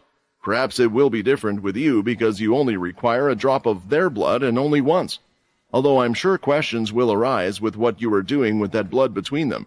At the same time, your stats are properly close to their limit if I was to guess. Just like in the past with the previous evolutions, your stats stopped growing at a point. Taking Vincent's word, Quinn thought he might be right. Would it be worth maybe upsetting the cursed faction for a few extra stat points? Still, it's got to be better than death. Maybe I should just ask Helen to prepare it beforehand.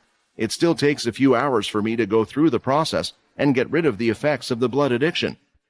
Speaking of a few hours, Quinn just realized how long he had spent in his personal training room and was sure that the others would be ready for filming any second now.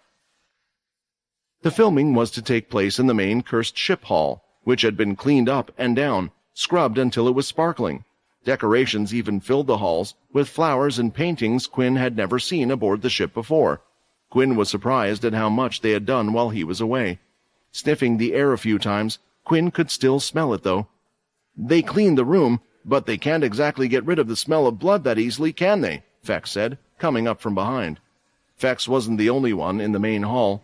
A lot of the cursed faction members had been invited inside the cursed ship main hall. It was getting quite packed. I thought this whole thing was just going to be a quick video. Quinn looked at the crowds of people with excitement on their faces. There was even a stage that had been built. It reminded Quinn of the other ceremonies he had attended, such as the crowing of the Vampire King. Apparently, Bonnie said it would look more like an award ceremony with more people inside. It's got to look good for the public, you know. Fex patted him a few times. On the stage, Sack was standing there along with others, and it looked like they were going through a dress rehearsal.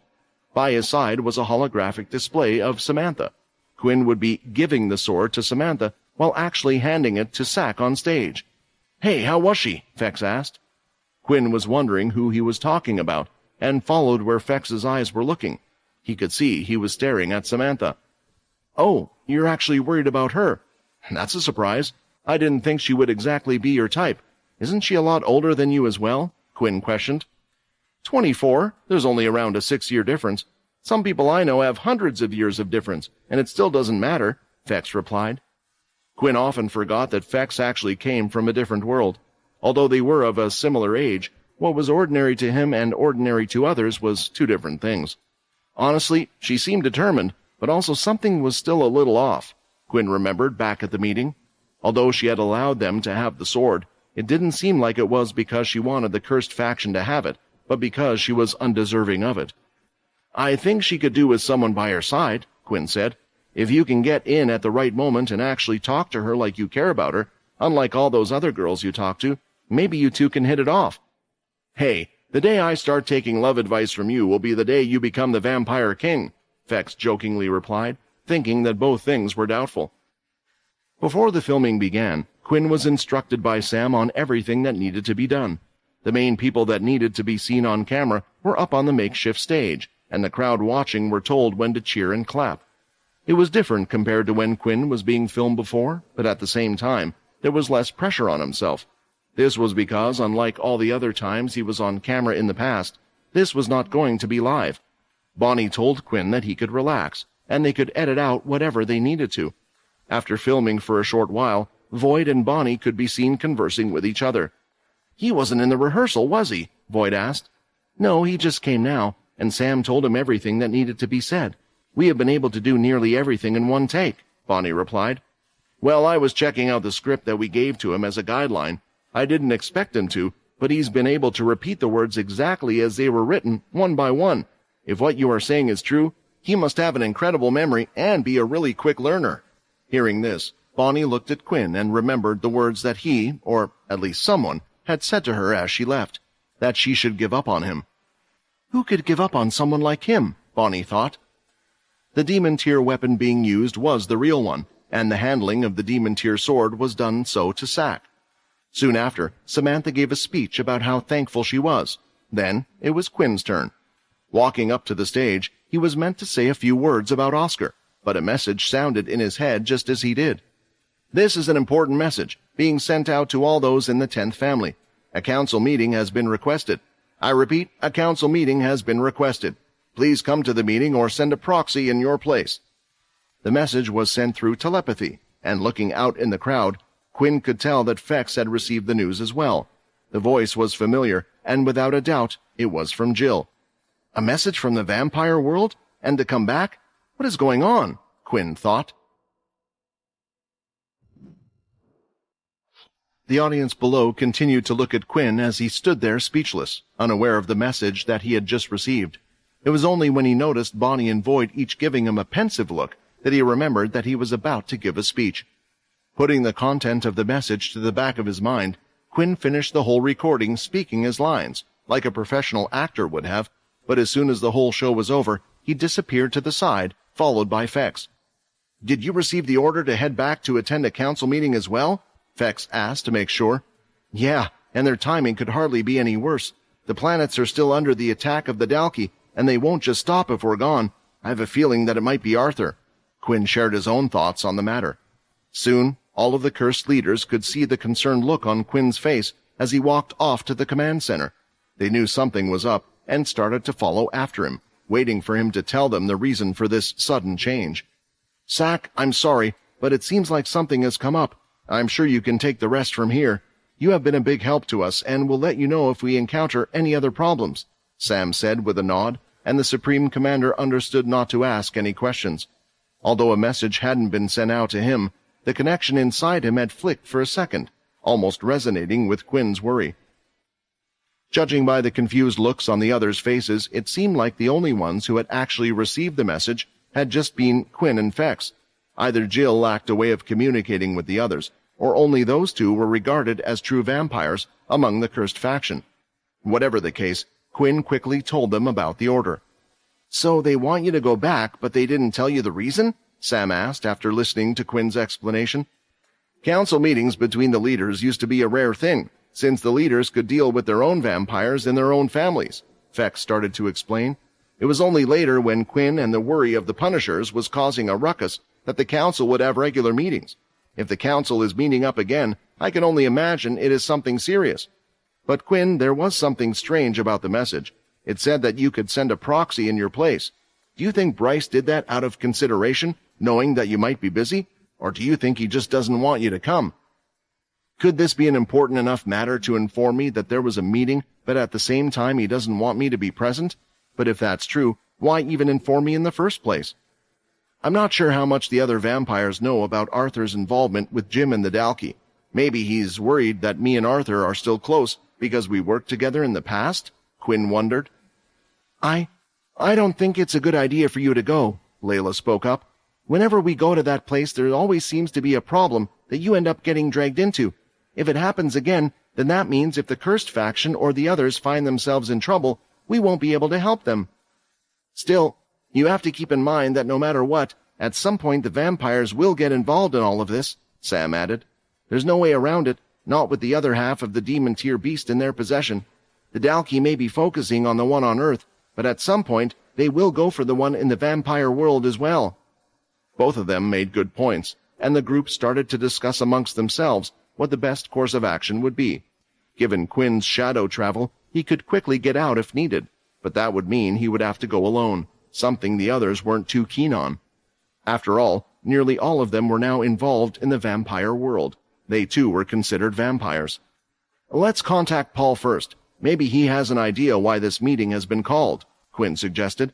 Without knowing anything about the importance of the meeting, we might just be making a big deal out of nothing. The call was being made to the other side, and everyone was nervous as they could hear it ringing a few times. It not being answered right away was a sign that something serious must have happened. Yet Quinn wasn't too worried, for he had neither gotten a message nor a quest from the system about anything happening to the 10th or 14th castle. I was expecting a call from you at some point, but it came earlier than I thought, a voice eventually answered from the other end. Hearing that Paul was the one that answered, all of them felt relieved. We just received information about a council meeting. I'm sure you have been reading the reports I have been sending out from here, Sam said. Sam thought it was important that Paul also knew the situation in the human world. From time to time, Sam would also contact Paul asking him for advice on what tactics to use or implement. After all, Paul had more experience when it came to these types of things. Yes, I have. So I understand you're in a tricky situation. Let me get straight to the point then. The other day, the third leader was murdered. At the moment, there is no known suspect, but that has to be the reason for the meeting. Does it have anything to do with Arthur? Quinn asked immediately before anyone else could say anything. Quinn, I fully know the situation over on your and our end. At the moment, there has been no signs of Arthur being involved. The way it happened, I'm not sure if it is something he would do, but the panic is in place.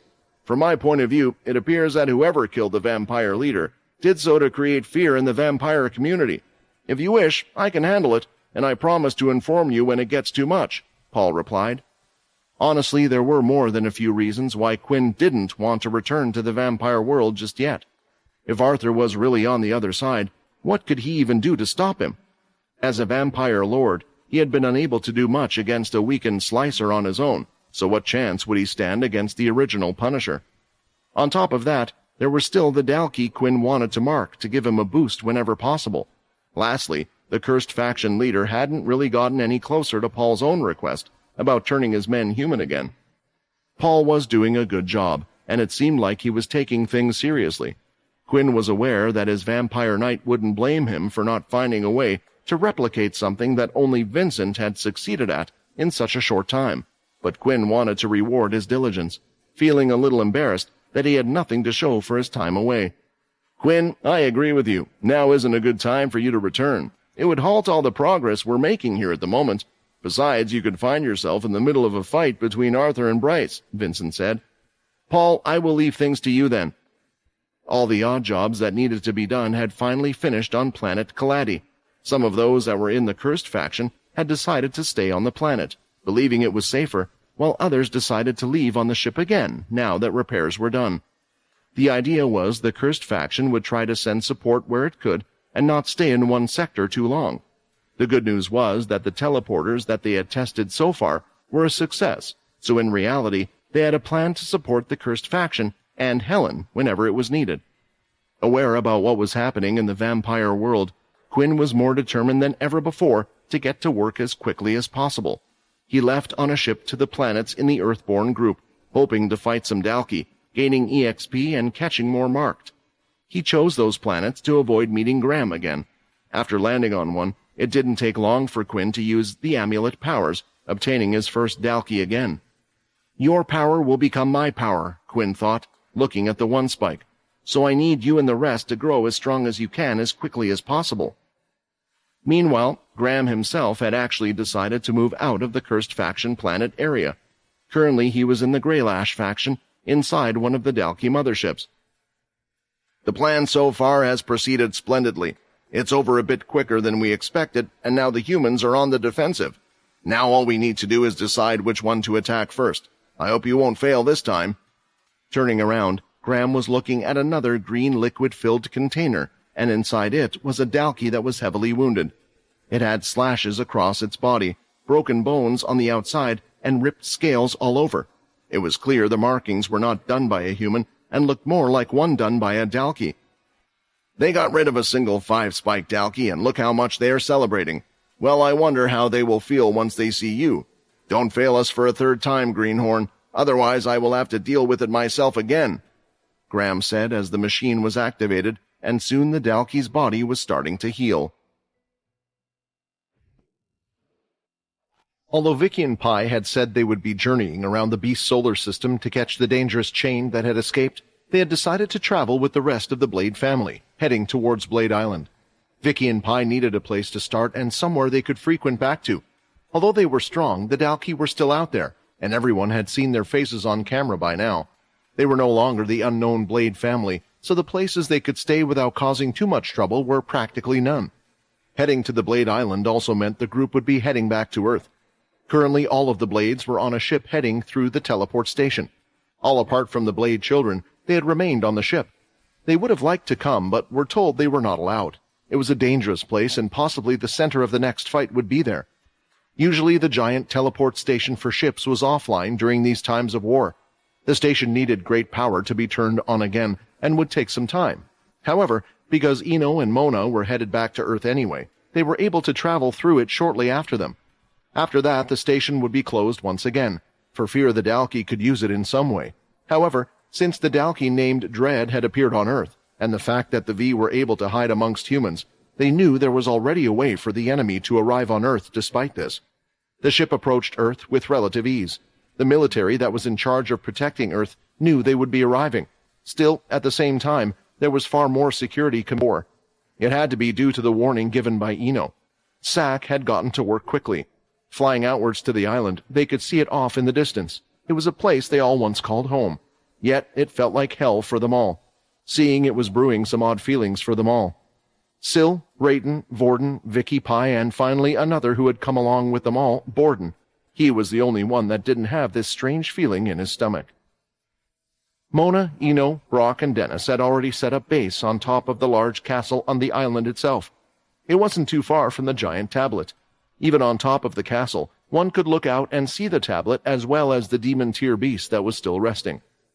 "That's those Blade kids Sam talked to us about, right?" Mona said, looking at the ship land in the large open space by the giant staircase leading up to the castle. "Yeah, he said that they would be doing their own thing. We don't have to worry about them. Remember, they were originally raised on this island, so whatever beast they run into, they can take them on," Dennis replied as he carried a large metallic object on his back. "Now tell me, where do you want this thing?" Dennis asked. "The teleporter will need to be put in a safe place," Ino said while he was looking down. "We could either place it by the tablet or inside the castle. I'm struggling to decide what the safe option would be." "Oh," Mona was surprised. "I thought you were someone who had everything figured out. I'm surprised to hear you're struggling with a simple decision like this." Walking over to the edge, she went to look at what Ino had been staring at for so long. That's when her eyes could see what he was now looking at as well. "Now you see my struggle. I'm pretty sure that wasn't there the last time I came here," Ino replied. Exiting the ship, the group of Blades decided to walk up the long staircase together. Step after step, they did so slowly. Not a single one of them was running up the stairs in excitement at all.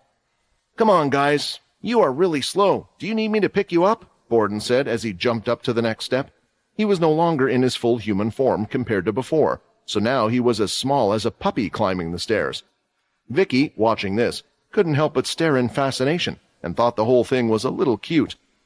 This little guy was the same guy that was threatening us, Pi thought. "Hey, why don't you just stay on my shoulder for the rest of the way?" Borden asked. "You don't have to tire yourself out." "I'm not tired, and you know I like to do things for myself. Besides, you guys are clearly worrying about other things. That Hilston guy you were all scared of is gone, so I don't know why you were all acting like he's still alive. This place used to belong to him. Well, now it's all yours," Borden shouted back as he continued to hop up the stairs, getting ahead of everyone else. "Damn it, How can that little runt be so right? I can't believe I was feeling this way and hanging around with the loser bunch, Raiden said as he ran ahead, catching up with Borden. For the others, they looked at each other and smiled. Borden's words had picked them up a little. It was just so hard to believe that Hilston was gone. Any second when they opened those doors, they were expecting to see Hilston on the other side. When the others had finally reached the stairs, they could see the doors wide open, but there was no family that was there to greet them like there usually would be. The inside of the place was empty, feeling emptier than usual. "We came here last time, but we were unable to find anything other than a journal," Syl said. "Quinn has the journal at the moment, but other than all the ability users in that journal, it didn't seem to have anything else inside. Do you think we'll find anything this time?" The reason they had come here was to perhaps learn what exactly Hilston was planning, if he really was looking for a blade with a soul weapon, and why. "Last time you didn't have Pi and me," Vicky proudly said, walking in front, taking the lead. "You have to remember, we left with Hilston when he decided to go after you guys, and you three were young, so they didn't exactly show you all the places in this castle. What do you think is under the giant staircases in the first place?" Thinking about it, although the castle was on a type of hill, the staircase and castle seemed to be at a higher level than others. It was starting to make Vorden wonder, by Vicky's words, if they were man-made. With a strong earth ability, one could landscape the whole area to their liking. "Is there something underneath the castle?" Vorden thought. Following Vicky, she had eventually led them to one of the training rooms they all remembered well. Above reinforced glass could be seen. While looking, Vorden had memories of the tests he had been put through. At the time, they were unaware that Raiden and Vorden were in Syl's mind and were trying to force Syl to use his 6 abilities again. So he fought against a dangerous beast in this chamber, hoping to draw out his power. Vorden could see a younger version of himself in Syl's body fighting for his life. "Syl, although you had the power to wield 6 abilities, your body never did quite go through the change that Hilston wanted for you, unlike the rest of us. We were able to achieve superhuman bodies, but you weren't. We all saw Hilston losing to that 5-spike. I'm not telling you to continue that training again now. Still, if you are going to go up against the Dalki again, maybe it would be a good idea to practice in this room from time to time," Vicky suggested. Hearing this, Syl thought they were right. Syl knew that if he was to fight Hilston head-on, or Slicer, that he wouldn't have survived, which was why he had taken advantage of the situation in the first place. However, thinking about training in this place again made him think of the temple and every bad thought that came with it. "We can do that somewhere else," Vorden said. "It doesn't need to be in this place. We are just here to find out more about Hilston and get some crystals."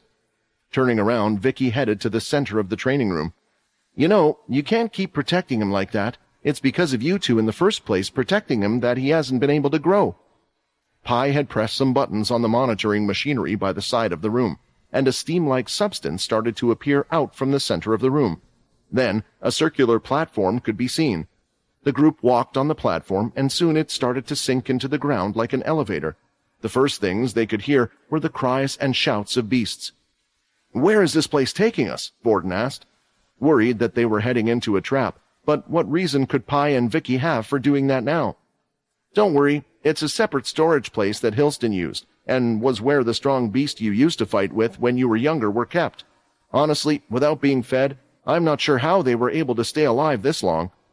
When the elevator finally stopped, the door opened, and 2 people could be seen standing in front of them. Immediately, all of them were ready to fight. "Mother! Father!" Vicky shouted.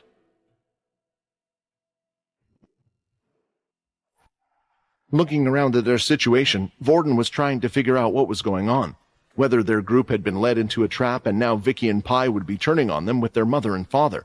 With the 4 of them, it would be a difficult fight for them to get out of. However, judging by Vicky and Pi's quick reaction and the genuine look of shock on their face, it seemed like they had no idea what they were doing down here either. Because of this, the instincts in their bodies had fired up and were telling them to fight. Vicky was the one who acted first, throwing out a punch. It was soon not only blocked by her mother, but also for it to swiftly be knocked away. After, she pulled her arm and put Vicky in a type of lock around her neck, so she wouldn't be getting away. Pi, seeing her sister in trouble, quickly went in to help.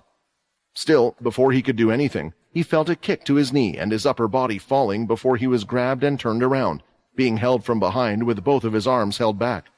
He tried to kick behind him, but they were hitting nothing but air. His strength, "He's so much stronger than me," Pi thought, attempting to break free. If a normal civilian who had seen the video of the blades fighting had seen this, they would be wondering just what was going on. Neither side had used a single ability. Surely in such a situation they would have used one. The reason was simple. They had no abilities to use. The blades hadn't brought any ability users with them, so they had no powers to share. They didn't want to drag anyone who was uninvolved in the matter. It also felt strange to carry an ability user with them just to use their power. It was a disgusting feeling, and it reminded them of the Chained, which in turn made them think of Hilston. This was why Pi and Vicky were unable to use their powers. It turned out it was the same for their parents, who had been in the castle for an unknown amount of time. Even though all four of them had super bodies, they lost out in skill and power when it came to their parents. Regardless of their situation, both Vicky and Pi had a smile on their face because they weren't panicked at all. For there were those with them that didn't need to use any abilities at all. "Let go of them, you two!" Vorden shouted. Their father made sure to point their bodies in the direction of the beasts in front of them, using them as types of shields. "If we do, then it will leave room for you to attack us.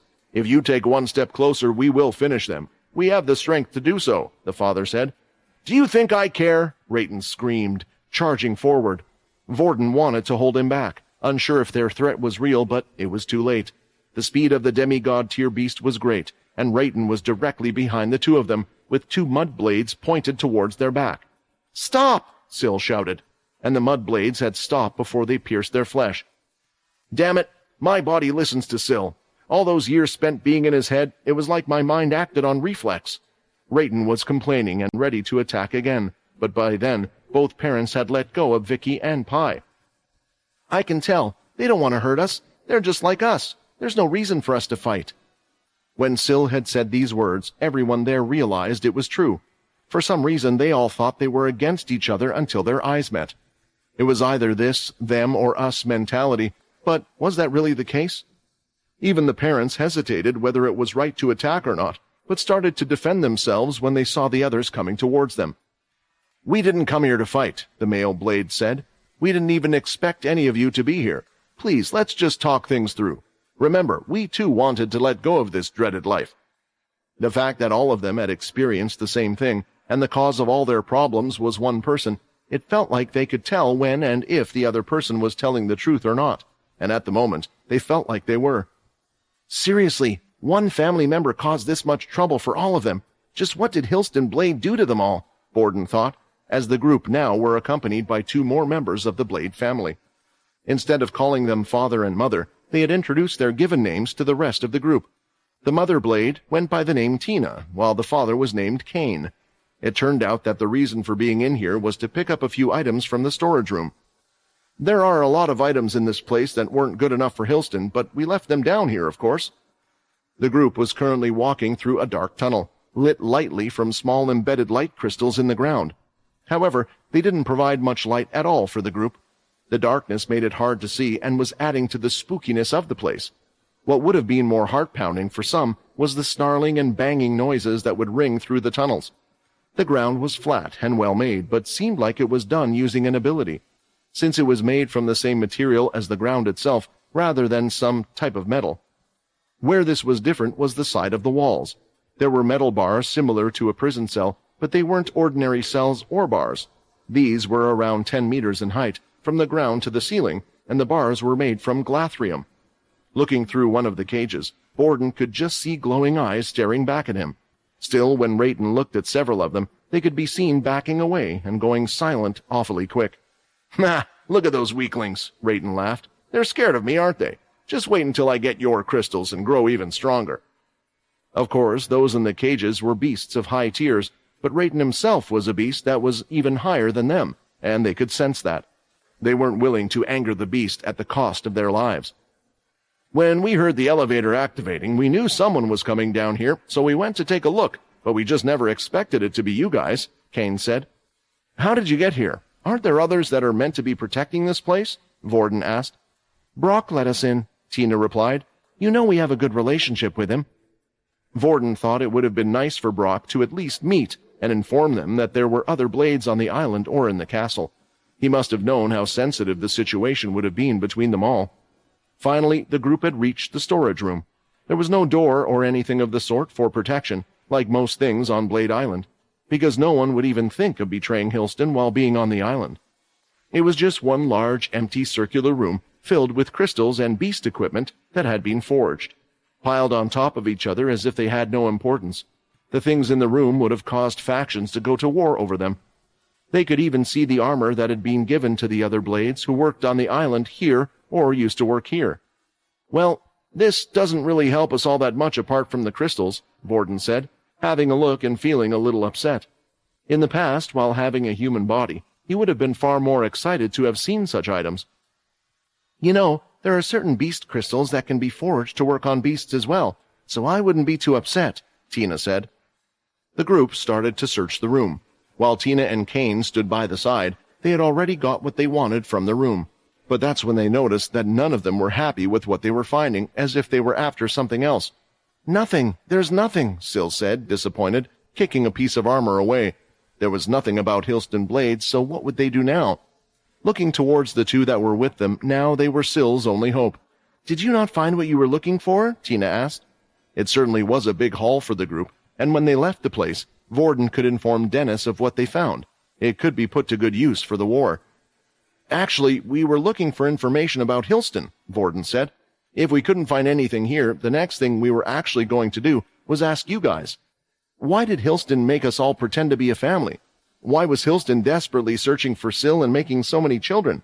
Why put us through all that?" Vorden asked. The two of them stayed silent for a while until the answer had finally left their lips. "This is probably what you didn't want to hear, but we don't actually know the answer," Kane replied. At that point, Syl, Vorden, Pi, and even Vicky wanted to fall to their knees. Having come on this journey with them, their curiosity had started to grow as well, but the last people that would have known an answer didn't have one for them. "They might not know, but I do. For I have been with Hilston even longer than he has known himself," a voice said, entering the room. His face came into view, and they could see that it was none other than Brock. "Do you really want to know everything there is to know about Hilston Blade?" Seeing Brock standing there for some reason, he didn't look too out of place with the rest of the Blades, despite the fact that he was actually a vampire, but then it hit Vorden. The reason he didn't look out of place was because Brock wasn't. Ever since Vorden had been in the family, he had known Brock, for he had been the head butler of the entire castle. When the others had found out about him, Quinn had updated them on who Brock really was, how he had been working for Eno, and through the years of working for the Blade family, constantly changing his appearance. Since he had always been part of their life, none of them had ever asked themselves the question about just how far back Brock's history with the Blade family actually dated. It would make sense that Brock started to follow the Blade family after they had settled on the island or once the Demon Tier Beast came into play. But if he really knows that much about Hilston Blade's past, could it be possible that he was following him even before that? But why? That was the question running through Vorden's mind. Of course, Kane, Tina, Vicky, and Pi were left quite confused as to why the head butler would know more about the Blade family than themselves. "I want to know, Brock. Please, if you can, tell us," Syl requested. Syl didn't care why Brock knew, he just wanted answers.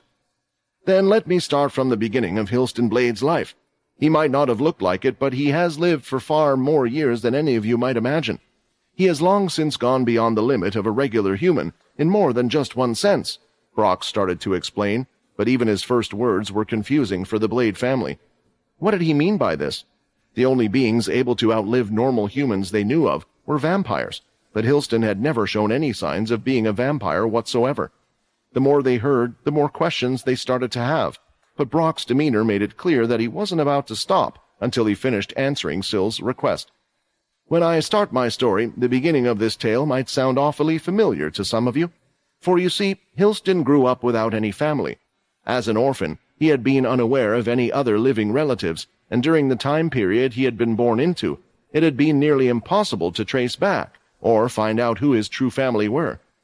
Growing up, he had been bullied by those around him that were of a similar age, and he had no support whatsoever.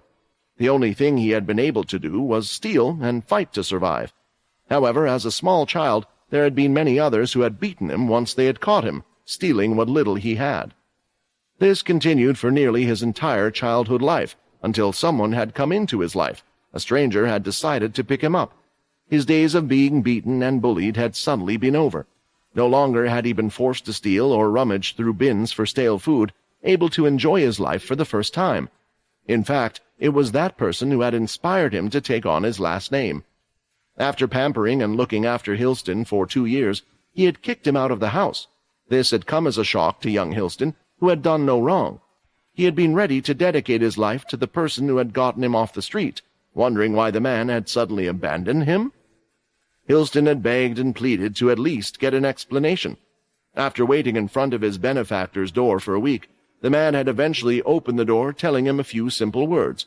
"Do you know why those other people kept beating on you? It was because you were weak. If you wish to return to my side, then become a blade that I can use, one stronger than any other." These words had sprouted in his head as he had received kindness for the first time since he could remember. Young Hilston had been unable to understand the meaning behind those words at first. No matter how many times he came back and pleaded to the man, he would beat him and leave him barely alive. One day, while following him, he found that the man had picked up another young boy, one that was similar in age, and was treating him with the same kindness that he had received. Why? Why does that boy deserve that man's kindness and not me? Is he stronger than me? Was Hilston's thought. This was when Hilston started to go down the dark path. He wanted to prove to the man that he was stronger, and so he brought back the body of the boy that the man had looked after. Usually people would be frightened by this fact, would have called the child a demon, but instead. The man smiled and took in the boy, encouraging his actions. Perhaps Hilston thought that would be the end of his troubles, but once again the pattern had repeated. Hilston was kicked out again and sent away. The process repeated itself, with Hilston proving he was stronger than the others he was replaced with, until a boy who had been taken in his place had an ability. Remember, abilities existed before the Dalki War. They were rare, but people either kept them secret or taught them within their family line. But it seemed even this boy was unaware, and the man wanted to grow his ability. I could imagine the thoughts going through Hilston's head at this point, that he was weak. He needed to get stronger so the man, the only person who had accepted him, would take him in. Once again Hilston set out to kill the man's new favorite boy, but with an ability, how would he fare? It was only then that Hilston had discovered, while fighting his opponent, that he too had an ability, and it was the same as the boy's. This was the start of the Blade family ability. One would think he could finally live in peace with the man, as he had always wished for, but instead he had become paranoid. He had already experienced being replaced by someone stronger than himself, and it was not a feeling he wished to relive. Hilston grew a strong body by training day and night with this fear, and even if he was to meet other ability users, his ability and body put together was strong enough to combat theirs. As he got older, he no longer needed to rely on the man, but stayed as a close acquaintance until he eventually had raised a family of his own. Eventually his wife blessed him with a beautiful child, a boy. The man that had taken Hilston in was treated by him like his father, and one day he had come over as a grandfather to play with the boy. Then, at a certain age, Hilston's own son was known to have an ability, the same ability as himself, only it was slightly better than his. Listening to this part of the story, Vorden thought it was similar to all the Blades today. Their powers varied in how many abilities they could carry. Still, he let Brock finish his story. The mysterious man frequently visited their household, but instead of paying attention to Hilston, he only had eyes for the boy. So many years had gone by with no problem whatsoever that nobody realized that the fear had struck in Hilston once again. What if that man was to stab me again? He did what no father would have ever done, and just like many times in the past, Hilston had proved that he was the blade that the man needed, not his son. You see, from his dark past I can only fill in the pieces of what else I know. The man and Hilston at some point separated, but his desire to please this person had never left. The Blade family ability has one crucial weakness, and that is the fact that it requires other abilities in order for its powers to be used. Otherwise, it only lasts for 24 hours. Coming to this realization, Hilston became obsessed with growing stronger, and he couldn't stand this one weakness. He believed that the answer was in the soul weapon. He had seen through his family the ability grow stronger, so perhaps there would eventually be one with a soul weapon that could cover for this weakness. But why did this benefit him?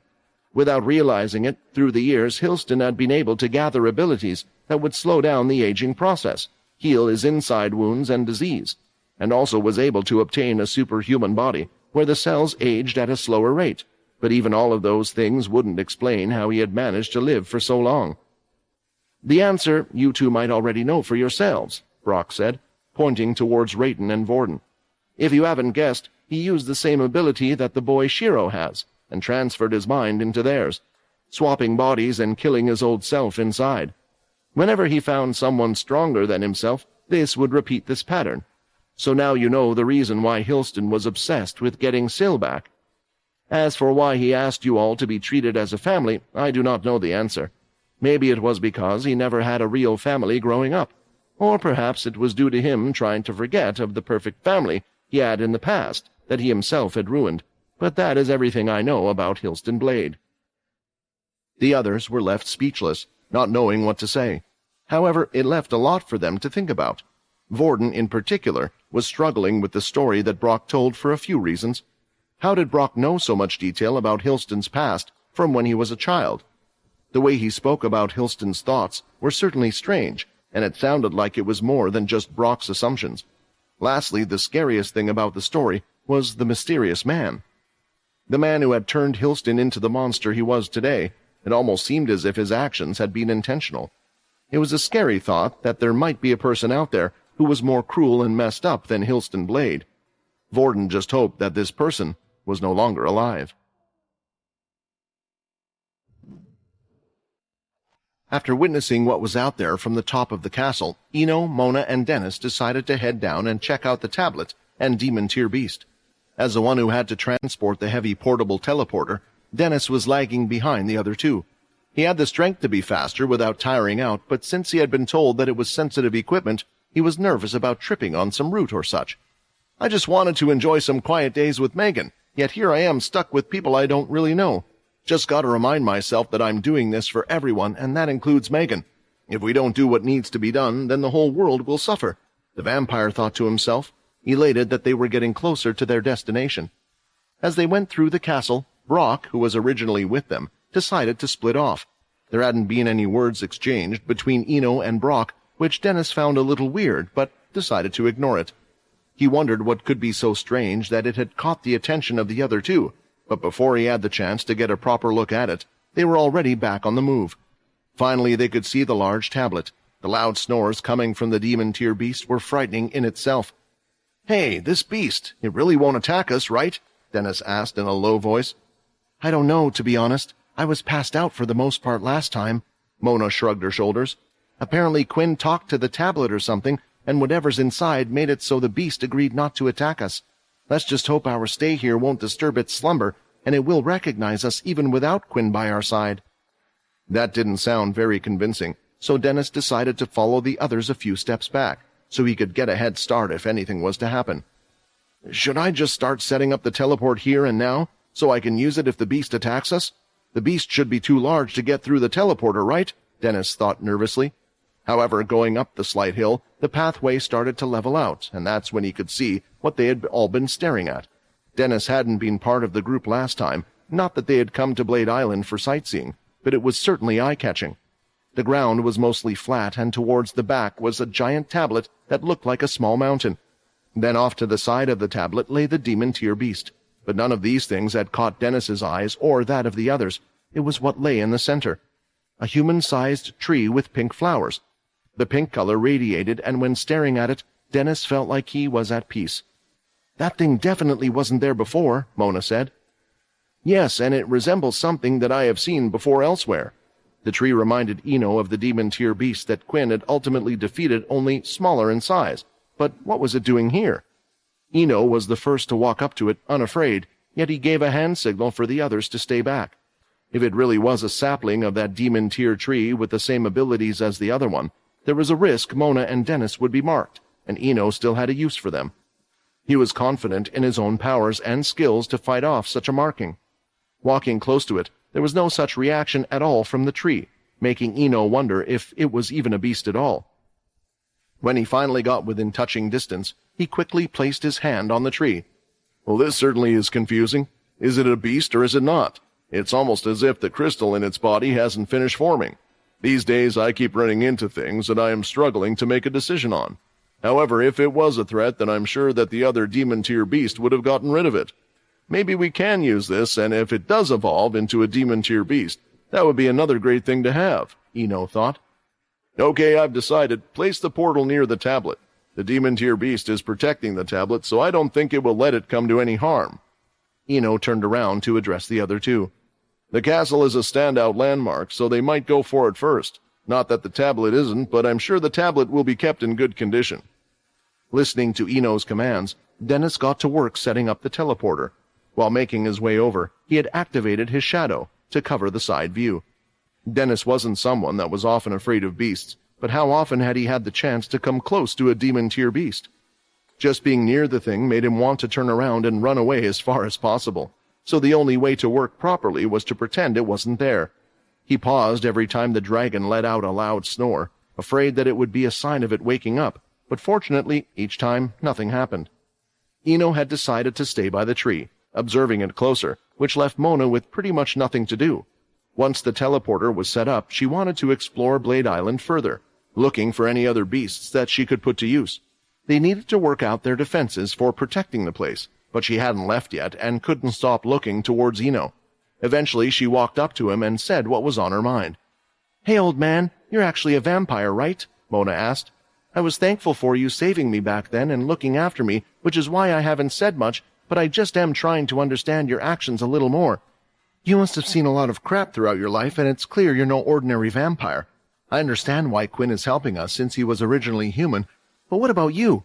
Why are you doing so much for us humans?" Mona asked. Hearing this, Ino stopped what he was doing for a second and looked at Mona. He wasn't staring at her, but instead was staring directly behind her, as if he was thinking about something. You know, it's been so long, I often forget the reason why I do this, Ino answered with a slight smile. Mona thought at this point that Ino was pulling her leg. If he didn't want to tell her, he didn't have to, but he could just say that instead of making up a bad excuse like that. However, Ino continued, whenever I think I'm starting to forget, I decide to head back to a certain place. That reminds me of why I do everything I have done. Us vampires have a history that nearly dates back as far as humans, and it wouldn't be the first time my kind would have wiped out an entire race, which everyone else eventually forgot about. I fear that history is repeating itself, and the same thing might happen again. After seemingly having said his piece, Ino looked back at the tree again, and Mona didn't fear any wiser as to why this enigmatic old man was on their side. Just as she was about to head off and do her own thing, thinking the other two would be fine without her, Ino continued his answer, having placed a hand on his chin. No, wait, I don't think that's quite right either. The original reason why I wanted to help you humans has changed as time passed. You don't need to have lived as long as I have to have experienced it. Your views changed drastically from when you were 10 to when you were 20, from when you were 20 to when you're 30, and so on. So imagine how many times my views on the world have changed. My reason for helping has changed, sometimes subtly, sometimes drastically. Even now I'm finding new reasons to help out, but I will say one thing, Mona. In the past I have been able to help out people, letting humans avoid their death and end by helping here and there. Perhaps my actions are similar to those gods that don't wish to get involved too much, but this time it appears that if I don't get involved, that there will be a real end. During the First Dalki War, I merely helped from the background, so getting involved to this degree poses a huge risk to my own life, something I never even considered before. Perhaps I shouldn't even be telling you these things, but I am because there is a chance that I won't survive and will never be able to answer your questions again. I'll tell you what, why don't you come over here? Ino suggested. Mona had asked what she had considered one simple question. She hadn't expected the old man to go on rambling, and the way he spoke, it was as if he was forgetting what he was saying the moment he said it. It was actually making her reconsider if they should really put so much hope into this so-called great scientist. Still, she honestly was indebted to this man, and if he wanted to harm her or turn her, she would at least let the man have that much for saving her life. Walking over, Mona felt a little nervous and at unease. She always did around Ino, despite him doing no harm or showing any immediate red flags. When coming over, Ino grabbed her hand and placed a small little circular digital device with a star at its base. It's a lock that is linked to my heart. When I die or my heart stops beating, that will open up. It's a small map which will lead you to my special place. If you go there, you will find things that you will need at the time. Remember, I'm always planning ahead, Ino stated with a smile. How can he talk about his own death so easily? Is this why I can't shake the dark feeling I get from him? Mona wondered. The worst century yet was a phrase that had started to become common in the vampire settlement these days. Vampires used to live without much grief or problems, whether one looked at it internally or externally. Of course, there had been the occasional disputes between the families, but those had usually only affected the families in question. Yet somehow, one problem seemed to follow the next one, affecting vampire society as a whole lately. Despite the new king having been crowned not too long ago, a new council meeting was to take place soon. However, this time, the public was very well aware of the reason behind it. When Susan's body had been seen, the news had spread so rapidly that every single vampire had heard of her demise before her body could even be taken down. Not only had a leader been killed, but it had happened in her own castle where she had gotten pinned to the wall. What made matters worse was the fact that the vampire settlement shouldn't be under any external threat of any kind. However, the signs were all pointing that the attack had to have been done from someone externally, so fear was growing in the vampires, especially for those in the third family that had just lost their leader. Paul, having been given the okay from Quinn, had gone out to attend today's council meeting in his place. He arrived at the king's castle, where the royal guards were guarding the entrance. Some in the public were shouting, demanding explanations given the recent event. Unlike humans, even regular vampires had great power, but the royal guards made sure that things remained civil. Any leader was allowed to attend with their 2 vampire knights, yet because Paul himself was a knight and Leo being here was a secret, he had decided to bring 2 replacements with him, Timmy and Xander. He had left his second-in-command, Ashley, behind since he felt, given the nature of the council meeting, actual vampires who knew more about how things worked in the vampire world would be better suited. The 2 were over the moon when Paul had selected them, thinking that their hard work had paid off. At the same time, they were nervous, since they understood the difference in standing between themselves and the others who would attend. Even if they weren't in the 10th family, the other knights and leaders would look down on their group when they entered the room, for they were in a place and a position that would perhaps be undeserving if they were with any other family. Now standing outside the council door, Xander and Timmy took a deep breath. "Relax. It's unlikely we will be much involved in the meeting. As such, I just need you to listen and pay close attention to the reactions of the other leaders. Should the need arise, I will be the one talking. Honestly, the goal for our family is to try to stay out of this matter as much as possible." "As long as it doesn't involve us, there is no need for us to help any of them out," Paul explained, but his mind went back to his talk with Muka, about those in the other families that had gone missing. He was still wondering whether these 2 matters were related in some way. If that turned out to be the case, then there might be a need for them to get involved, even though he didn't want Quinn to worry. The 2 guards that were standing outside opened the doors wide and allowed them to walk through. Another guard led them to the council room, and when he opened the door, the trio was surprised that it was in absolute chaos. The other leaders were in the midst of discussion, and it looked as if everyone else had already long since arrived before them. The only ones that weren't present yet were the king and his 2 royal knights. "Everyone, please quiet down," Kaz demanded. As the current head of the first family, it was usually her job to get the leaders under control, but most of them didn't acknowledge Kaz as a true leader. After all, once a real first leader would be selected, her position would go back down to being a vampire knight. For a second, her and Paul's eyes met, but they soon looked away from each other again. "A killer was killed in their own home. There wasn't even any sign of fighting, so who else could it be if not him? We need to find out the reason why they were targeted. Whoever has done this clearly wanted us to see what was going on. Susan was no weak leader, and there were no signs of fighting in her castle. She might have been attacked by her own people. I demand that we interrogate their knights." The reason why there was more chaos than usual was also because there were many new vampire leaders in the room. After Bryce's election and his selection of Royal Knight, there had been a need to fill the void. However, soon everyone went silent, as the sound of a clacking cane could be heard from outside the room. The sound of the clacking was getting louder and louder, and one could tell it was filled with anger. The doors were swept open from the other side, the side only the king was allowed to enter from, and signs of his red aura could be seen. Bryce was there with his eyes glowing red, and the energy could be felt from every single one of them in the room. "He has gotten a lot stronger and more confident than before," Paul analyzed. "Is this just because of the Absolute Blood Book? We should have known this was going to happen. When we knew of his existence, we should have gotten rid of him immediately," Bryce spat out as he walked to sit down on his seat. Behind him were Prima, the fastest vampire ever known. and Kyle the vampire with the strongest defense. In the past, many of you didn't believe me that he would be a threat to us and would bring doom to us all. There is only one person who is strong and capable enough to not only infiltrate, but kill a leader without anyone else noticing it. The Punisher Arthur. The vampires knew Bryce's strong feelings towards the Punishers, but the fact that he had indirectly allowed Quinn to do his own thing and had said nothing about Arthur up until this point had made them assume he had decided to let the matter go. Yet his reaction made it clear that it was a mistake on their part. "Forgive me, Your Majesty, but what makes you believe this is Arthur?" Jin asked. "I don't know of a reason why he would return and attack us now of all times."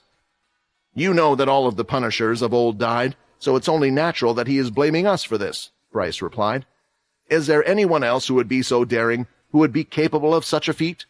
There were no signs of fighting whatsoever, which is proof in itself that the shadow power must have been used." Xander and Timmy continued to look around at the vampire leaders and knights, checking if there was any sort of reaction at all, like they had been asked. Strangely, they didn't even have to look hard, for it was visible on some of their faces. There were vampires that were panicking about the situation, visibly shaken up at the thought that Arthur had returned. "Although I do think that the most likely person is Arthur, I also think that we shouldn't rule out any other possibilities," Sunny commented. "After all, none of us have suspected Cindy behind all those wrongdoings not too long ago." This was a recent memory that they wished to forget, but it was true. Her betrayal had made it abundantly clear that it was possible that a traitor could be hiding amongst them. "Now is not the time for our council to sleep and point fingers at each other," Prima stated.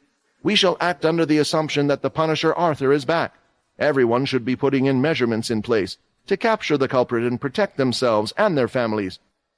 Looking towards Paul, Bryce had an evil glint in his eyes.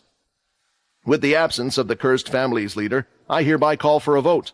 I suggest forbidding him from returning to the settlement until this matter gets resolved." This came as a shock to Paul. He had never expected them to go this far. With this abrupt change, he could no longer just sit around and stay silent. "May I ask for the reason behind such an action?" Paul inquired, having raised his hand before speaking out of turn. "While I'm not accusing Quinn of being involved in this attack, we know that Arthur has come to his aid in the past when he has been in trouble. As much as his help may aid us in this time, as the one who has inherited his shadow power, having him amongst us would be the same as inviting the Punisher into our midst. He could just strike us and run away whenever needed," Bryce explained. The Vampire King didn't hide his disdain for the 10th family's leader, yet the logic behind his suggestion was sound, and that was a problem. The council got to voting quickly, and even the vampire leaders that had been on Quinn's side in the past ended up voting to have him stay outside, afraid that Arthur might be behind it. "The original Punisher, I do remember he had great power. Are you sure we will be able to deal with him?" Tempest asked. The vampire spoke without any formalities, which rubbed the other leaders the wrong way a little bit. But as an original vampire, he technically outranked them all, allowing him to get away with certain things. "I have a suggestion with who or how you could solve this problem of yours. Many of you probably know that your ancestors, including the originals, can only be woken up with blood from your own bloodline. However, for the originals themselves, there is one other way. The blood from another original also works," Tempest revealed with a smile. Tempest seemed like an easygoing leader for an original. Ever since he had been put in charge of the second family following Cindy's betrayal, he had done well to reformat and implement changes. It turned out that there were far more underlying problems than the others had originally thought. Under Cindy's rule, the men of the second family had been discriminated against. No matter how much promise they might have shown, most had been put aside, never receiving a promotion to the inner castle. As for those who had actually received that highly sought-after promotion, they would disappear, having actually been sent off to be tested and experimented on. Cindy had been far crueler to her own family members than anyone had realized, having attempted to forcefully create a blood fairy.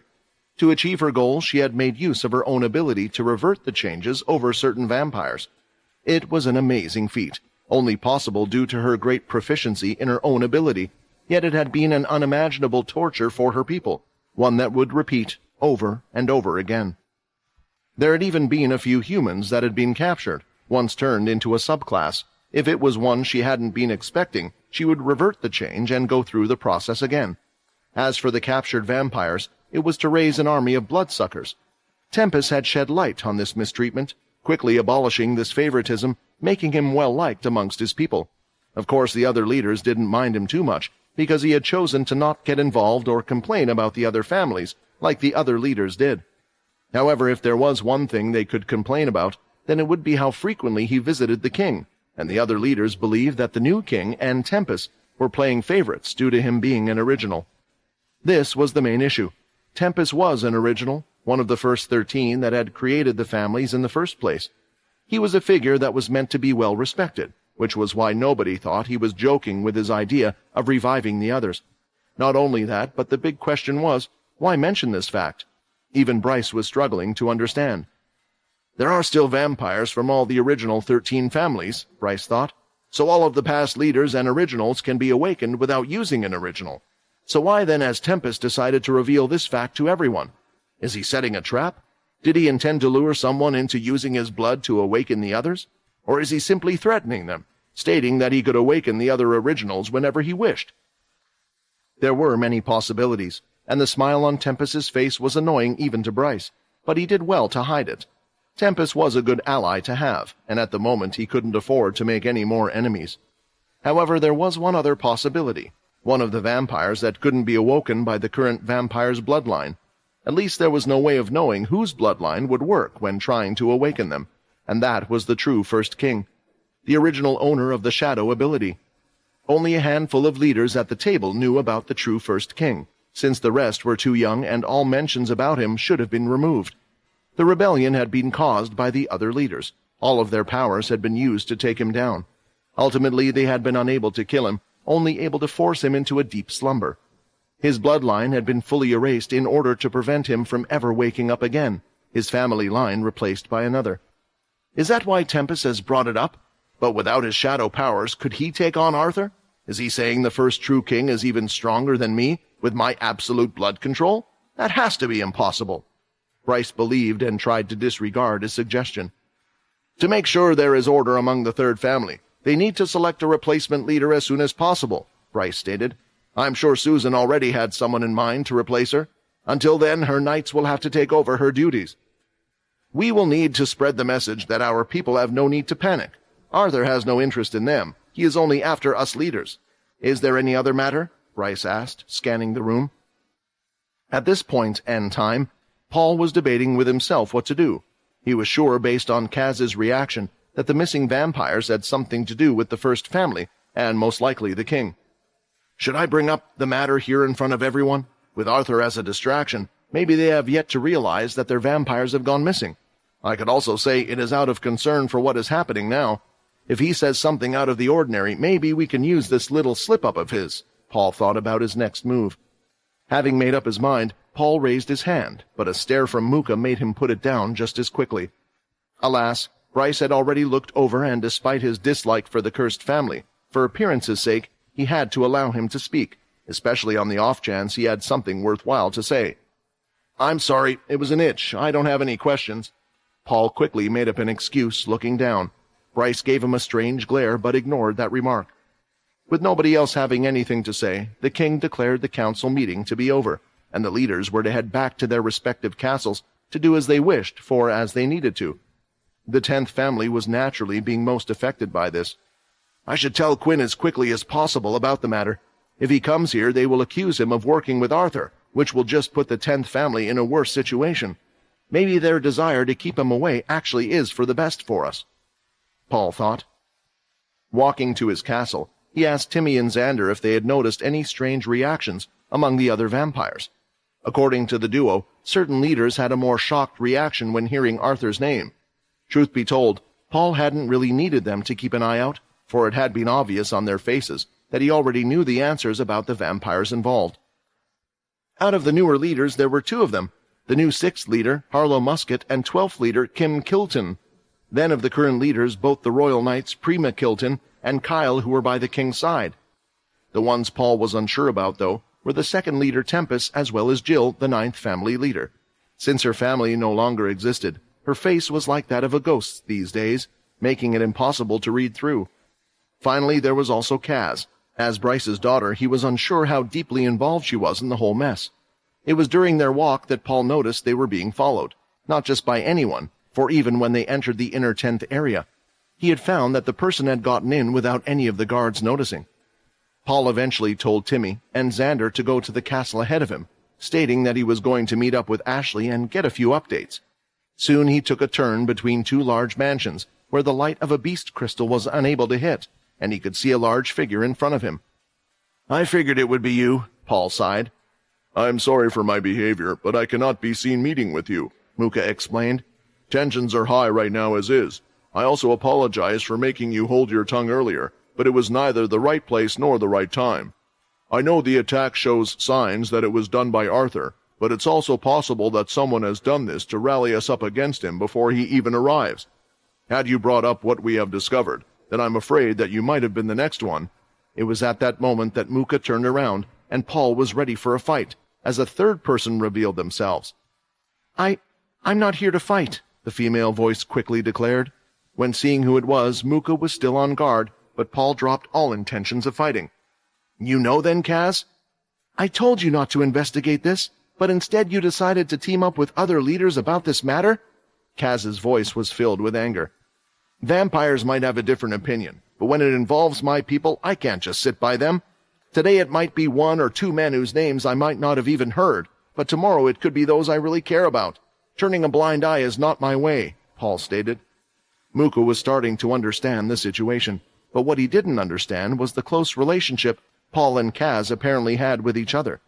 Why would the first family leader go out of her way to tell him not to get involved? "Perhaps we can use this in some way." Hearing Paul's words, Kaz stung a little inside, but it also gave her the determination to find her answer. "Before you say anything, let's get inside. If it would be disastrous when two family leaders get seen colluding, I can't imagine it getting better with three," Paul suggested, before heading towards the castle. The other two agreed, and took to the shadow of the buildings to scale and enter the castle from one of their windows, which led into Paul's office. He often left it open so he could enter this way, but it was at that time that he didn't expect to have two others waiting for him there. I thought you had returned to the human world," Kaz exclaimed. "Whether I am in the human world or not, I don't think that matters now," Leo replied with Aaron, who was standing by his side. Muka, looking at both of them, noticed that despite being in the presence of powerful vampires, the girl looked unafraid. If anything, it looked like she was ready to take them all on at any second. "I've come here to warn you that the Dalki have appeared on this planet." The fact that Leo and Aaron were currently on the vampire planet was meant to be kept a secret from the others. After all, Leo held a high position in the vampire settlement, as the 10th family's vampire knight. If it was any other time, Muka and perhaps Kaz would have questioned what he was even doing here, but the news that he had brought seemed to be more urgent, and with everything going on, what the 10th family were doing seemed to be the least of their worries. After hearing the news, both Kaz and Muka looked at each other immediately. "The Dalki? You mean they really have returned to this place? This whole matter seems to be getting more complicated by the second," Muka stated. "This is a matter that we may even have to talk to the king about, and at a time like this when everything else that is happening." Judging from how Muka spoke, it was almost as if he wasn't surprised that the Dalki had arrived, but more so surprised at the timing of the whole thing. "Why would the Dalki be here? Do you have any idea?" Paul asked. "From what I have heard from Quinn, at the moment they have launched a full attack on the humans. Their leaders and bulk of their forces are tied up, so why bother sending the Dalki here?" Paul questioned. Although Paul knew about the origins of the Dalki from Quinn's meetings as he informed everyone to keep them up to date on the matter, Paul did not know about specific details. "I don't know much about the Dalki. Many vampires don't know about them," Kaz answered. "We know that the humans are in a battle against them. Maybe they came back as a type of revenge against us, but who knows?" Most of the leaders did know of the Dalki, that included Muka, so he was debating how much to tell them, or if it would even matter if they did know. "The leaders have really never worried about the Dalki. Them coming back here is not too much of a problem. The problem for me is who they might have returned with, for he had left with them, and this is someone who might also be on our suspect list for the missing vampires." The person who Muka was thinking of was none other than Jim. Hearing this, Leo and Aaron thought the vampire's arrogance was showing. They knew more about the Dalki and their history compared to the others. When the Dalki had left the vampire settlement, they were weak. This was most likely why they didn't see the Dalki as a threat. Of course, none of the leaders were ever worried about the Dalki returning for an attack, and hearing the news of the humans they always considered as weak, losing to their creation was even more reason for them to laugh. Still, with Leo and Aaron having gone up against the Four Spike, they knew that the Dalki were strong and no laughing matter, even for the vampires. "We were unable to see how many Dalki there were, but only 2 attacked us. We imagine that a group of them must have come. We were also quite far out in the settlement. I think we should take this threat seriously," Leo stated. "The Dalki are confident creatures who would attack if they believed they had the strength to do so. But the fact that they are waiting for something is more worrying in my eyes. If you underestimate the enemy, that could be your biggest downfall." Not shy with his words, as always, Leo spoke his mind. He didn't want the foolish actions of those at the top affect other lives. He had seen this happen too many times before, and even to himself. Despite Leo saying all of this, Muka couldn't get out of his mind the first impression he and the other leaders had of the Dalki, and thought Leo's worry was too much. "I think it best to inform the king, but I will do so after we figure out just who is behind the missing people. We now have another suspect." It was at that moment that Paul noticed the painful look that was on Kaz's face. "It's Bryce, isn't it?" Paul said. "I can tell." Shaking her fist, Kaz not answering straight away was enough confirmation for Muka and Paul that they had found their answer. "Yes," Kaz said, but she could say no more. "What's he doing with the people? Why is he taking vampires from each of the families?" Muka questioned, but it was clear that she wouldn't say anything else. It had already taken all her will to say yes. "Kaz, you don't have to tell us what your father is doing with those missing people," Muka sighed in defeat. "But I will say this. We will be looking to prosecute the king for the crimes he has committed. When the time comes, your testimony, one from his own bloodline and the first leader, will have a big impact on the verdict and the opinion of the other leaders."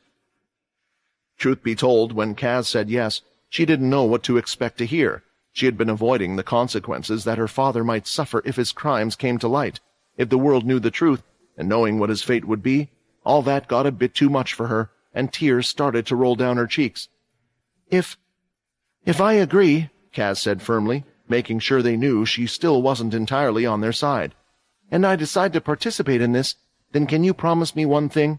That my father doesn't suffer from execution and is instead put into eternal slumber."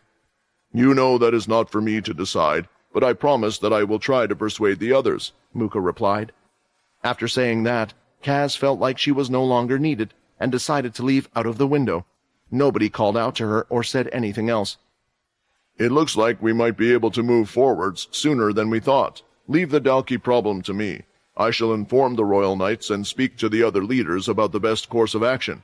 I think at this moment, no matter what we say, Bryce will somehow twist it so that this was Arthur's doing," Muka said, and soon he left, but not before turning around and looking at Aaron once more. With the others gone, Paul was a lot more interested in finding out about the Dalki that Aaron and Leo encountered, so he heard the rest of the details from them. "I was just about to contact Quinn. I have to tell him about the council's order, and maybe the Dalki being here means something," Paul said. "What about you two? Will you be staying here? I fear that something bigger might happen, and honestly, it would be great to have someone of your strength by my side." Leo looked toward Aaron. His task was complete.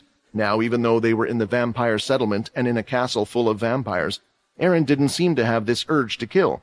At least it wasn't very strong.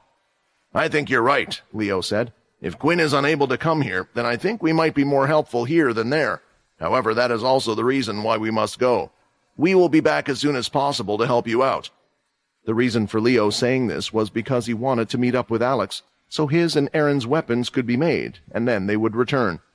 "Very well. I will be awaiting your return." At the moment, Quinn could be seen on a green meadow against 3 Dalki. The first one attacked with a thigh kick, but a shadow was soon raised blocking the attack. Another of the Dalki had thrown a fist towards his head.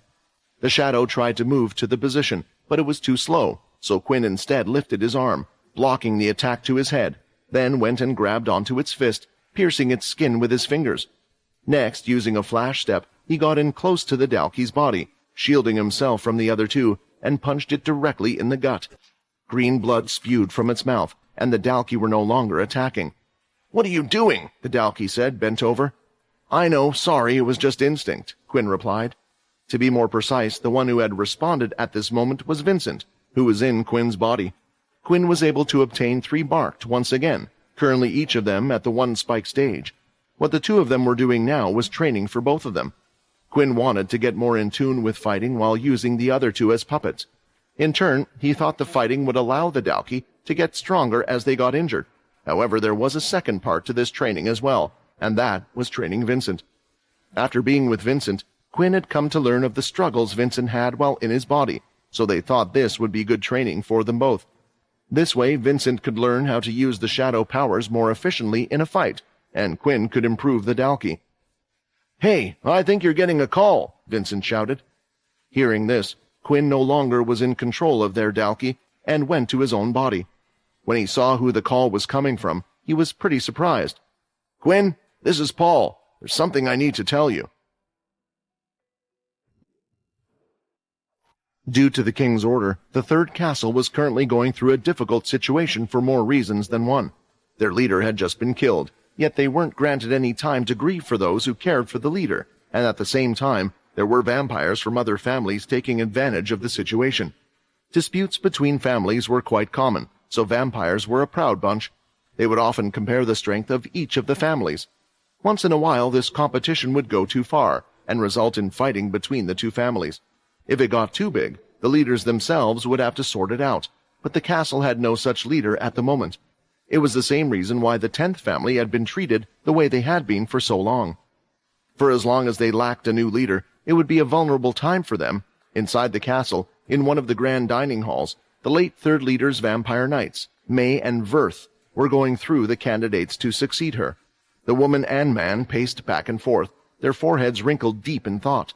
Meanwhile, sitting in the vacant throne meant for the leader was a young-looking woman with long black hair and a doll-like dress, holding a brown bear in her hand.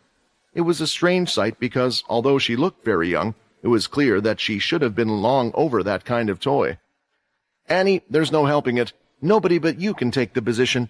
I know it's a little early, but Susan has been preparing you to take over for a long time already," May shouted. Annie held on to the bear tightly, and her legs were shaking up and down while also biting her fingernails. It was clear she was afraid.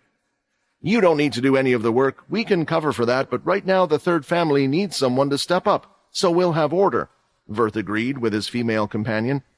"It's not about being ready or not," Annie eventually replied in a shaky voice. "If I take that place, no, it's probably true for whoever takes the leader role. I'm afraid that whoever killed Mother will come after me." The 2 vampire knights didn't expect this, that they would ever need to convince someone to take the leader's position. To the normal vampire folk, it was a position they could only dream of, being in charge of an entire family, becoming one of the most respected members of their society. "If you just need a leader, then why can't one of you take the seat?" Annie crossed her arms and pouted. The 2 of them gulped when they thought of this. A shiver ran down them as they remembered Susan's body on that wall. "That's because we can't. We're knights after all. As her daughter, it's only right for you to succeed her," May eventually put together an explanation. Annie may have been naive, but she wasn't stupid. Although it was going against their etiquette, it wasn't exactly taboo either, especially in their current time, when the first family was being led by their former knight Kaz, and the council had even granted Silver special permission to take over as leader if anything was to happen to the 13th leader. It was practically guaranteed that as long as one of them would come forward, that due to the circumstances, their request to fill in would be granted. Yet neither one of them wanted to admit it once the idea of them actually taking over was placed. I'm scared out of my mind. I know what the right thing to do is, but I just can't," Annie cried out in defiance. "And so you should be," a voice said from inside the room, dark shadows surrounding him. The 2 knights, the moment they saw who it was, were now shaking more than ever and almost fell to the floor. "Arthur," May mumbled. The 2 of them had only seen his figure once before. The Punishers had been abolished by the time they took over, but they were sure of it. This was the same vampire they had seen at Fex's execution. Lifting both his hands up, the 2 knights, still unable to move, were suddenly sucked into a deep, dark shadow, vanishing in seconds. Annie, seeing this, had no clue where they had gone, and she didn't dare move, too afraid that she would follow them if she angered the intruder. "Let's keep the 2 of them out of our conversation, shall we?" Arthur suggested with a smile as he walked over. His entire body was covered in dark clothing. He wasn't wearing the blood armor, nor did he carry his trademark sword on his back. Were it not for May calling out his name, Annie might not have even known who he was. "Annie, you seem too young to have been born when I entered my sleep, but you might have already been born when all the other punishers left this world. I am now unable to ask your mother these questions, so it falls on you," Arthur proclaimed as he came forward. "Does that mean he couldn't torture the information out of my mother?" Annie wondered, swallowing hard. Usually, leaders had pride. They wouldn't let fear take over, and they would rather die fighting than to submit to the one threatening their death. However, there was one exception to this rule, the Punisher who could make them experience unimaginable pain. I will answer whatever you want," Annie quickly conceded, hoping that Arthur would at least give her a quick and respectful death. Susan might have been too prideful and tried to fight back, but the young woman had no hopes of leaving the place alive now that she had seen who it was, so her best hope was for a quick and hopefully painless end. Around 500 years ago, when the last king took over, Bryce had gone out on an expedition with a few of the vampire leaders. "Do you know about this?" Annie nodded. "Great. I'm going to name a few of the old and current leaders, and I want you to tell me which of the leaders went on that expedition with Bryce." Arthur soon went over a list of names, starting with the leaders before naming vampire knights and those in the royal guard as well. Annie nodded to those who had gone with and shook her head to those that hadn't. Arthur didn't expect her to know the names of all the vampires, but one would have at least known the leaders who had left at the time. "Thank you for cooperating so far. Now, as for the last name, Annie Topper." Arthur looked up from the list, staring at her with a hint of bloodlust. The tears were falling uncontrollably down her face. For a brief moment she considered lying, but the glaring eyes gave her the feeling that they would be able to see through it. Even more afraid of the consequences of angering the monster before her, she finally nodded. "Thank you for telling me the truth. I doubt you had much to say on the matter, but you still need to be punished for your crimes. You're guilty of eliminating the Punishers and their families who only wanted to live a life away from the settlement," Arthur stated. When Annie heard Arthur speak, surprisingly his voice was soft, and she could tell that he was almost in pain, as if it was something he didn't want to do, but knew it was something he had to do. When she heard Arthur talking about the Punishers, her mind went back to that expedition. Although it was true that she did take part, at the time she had merely followed alongside her mother, barely helping her. Still, that was no excuse for the lives she did take that day. "For your cooperation, you've earned a quick end," Arthur proclaimed next to her ear, already having shoved his hand through her heart, with it no longer beating. "Now I have a list of who to go for, and every single one of these will receive a punishment, but I will savor the ones that are most guilty," Arthur thought, walking off. A lifeless body slumped behind him on the throne.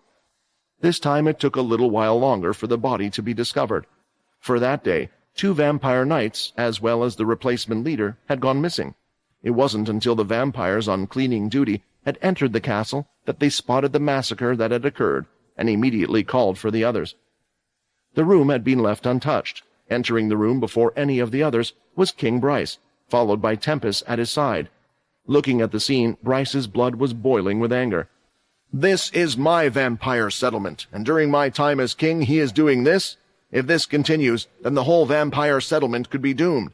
I will skewer him, twist his body, and drain the blood out from his bones," Bryce shouted in anger, turning around and breaking the door as he pushed it open. "Flashy," Tempest noted, looking at the broken door and then turning his attention back to the room in front of him. Looking at the wall behind the throne, a bloody message had been left behind. "I have a list of you all. Admit what was done to the people, or all of them will be punished." Once more, an emergency council meeting was abruptly called between the leaders. Barely any time had passed since the last. Even stranger was the fact that it had been called in the third castle, causing some of the leaders to question its importance. Some were complaining, thinking that the castle had come into some sort of disagreement as to who to select as their new leader, and now they were cast to vote. When the leaders arrived, they thought that they would head to the throne room, but instead they were led to one of the many dining rooms. The situation was getting odder by the second, and when they saw several royal guards standing outside, it didn't exactly clear things up for them. Muka had just arrived, and when he entered, he found the other leaders already discussing things amongst themselves, apart from Paul, who stood off on his own to the side, looking at the situation. "What in the—" Muka was staring at the blood message on the wall and Annie's body, which had at one point fallen to the floor, with nobody having bothered to pick her up. It might have been the first time in vampire history that the third family had suffered so much in such a short time frame. "The king apologizes for being unable to attend this meeting," Royal Knight Kyle announced. "However, His Majesty has tasked me to deliver a message on his behalf based on what you see around you. The message is as follows. If any of you have doubted it, see for yourself what the Punisher has done. He has taken yet another life right from underneath our noses. His message on the wall is a clear sign that he wishes to challenge us all, a promise that he will be coming for us all. Not only us, but our children as well. Only he knows how far he will go. We have to put a stop to him now, or he will attempt to get rid of every vampire in the settlement." The majority of those attending clearly agreed with that statement. Annie hadn't even been officially made the third leader, yet she had met such a cruel end. However, not all of them were shocked and in fear as they tried to figure out just what was going on. "If this really is Arthur's doing, why did he target the third family twice?" Mooka wondered. "Could there really be something Annie knew that Susan didn't? No, that should be impossible. She was practically a shut-in. Still, this time he left us a message, telling us about him having a list. Did he intend to start with all those from the third family and move on from there?" It wasn't really a meeting. The leaders were talking with each other freely, but with no real agenda set up and the king absent. The other leaders eventually left the place not long after the royal knights had excused themselves, some walking in more of a hurry than others. However, a few of the leaders had decided to stay to take a closer look at the murder scene. Aside from Mooka, there was Sunny and Jin. Similar to last time, the room had no signs of struggles or fighting in it. There was the broken door, but it looked as if the guards were already in the middle of repairing it, while having left the rest of the scene untouched, making Mooka think it was someone else's doing. It looked like apart from the message, their only clue was the dead body. "Does anyone else find it strange," Sunny asked, "the way Susan was killed by Arthur? When we look at Susan's death, it was a clear fear tactic statement, and you could say this is the same again, but this message here, it was clearly left behind for us, while the first had been for the public to see." "Does that really matter?" Jin questioned, unable to see Sunny's point. "Perhaps Arthur had hoped for a certain outcome after Susan's death, but with us not reacting how he wanted, this time he left behind a clearer message?" Jin walked up to the wall and looked over the message, as if hoping it would reveal some sort of secret underneath. "Or whoever these people are that he has annoyed. This list of his, and the words after. I'm sure you've noticed it. Some of the other leaders are afraid, more shaken up by this than us. Surely they know something that we don't. Maybe Arthur wants them to tell the whole settlement what they did." Sunny stood up and walked up to the blood message on the wall, standing by Jin's side. "I think we all knew that from the beginning. Have you ever thought about how Bryce managed to get so many votes for himself? The ones frightened were the same ones who he had wrapped around his finger since day one," Sunny pointed out, while she started to sniff the wall. Her nose was far more sensitive than her companion's. "You're missing my point. Look at the bodies as well. This time it was a single strike through the heart, a rather painless death. Now think back to how Susan was killed. Only one of those completely disrespects the deceased's body. To top things off, the blood on this wall smells slightly different from Annie's blood." He understood that things were strange. Otherwise, Jin wouldn't have stayed behind in the first place to see if there was anything he could find, but he thought that Sunny was perhaps trying to grasp at straws. When dealing with murder and revenge, people couldn't really be expected to stay reasonable with their actions or thoughts. "No, you're not the only one that thinks Susan's death was out of the ordinary," Mooka stated, answering her first question. "This blood," Sunny murmured to herself, closing her eyes so her senses were better. "I've never smelt blood quite like what's on the wall, but there is one thing I'm sure about. It's not Annie's. If that's the case, then maybe this message was written in Arthur's own blood. I sense pain through his actions, someone who doesn't even like what he's doing. However, the first body was different. You're right, Jin. Perhaps they are the same actions of the same person, but if that is so, then the person would be in two different states of mind." At the 10th castle, before the meeting had been called for the vampires' leaders to attend again, Paul was busy sending off both Aaron and Leo. The teleporter could be activated by him once he got in touch with Logan. Then, when turned on at the other end, they could go through safely. "I hope you're able to contain the chaos so there won't be too much for us to do when we come back. I'm getting old," Leo said with a smile. "You may be blind, but you should at least know that I am the same age as you. Besides, what does age matter to us now?" Paul joked, both aware that their bodies felt stronger than they had done even back in their prime. After stepping through the teleporter, Aaron and Leo found themselves in the familiar metal and white room. They both knew that they were finally back on the cursed ship. It felt like it had been an exceptionally long time, for Aaron at least. Every time I leave this place, I think it's only going to be for a short while, but it always ends up being longer, Aaron realized with a slight grimace. As for the one to greet them on the other side, it was none other than Sam. He knew how much the two meant to Quinn, so he couldn't just send anyone to see how they were doing. I'm glad to find both of you in great health. Honestly, I was half expecting one of you to come back with a missing arm or leg of some sort. Paul told me that you would eventually return to the vampire world. Unfortunately, Quinn isn't here at the moment, but the rest of the gang is. It would be nice if you both stopped by and talked to them. I'm sure you have a lot to chat about. I guess you haven't seen the video either. What video? Aaron asked, confused. The video Sam was talking about was the one that nearly everyone had seen. Of course, in the middle of the woods fighting, Leo and Aaron had no clue what Quinn and the others had been through during their time away. I guess we do have a lot of catching up to do. What brings you here anyway? Sam asked. Weapons, Leo answered. We were hoping to meet up with Alex and get him to forge a few new weapons for us. Ours might be a little dull for what we are about to face. Hearing this, Sam had the biggest grin possible on his face. Well, I was going to save this for later, but Quinn did leave me something in case you would return. I'm sure you will greatly appreciate his little gift. Aaron and Leo were very interested in finding out what had exactly happened while they had been away. Walking alongside Sam around the cursed ship, they noticed that there were many changes here and there. Certain parts had been remodeled, different areas had been strengthened, and more security systems had been implemented. Did the cursed ship suffer from an attack while we were away? Leo thought. I guess that much should be expected with the human race at war again. Have they gone out to help out the other planets? I'm sorry, Sam, Aaron apologized, after noticing through her ability that there were far less people on the cursed ship than the last time they had been there. It looks like you guys have been attacked during our absence. If we had been here, probably less lives would have been lost. Just what happened that there are so few people left? It took a second for Sam to figure out what Aaron meant by this, but then he remembered that he had yet to fill them in. We have lost a lot of lives, but not as many as you seem to believe, Sam replied. The actual reason why there aren't that many on the cursed ship right now is because many chose to leave the ship. After we were attacked, our cursed faction temporarily made the Earthborn group's shelter on planet Kaladi into our base. Although the cursed ship is back and running again, many decided to stay there for the time being. As I said, a lot happened while you guys were away, but we pulled through. I'm sure the two of you were busy doing your own important thing as well. Heck, we even heard that we have you to thank for defeating a four-spiked Dalki on Earth. The duo thought they had been quite careful at the time, but a blind swordsman wasn't exactly a common occurrence, making him easy for many to remember. With Pure seemingly having erased all of their traces, the public believed that Leo was the one to have finished the enemy on his own. Finally, the trio had reached Quinn's private training room, where the surprise had been left for Leo and Aaron. Even before they entered the room, through the Galathrium door, the two of them could feel the intense energy inside, and the hallway feeling a little cooler. The closer they got to the door, the cooler the air felt. For Aaron, though, it was simultaneously a familiar and foreign feeling. Someone who had ice abilities was used to this chill, but it didn't quite feel the same as an ability.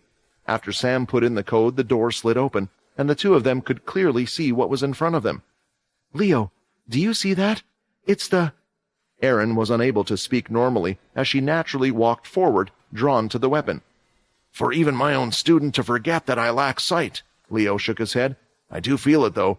There is no other weapon that I have ever felt that comes close to it. This has to be a demon-tier weapon. Leo and Aaron had not been present when Oscar had shown the demon-tier weapon to everyone, so this was the first time the two were in its presence. Being near a demon beast item or weapon for the first time certainly had an effect on everyone. Its raw energy was calling out to both of them, for them to pick it up and use it immediately. It looks like you like the gift Quinn left you then, Sam smiled from behind them. This is the gift Quinn left for Leo? Just what happened for something like this to end up in the cursed faction's hand? Why doesn't he want to use it for himself? Isn't this too much? Aaron was shocked that Quinn wouldn't use such a thing for himself, yet she couldn't keep her eyes off the weapon. As I said, a lot has happened while you guys were away. Quinn actually has his own demon-tier item. To fully utilize the power of this one, he would have to incorporate it into his set of skills. However, Quinn has gained another special sword that he claims suits his fighting style far more than this one. Additionally, he doesn't think that it's a good idea for all our fighting power to be focused on just one person. With the war going on, and the enemy turning out to be far stronger than we could have imagined, it seemed wiser to give the weapon to someone better suited, and who could be better suited to use a demon-tier sword than a swordsman? Walking up to the sword, Leo stared at it, sensing its powers. He certainly did have an interest in obtaining a stronger weapon. That was his goal of coming back here, after all, but Leo wasn't used to receiving gifts as big as this from others. He had always obtained things himself. The fact that it came from a student he used to teach didn't make it any less strange. This is no small surprise. Leo grabbed the hilt of the sword, and he could feel his whole body run with a cold shiver. He lifted it up with a single hand, with complete ease.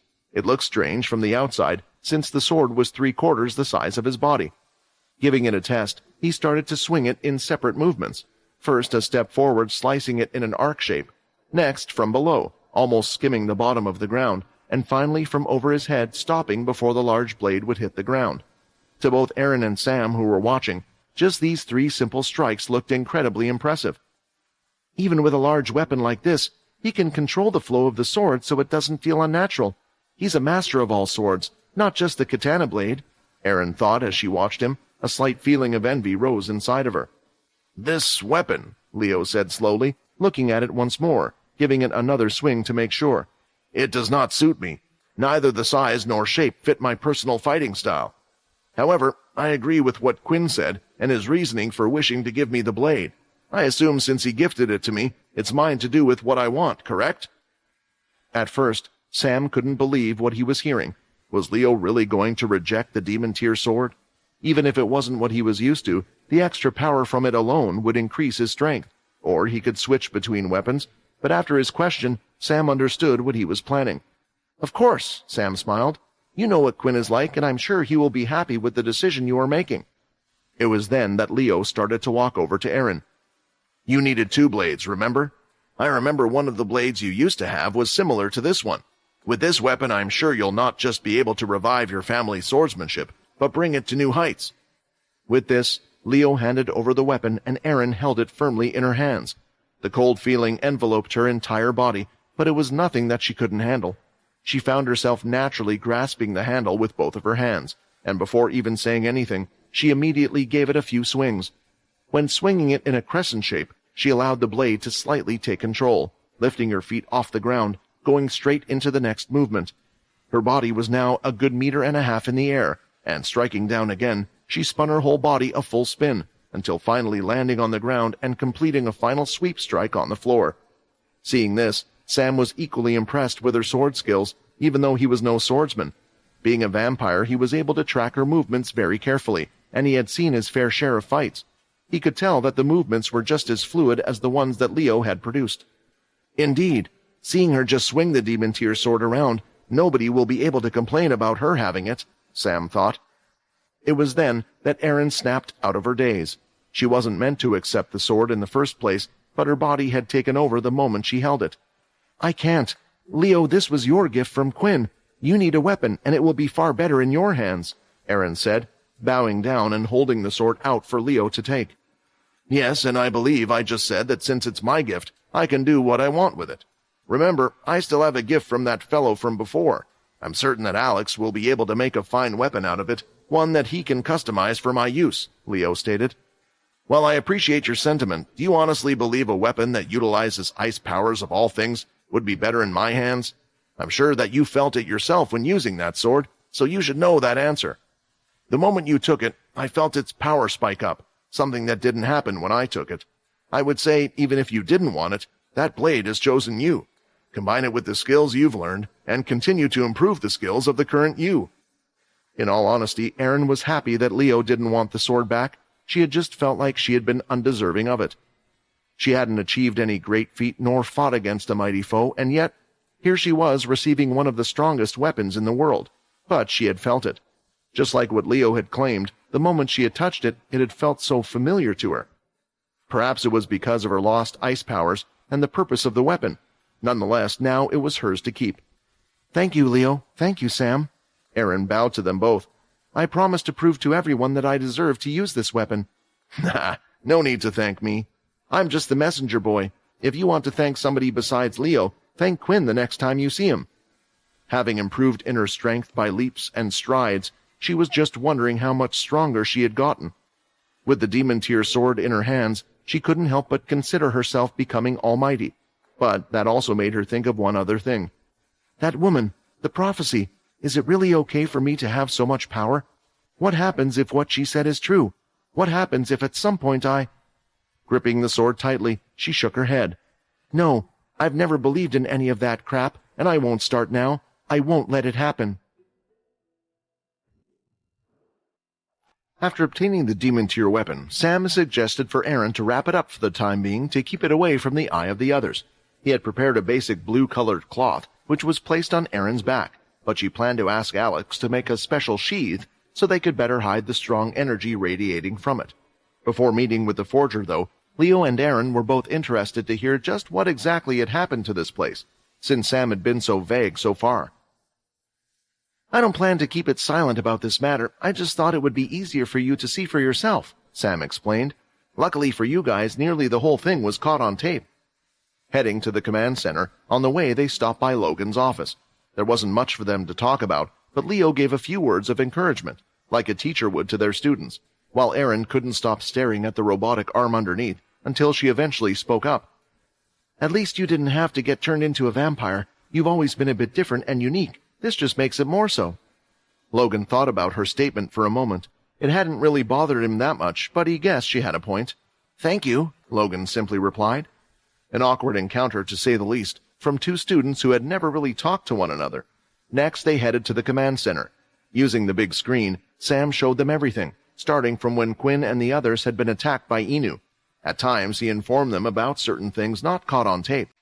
Of course, they already knew some of what was going on. Even when they had been tracking down Pure, they had kept up to date with things. But Sam wanted to give them the necessary context they might need. After all, they knew nothing about Supreme Commander Oscar's demise, the new member Shiro, the invasion of the Dalki, and many other things. At the end of it, Aaron almost felt tired just listening to the story, as she imagined herself being in each of the situations they had been through. They went through all of that, Aaron murmured to herself, her mouth left wide open. Now she felt even less deserving of the weapon on her back.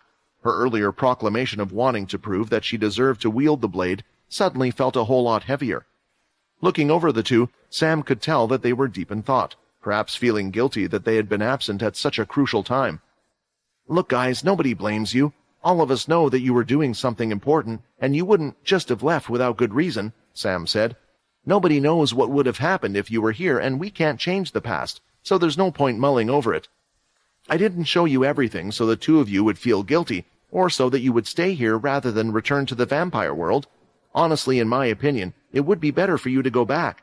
After Quinn received the news of what was happening, he was even debating whether to outright ignore the order from the council and get involved. With both of you there, I think it would give him a little peace of mind. Hearing this was definitely the type of encouragement they both needed. Even Leo, although wise in his age and experience, had never quite been faced with such a situation like they were currently in. He had his own agenda with Pure, his responsibilities as a vampire knight, a leader of the cursed faction, and his student Aaron, all to balance carefully. Thank you, Sam. If it weren't for the many reliable people the cursed faction had managed to gather, I don't think I would be able to achieve as much as I have done so far. With that, it was finally time for the two of them to head to the forgery room to accomplish their original reason for coming back to the cursed faction. As always, the sound of clanging was heard as they were approaching, and when the doors opened, they were expecting to see Alex hammering away with his other assistants on board. But the two of them were in for another shock. As expected, they could see Alex hammering away freely with his wings out, but next to him... Did Quinn create another blood fairy? Aaron wondered.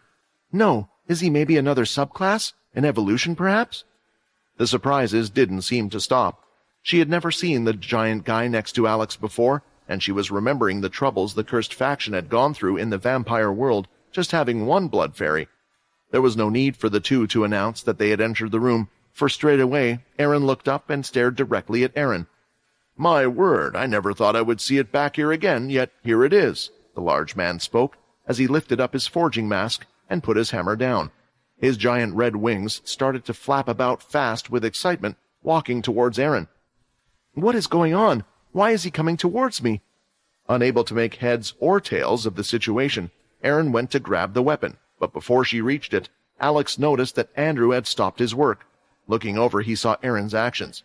"Hey, relax, both of you. We're all on the same side," Alex exclaimed nervously, worried his wings could be sliced off at any second. The few times he had talked and dealt with Aaron, she hadn't exactly been the patient type of person. With both sides having calmed down, Alex introduced the returning duo to the giant forger and told them that Andrew was the one who had worked on the demon-tier weapon that Aaron currently wielded. After learning of this fact, her whole demeanor completely changed. "Thank you so much for creating such a masterpiece." Aaron bowed down several times. "This weapon, the balance, everything about it is perfect for my use." This was something that Alex would have never imagined the old Aaron doing. She had certainly changed a lot since the last time he had seen her. "Ha ha!" Andrew started laughing, not really being offended by Aaron's prior actions at all. He was just happy to see the weapon again. "Originally, I created it for a man the same size as me, so I find it a little strange you saying that the weapon is a perfect fit for yourself." "Go on then, what do you want us to make?" Alex smiled, knowing full well that the only time people came down here was when they wanted someone to make a weapon for them. Perhaps some would feel a bit sad at this, but making weapons was Alex's favorite thing to do, and the fact that people trusted him so much these days to personally make a weapon for them was a blessing that he had never thought he would be able to achieve in the past. "I have obtained a demigod-tier crystal, but it is only one. I hope it will be enough to create a katana-like blade. You can use mine for reference." Leo stated his request, taking his sword off and handing it over to Alex. The second Alex touched it, though, he immediately dropped it to the floor. "Sorry, it must have been my butterfingers," Alex said, knowing this wasn't true. As a forger, he had strong fingers, and when he went to pick it up again, he dropped it almost immediately as a strange feeling could be felt when holding the sword. "No wonder this forger is special. Even he can feel that it's cursed," Leo thought. Finally, on a third attempt, Alex picked it up with both hands firmly. "Tell me, this sword is important to you, correct? You have only brought me one demigod-tier crystal, so I don't know if it will be enough to create you a weapon of the caliber that is needed. But recently I came across an upgrade crystal, and with it I found out a few new techniques.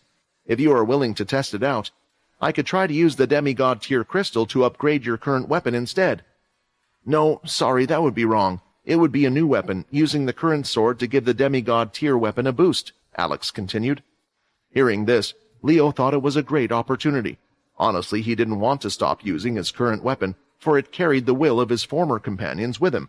But if the weapon could be used, would the cursed effect move on to the new weapon? "What are the chances of success?" Leo asked. 50%. Well, that's not completely correct. It's guaranteed that it will be a demigod-tier blade, although it might be on the low end and closer to a legendary-tier weapon. But if it works— "Please, I will put my trust in you," Leo interrupted him.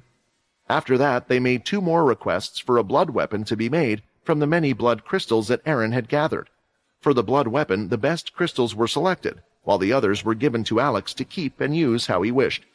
Meanwhile, Andrew would be making a special sheath to cover the demon-tier sword's energy, a task he was most pleased to do. Of course, the weapons would take a while to make, so both Aaron and Leo were left on the ship for a while, and for the first time they could finally rest. In doing so, and with nothing to do, Aaron decided that there was someone that she needed to visit who she hadn't done in a long time. While heading to the canteen, the two of them finally met again. "Layla!" Aaron called out. "Aaron!" Layla called out back, dropping her plate of food out of surprise, but Aaron caught it before it could touch the floor. Leo, who was with them to grab some food, noticed something with his ability almost straight away, that by Layla's waist she had a sword. "Hey, when did you get a new sword? I knew you had the old one, but you hardly used it," Aaron asked. Looking at the energy surrounding the sword, something was incredibly off about it.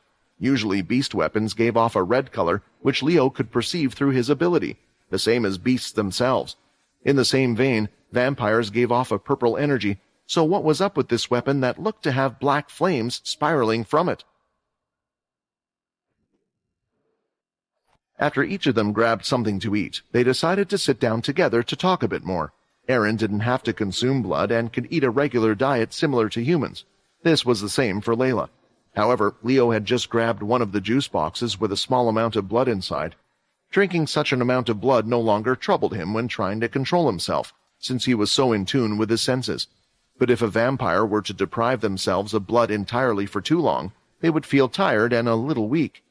As for the reason Leo decided to sit beside them, was because he wanted to find out a little more about the sword. He was sure that Layla didn't know how unique it was and would bring it up to her once he found out more. The two of them got to talking, and how exactly a particular sword had gotten into her hands. Even though the match against Bernie was televised, the whole saga of what happened with the second pure leader was not. "I'm sorry, Layla," Aaron said. "If I was there, maybe I could have helped out more, but it sounds like you turned into quite the fighter. You managed to unlock the fourth form and summon all of that ki?" She wasn't used to getting compliments, so Layla's face was appearing a little redder. "I mean, I can't really summon my fourth form at will, and my body is too weak to handle the ki in my body without it. If I summon all of the ki in my body, it hurts. And besides, the ki in my body is not even mine in the first place. It's my mother's." Honestly, both Leo and Aaron were a little disheartened after hearing Layla's story. They had gone searching for high-ranking members of Pure and never ran into them, and Layla had to go through such a troubling experience without them there. It was clear that what happened with Agent 2 was a sensitive subject. When Layla explained what he had said about her mother, she had choked up a few times. "Your achievements are still your achievements," Leo finally spoke. "The weapons we use to aid us, the ki that we use, is an energy that is borrowed from the outside, and the food we eat helps us to grow. Without our parents, we would never have been born in the first place. All of these things could be considered help from other forces. So don't downplay what you did. Even if someone had the same ki as you, they wouldn't have been able to control it as well. For one thing, me and Aaron can sense the strong ki in your body, and for you to handle it so well is a feat in itself." Thinking about things like this, Layla was a little happier. She had spent some time with both Leo and Aaron before they had left, and it was good to have them back again. "Leo, I know you wanted to know some stuff about Pure. I don't know how much you found out, but an agent is on board the cursed ship as a captive. With the influence skill, we were unable to get things out of him, but if you like, you two could try as well," Layla said. The two were thankful to find this out. Leo had found out the information he needed to know he was on the right track. Now all he needed to do was find out where Pure was, or more importantly, where Agent Zero was. "Thank you," Aaron replied. "About your sword, I guess since you discovered the fourth form, you've been practicing a little bit more with it. Why don't the two of us have a little spar? We can show each other a few things." Immediately, Layla started to shake her hands. "Aaron, what could you learn from me? I'm far weaker than you. It would be no contest." "Stop being so humble. It's okay to brag once in a while," a voice from behind said. Pulling one of the chairs back, he sat down with the others. The one that arrived was Nate, who had brought a slab of raw-looking meat with him on his plate. Nate was concerned about his body since he used it to train in martial arts. He made sure he always got the right amount of protein in, but he wasn't sure if it mattered anymore now that he was a vampire. Still, the only thing that he could still taste and not throw up was lightly cooked meat, which in a way was perfect for him. "I know how strong you are," Nate continued to say. "In that video, a lot of people give me credit for being the main person to defeat Bernie, but that's not true at all, and you know it. You managed to transfer your ki into me, and without that sword of yours, those flames would have hurt even more. Remember, he was one of the big four, so if you call yourself weak, you're also calling him weak. And, well, me, who couldn't even beat him without your help, even weaker. On top of that, you nearly beat Helen, the leader of Daisy, in a one-on-one duel, and that was before you knew how to use your crazy powers and were just starting to learn how to use ki a little better." Those on the ship were used to Nate exaggerating a little bit, but at the moment, he really wasn't. Listening to what he said, Leo paid closer attention to the video they had watched not too long ago. In particular, he was thinking back to the fight they had seen with Bernie. Was Layla really able to transfer ki to another? And from a distance? What Nate is saying adds up in the video. Is it possible that she was also able to combine ki with her ability? If that is true, then what she has is even better than the third stage of ki. She could power items and others from a distance. This is an incredible ability and power to have. Leo imagined just how he would use such an ability and the many ways one could utilize it. Layla was perhaps unaware of how valuable such a thing was, and if he could push her in the right direction, she would become a strong force on the cursed faction team. "I think it would be a good experience for the two of you to fight each other," Leo eventually said after gathering his thoughts. "It sounds like there are many things the two of you can learn from each other. Also, I would like to see the passive skill of the sword in action, the one that was capable of blocking even the fire powers of one of the Great Four." Reluctantly, Layla eventually agreed to the request. and they were in one of the many training rooms on the cursed ship. She always found it hard to say no to people, and it was even worse when an elder like Leo asked her. Nate had also decided to come along since he was interested in seeing the match between them. "Layla, before the match starts, I want you to use everything you have," Erin said, as she placed the cloth-wrapped sword down on the floor, away from where the two were about to do battle. Using a demon-tier weapon she didn't know how to use would be dangerous. On top of that, Erin didn't really think it was fair. "That fourth form you spoke about, you said you can't freely bring it out, but I want you to try." Nate was smiling in excitement. He knew Erin was strong before, but thought they probably had no idea how strong Layla had gotten, and the two of them would be in for a surprise. They drew their weapons. Erin's shaped like a katana sword, while Layla's was more similar to a standard longsword. The fight had begun, and Erin was the first to strike, giving out a quick slash from a distance, striking out a line of red aura. Seeing this, Layla stayed calm. The sword had done her well so far. "This sword can even block the energy of ki, so it should be the same for the vampire aura as well," Layla thought, as she struck the red aura, making it disappear as the sword hit it. As expected, the blade had negated even the vampire aura. Erin was a bit lost at what to do next. She had combined her ki with the red blood aura to create quite a strong attack, similar to what Quinn and Leo did. She was hoping, based on how much Layla would have struggled with the attack, she would adjust how the two of them would fight, but the black sword had gone through the red aura effortlessly. Now knowing her sword worked well, Layla decided to go on the attack instead. She pulled out her bow from her back and fired 3 ki-filled arrows towards her opponent, and started to control the direction they were going, but that wasn't the only thing Layla had done.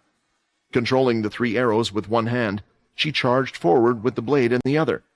With the first arrow, Erin's sword struck against its head straight on, and to her surprise, there was resistance until eventually she was able to cut it in half. "Is this the strong ki in her body? My body has improved. I know my strength, and my ki is strong, yet I still couldn't cut her arrows cleanly," Erin thought. "Layla, you really have gotten a lot better." "Ha, and you guys haven't even seen her transform yet," Nate said out loud like some kind of cheerleader for her. "Both of their growth is impressive. Perhaps before we leave this ship, the two of them can complete that," Leo said. "That?" Nate asked, not sure what that was referring to. "There is still a way the two of them can improve their strength quickly in a desperate situation. If we can, I would like for Erin and Layla to unlock their soul weapon before we leave." The fight between the two young women continued. Layla mainly used her arrows as a type of distraction while also throwing out her black balls that, when hit, would summon the spiritual chains trapping Erin for a few seconds, but since Erin knew what they did, she was able to avoid them easily. Surprisingly, Layla had become the aggressor in their training fight.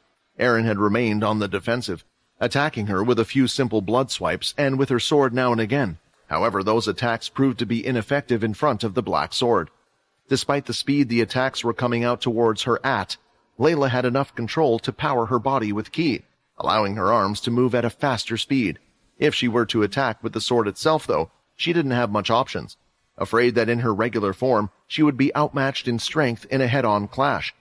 The downside of the black sword was that it negated anything it came into contact with, including Layla's ki. She couldn't empower it or use her own telekinesis ability on the blade itself. Without transforming, the only thing she could do was use her arrows to attack. "Erin has become far more patient," Leo noted from the side. "After realizing her first attack had been negated, she is now testing out the limits of Layla's capabilities."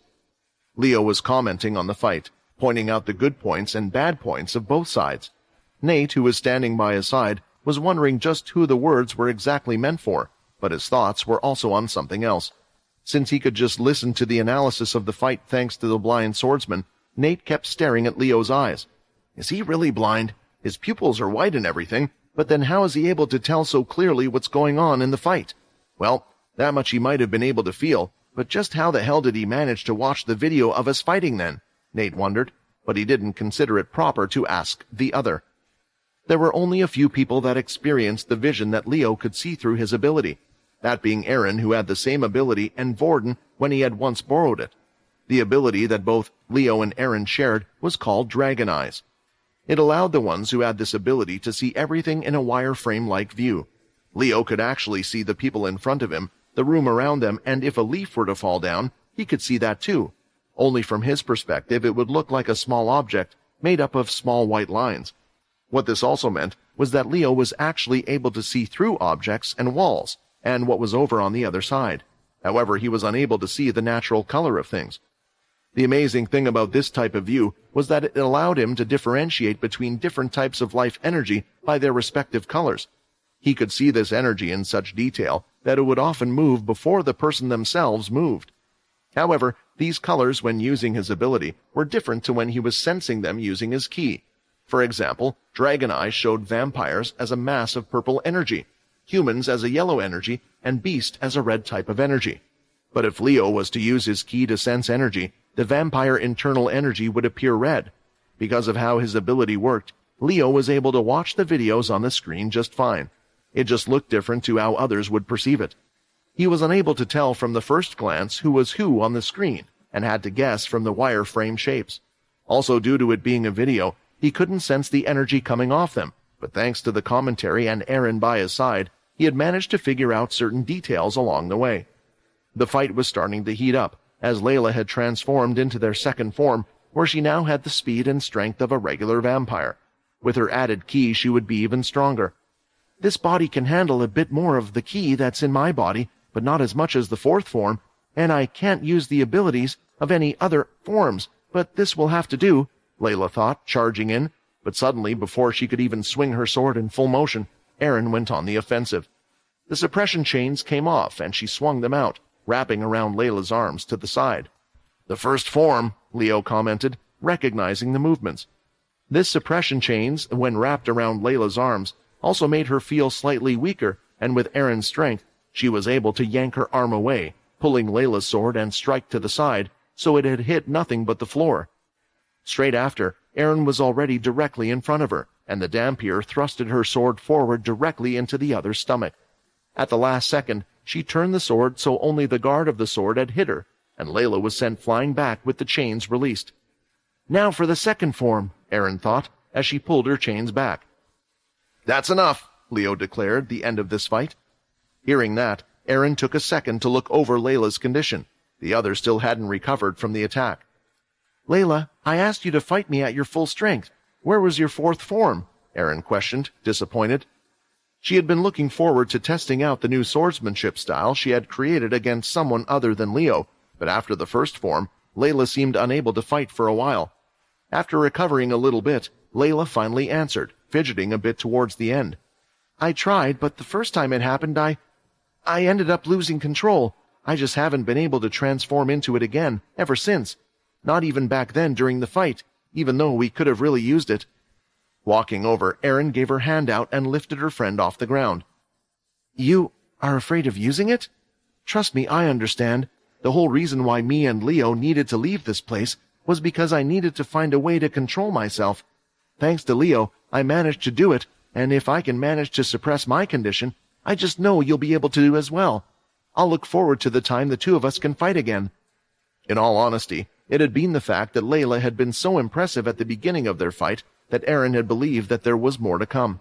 For this reason, she had gotten swayed up in the flow of the fight, and when she had seen Layla's second form and her opponent holding the sword like that, it had been her chance to act. Nate couldn't quite believe it. He had only seen one of the forms, but was trying to imagine what he would have done differently to deal with the situation. His fighting sense was far better than Layla's, but he could tell that a lot of thought was put into linking an attack with the chains and sword after. "The best thing to do is to avoid the chains. I wonder what the second form would have looked like." "Excellent!" Leo walked over, clapping his hands to congratulate the progress of the two of them. "Layla, I was able to see the ki you added to those arrows. Not only did you supply them with ki when you were touching them, but you managed to also supply more to them after they had left your bow. I think there is great room for improvement for both of you. I decided that while me and Eren are waiting for our weapons, I will personally train the both of you. For the next week, we will focus on you two learning what your soul weapons are." In the cursed faction, Layla hadn't been the only one that had been mulling over her weakness, for there was one other that had felt like he hadn't been that much help during the Blade family's attack. In the research room, Logan was currently working away from the others, creating another anti-jammer device to be sent to another one of the planets. The cursed faction's planets had been the priority, but now they had also been requested to help the Greylash group and the Earthborn group as well. You don't understand, Logan. He just slapped me. It was a single slap, and because of his stupid ability, I was unable to retaliate. I didn't even manage to get so much as a single punch in. A freaking slap, Peter shouted, getting more and more annoyed at himself as he remembered his fight with Hilston. Pausing his work, Logan looked over. One of the reasons he and Peter had been getting along so well was because both had been rather emotionless. Yet if one were to look at the White, this was hard to believe. Aware that if he didn't comfort Peter, this could go on for a long time, Logan spoke up. I think you're being a bit too hard on yourself. Remember who you were up against. He wasn't considered the strongest human in the world for nothing. We all saw what that man was capable of. If I had been the one to fight him, my whole body would most likely have been crushed by that single slap you keep mentioning. With that, Logan went back to his work, believing that to be the end of this argument. But even he wasn't enough, Peter added. Even he lost the fight against Slicer, and if he didn't have his demon tier armor, he would have been doomed. I know I keep getting stronger based on Quinn's growth, and I can feel that. But then how am I meant to help everyone if I'm just a weaker version of Quinn? Letting out a sigh, Logan stopped his work again, facing Peter once more. Although you may get your strength from Quinn, you and him are not the same. Your fighting style, your experience, your weapons and such are all different. Just focus on those differences between the two of you and use them to your advantage. Peter started to consider Logan's advice. Let's see. I heal quicker than Quinn does to the point I can practically regrow limbs. I eat human flesh instead of blood, but none of these things have ever helped me in a fight. Isn't there one more thing that you can do that you haven't fully utilized? Logan asked with a raised eyebrow. That's when it clicked in Peter's head. There was one thing that he could do that was different from Quinn. The whites! I can create other whites. It seems like you've got it. From what I've learned from watching Quinn, vampires are still able to evolve, especially their skills, and at a much quicker rate than humans can. Perhaps there is something else you can do other than just creating whites. If it was me, I would keep them and run tests to check if they could evolve into something else. Since you should have roughly the same power as Quinn, just imagine if they could match up to you in strength. Logan encouraged his friend, and with that, he got back to work. Whites, huh? But I would need dead bodies to create them. Where would I find dead bodies on the cursed ship, and who? Peter thought to himself. Using his head during a fight wasn't really Peter's strong point. Ever since he had turned into a white, he had strong emotions that would lean one way or the other. These were to be aggressive or protect. Anything that would make him angry, Peter would act on. If Quinn in particular was ever in trouble, he would risk his life without a second thought to protect himself. Still, Peter had been noticing that his thoughts were becoming more natural as he started to experience more things. The aggression was still within him. Even the most minor things would annoy him, such as people leaving their food behind in the canteen without putting it in the trash.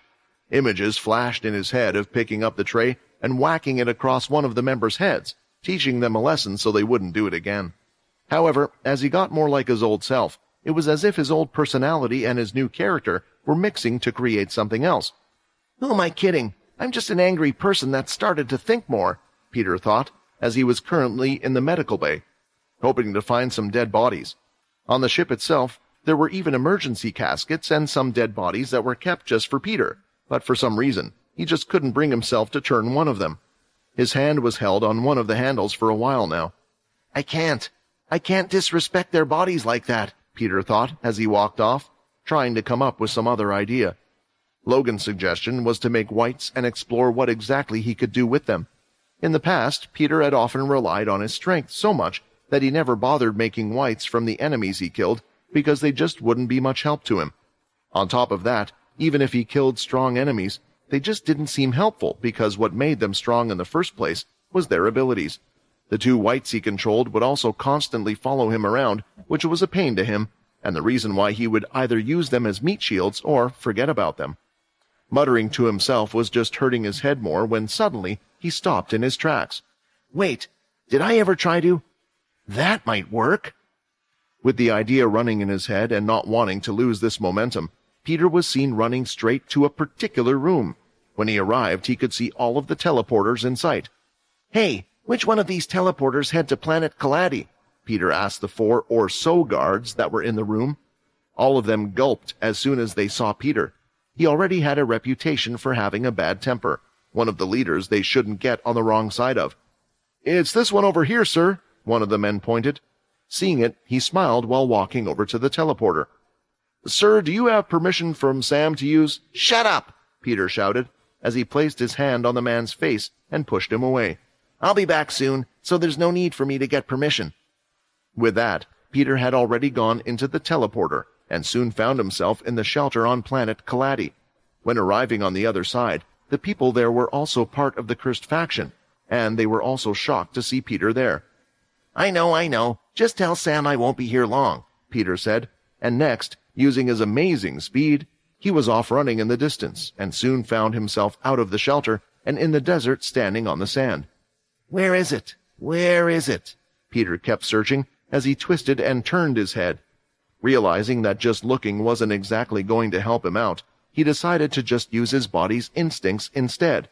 "This should work." Following naturally where his body wanted him to go, Peter eventually found the place where the cursed ship had crashed on planet Kaladi, where so many people lost their lives. But not only humans had lost their lives. The area looked mostly cleared, with the human bodies taken away. Still, as for the Dalki bodies, they had remained, letting the sand cover them up or for the beast to take them away.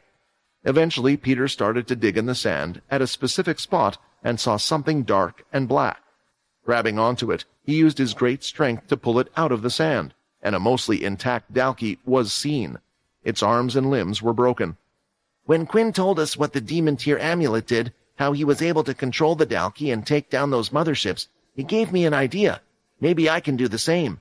I can't bring back beasts, I know that much, but my powers let me turn vampires and humans into whites.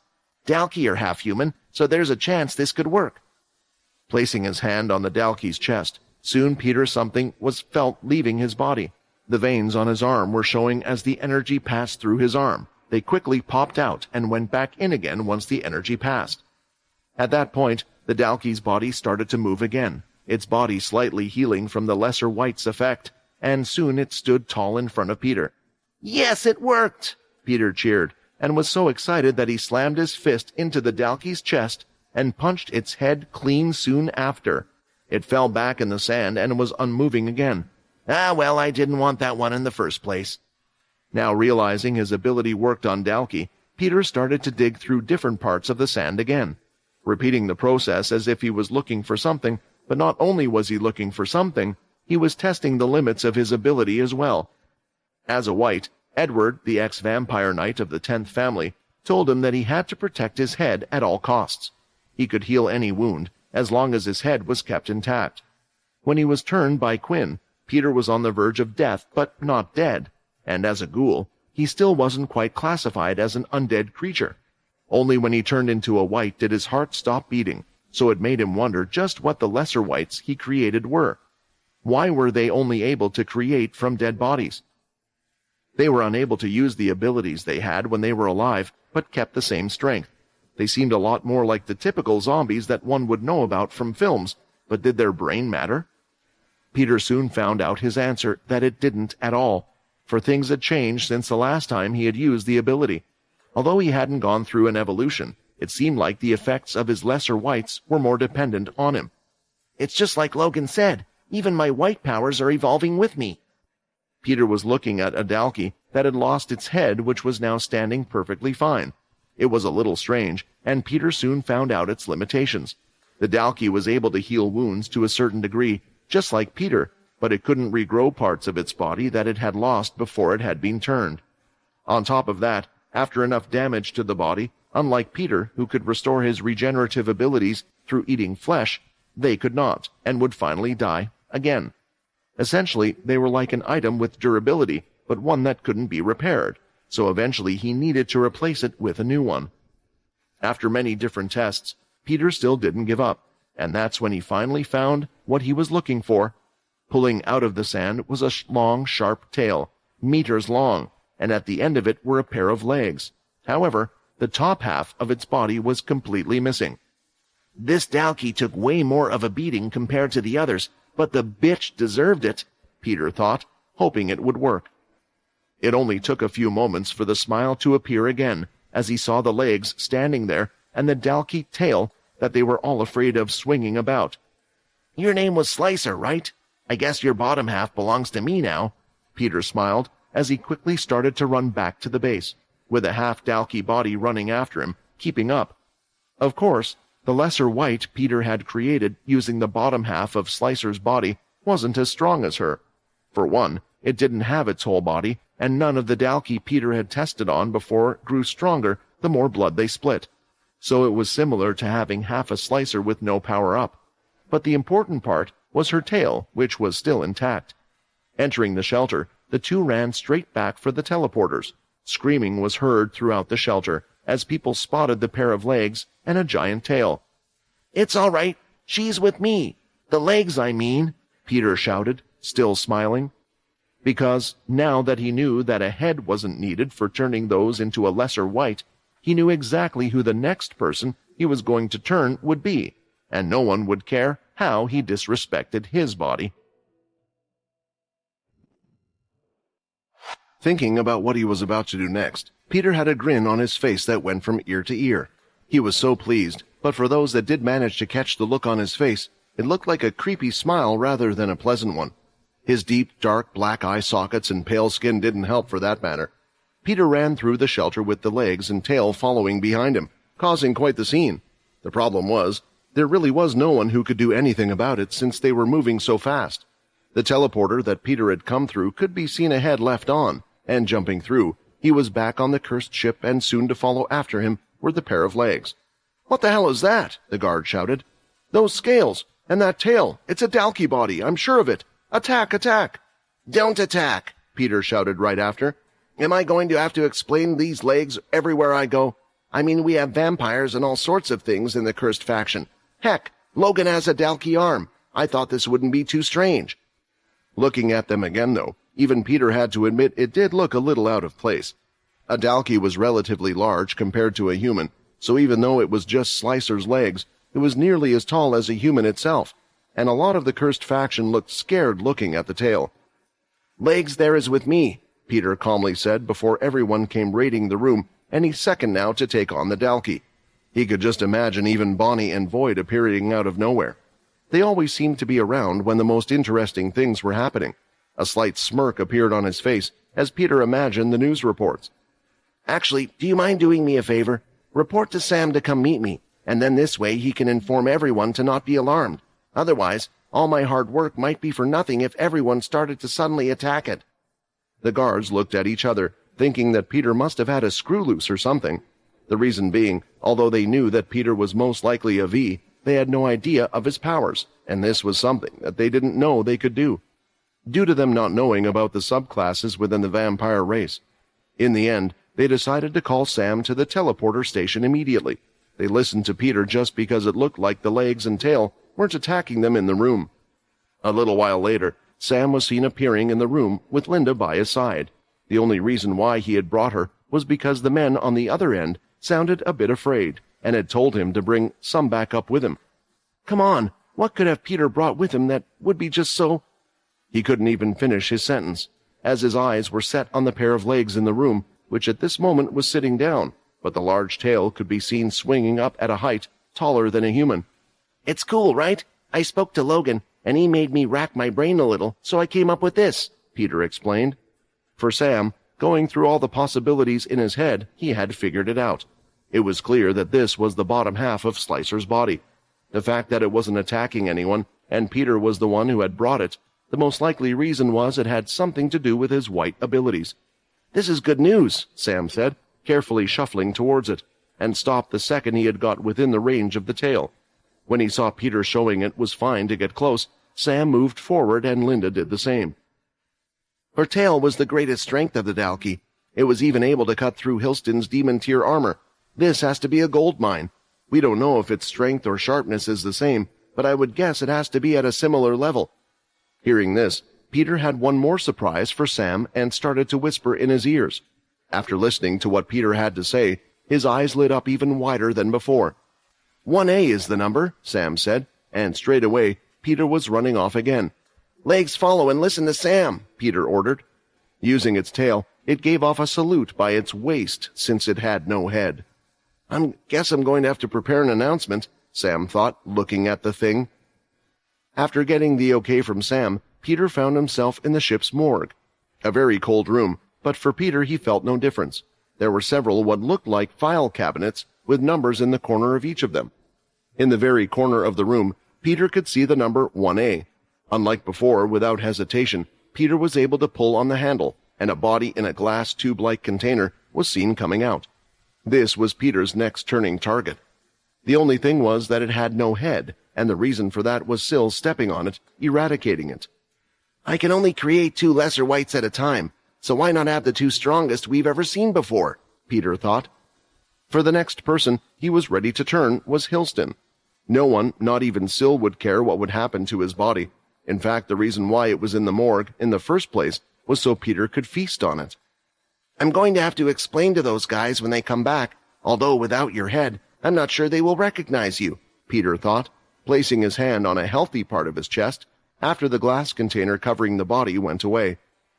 Peter knew that by turning Hilston, he wouldn't be able to use his abilities like the others Peter had turned before, but Hilston was supernatural.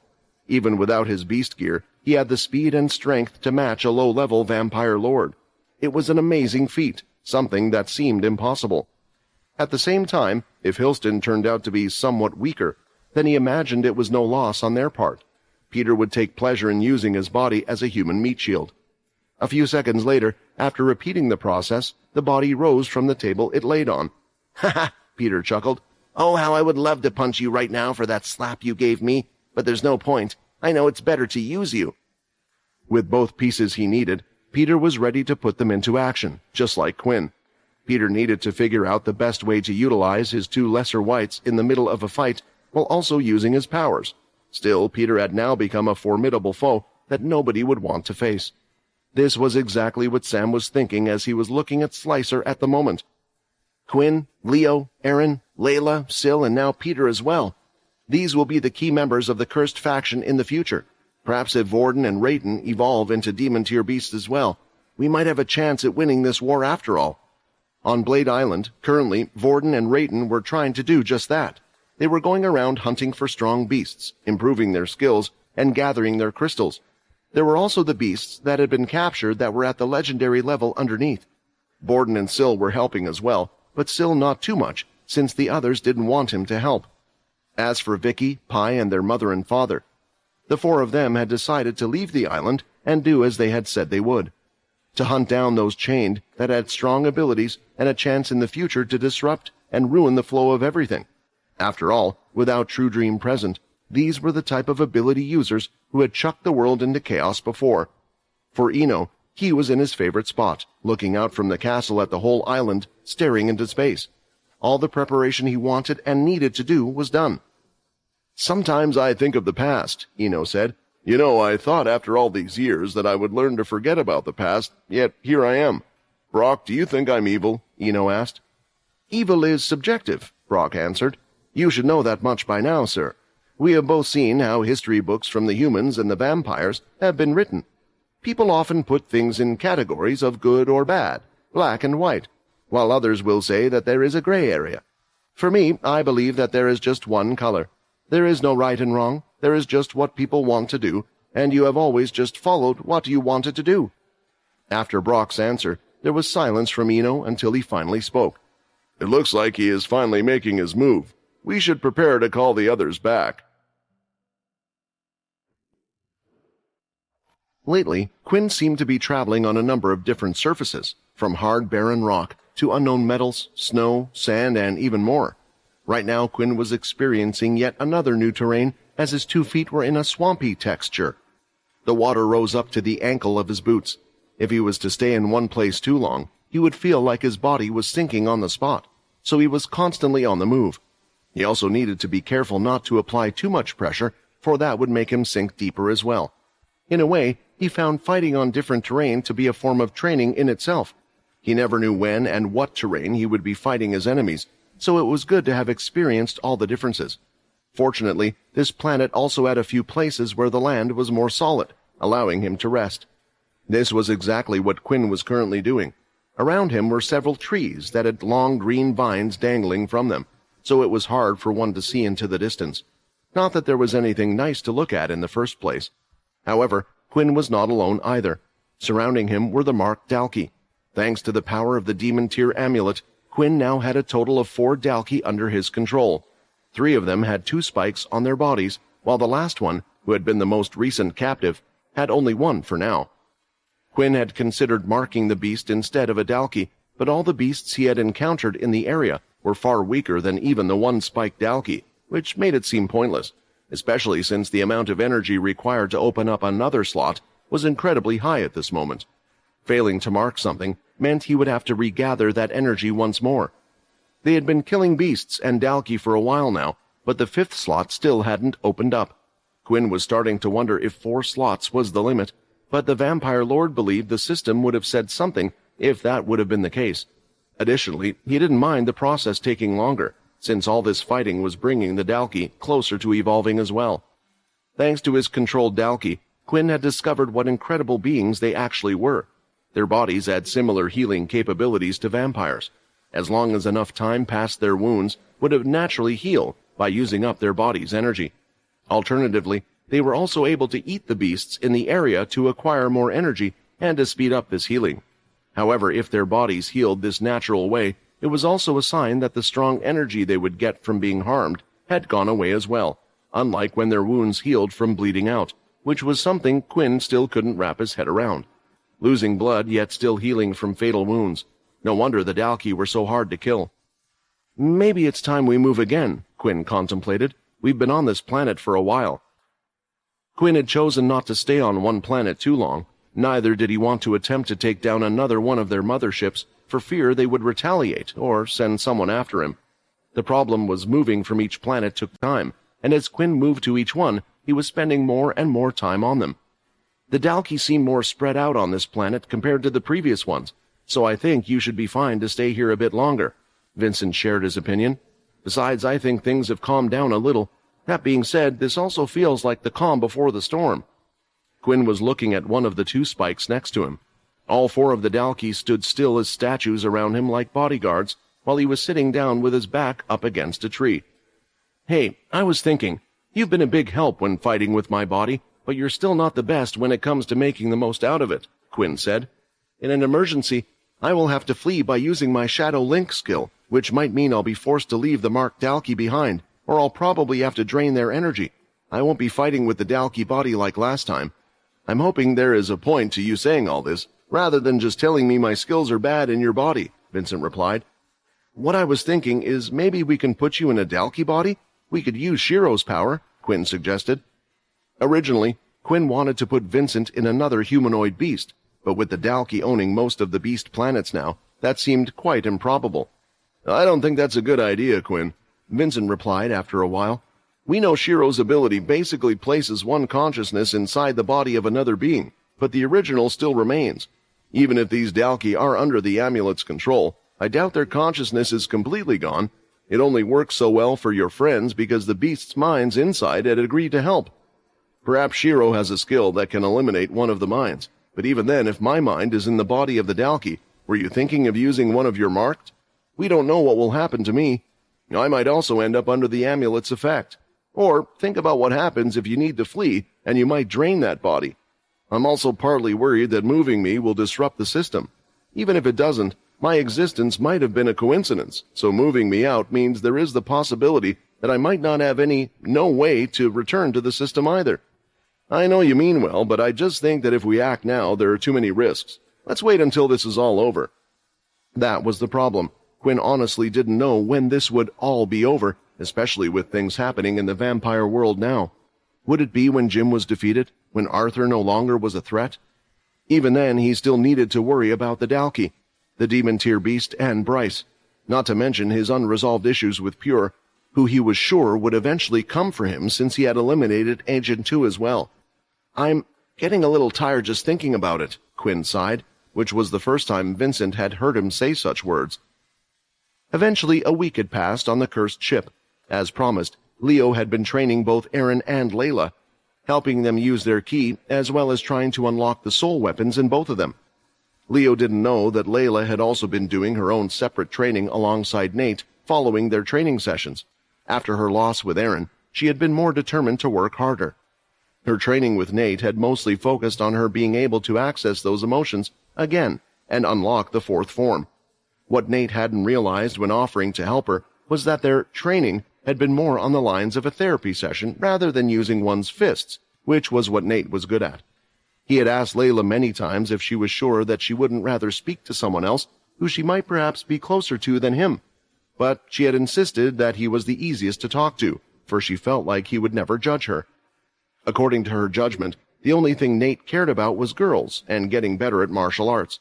Someone else might have been offended by that, but Nate had just shrugged it off, even going so far as to make a joke about Layla having seen right through to his core. One of the things the two had discussed was the warning that Leo had given on that first day. It was strange, but all he had said was to be careful with the sword she was using. However, after learning that Quinn thought it would be fine for her to have the sword, Leo thought that it would be fine for now, especially since she had already been using it for a while with no apparent problems. In the end, though, Aaron and Leo were soon to leave the cursed ship. Their equipment was finally complete. Arriving in the forgery room, Alex and Andrew had naturally done their classic covering of the items with a cloth trick. "You do know that this is pointless for me," Leo said. "For one, I can already see what they look like underneath the cloth, even though I do not know the colors. Not that it makes much of a difference to me." After hearing that, Aaron had decided to lift the cloth to reveal the items that they would now be using. "Hey," Alex pouted, "how could you steal the best part of this? It's like opening up a package that you ordered online. Imagine coming home and finding out that someone else had opened your package, or opened your presents on Christmas to still give you the present. It just ruins the feeling." Still ignoring him, Aaron went first to look at the giant cover that had been built for her demon-tier weapon. It was designed to be strapped around her waist and had straps over her shoulders while being placed on her back. The large piece was the perfect shape for the large sword. The 3 holes that were in the blade, the cover, also had indents to show where they would be, not ruining the design and beauty of the demon-tier weapon. "After seeing you, I chose to go with a black and yellow design for the cover," Andrew explained. "I was pretty sure the last time I saw you, you had black hair, so I decided to go with that. But now I see you have blonde hair." Andrew thought his eyes were playing tricks on him, but thought Aaron must have just dyed it while she was staying on the ship, not realizing that it was part of Aaron's abilities, although she could control the change at will now. "Thank you. It is excellent." Aaron was more than pleased with it. When placing the sword in the cover, she couldn't even see its energy with her ability. The suppression powers were more impressive than the chains she was wearing. "If the urge ever comes back in the future, I should seek out this forger to help me," Aaron decided at that moment. On Alex's table was Leo's weapon and Aaron's katana. It was time for Leo to find out whether or not his sword had been put to good use. It had been a while since Leo had received a new blade to use. He had trusted his cursed sword for so long, and always had it by his side. Although it wasn't the best blade for hunting beasts, he didn't need it to be, thanks to Leo's skills and his power of ki. The main reason he kept the blade was due to the curse that had been left behind in the weapon. He could feel the power of the sword rise with energy whenever he fought against the Dalki. If he had ever outright told people this, they would think he had gone mad. No one had heard of such a thing happening before, but it worked similar to a passive skill, only when going up against the Dalki, which was why he also knew that it might be impossible for Alex to pass on this sort of thing when creating a new weapon. "I think it's best if you picked it up," Alex said, smiling, and Leo did just that, and when he did, he could tell instantly. "I'm sorry to say, but if I picked that thing up, I wouldn't be able to work for the rest of the day," Alex chuckled. He was proud of his accomplishments. Although he didn't have the same ability as Leo or was as in tune as sensing different types of ki, he could tell that when creating the weapon with the demigod-tier crystal, something had happened. Everything changed when he had melted down Leo's old sword. The power was still strong from it, and adding it to the new demigod-tier weapon, he had created something he had never seen before. Leo picked it up, and it was nearly identical in weight to his last sword, but just as Alex said, the curse hadn't weakened. Instead, it was enhanced. The sword had a complete makeover in color, as the hilt was black, and the sword had a wave pattern going along the metal. The bottom half was a dark purple with a bladed edge. I wasn't able to really touch the sword after it was complete. I wasn't joking about what I said earlier, so I'm not sure if it has an active skill or not, Alex said. Leo placed the sword away in his sheath. Since the blade was identical to his last one in size and shape, it fit perfectly. He wouldn't test it if it had an active skill or not for now, for he didn't know what it could do and was afraid it could hurt others. There was no Quinn here, where one could use their inspect skill to find out weapons' active or passive skills. Finally, Leo had a demigod blade that could rival any weapon out there, and with his strength and ki, he was sure he wouldn't lose out to demon-tier weapons either. The next blade that was placed on the table was also a katana-style blade. It looked pretty regular for a blood weapon. Just like the katana blade, one would see any forger make, though there were differences. If one was to look closely, in the middle of the blade was a single line that went all the way to the tip. It was clear to see through like glass. That's when Aaron noticed there was something similar at the bottom of it as well. The details are due to it being a blood weapon, Alex explained. The sword fills up as more blood is inputted into the sword, and then as you use its powers more, you will see the blood draining down from the tip. Not all blood weapons have this, but I got the idea from seeing Fex's blood weapon. I think it's a good idea in a fight to know when you need to refill it, a bit like a car. It made Aaron wonder. The sword worked from being filled with human blood. They were informed that it also worked with Dalki blood. However, it did not empower itself with vampire blood. What about her own blood? After all, she was considered only half vampire. Perhaps her blood was different, but she had decided not to test that out in front of Alex. Not that she didn't trust him, but she didn't just want to feel different, even amongst the other subclasses on the ship. Even Alex has another blood fairy by his side, yet I'm the only damp here? What would happen if I tried to turn someone? Shaking her head and placing the sword in her own scabbard, she tried to let such thoughts go from her head. Having collected both of their weapons, they thanked Alex and Andrew for their creations. The two of them headed back to the teleportation room to finally head back to the vampire world. "Are you sure you don't want to say goodbye to Layla before we leave?" Leo asked. "No," Aaron said. "I see no point in saying goodbye, because I believe we will be returning soon anyway." "Well, let's just hope that not much has happened in the vampire world while we were away. The fact that Paul has allowed us to travel back there should be a good sign," Leo commented, although he was thinking it could be a bad one as well, as it also could indicate that he needed their help. The two of them stepped through the teleporter, heading back to the vampire world. A short while later, Sam had learned of the two of them having already headed back. He felt a little bad that he had just missed them. If they had stayed a little longer, they could have come on board for what he had planned next, for he had just received a bit of good news. "I guess the two of them will be okay without it anyway, and perhaps they are needed more over there," Sam thought. Still, he would deliver the news to the rest of the cursed leaders, as a meeting had been called in the command center for all of them. Everyone arrived promptly. With how things were, every one of them was prepared for an announcement that a fight was about to set off at any second. Sam could see this, as everyone had a serious look on their face for once. "Wow, I wish you guys were like this every time. You can relax. I guess you could say this is good news for you all," Sam smiled. As you know, Quinn had ordered all the high-tier crystals to go to those that were hunting on the front line. Because of this, the Daisy faction had used most of the crystals for themselves to create beast armor and more. Next, Quinn wanted the forgers to also create equipment for themselves, to protect themselves if there was another attack on the cursed ship, just like the one recently. On top of this, there is a crystal shortage, so nearly all crystals gathered have to be stored and rationed out to the other shelters. Because of all of this, the cursed leaders have been lacking in the equipment department. So far, everything Sam had said just made it sound like there wasn't any good news at all, but the best news was to come. "I just got a report from Vorden, who is on Blade Island at the moment.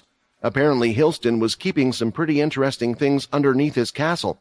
It's been a long time since you got anything, so I thought it would be nice for all of you to upgrade. What I am suggesting is for the leaders of the Cursed Group to head to the Blade Island and get first pick on the equipment there." Hearing about this, there were some large smiles on some of their faces, particularly Nate and others.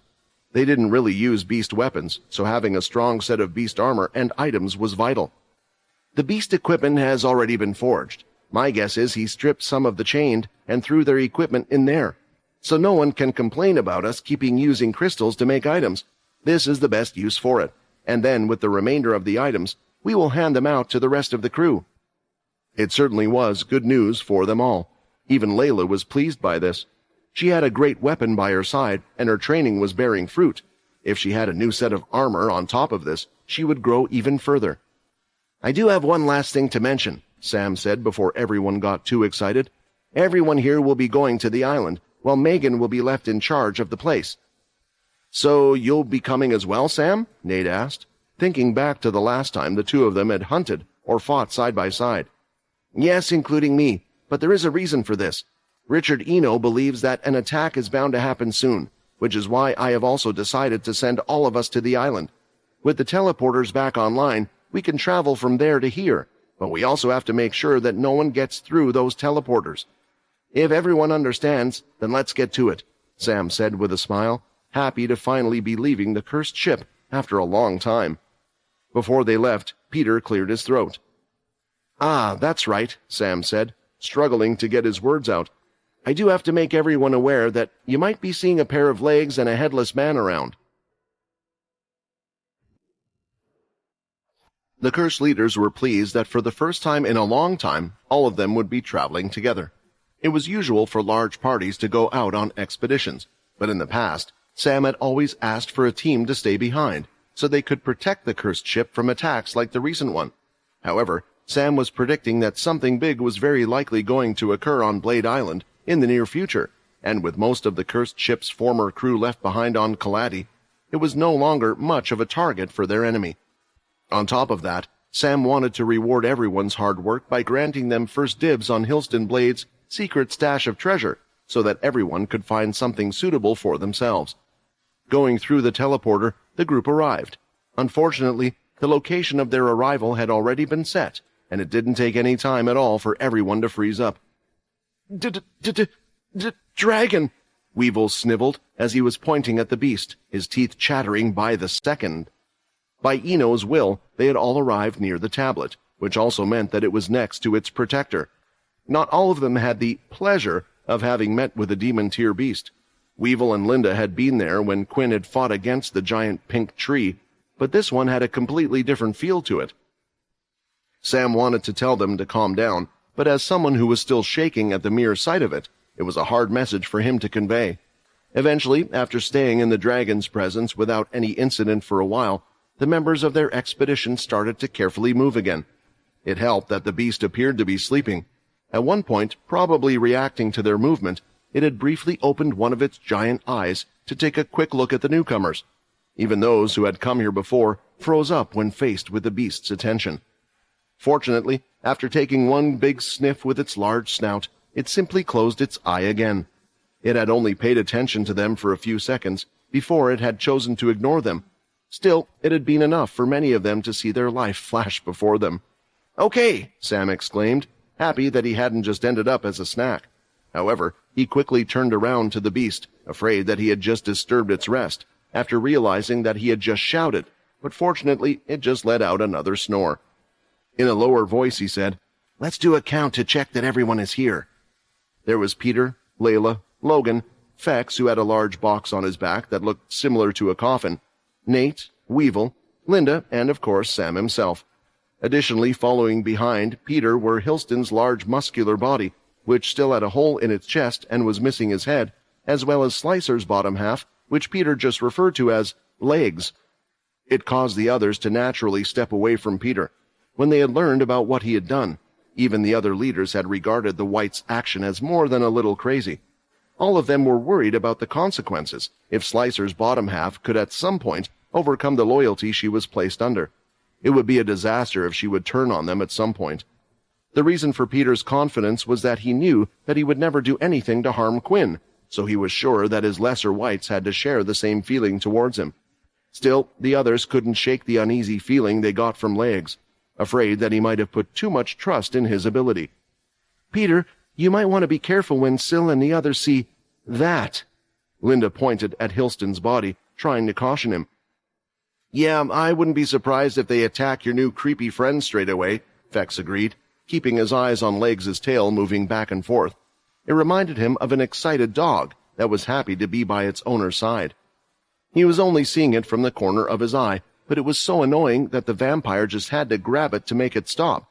but to his surprise, he grabbed onto nothing but air. What the? Did that stupid tail just dodge me? Even more annoyed by his failure, Fex attempted to grab it again and again, but each time the tail moved faster, to the point the vampire got ready to use his string ability to slow it down. "Stop that, gel boy," Peter growled at Fex. "Legs belongs to me now. I can't get another one, so don't ruin it." "All right, everyone, settle down, please. We're all here now, but where's Dennis? He was meant to be meeting us," Sam wondered, looking around the place. While they were waiting for their pickup to collect them and take them to their destination, Weevil and Linda found another interesting thing when they walked towards the center of the open space. "Hey, isn't that—" Weevil was still feeling uneasy because of the sleeping dragon, but now there was another thing that he felt he should be worrying about. "Yeah, I'm sure of it. It looks almost identical to the demon-tier beast that was on the Greylash planet." Linda gulped down hard. The two of them were too afraid to get close, but they did notice that it was far smaller than the one they had seen. Eventually, a gust of wind was felt on all of their faces from a distance, and quite a large one at that. And that's when they could see a black furred creature arriving in front of them all. "It's good to see you again," Vorden greeted them. Currently sitting on his back was Dennis, who quickly climbed down, holding a hand to his mouth.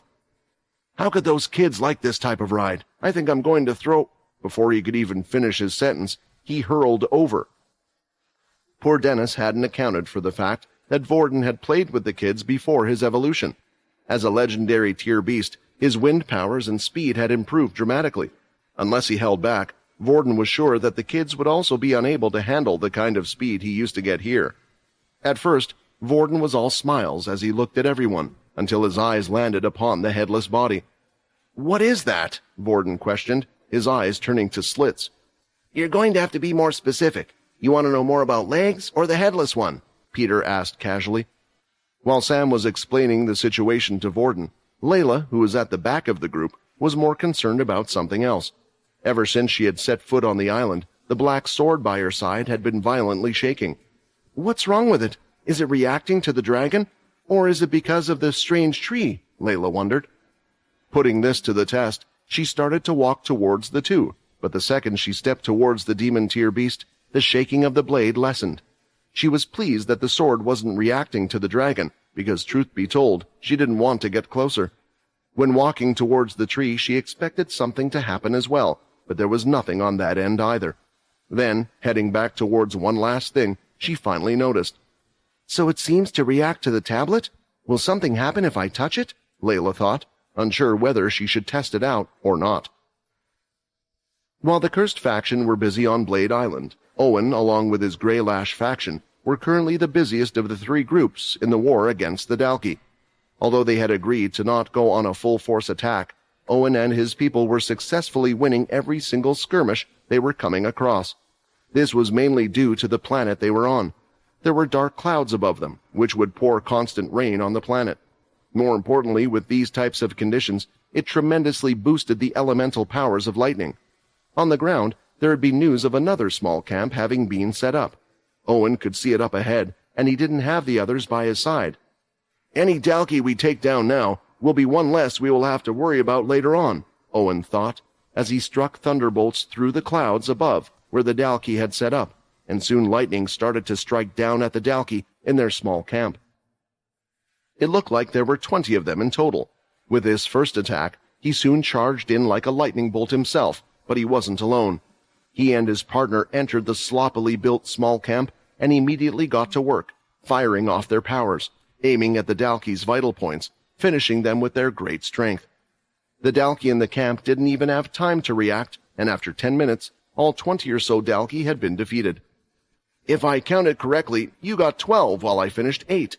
You really have improved, little Owen," an old man dressed in white robes said. "I'm happy that there is someone in the family that can challenge me a little." Owen happily accepted the praise. After all, it came from Grim Greylash, his grandfather, and the previous leader of the Greylash family. "I'm happy that my genes seem to have merely skipped a generation. When your father grew up and didn't show much promise in regards to our ability, I was worried for the Greylash family, about what would happen when Hilston would take me away, but I see I didn't have to worry at all."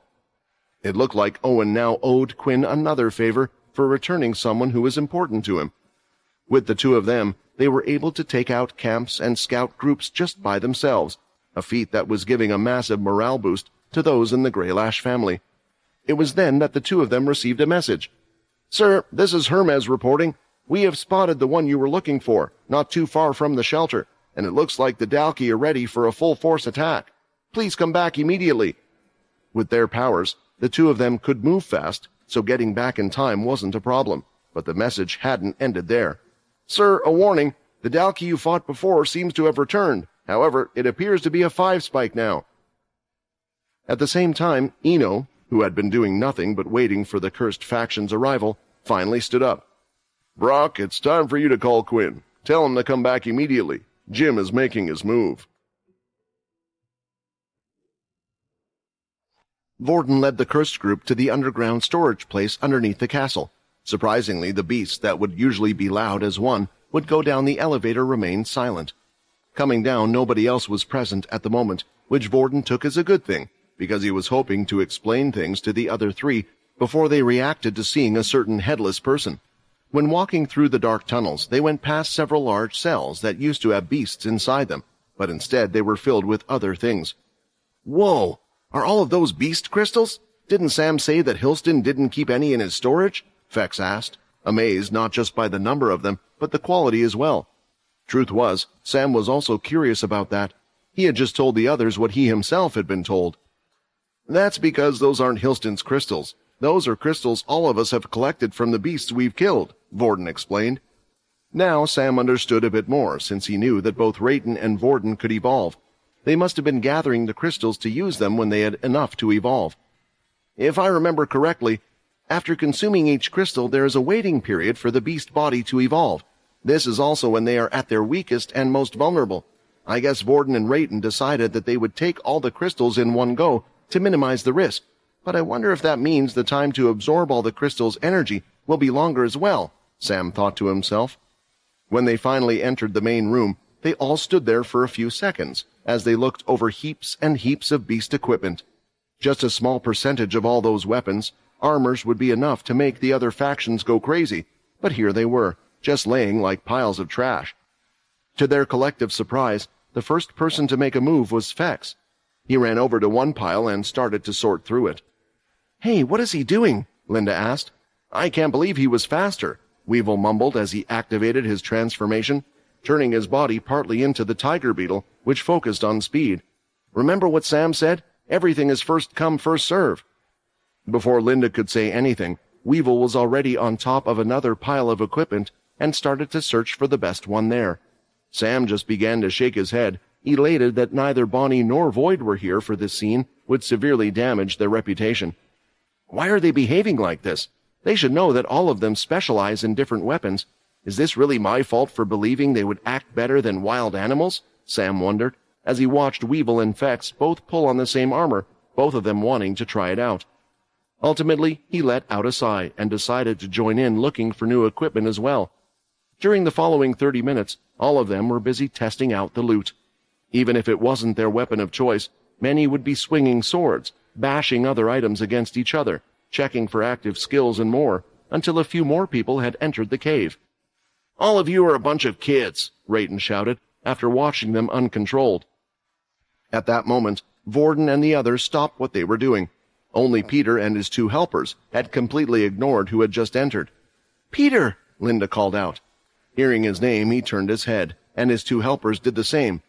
"What the fu—" Rayton was about to curse, but he too quickly turned his head, thinking that another person would have a worse reaction. All eyes were looking towards Syl. Strangely, Syl had almost no reaction at all when looking at the body and just greeted the others. "It's nice to see you all." They wondered if Syl hadn't registered Peter's lesser whites, but it seemed impossible. Syl had even looked over at the body a couple of times, but there was no anger, no aggressiveness or anything from him at all. "Syl, are you all right with this?" Vorden eventually asked, coming over to him and looking in the direction of the headless body. "Although that thing looks like Hilston, I know it's not him. He's dead. I've made sure of it. If anything, seeing his headless body walk around, taking orders from Peter of all people, I feel relieved. It's further proof that Hilston will never come to haunt us," Syl explained. Raiden and Vorden looked at each other, both feeling the same thing. Their little brother had really grown up. For the first time, Syl was the most reasonable out of the three, his words alleviating their own doubts.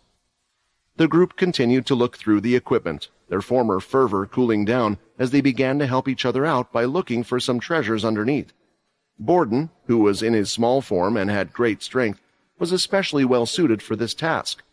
Eventually, Sam, who wasn't too picky in this department, decided on a mismatch of legendary and Emperor tier equipment, at which point he stopped looking. It was tiring trying all the equipment out. Sometimes it was hard to tell what tier they were at without wearing them, so Sam had just chosen the ones he had felt had granted him the best stats, rather than something with strong active skills that suited him. While getting out of everyone's way, he suddenly received a call coming from none other than Sack. Sam, I don't have much time to speak, but I'll be sending you a file that will update you on all the information, Sack informed the other as soon as the call had been answered. In essence, the Greylash faction is about to be attacked by a Dalki army led by a 5-spike Dalki. What's more, it seems like One Horn is finally making his move as well. This is not a message asking for your help. I trust you will do whatever is best, but I also remember Ino's words during the meeting that he was relying on us to defend Blade Island. Unfortunately, I'm afraid we won't be able to while being tangled up in this. Hearing all of the information, Sam had one question on his mind. What about the cursed faction planets? How are Helen and the others coping? So far, theirs is the only side that shows no signs of movement, Sack reported. For further details, please read through the reports. I'm sorry, but I have to go now. Sack ended the call. The Dalki. They have started to attack the other sections but haven't attacked the cursed faction yet. There are two things I can think of. Either one of the Dalki leaders is on their way here to Blade Island while the other two are busy trying to hold up our forces, or that Slicer was originally meant to lead the attack, but her death ruined their plans. Either way, Sam thought at least they still had time as Blade Island was in no such trouble at the moment. This did make him feel bad for the other groups, wondering if each one could handle a 5-spike Dalki on their own. Should I inform Quinn? This seems like a decision he should make, whether we should help one of the two groups. Sam hesitated. It was then that one more person entered the cave. Hearing the footsteps, Sam immediately turned his head, only to find Brock walk in, with his hands behind his back. You appear to have just been updated on the current situation outside, Brock noted. I guess what you must be thinking, but it's not a good idea to decrease our own force at this moment. Remember what Ino said. If they get their hands on the demon-tier beast, this war is basically lost. Think. Why would they have started attacking those places but not here yet? If I were them, I would let some time pass, pressuring my enemy to send over some help, and the second they do, that's when I would strike this place. Sam didn't like it, but Brock's argument made sense. In the past, they might have doubted the Dalki's strategic capabilities, but them attacking all the planets at once had proven that humanity had been wrong to underestimate them in this regard. Nevertheless, Sam felt bad knowing that lives were being lost while they were just waiting on Blade Island, protecting what felt like an almighty beast of all things rather than their fellow people. The only good news was that their cursed faction weren't under attack. If they were, then they would probably have to move at least some of the group that was currently with them. I have come here to tell you that Ino claims we need Quinn. Please contact him and tell him to come back to the island right now. Brock delivered the message. Sam also didn't like the way he was being talked to, but for the greater good he swallowed his displeasure down. Even with all of them there, Richard Eno still seemed to be worried, and knowing that old man there had to be a good reason behind that. So, Quinn, that's all the information I have. Eno wants you to return to the island now, and by now I think he means straight away.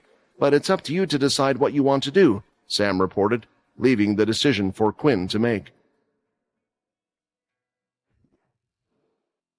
Quinn felt like it was a good thing he was relaxed and still, sitting by the swampy tree when he had received the message, because it certainly was something he wanted to take his time to think about instead of rushing over head first. Fortunately, although Eno seemed adamant for Quinn to come as soon as possible, according to Sam nothing had happened on Blade Island yet. Right now, only the other two groups were involved in fights. These are two actions I could take next, Quinn started to list his options. I could go back right now by using my shadow ability. That way I'll be by their side. Could help them make preparations and could also find out why Ino wants me back so badly. Alternatively, I could just continue training here with the marked Dalki until the last second. If I'm lucky, it will allow me to open up a 5th slot from the Demon Tier amulet, so I can be as strong as possible when they do need me. It was troublesome since both options had their upsides and downsides, especially when thinking back to how strong the 5-spiked Dalki were. Quinn just wasn't sure if he was ready yet. Nevertheless, Quinn leaned towards heading back now, yet he didn't exactly enjoy being on Ino's call. It made him feel as if he was just another one of Ino's chess pieces in this entire war. If you want my opinion, I also think we should go back now, so we can prepare with Ino and the others. I don't like him either, but there is a reason behind everything he does, and his goals coincide with our own, Vincent reasoned. Mulling over it for a little while longer, Quinn eventually stood up as he had come to a decision. You're right. I'll head back to Blade Island, but not because of what you said, Quinn insisted. I can take the Dalki with me by putting them in my shadow space, and then use my shadow link. I doubt even Ino knows that I'm able to do this, so I'll keep them as my trump card for now. I will need to use their strength and drain them anyway, if we run into something like another 5-spike Dalki after all. Besides, Sam said that nearly everyone is already on Blade Island. If I delayed my return trying to get stronger, and anyone were to die, it would be solely my own fault. Of course, Vincent was happy with Quinn's answer. Honestly, both options seemed fine, but he was happy that Quinn still had kept this part of him, the one that cared about his friends more so than anything, and he hoped that would never change. It was finally time for Quinn to return to his friend's side. Using his shadow link, he looked for someone he could connect to. While doing this, though, there was something else Quinn noticed. His shadow is activated at the moment? Does that mean he's using it as well? Quinn could feel someone else's shadow being used, and it wasn't anyone from the cursed faction. This was a big distraction for him, but he decided to shake it off for now and stick to the task at hand. If anything, it meant Quinn needed to be more cautious. After connecting to Dennis, Quinn's body started to sink in the shadow. I should train the shadow link skill more and level it up. Maybe then I can bring others with me as well, without having to use the shadow lock skill, Quinn thought, as he could only see darkness around him.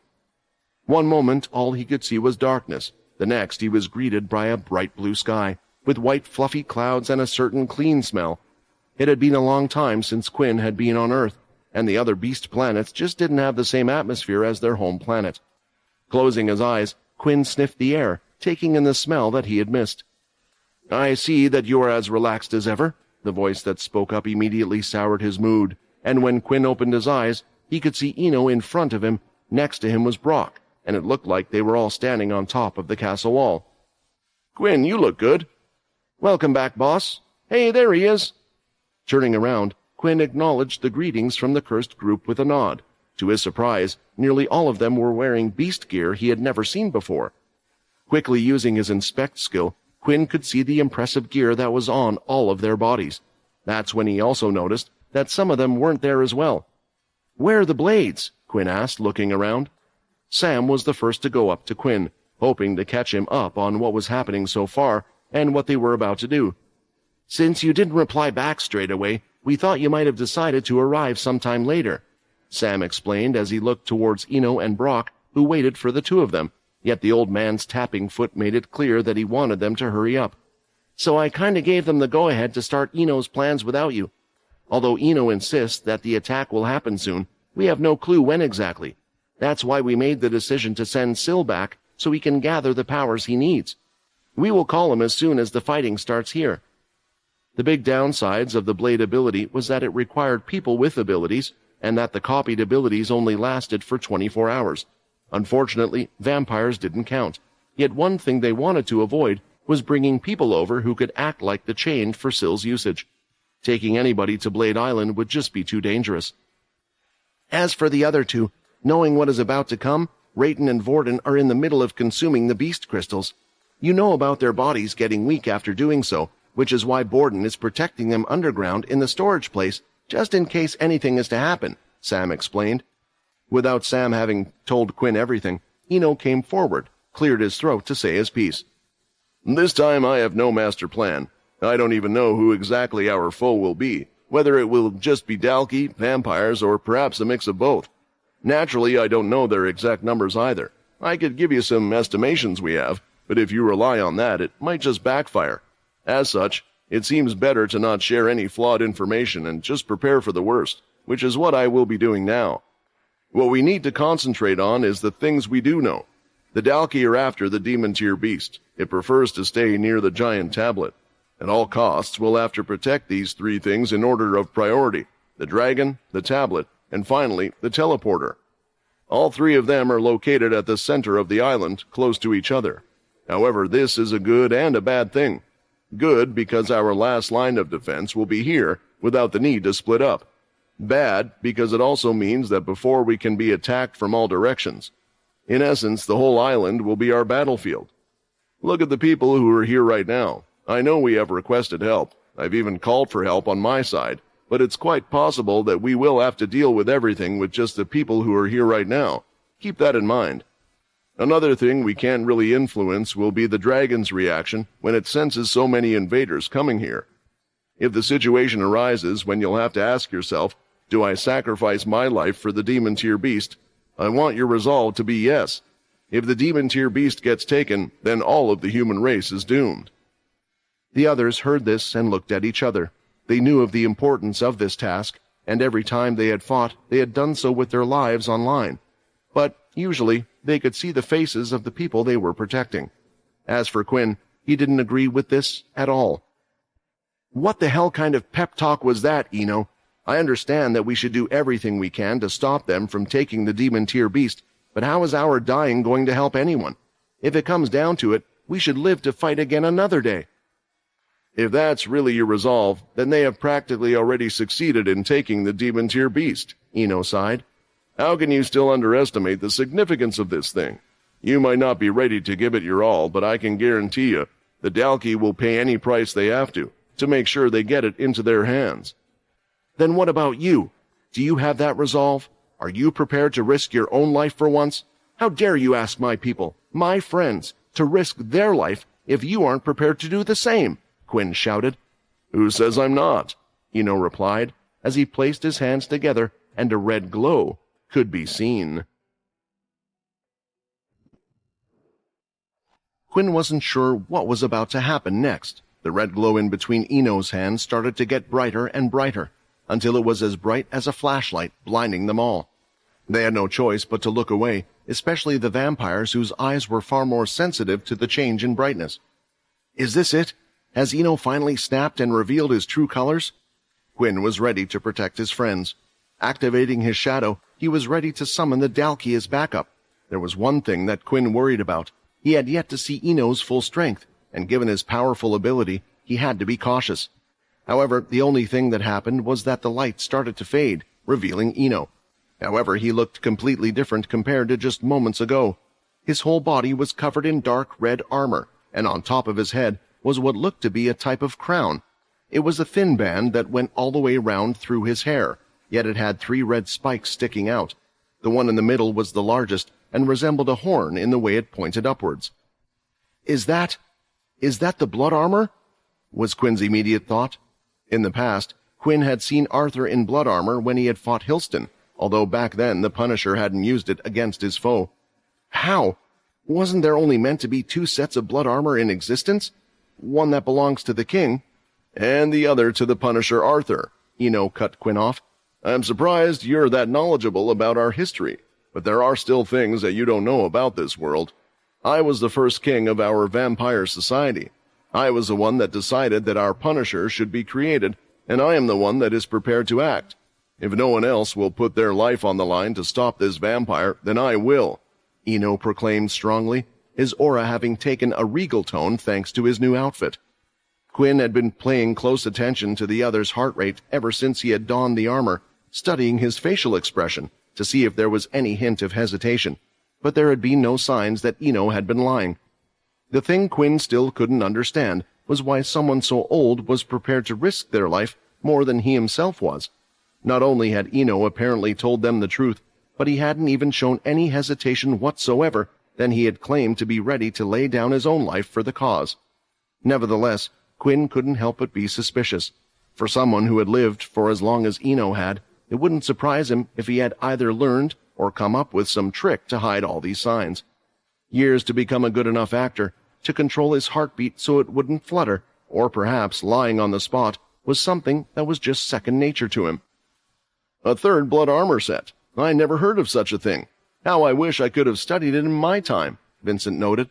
As a former researcher whose passion it had been to look into such things, his passion about the vampire's past had blessed him with great knowledge, yet even he had never heard of such a thing. Say what you will about Eno, but I have to admire his ability to have a backup plan for everything. Case in point, Quinn had never been part of Eno's equation in the first place. The vampire lord was someone completely outside his expectations who had continued to defy common sense and any expectation the original vampire had for him. He could have easily left everything to Quinn and the cursed faction, something he had done often enough in the past, yet Eno was now ready to risk his own life. Still, Quinn couldn't agree with the words that were said before. "I'm sick of it! I'm tired of it!" Quinn shouted again. "I'm tired of people who think they know better, who are stronger, making decisions for others. We have our own lives, the people we care about, our own decisions. Eno, you might think differently because of how long you have lived. You look at not just humans, but even at me, who is a vampire, like a child who is naive and hasn't lived through what you have, so they need to listen to what you have to say." "I won't deny that," Eno shrugged, before shaking his head. "How can I not, when after all this time that has passed, everyone keeps making the same mistakes? It's my job to correct them." Not having any more words to say to Eno directly, Quinn decided to leave the area to calm down. He could tell that there were no amount of words that would change how the other would think. At the same time, he didn't know why he had gotten so frustrated. Was it because he was tired? Quinn felt like not just him but the whole cursed faction had already been pushed to their limit far more times than should be reasonable. Or was it the fact that Eno was right, but he just didn't want him to be? Eventually walking away, hoping to calm down, no one knew what to say. They had felt Quinn's frustration many times during the war. "Quinn," Sam murmured, but decided that now was not the right time to approach him, and wanted to hear if Eno had anything else to say about the enemy or this plan. However, there was one person that hadn't thought about her actions, instead chasing after Quinn as soon as he had left, and that was Layla. Following him through the castle, down to the top floor, and was now in the throne room, she could see Quinn up ahead mumbling to himself under his breath. "Quinn, wait!" she shouted, yet the cursed faction leader seemed to be in his own world. He continued to go down the floors, making his way out of the castle. "Quinn, you can't be the perfect person all the time. You have to let out your frustration sometime," Vincent tried to pacify his grandson. "I was frustrated for many years, living in the vampire society, seeing other people not acting, thinking everything was okay when it wasn't. But you are not that type of person. You never have been. That's why you decided to act. I think your frustration comes from seeing no end in sight, but trust me, all of this will be over at one point." Eventually, Quinn had left the castle. Without any plan where to go, he just headed straight. Vincent's words helped, but Quinn didn't know why Eno was just able to rub him the wrong way. "It's that look in his eyes whenever he speaks to us, like he doesn't care about any of our lives. Does he not care for anyone, but then why?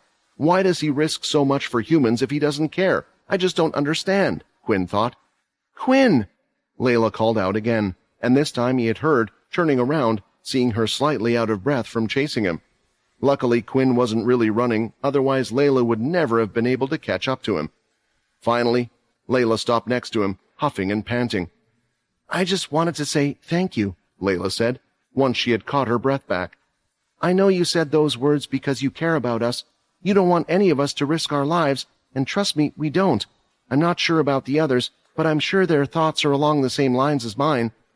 Even though we are tired, even though we don't want to risk our lives, at the end of the day, we decided to pick up our feet and continue on, because if we didn't, then who would take our place?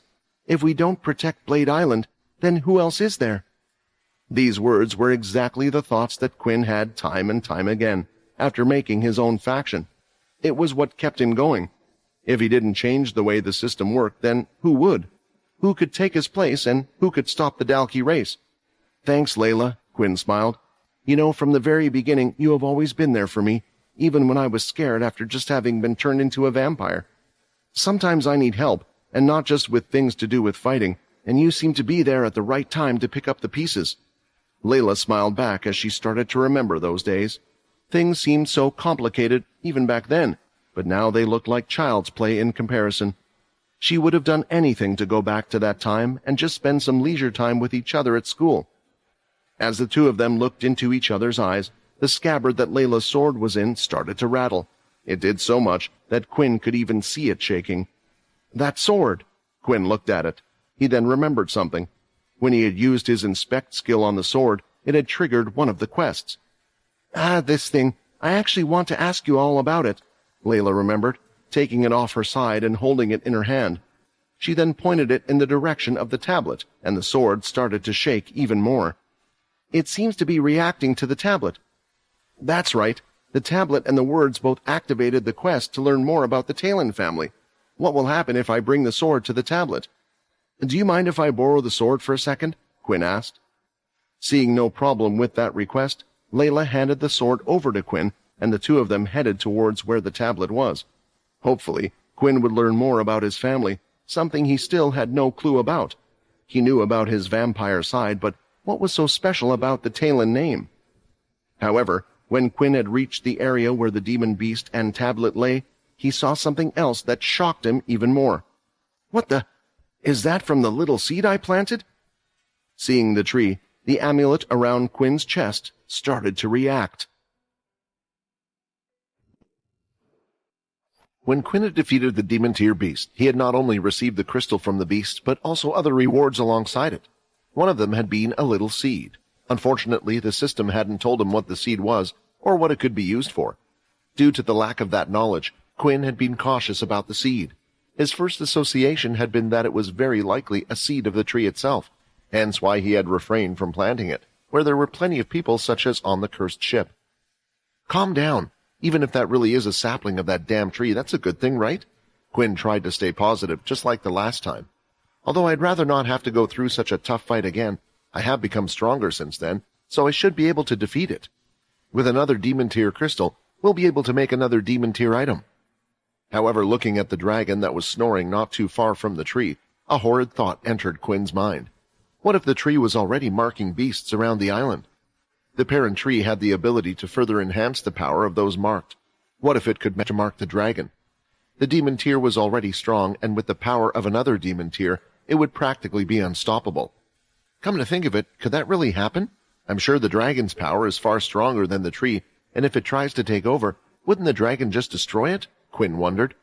Regardless, at the end of the day, Quinn had planted the seed on the island, and whatever was to come would be his fault. The tree itself was currently around the same height as two humans stacked on top of each other. It was nowhere near as grand as the original, so Quinn was confident of being able to get rid of it, in case it showed any signs of making trouble before it would fully grow. And there was one more concerning thing, the amulet around his neck. Quinn walked out towards the tree, and just like Layla's sword that would rattle, his amulet was shaking as well. Before I get any closer, I should do that. Inspect. An incomplete rosiest tree. No other information found. Other than the name of the tree, it looked like the system wasn't going to help him out now, but he had learned one thing, that it was incomplete. Why does the system classify it as incomplete? It can't just be because it isn't fully grown. It has to be missing something. Has it yet to grow a crystal, perhaps? Wait, could it be that it's somehow unable to? Having warned Layla to stay back for now, Quinn handed her sword back, while he himself inspected the tree from top to bottom. Unable to find anything, he went forward, but since nothing happened, Quinn eventually placed his hand on the tree. At that moment, the amulet was no longer shaking. Rather, it lit up. Using his key energy, Quinn tried to sense its energy. Unsurprisingly, it had the energy of a beast running through it. It was clear that this was a beast like the last one, yet he could sense no beast crystal inside. The amulet is reacting to it pretty crazily, but maybe it's just because they both came from the same source, Quinn contemplated. Yet there was another thought in his head. Shouldn't this be a reward for killing the demon-tier beast? This tree came from the seed I planted, and up until now, the system has never given me something that could harm me directly.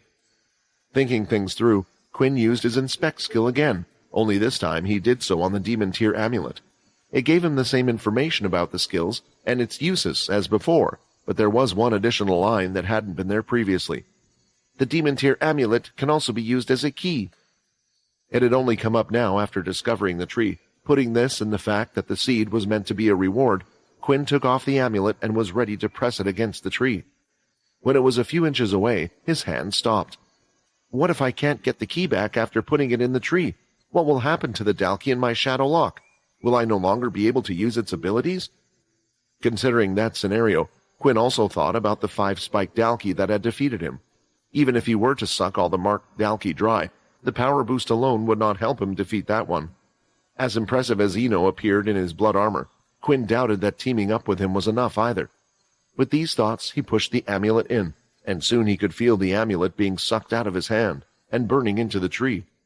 Letting go, the amulet started twisting and turning and lighting up with the tree, and the leaves on the very top started to sprout even more. In front of Quinn's and Layla's very eyes, the tree was growing wildly.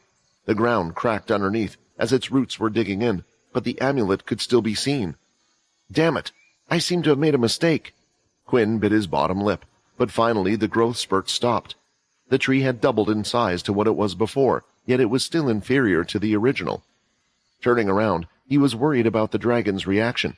It had apparently woken up, but for now, he just curiously looked over the tree.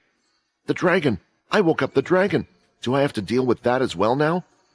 After its curiosity was sated, it laid back down and started snoring once more. Is that all that thing does? Quinn thought. Thankfully, the tree had stopped growing and the dragon was no longer interested in it. Inspect. Complete rosiest tree. Linking with amulet is now complete.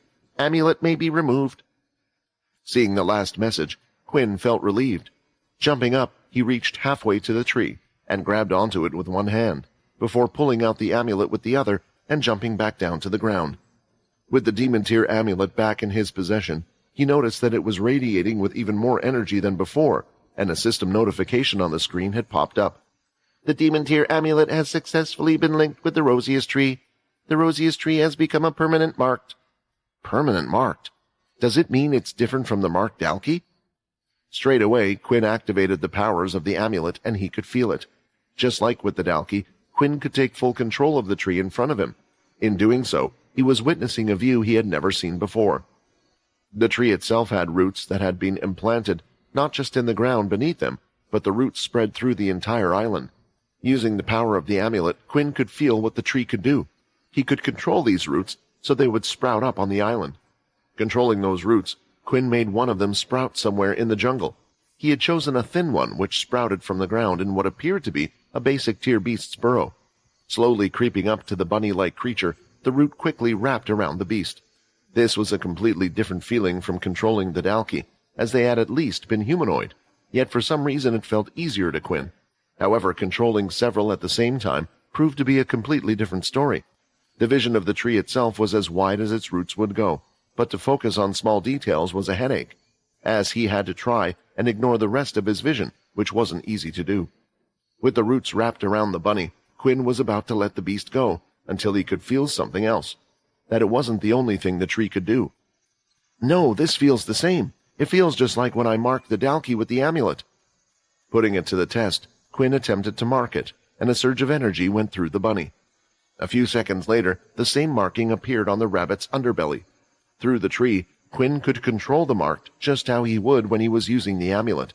In a way, it was like having a second amulet, only better, for there was no need to store energy. It was using the energy of the tree itself. After a few more tests with the tree, Quinn realized something else. The tree could do essentially everything that the demon tier beast had been able to. Mark beasts, send energy from them, and take energy away. The beasts wouldn't die either when energy was taken away. Still, he had quickly noticed that with every marked beast, the energy of the tree would lessen a little. The way this worked, it would have never been able to take over the dragon. Not that Quinn would ever dare to do so, afraid of its retaliation. Eventually, Quinn returned to himself, having discovered that the tree worked pretty much the same way as all his other marked. The only downside he had found was that he couldn't use the amulet to directly control those that the tree had marked. However, he could still give the bunny basic instructions like he did with the Dalki. For now, he just gave the tree the command to try and take over as many strong beasts as it could on Blade Island. Whoever comes here will now be in for a huge surprise, Quinn grinned, as he imagined the invaders having to face an army of wild beasts. Underneath the Blade Castle, both Vorden and Rayton were sitting inside one of the cells.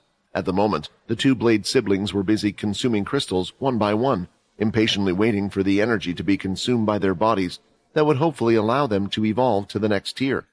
Both of them were sitting on the ground and had a small mountain of crystals next to them. According to Muddy and Tails, the easiest way for their bodies to absorb the energy inside those crystals was just to eat them.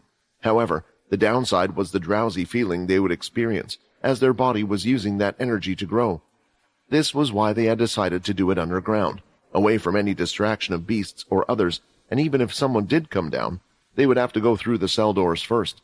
To do that, they would have to pass Borden, who acted as a bodyguard for the two of them. Since there was no sign of anybody, Borden had just watched the show of Vorden and Rayton seemingly competing in an eating contest. After consuming a crystal, both had their eyes closed, making it seem as if they had gone to sleep after overeating. Technically, evolution wasn't the only way for the two of them to get stronger in their current form. Although beasts were able to activate most beast gear because of their body, there were some special crystals that could be made into beast gear for beasts. Unfortunately, they were so rare that the group hadn't come across any so far. Still, around Tails' waist, there was a pouch that would allow Vorden to carry a few things around. The only thing currently inside was the green injection for little Borden to use his full strength whenever it was needed. It was almost impossible for Borden to carry them himself, so he did need to rely on others for that part. Still, he was happy that he could help out. Walking up to Vorden's pile of crystals, Borden grabbed onto one of the crystals. "Dalki are half-beast, right? So if I eat this thing, will it help me grow stronger as well?" Borden wondered.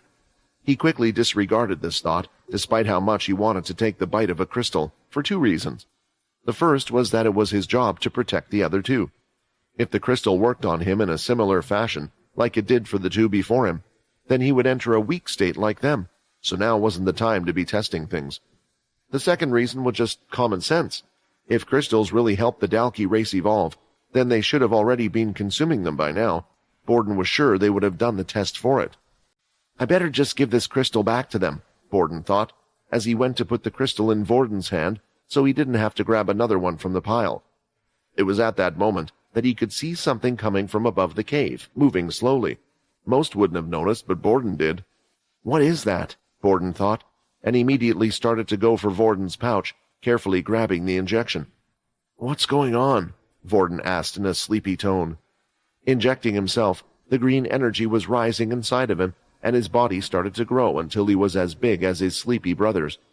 Reaching his full size, Borden quickly threw out both of his hands and grabbed onto the objects that were moving. "What are these? Hang on, are these tree roots?" Borden was confused. Surprisingly, the roots were not only durable, but also very strong. Borden had only just finished his transformation, yet they were easily able to lift him up, swinging him to the ground right into a pile of crystals. This caused both Rayton and Vorden to come to their senses, and they both stood up. "You little twerp! I thought you were meant to stop anyone from coming inside," Rayton shouted in anger. "They're coming from above," Borden shouted, as the two looked up. They could see several roots hovering in the air, yet Borden noticed that they seemed to be ignoring him. Instead, they seemed focused solely on the direction of his siblings. Quickly, Borden jumped up and grabbed onto two of the roots again, hanging like a monkey on the vines. Using his strength, he tried his best to pull on the roots as hard as possible, but no matter how hard he was pulling, it didn't seem like it was breaking. "What the hell kind of tree is this?" Meanwhile, Layla had just handed over the black sword to Quinn once again, who stood a few steps away from the tablet.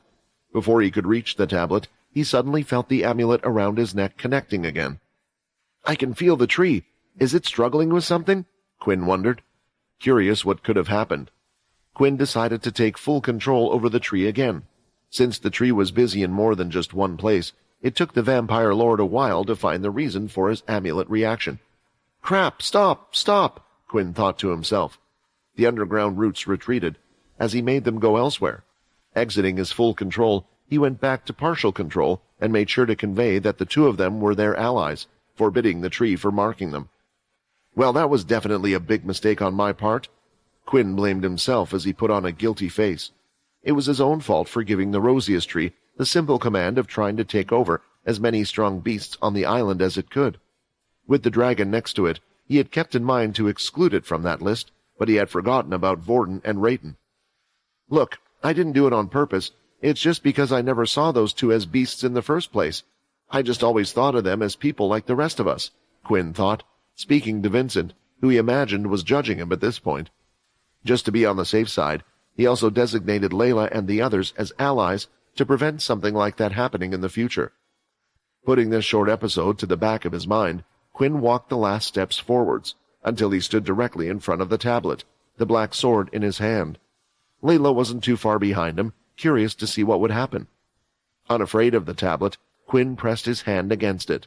Hey, are you there? You can still hear me, right? Last time you just stopped speaking to me, but I know something is up with this sword. It seems to be reacting to the tablet, or probably, and I know that it's also somehow connected to my quest. Quinn continued to mumble, in the hopes of receiving an answer.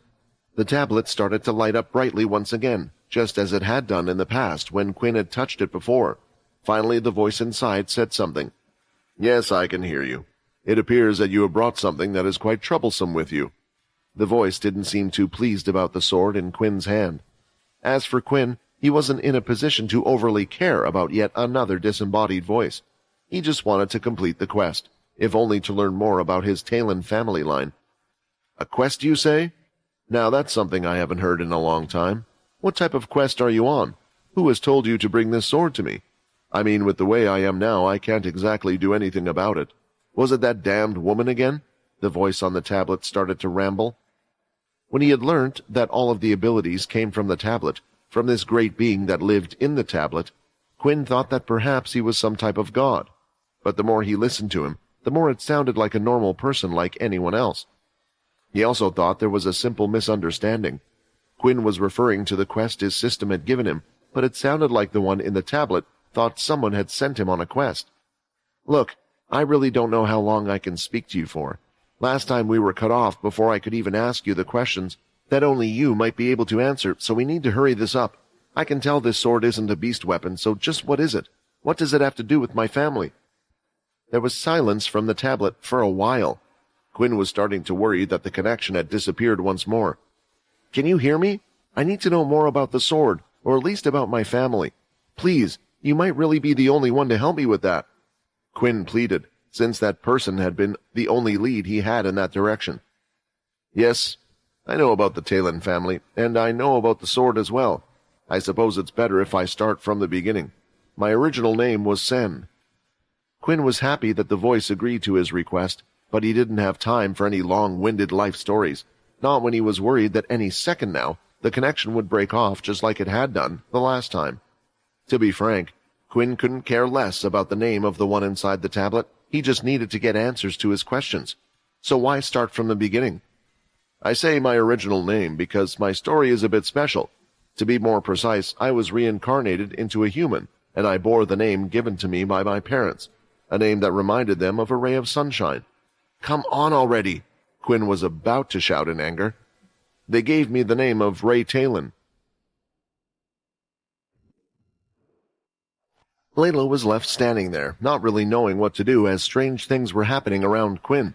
One moment she saw the amulet light up around his neck, and the next second the tree started to grow in size, without him explaining anything to her. However, judging by his reaction, it was only because Quinn was just as surprised by the consequences of his actions as she was. The next moment, Quinn seemed to be concentrating extremely hard. Don't worry about Quinn. He's just playing with the tree for a little bit and should probably be back soon. Vincent turned around, in for mind Layla. It had become a natural thing for the two of them to switch whenever Quinn would use his full control. There he is again, the same person as last time. I can tell that's not Quinn, but then just who is it? I doubt Shiro planted someone else inside Quinn's mind. So does that mean there has always been someone else inside his body? That thought saddened Layla, not because it would mean that Quinn was in a situation similar to that of Vorden, Rayton, and Syl, but he had decided to keep it a secret even from her. Even though she couldn't have helped him in any way with it, it would have been nice if he could have confided in her. Layla was about to ask that mysterious person who he was, but then the real Quinn appeared in front of her, asking to borrow the sword once again. Not having any reason to refuse him, she handed it over, and without explaining anything, he started to walk towards the tablet. Quinn, why do so many strange things happen around you? There are many people who believe the world revolves around them, that only their life is important. But when I watch you, it's as if I realize how unimportant my own life is in comparison. At the moment, the whole world really does seem to be revolving around you, Layla thought, as she rubbed her elbow up and down with her hand. A few moments later, the watch around her wrist started to vibrate, indicating that there was an incoming call. "Hey, Layla, thank God you answered," Sam said from the other side. It was clear he was worried about something, making Layla think that the attack might have started, which would probably be the worst timing with Quinn out of it once more. "Are the two of you okay? Have you been attacked as well?" Sam asked. "Huh? No, we're both fine. We're just by the tablet at the moment. What's going on? Who was attacked and by whom?" "It's the Blades. They came back to report that while they had been underground, they had been attacked by some roots. I tried to get in contact with the others, but fortunately they seem to be the only ones who have been attacked so far." When hearing the words roots, straight away, Layla's mind went to the giant tree in the middle. The timing of the attack, and when Quinn was messing around with the tree, seemed to be quite similar. "Are they okay now? They're not being attacked anymore, are they?" Layla asked. "No, but they have decided to move away from the underground cells and into the castle, so their session has been delayed a little," Sam explained. "I think it might have something to do with Quinn," Layla said, thinking back to the time before the tablet. "There should be no need to panic, but I'll ask him once he's done," Layla said, hanging up the call there. Layla's answer had only added to his confusion. When he's done? When he's done with what exactly? Listening to the voice in the tablet speak, Quinn was sure of it. It had just claimed that its name used to be Ray Talon, the same family name that Quinn currently had himself. Now, the quest was starting to make sense, but the only thing was, nothing else was making sense to him. Ray Talon, so that means we're related, right? But how? I thought you were some sort of god that gave all the world their abilities. How is that possible? Is my father a god? Does that make me a god as well? But I'm a vampire. Quinn's reaction to this sudden information was to blurt out a bunch of questions. In all honesty, he had been through some pretty crazy things before, as he learned about the vampire side of his family, learned about Eno's past, learned about Arthur and Vincent, but this information was one thing that made no sense in his head at all. His family carried the Talon name, which had come from his father, not the Eno family name, which most likely meant that Quinn's vampire side had come from his mother, but he had no clue that his non-vampire side would also be so special. "Calm down, boy. Has it been so long that you've forgotten what I said to you last time?" Ray questioned him. "I was a being that was even more powerful than the gods. Still, the fact remains that before I reached that point, I did live my life as a human. Although I carried my parents' blood, it was my own existence and powers that continued inside of me. My body changed, and I eventually passed that on. It must have eventually reached you. When I asked your name last time, I realized that this had to be the most likely reason as to why the two of us are able to talk.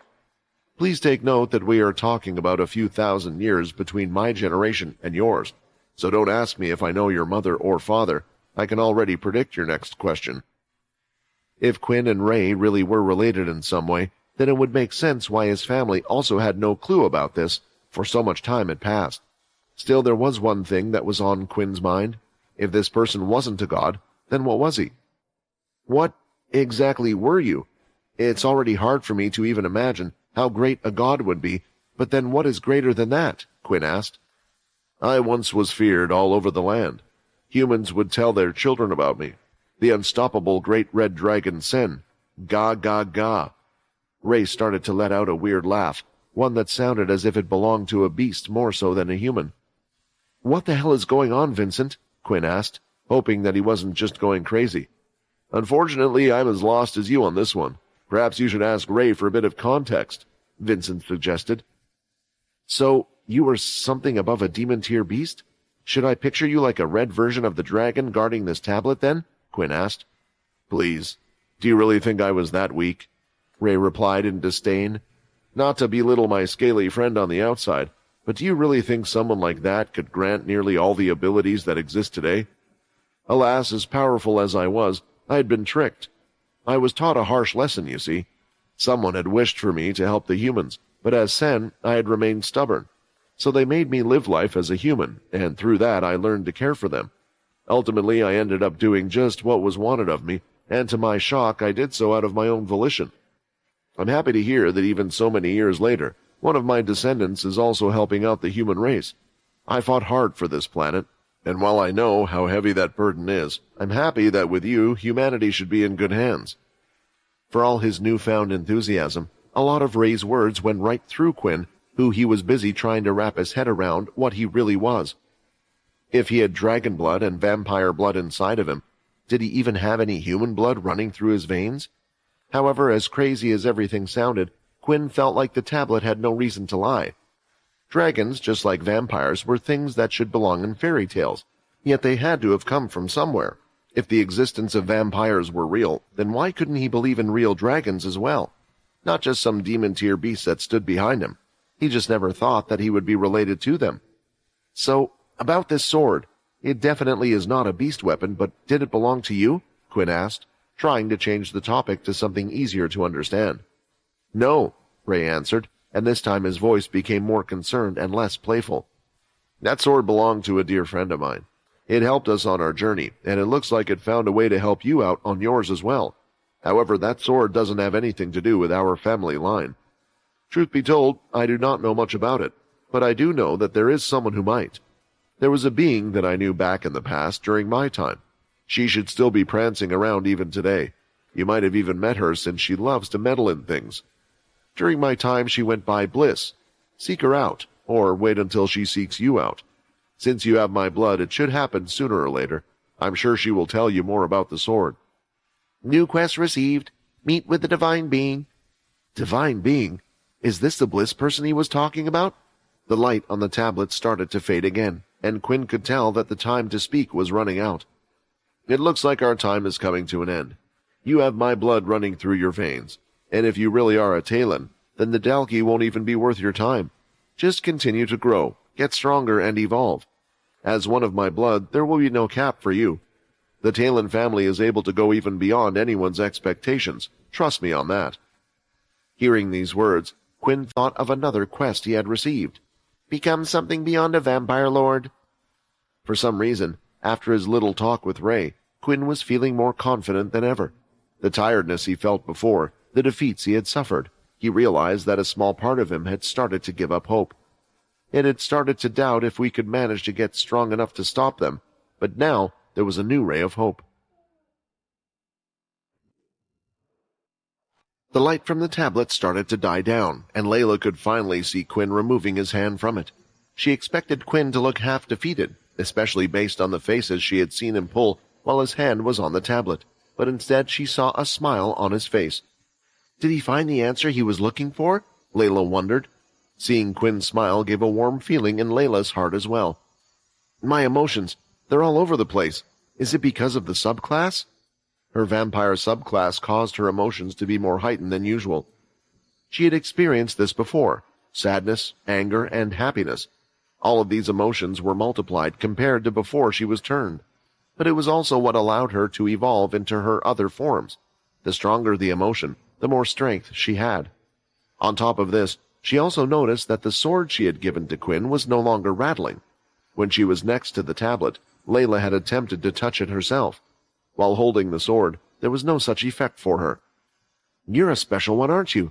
Layla thought, and before she knew it, Quinn was directly in front of her, handing the sword back over. I didn't really find out much about the sword, Quinn said, just that it used to belong to someone else a long time ago. It looks like you can keep on using it with no worries. Speaking of, have you ever heard of anyone named Bliss? Quinn asked. He knew it was a long shot, but Layla and the others did live a life before him, and there was a time when she was at Pure for a good while. Perhaps she had met this person at some point, but soon seeing her shake her head, Quinn realized that this wasn't going to be an easy task. Maybe the divine being? Quinn asked again, referring to the name the system had given her, rather than the one Ray had. Still, Layla shook her head. Layla found it a bit strange that Quinn was looking for someone after touching the tablet, and she wanted to ask why. Still, he seemed to be in deep thought. He was thinking about how to complete the next part of the quest, while also a little annoyed that he hadn't received anything for finding out about his Talon family bloodline. Is it because I received another quest straight after? Maybe this is like a chain. and I won't get the real reward until I complete the whole thing. Quinn wondered. More importantly, he needed to figure out how to find this person. Although Ray said there was a chance she would come to him, why hadn't she done so yet? Everyone knew who he was. The Blades could get to him, so he was sure if someone was looking for him, they would have been able to find him. You know, if you're looking for someone, maybe you should ask Logan, Layla suggested. He has access to military files and more information than we can imagine.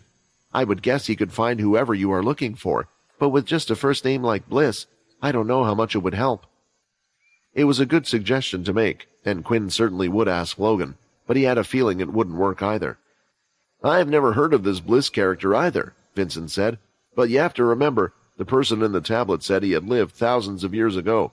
If this is a friend of his, or someone that knew him, then maybe many don't know who they are. However, there are those that have also lived for thousands of years that might know the answer, and one of them is on this very island. Please, Quinn almost begged Vincent, hoping that he wasn't suggesting what he was suggesting. After his mood had just picked up again, was he really telling him to see if Eno knew who Bliss or the Divine Being was?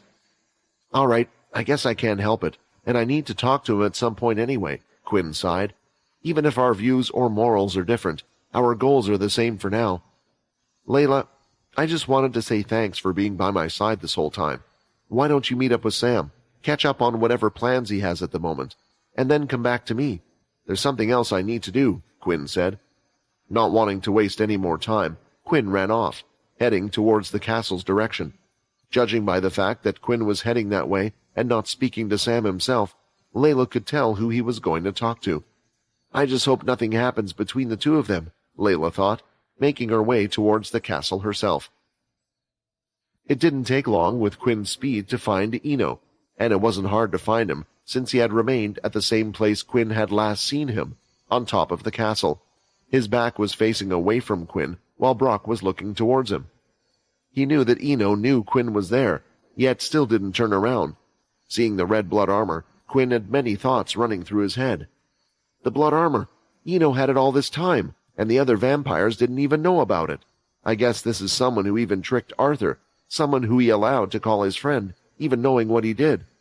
I also can't help but think that this isn't the only thing that Eno is hiding, Quinn thought. What stood out to Quinn as well was the crown-like figure on his head. He hadn't seen that before, not even on Arthur's set, and he was sure it wasn't just for show. I hope you haven't come back here to give me a lecture, because if so, you're better off continuing what you were doing before, Eno replied. From the castle, Eno had a clear view of what Quinn was doing, and perhaps he had even figured out what was happening. But Quinn knew that he couldn't hear the conversation he had just had, otherwise he would understand why he was here. I wanted to ask you something about... Just as Quinn was about to ask his question, he saw Brock turn around and look the other way. Quinn also stopped mid-speech because he could hear it as well. He quickly ran to the edge of the castle wall and looked out far in the distance, where the vast blue sea could be seen. Large, giant circles were opening up all over the place. They looked similar to the portals that everyone used, but there was no device to activate them. They had seemingly opened up out of thin air over the ocean and were just floating there. Not just one, but around 20 or so. The real worry was that they weren't small portals for humans either, and before they knew it, several spaceships, around 10 from each portal, had come through the teleporters. There were so many ships that Quinn couldn't keep count of them, and they were now all moving towards the Blade Island. What stood out about them was they didn't look like Dalki ships. How many have they sent to this island? Quinn said. I have a feeling he would go all out, Eno said, looking out still unmoving, but his fist was tense. Jim, why do this much? Vincent thought. Those in the castle weren't the only ones that had reacted to this, unexpectedly, even though the ships had yet to reach the island. The demon-tier beast finally looked like it had decided to wake up. Its heavy feet hit the ground, shaking it slightly as it stood upright, then looking to the sky, it opened its mouth wide before letting out an almighty roar. Beasts in the trees and birds flew out, scared of staying on the island, and everyone who didn't know what was going on now knew something was happening. The roar was so loud that Quinn had covered his ears, and when the sound had calmed, he looked over at the beast. No, Quinn thought. Looking at the teleporter, Quinn could see that it had been smashed into small pieces. He didn't know when, but he could see the giant dragon's tail moving back and forth next to it, but still a little distance away. He could only imagine it had collided with the teleporter near the tablet. "That's not what I expected. The beast has never gotten within a certain range of the tablet before, so I thought it was safe even from the demon tier beast," Eno said. "However, it just means that there is no retreat for any of us. If we want to survive this, then we have to fight all out, with our lives on the line." There was something inside Quinn that believed, after hearing those words, that the teleporter being destroyed wasn't accidental at all. Eno wanted to end it here, whether the cursed faction wanted to or not. In the grand universe where the beast planets were located, the cursed ship was currently making its way towards the cursed faction planets. They had been informed that the Earthborn group as well as the Greylash group were already under attack, so they were worried that the cursed faction would be next. Unlike in the past, when the Dalki had owned one half of the beast planets circulating around the solar system's sun, while humanity owned the other half, the balance had shifted to the point that the latter were down to a total of 9 planets. It was hard to decide where it was exactly safe for the humans to travel. In one half of the solar system, the planets that the humans used to own were split into the 3 sections belonging to the 3 groups. The Earthborn planets were situated directly in the center, between the planets of the other 2 factions. The cursed ship had left from planet Kaladi, which was located in the Earthborn section and was now heading over to the cursed faction section, but would have to go past planets that had already been taken over. They strayed widely from the other planets, and wanted to make it so they were a reasonable distance both from the cursed faction planets and the Earthborn planets. However, not too long after setting off their journey, the cursed ship had been put to a halt, as it had received some devastating news. "Miss Megan, we have some terrible news," one of the cursed members shouted from inside the teleportation room. "The teleporter you told us to keep watch out for, it has gone offline. It's not activating at all. We have performed all the tests to check if it's something on our end, but the result was that whatever happened to the teleporter had to have occurred on the other end. Worst case scenario, judging by how abruptly the signal has cut off without any prior warning, the most likely scenario is that it was destroyed." Just seconds ago, it had been glowing brightly as the portal had been designated the highest priority. Everyone had been instructed to do everything in their power to keep it active so they could use it as soon as the fighting would start. Hearing this news, Megan was biting down hard on her nails inside the command center. "What do I do? What can we do? Does it mean those guys are in trouble?" "I'm sure Sam will give us an update on their situation any second now. Let's wait for his response before we decide on what to do next." Chucky tried to calm Megan down, while Shiro nodded in approval.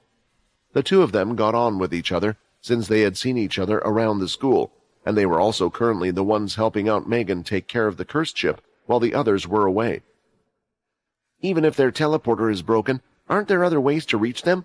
Like maybe we could ask to use one from the Earthborn group. They should have one that leads to Earth, and then we can fly to Blade Island from there," Shiro suggested. "No, we can't." Megan shook her head. "Supreme Commander Sack has put out an executive order that no one is to use that one.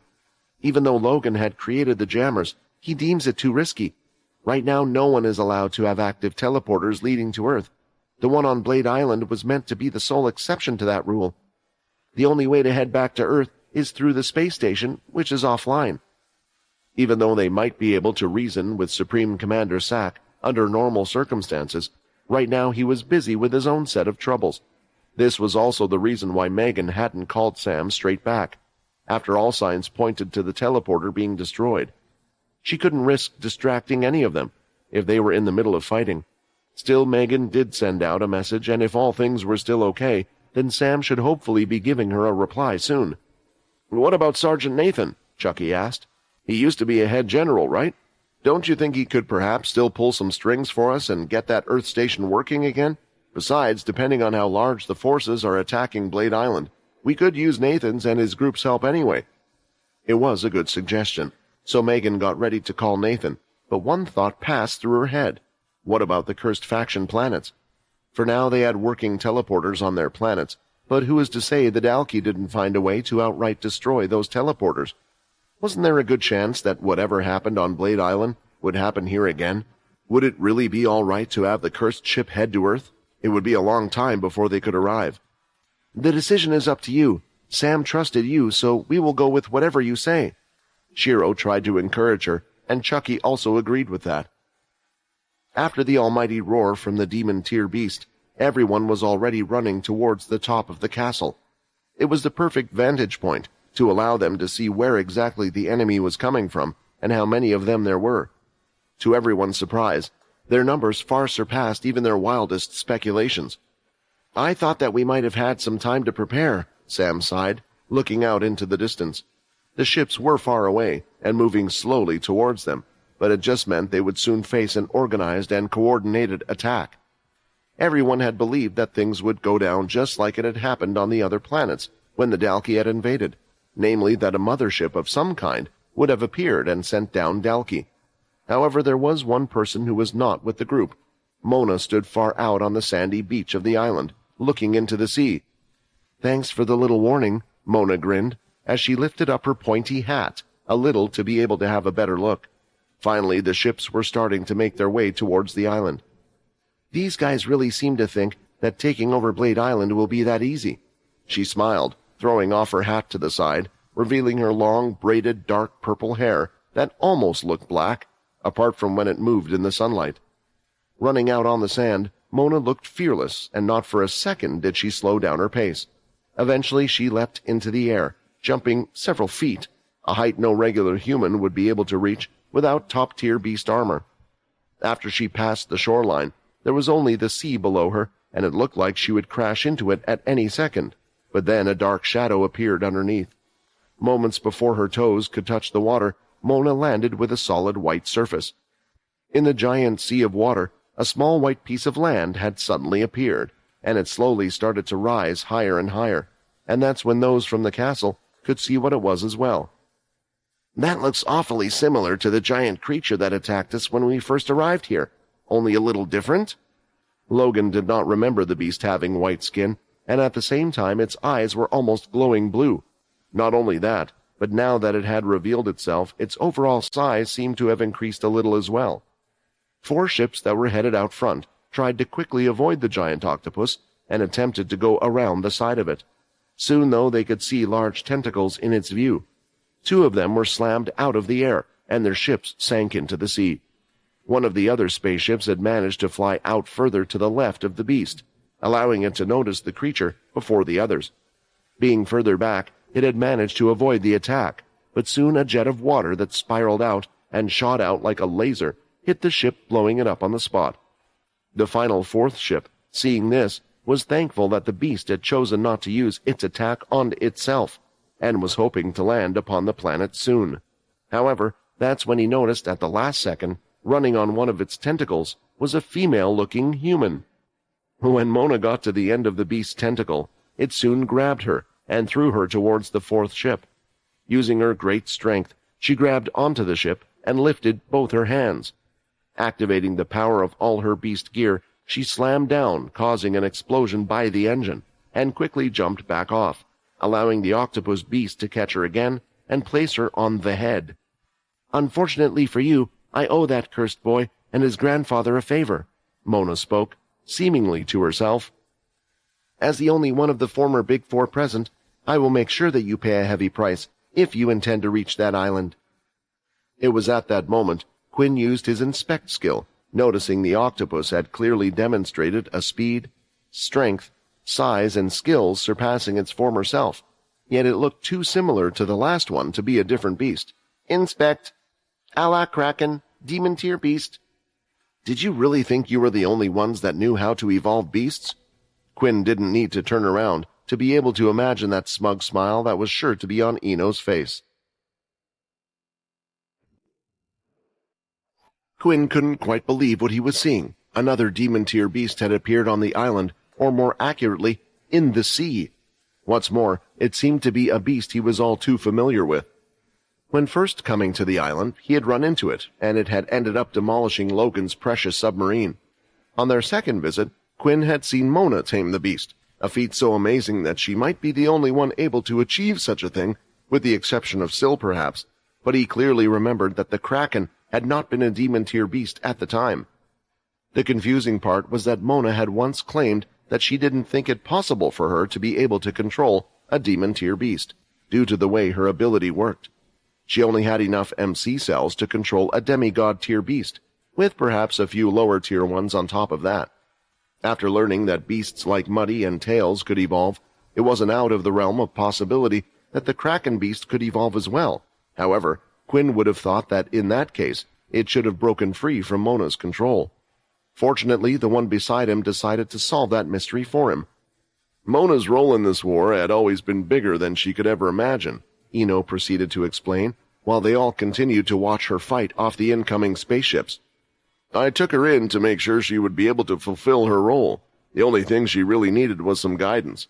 People often believe to know everything there is to know about their own ability, especially ones passed down in a family, but those are usually the ones who lack creativity. When it comes to abilities, it never hurts to try and think outside the box. For example, once a beast has been put under control using the taming ability, a link will have already been established between the tamer and the beast. No matter how strong the beast gets, or how weak she grows, there is no getting out for the beast unless the controller either wills it so, or dies. In most instances, it's easier to capture a higher-tier beast to grow stronger than to evolve one. On the other hand, how many could claim to be able to get a demigod-tier beast under their control in the first place? Once captured, it was worth the investment to make it evolve. Ino finished his explanations. The others, hearing this, were amazed that they had an actual demon-tier beast fighting on their side. Even faced with the large number of enemies in front of them, they now felt some confidence that perhaps they weren't as doomed as they had come to believe. Losing the teleporter had been a bitter pill to swallow, not only because it had cut off their path of retreat, but also because they could no longer expect any backup from Syl, one of their strongest members. They all knew how much of a blow this was to the team, so the realization that Ino had prepared something none of them had ever considered was very reassuring. Unfortunately, despite Mona doing her best to get rid of as many of those ships exiting those portals, there were just far too many for her and the Kraken to deal with on their own. It didn't take long for a number of them to make it past her. Seeing this, the others were preparing to use their abilities to knock the ships out of the sky, or block the incoming energy blasts that were able to be shot out from the ships. At the moment, the group could make out two different types of ships, one larger but slower, the other faster and more mobile. The former seemed to be drop ships, similar to the ones the Greylash group had used when they had gone up against the Sunshield family. Unless modified, they should have around 24 people inside. The latter were obviously ones meant to attack, fast and agile with 1 or 2 pilots inside. Although Mona had concentrated on taking them out, currently a group of them was heading straight for the castle, their energy blasters ready to fire. In total, 6 ships had managed to get past the Kraken. Their blasters could be seen charging up, but before any of the cursed faction could make their move, a gust of wind could be felt, and the next second a large shadow was cast over them all. The dragon!" Layla called out. She had her bow ready, but quickly put it down when she could only see its back. The small ships fired their energy blasts, but the demon-tier beast didn't even show any signs that it had noticed being hit. It seemed indifferent to the attacks, and once it was close enough, it opened its maw wide to reveal an orange light from behind its fangs. The next second, a stream of fire came bursting out, engulfing 2 of the ships in flames. When the dragon stopped its fire breath, the small ships could no longer be seen. Normally, at least a few parts would have fallen to the ground, yet it was as if it had just disappeared, not even leaving behind any ash. The dragon didn't stop there. Using its large tail in a lightning-fast manner, it struck 3 other ships down, and with a flap of its giant wing, one of the ships was thrown off balance before it crashed into it with its giant jaw. The 6 small spaceships were no match at all for the giant demon-tier beast. After getting rid of the little flying annoyances that had entered its flight space, the dragon seemed to have calmed down, returning to its favorite location. When it landed, it shook the whole castle that the cursed group were on. "Well, it looks like as long as we have him on our side, we won't lose this fight," Vex exclaimed, in amazement. It was nice knowing that a beast that they had once run from with their lives on the line was now on their side. As quickly as things had started to look up, though, they also started to look down again. Having learned from the mistakes of their predecessors, Most ships had made the smart decision to fly around the area of the Kraken's current location. At the same time, due to the dragon's performance, instead of flying over the island and angering the beast, the dropships had decided to land on the outer edges, allowing the people on board to safely get out. However, the forces didn't stop there, as several underwater boats that had been hiding also came onto shore. "They were in the sea as well," Nate shouted, seeing as one of the ships opened, and several people were seen coming out of the ship. From a distance, the others couldn't tell if they were humans or vampires, but Quinn could use his inspect skill, and he was quite surprised about the outcome, for there were a mixture of vampires and humans among the attackers. All of the men that had come out were wearing a black mask that covered their faces, with only slits over their eyes, so it was impossible for anyone but Quinn to tell at a glance. There seemed to be one human for every 20 or so vampires. How have they managed to gather this many forces? Wasn't Jim supposed to be a vampire who broke off on his own? Even if he somehow managed to take control over all the spies sent out by the vampires, would they really amount to this many? Quinn thought. Something wasn't adding up, and he knew the one who would know the answer. Where were their own reinforcements? Sure, the teleporter had just been destroyed, but what about all the clones that Eno had spread around the place? Their forces are far larger than what we had estimated. We need to proceed with the plan instead of just looking at what is happening. Sam rallied the cursed group, trying to knock everyone out of their daze. They're attacking from all over the island, and will slowly be coming forward. We need to stick to the plan and start it now. How are we meant to proceed with the plan when there's only us? Linda questioned him. We need to come up with another idea. Otherwise their numbers will simply overwhelm us. There has to be thousands of them, while we number less than 20, and I'm sure they have some strong ones among them. Gritting his teeth, Sam had to admit that their plan wasn't looking too feasible right now. If only they could somehow coordinate their attacks with the dragon. Unfortunately, if it would have been that way, Eno wouldn't have had to work with the cursed faction, in hopes of still taking control over the demon tier beast. Without him, not only was it impossible, but also risky. What's more, if their enemies were attacking with this many people, they surely had to have some trump card that would allow them to deal with the demon tier beast. So, while it was in the center of the island, they had to stop anyone from getting close. I might not have a way to overpower them, but I have something that should be able to slow them down, Quinn said. Do you think that will be enough for the rest of you to proceed with the plan as you originally intended? I'm sorry that I wasn't there when you were discussing the plan earlier, but I was doing something important, Quinn said, holding on to the amulets and closing his eyes before he mumbled. I'll leave this side to you then. Taking full control, Quinn saw everything that the rosiest tree did, making it easy for him to lead the army of beasts where they were needed. As for the one controlling his body at the moment, it was none other than Vincent. Opening his eyes, Quinn now gave off a different vibe. Tell me what I need to do, Vincent requested. It's that other person, again, Layla noticed, but she wasn't the only one to have noticed something. This person isn't Quinn right now, but why do I get a familiar feeling from him? Eno wondered. Something that Quinn had never thought about was the changes that happened each time Vincent would be in control over his body.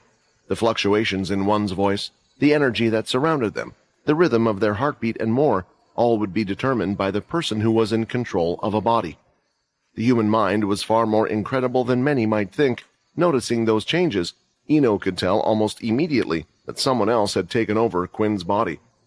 On top of that, the old vampire had also heard the words his grandson had mumbled just before that.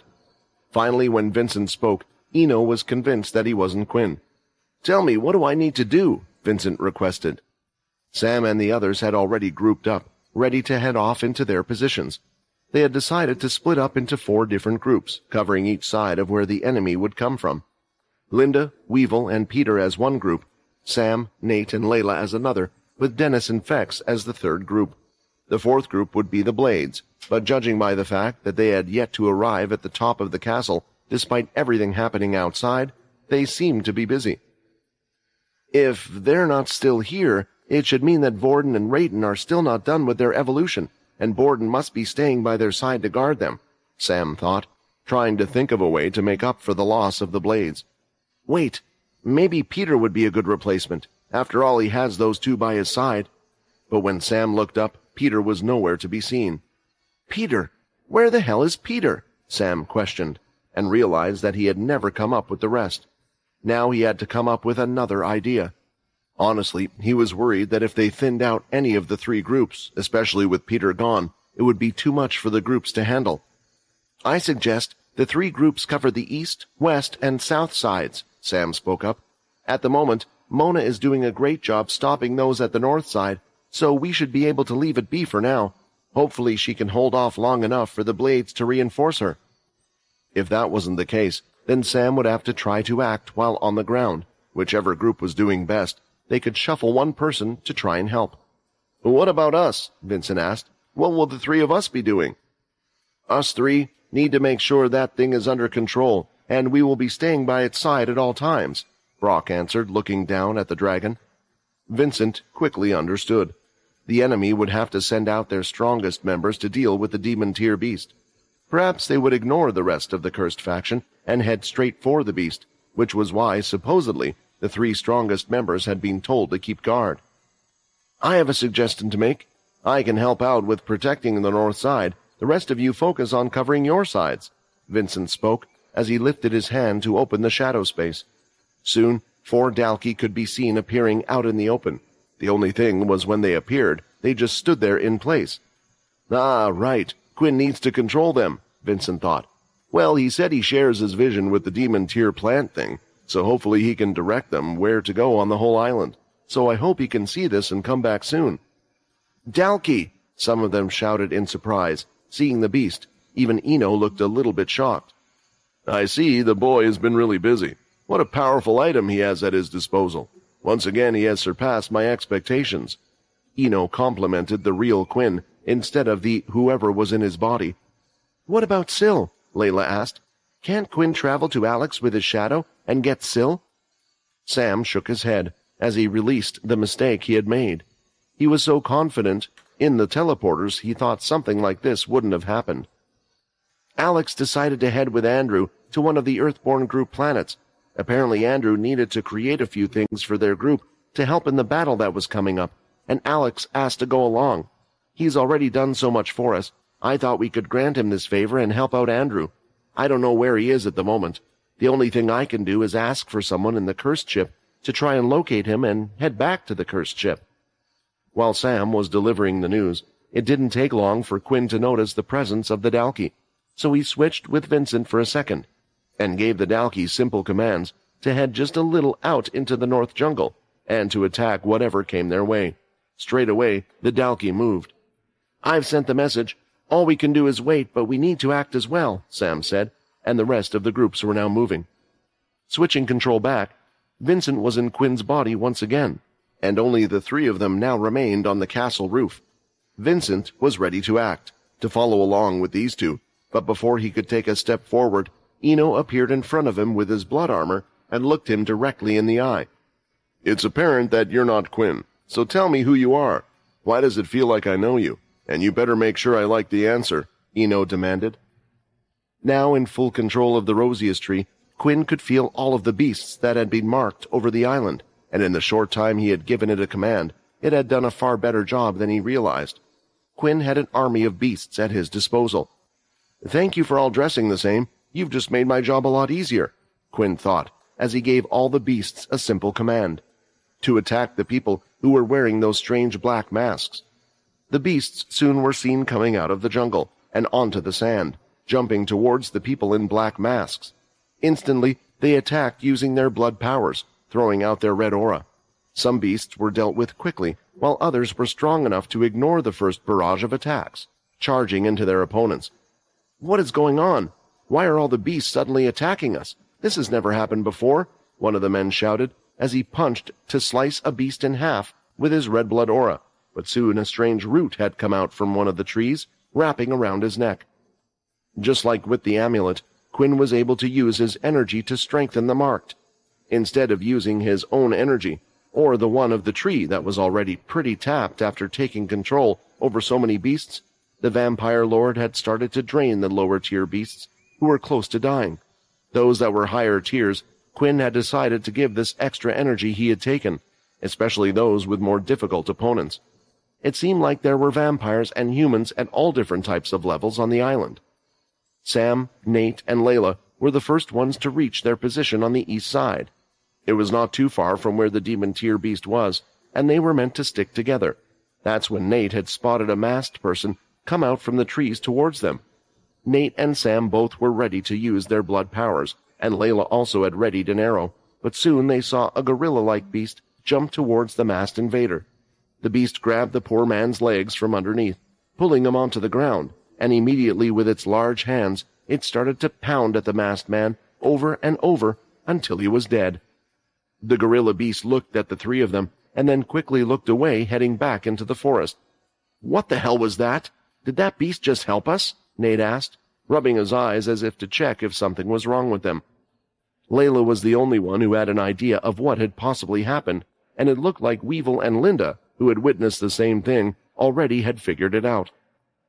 After all, there was one thing on the island that should be able to control beasts, aside from Mona. "Does it actually belong to us this time? But how?" Weevil asked. "I don't know, but if I was to guess, my bet is it's something to do with Quinn," Linda shrugged. After a brief conversation, Vincent, Brock, and Eno jumped down from the castle, landing in the empty center where the demon tree, beast, and tablet were. "I see now. So the tree was incomplete before. No wonder I could tell that it would do us no harm. It looks like I was right to keep it here," Eno mumbled to himself as he walked past the tree and started to head towards the dragon. As for Vincent, he still had complicated feelings when thinking about the conversation he just had with Eno. "Quinn, I'm sorry. I don't know what will happen after this fight, but I hope you can forgive me for telling him that. It was the only way to make him trust us." It was then, when Eno had taken one step too far, that the demon-tier beast dragon had turned around and looked towards the three of them. Its eyes stared at Eno, Brock, and Vincent, and it didn't look friendly at all. "You three need to get out now. The demon-tier beast is no longer listening to me." Somebody's voice shouted in all three of their heads at the same time. Both Richard and Brock didn't recognize the voice, but Vincent did.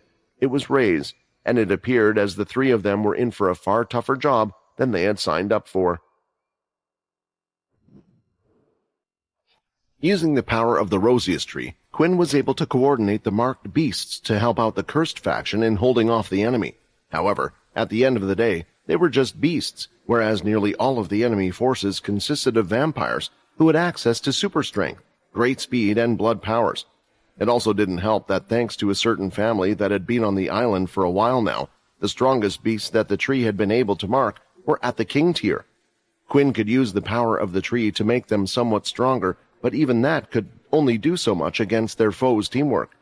Then there were also the stronger vampires, who were able to ignore the beasts in the jungle and were heading straight towards the demon-tier beast. It was the second line of defense's job to intercept them. The group stationed at the east section consisted of Sam, Layla, and Nate. Although he was the weakest of the bunch, just barely being a noble vampire, Sam stood at the front. Nate was also a strong vampire at the noble level, and despite being turned by Sam, had grown to become stronger than him. This was why Sam had decided to stay a bit at the back. As for Layla, she had scaled one of the trees and took the high ground. Looking carefully, she noticed some of the trees moving, and quickly held up 5 fingers on one hand, signaling the 2 from below. "You haven't learned how to use blood hardening yet, have you?" Nate asked. Sam shook his head, a little embarrassed. He had only ever learned the basics of using his blood skills. While the rest had continuously trained whenever they could, he had been left to deal with the administrative tasks for the cursed faction, keeping it running. It was also the reason why their teams consisted of 3 members, instead of 2 like the other groups. The first to attack was Layla, as she placed 5 arrows in her bow and fired them all at once. Each one of them had been embedded with ki. As they reached the vampires, one of them had attempted to grab onto the arrow, but it was too powerful for him to hold onto, and went straight through his head, killing him on the spot. Another of the vampires managed to move in time, letting the arrow hit the tree, but seeing this, Layla tried out her new skill. Using her telekinesis powers, she made the arrow spin, also adding another surge of her ki. "My body still can't handle the amount of ki I have, but somehow it's easy enough to share my ki when I use it in tandem with my telekinesis powers."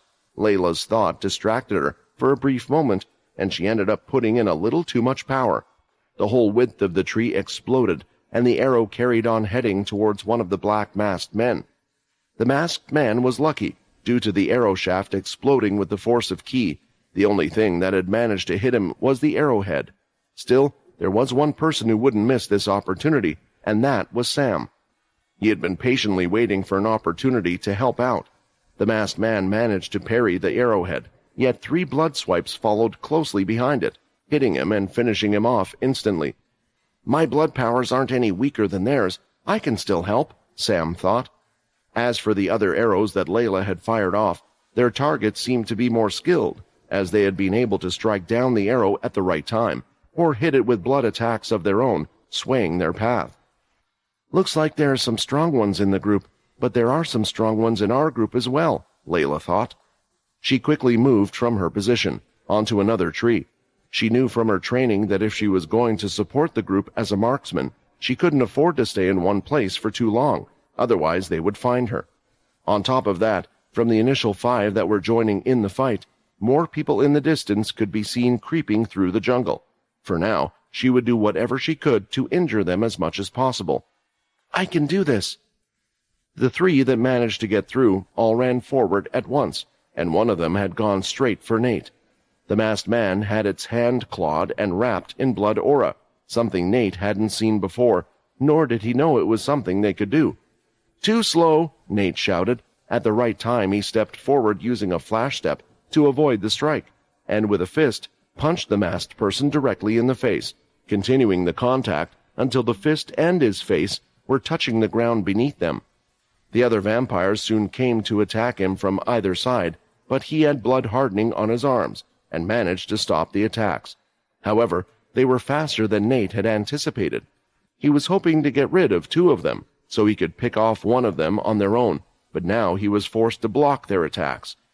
You guys should be ashamed, Nate smiled, as he continued to block hit after hit from the vampires. You've been vampires from the beginning, right? That means you must have lived far longer than me. You had all this time to train your skills, yet this is as far as you got. At the right time, when one of the foes was ready to attack again, a shadow appeared in front of him, stopping his attack, meaning Nate was able to freely go after the other vampire. Quickly, moving his head, he avoided a punch and grabbed the masked man by the back of the head, before pulling the head down and slamming it into his knee. Before they could recover, Nate made sure to use a strike he had been practicing from someone he had seen so many times before. Throwing out a fist with a blood spray, Nate slammed a blood hammer into the vampire's stomach, making sure he would never get up again. Turning around, Nate placed his shadow down, expecting to have to deal with one more, but to his surprise, he saw Sam there as well, and the other vampire already finished off on the ground. If their backs are turned and distracted, I can do something on my own, Sam stated. You don't have to look after me that much. Besides, there's something I realized, something that these guys don't have, compared to the vampires inside the vampire settlement. It might just have been the ones we have fought so far, but I have a feeling it will be true for all of them. What do you mean? Nate asked. None of them have any of the vampire abilities that we've witnessed over there. They're just using their blood powers, Sam answered, still unsure what the reason for that was. Still, they only had a moment to catch their breath, for there were more they needed to deal with. Inside the castle, both Rayton and Vorden had moved rooms after the Roots had come down to attack them. They ended up choosing one of the many regular rooms, one that would have been used by the maids. Just like before, Borden was guarding both of them, yet this time they were in an even worse state. Previously, they had been consuming crystals one by one. This way, after each crystal was absorbed, they could still choose to fight if there was a need, albeit weakened. However, after the attack they had experienced, they started to experiment with consuming many crystals at once. They both found that although the time to absorb the crystals was longer when consuming more than one, it was still shorter than if they were to do so separately, which was why they both had decided to consume all of the crystals and were in the next step. How long it would take them to get out of it, and whether they would evolve or not, they didn't know, and neither did Borden. While watching over the two of them, Borden heard the castle shaking from below. It was clear that something had hit the castle, and he was wondering what it could have been. He looked at the two of them. No one will suspect that someone is in this room, right? Borden tried to convince himself, but he quickly changed his mind. No, I have to stay in place. I can't disappoint them again. Choosing to stay, Borden believed he was doing the right thing. He reasoned that it might just have been a stray attack from somewhere that had hit the castle, or maybe something else.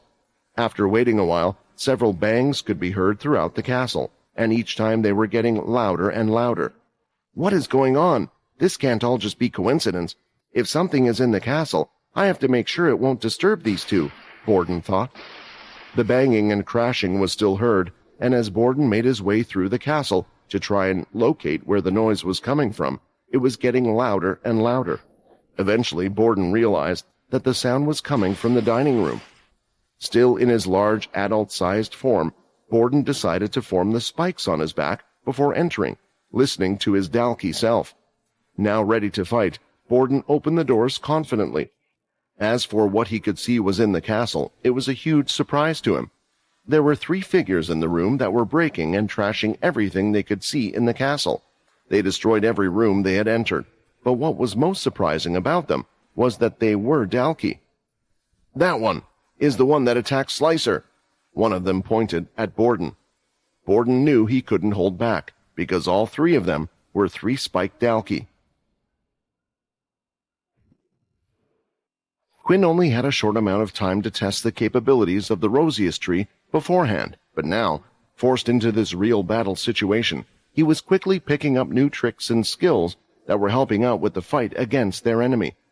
For example, while using full control on the demon tier tree itself, he could still continue to give it simple commands, as if he was giving someone partial control orders. What this meant was that the vampire lord could focus on certain parts of the island to help boost creatures and fight against the enemy.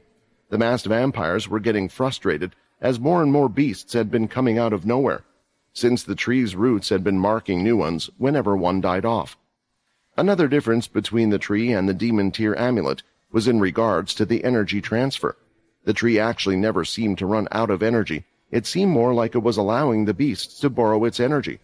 At first, whenever one beast was close to death, Quinn would drain their energy, but before discovering the ability to delegate some tasks to the tree, he had been unable to drain every creature before its demise. However, this did lead him to the realization that whenever one of the marked beasts died, the energy inside them would automatically return to the Rosius tree.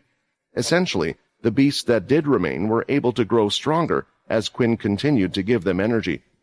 No wonder the original demon tier tree had been so difficult to deal with. I've been wondering how Robin got so strong, even after it had marked all the others, Quinn thought to himself. Surprisingly, while checking around the island, Quinn discovered one of his fellow comrades who seemed to be on his own, only there were actually 2 tagalongs behind him. "Damn it!" Peter shouted. "I thought I could get a head start and head to where all those ships were to deal with them before they came to the island, but now I have no clue where I'm going. I'm lost." However, even if Peter was lost, he still managed to run into his fair share of opponents as well. The only problem was, 6 masked men had been running through the jungle. They had easily spotted a large pale body from a mile away and had designated him as a target. All of them chose to attack, throwing out their blood swipes through the trees. They thought their attack was sure to hit, but the pale body avoided all the strikes. Seeing this, the masked men thought it would be best if they attacked head-on instead. Using their physical strength and vampire powers, they charged in. That's when they noticed Peter next to the pale body. He had a strange smile on his face as if he was excited. Peter cracked his knuckles and neck, turning it side to side. "Finally, 6 of them. Maybe these guys will be Before Peter could finish his thought, he heard something similar to the sound of a whip. The masked men didn't quite register what had even happened, as they carried on moving forward, soon finding their upper bodies sliding off from their legs and eventually falling to the ground. "Damn it!" Peter shouted. "Legs, you keep killing them all before I even get to hit them. I know you're just trying to protect me, but I want to have a little bit of fun as well, you know." Quinn couldn't believe what he had just witnessed. Slicer's legs, with the tail, were just as strong as before. Not even vampires could match up to it, and Hilston's body was also faster than they could react. Seeing this, Quinn thought that maybe Peter really wasn't someone he had to worry about, and decided he could leave him be to do his own thing, while he continued trying to slow down the masked. Inside the castle, Borden had just entered the dining room, only to discover a trio of 3 spiked Dalki already inside. It looks like they recognize me from that video. Should I feel flattered that Dalki watched it as well? Borden thought, as he was about to turn away.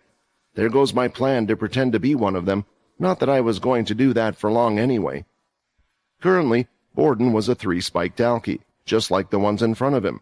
At the time, he hadn't noticed it, but during the fight against Slicer, he had been so filled with anger, seeing his brother in trouble, he had managed to summon a 4th. Unfortunately, he was unable to do the same at this moment. He didn't understand why he was different from other Dalki. He could take on a human form, while others couldn't, just like he could hide the number of spikes on his back, but it didn't matter. He was different. Still, when his body was about to turn around, he heard a voice in his head speak to him. "Are you just going to run away?" The voice was clearly his own, yet somehow just the mere idea of running away annoyed him. "No," Borden decided as he turned back around, just in time to see an incoming punch from one of the Dalki.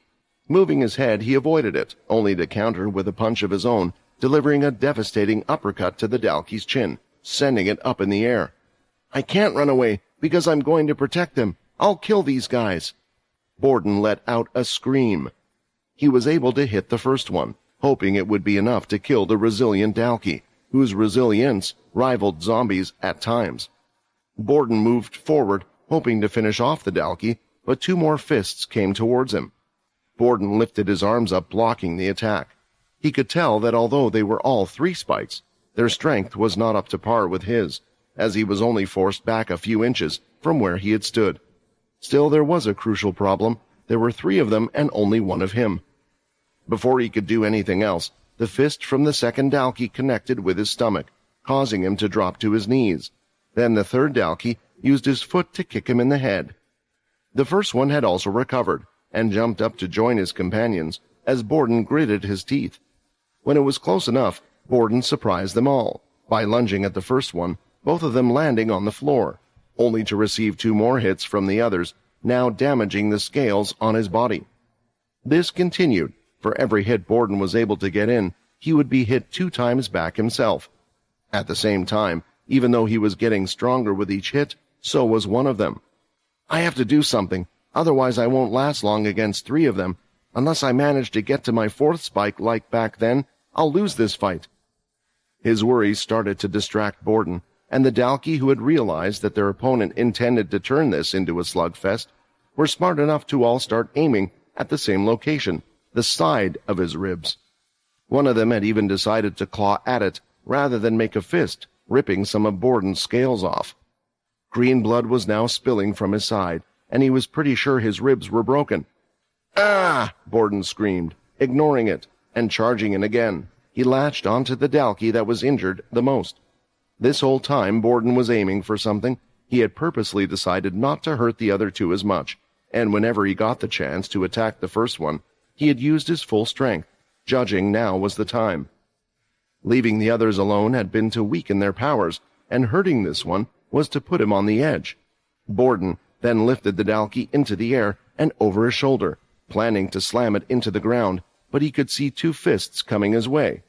"They're going to hit me right after I beat this one, and it's going to hurt," Borden thought, but continued with his attack anyway. Slamming the Dalki down, it had made a hole in the floor, cracking the ground beneath them. They were on the bottom floor, but what they didn't realize was that there was an entire cave system underneath. Now the Dalki had been lost. "Wait, why aren't I getting hurt?" Borden thought, as he had expected to get hit by the other 2 any second now, but it had never come. Looking around the room, he saw a large black furred creature with giant black wings on his back, and a snout-like face with devastating fangs. On his forearms, there were also what looked like smaller wings, only folded, giving them a strong and sharp look. In front of him on the ground was Dalki that was blooded, while another had been hit away into the wall. "Vorden, you evolved?" Borden asked in amazement. "Yeah, but I'm not the only one," Vorden replied with a smirk. His appearance had changed once again through evolution, but Borden was unsure whether Vorden was now inhabiting the body of a humanoid beast who had evolved into a demigod tier beast, or whether the crystals they had gathered had been enough to allow Tails to reach the demon tier level. Borden looked over at the two struggling Dalki to get an idea just how powerful Vorden had grown. The Dalki that was now covered in green blood was standing up, and the other that had been blasted through the wall was also returning. Thankfully, it seemed like the one Borden had thrown through the floor wasn't getting back up, which hopefully meant that it was dead. Nah, I guess I'm still not strong enough to take out a 3-spike Dalki in one hit.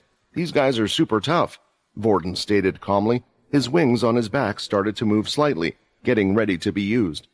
Jumping back, it looked like Borden's body was floating for a few seconds as he landed gently by Borden's side. Even as a demigod tier beast, it won't be easy for me to match up against this trio of 3 spikes. Borden, I'm going to need your help on this one, Vorden requested. Fortunately, their opponents were on the weaker end among the 3 spikes, so as long as Borden teamed up with his brother, the two of them felt confident in taking them. And what about Rayton? Borden asked. Is he still going through the evolution process? With the two Dalki getting closer, Borden was getting ready to attack, opting to answer Borden's question later, but it was at this moment that a smile appeared on his face as he realized there would be no need for him to do anything. Just see for yourself. The two Dalki were a little shocked by the sudden entrance of a beast. However, on their way towards the castle, they had run into many beasts that had attacked them, so they assumed this one would be no different. Nevertheless, they remained cautious because this was the first beast that had managed to draw blood on their hard-scaled bodies. Because of this, all of their attention was focused on the Dalki and the beast in front of them. They had failed to notice that both of them could no longer move. When they attempted to move their feet, they suddenly felt stuck. Looking down, both of them could see that their feet had been encased in some type of mud. "What is this? Why can't we move?" one of them shouted in anger. But with no momentum and just their power alone, they were unable to break through the substance that had appeared below them. This was a first for the two Dalki, who used their strength to break through everything. Just how strong is that stuff if it can stop even 3-spike Dalki from moving, and where did it come from? Borden wondered, as he hadn't been paying much attention either. The next second, a human figure could be seen dropping from above, and at the same time, 2 large blades were being formed in seconds. A liquid mud-like substance could be seen changing shape and forming into the 2 blades at the last second, until it had pierced right through the top of both the Dalki's heads. Like 2 meat skewers, both of them were no longer moving. Now standing in the middle of the 2 Dalki was the mud-like beast. "Rayton, you killed them so easily, but how is that possible? Unless you're a—" Borden wasn't too sure about the evolution, since Muddy's appearance hadn't changed as drastically as Tails. "Ha ha ha! Ha ha ha! This is great!" Rayton was loud enough that he risked attracting any nearby Dalki, and that was because he didn't care about this possibility. In fact, he was so confident in this new body that he would welcome any to come over to him. "Yeah, your guess is right," Borden replied. "Muddy managed to evolve, which means right now Rayton is controlling the body of a humanoid demon-tier beast. I was worried that even after hunting that many high-tier beasts we would lack in crystals, but fortunately Muddy had done a good job on his own. We were also lucky that Tails' body needed far less crystal than we had estimated. Since it seemed impossible for me to evolve into a demon tier, I handed my remaining share over to Rayton," Borden started to explain. "After we finished our evolution, we noticed that there were Dalki in the castle. The first one actually entered our room, and Rayton dealt with it before I could even help. We then split up. He eliminated other Dalki we could hear, and I came to you since I was worried. According to Muddy, even though his form hasn't changed too much, he can now use a number of different skills he couldn't do before. His body can form into a type of soft mud, but when it hardened, it's just as strong as the weapons or shield he made before. He could even change his whole body into a mud-like substance, even his real form, and can practically transform into whatever shape he wants right now. If he wanted to go under doors as just a pile of mud, he can, whereas before he could only transform a part of him into mud and was limited to his human-like appearance."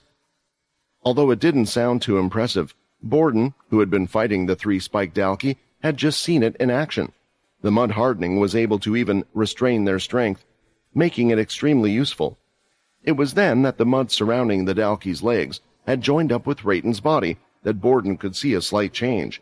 The sheer size of Rayton was now bulkier, but he soon dispersed the mud, making small little daggers by his side, and started to mold the mud more and more, putting detail into every little indent in his body, until finally something had happened that not even Borden had seen coming. Both of them were completely shocked by the change. You now look completely like a human," Borden stuttered, still in disbelief and honestly a little jealous. Before, Rayton with the beast body just had a human-like figure, but one could still see that it was just a beast. Now there was so much detail in his appearance. Were it not for the strange color, as well as some missing parts of the human body like lips, Rayton could be mistaken for a human. He had even molded himself a pair of eyebrows. After finishing looking at Rayton in awe, the three of them knew they needed to do something. They were sure that things must have gone horribly wrong on the outside if the Dalki had managed to infiltrate the castle. They were still lacking the whole picture due to staying inside the whole time. Borden was quite hurt, and Borden had offered him an injection, but taking one meant that his body would fully heal and he would lose access to all the strength his injured body granted him. "I think it might be best if we save that for later. I can still fight, and we don't know who else is inside this castle." Borden rejected his offer. Before leaving the place, the three blades decided to scout the whole area to see if there was anyone else inside. It was then that they had found their first vampires that tried to attack them, but dealing with the vampires was a lot easier than the Dalki. Going up through the floors, they were encountering more, and eventually they had stumbled upon a whole group of masked men who used the red aura powers of the vampire, while another had used an earth ability.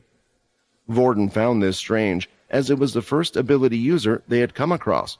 Borden wanted to test a few things out, for he didn't seem to have super strength or speed like the others either, but Rayton had killed the masked man before they could ask him anything. "Dalki, vampires, and now even humans. All of them are working together to take over this island? Just who is our enemy to be able to gather these three different groups under one banner?" Borden wondered. After clearing out the castle, not finding out much in regards to why those people had come here, they decided to head outside, where they could hear the fighting taking place all over. "We should go to Sam and see if he needs our help with anything," Borden suggested. "Sure, but do you happen to have any idea where Sam currently is?" Rayton replied sarcastically, since none of them had a way to contact the vampire. In the middle of their small argument, they could feel the ground underneath them shake, followed by a loud roaring not too far from them. "This has to be the demon-tier beast," Borden pointed out. "But why does it sound so angry?" Both Rayton and Borden looked at each other. Although both of them were inside the body of a humanoid beast, to them it had just sounded like a beast's roar, so they were wondering how Borden could tell how it was feeling. However, Borden considered that Borden wasn't quite like them. He wasn't just half beast, but created using one half of the demon-tier beast that was on this island, so perhaps he shared some connection to it, at least enough to be able to pick up on its emotions. "If it's angry, maybe we should go see why," Borden suggested. Brock, Eno, and Vincent were standing mere meters away from the demon-tier beast that looked like a dragon. Initially, they had been unsure if it was going to attack them or leave them be, as it had just continued staring at them. But once it had let out that almighty roar, they all understood that none of them were welcome anymore. When Quinn had gone up to the tablet, Vincent was unable to hear the voice on the other side, but he could hear what Quinn was saying. It sounded one-sided, but he could guess the words that were being spoken, and Quinn often updated him on what was happening, as he wanted a second opinion.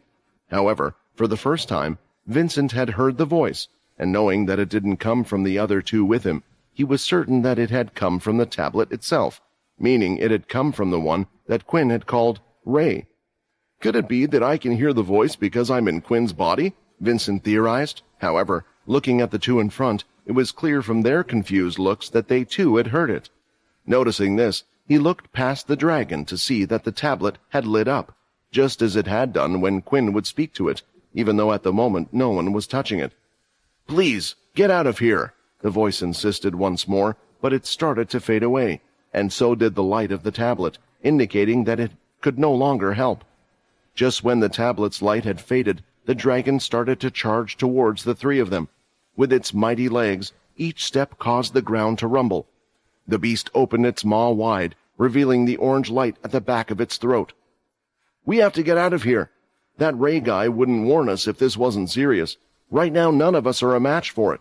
Perhaps even the enemy has underestimated the strength of the demon-tier beast," Vincent thought, as he went to grab onto the one closest to him, Brock. The fire was ready to leave the beast's mouth, and Eno was a few fingertips away. Seeing this, Vincent had no choice but to use Quinn's shadow to travel, placing both him and Brock in the shadow underneath to move away, yet the ancient vampire stood there unafraid. When the flames were about to touch him, the middle spire of his crown started to light up, and soon the rest of his armor did so as well. The fire crashed into Eno, yet somehow none of it touched him. The flames spread as if they were hitting some type of wall, and when looking at Eno, ripples of red aura could be seen in the air, contumely moving. "There was no need for you to do that," Brock stated without looking at his rescuer, his gaze fixed at Eno, who was blocking the attack. "Excuse me for wanting to help you. How was I supposed to know his blood armor could do that?" Vincent replied. Blood armor wasn't exactly common. In fact, it was rare enough to see someone so much as wear it. From his limited experience, he was sure that the set of armor should have great defense, so he had considered the possibility of Eno surviving the attack, yet he had never thought about it being able to create something like a force field. "Granted, you couldn't have known.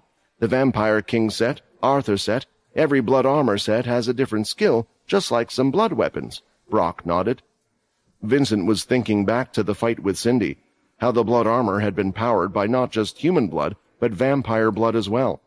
To this day, Vincent still wasn't sure what the king's blood armor did, other than radiating a part of the armor and a strong force being exerted from that area. However, he was sure of one thing, that each of the blood armors required blood for their ability to activate, yet Vincent could see none.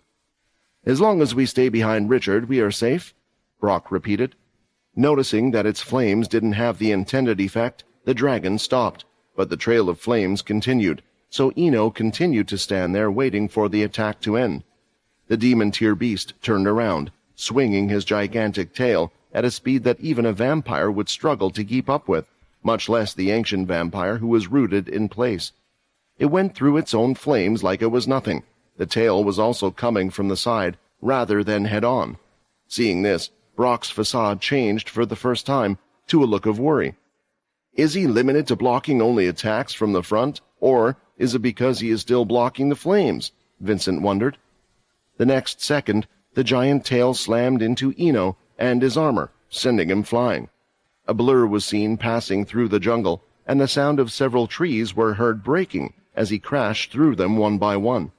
It appeared that Eno, who always seemed to have some type of trump card up his sleeve or some secret backup plan, came up short for once. In fact, Vincent wouldn't be surprised if he might be out of this fight altogether. "It looks like it might have been a good thing that me and you were in this shadow after all," Vincent cockily noted. "We have to check if the master is okay. Let me out of this place," Brock demanded, not in the mood for any jabs. "Hold on." Vincent held him back. Now wasn't the time to lose their temper, not when there was still a giant and angry demon-tier beast in their immediate vicinity. The two of them had traveled out of the open area, and were looking at everything that was going on from the outskirts of the jungle. The dragon hadn't done much. It had only breathed a single breath of fire and swung its tail, and not even Eno could face something like that with his blood armor. It was clear that the two of them stood no chance. "Perhaps by using the shadow powers I could block one attack. Wait, isn't Quinn's shadow overload skill the answer? With the soul weapon active, it gives him an unlimited amount of MC cells. As long as he can move the shadow fast enough, he could block any attack?" Still, that wouldn't help them defeat the dragon. They would still be lacking in the firepower department. Not to mention their primary goal was to defend the beast, not to defeat it.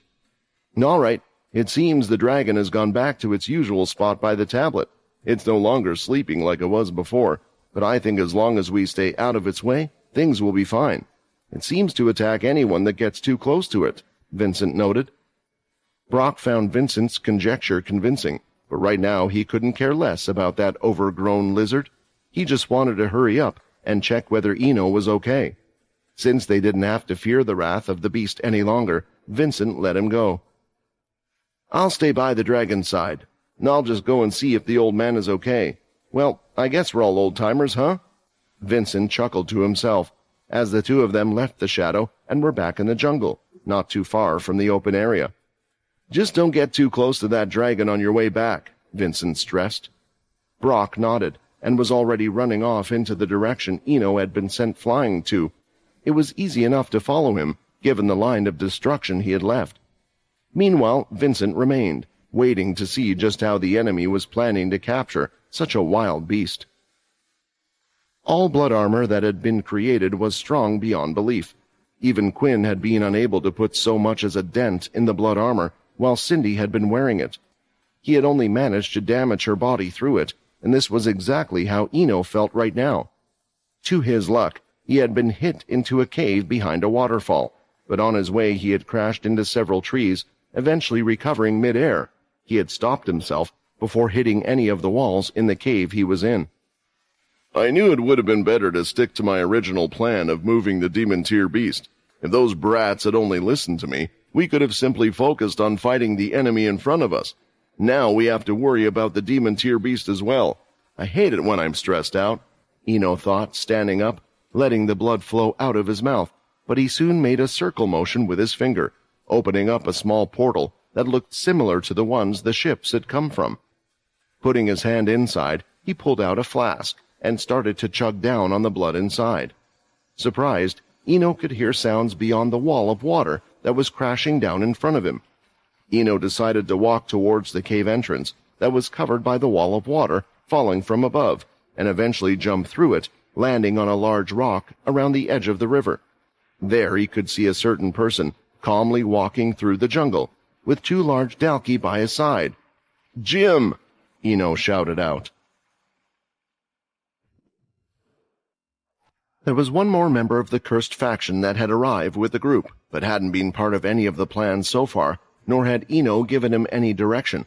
This was because the moment he had arrived, rather than go through the hidden stash of beast gear Hilston Blade had accumulated, he had been told to do something else.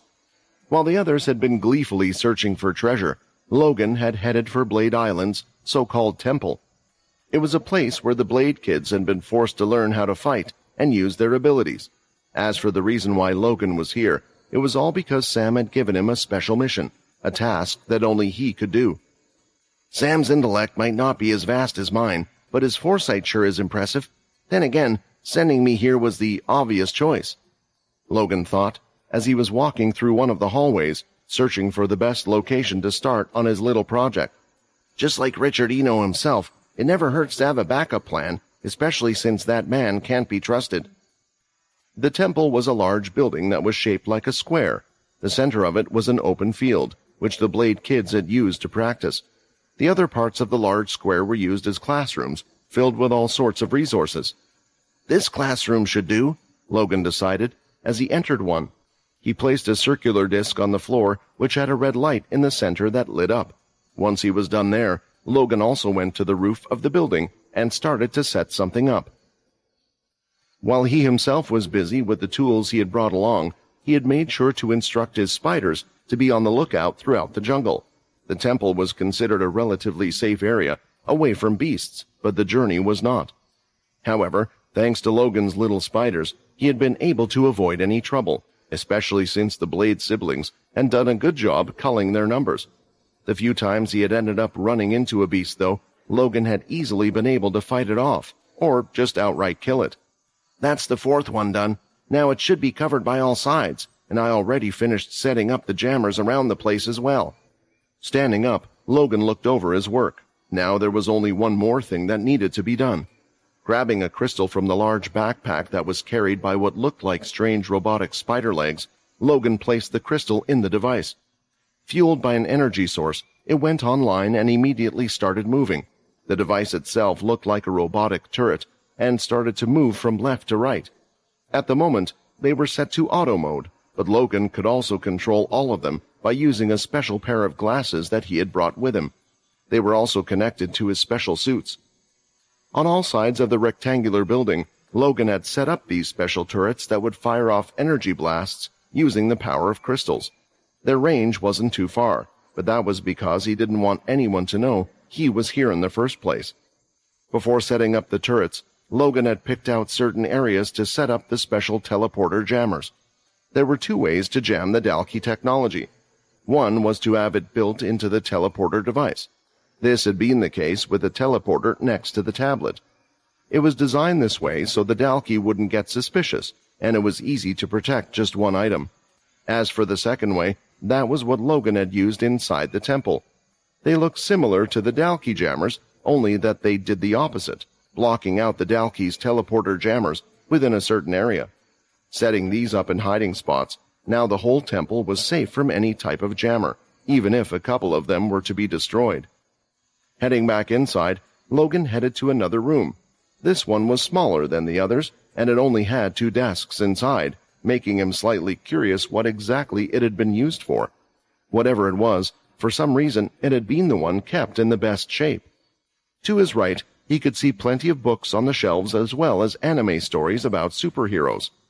Before starting his work, he heard a loud roar off in the distance, even from where he was. "This is the perfect place to set up the teleporter, and it looks like we might need it," Logan mumbled as he got to work. The special task he had been assigned was to prepare a second teleporter. However, it wasn't so others could come and help them. No, Sam had made it clear that he wanted Logan to make it work one way. If more people started to appear from the temple, the enemy might end up targeting that place. If their task seemed impossible, this teleporter would act as a last resort to ensure they could retreat. After leaving the castle, the Blades decided to head to where they had just heard the loud roar come from. They knew they were heading to the other demon-tier beast. Perhaps it was overconfidence, but now that Muddy had evolved into a demon-tier beast as well, Rayton was sure he could deal with it, if the need arose. His siblings showed no fear as they were heading towards it, which was probably the wrong choice. Humanoid beasts were meant to be the strongest type of beasts in existence, and Rayton was a demon-tier humanoid one. This was where some of Rayton's logic had come from. When seeing it up ahead, Rayton charged forward hoping to get to the beast first, before the others. "Rayton, wait!" Vorden shouted out. "We don't even know if the others are in trouble. The beast could even be helping us." It was clear to him that Rayton just wanted to pick a fight with the beast to prove who was the stronger one of the demon-tier beasts. The good thing was, before Rayton could leave the jungle, a shadow appeared in front of them, blocking his path. What's more, a fist filled with red aura came out of it, aimed at Rayton's stomach, sending him a few feet back. "Calm down, you idiots, or you'll get us all killed." They were being berated by Vincent. The attack hadn't hurt Rayton, not that Vincent had his full strength in the first place. Even if he had, Muddy's new body was strong enough that a punch without any ki would hardly be noticed by him.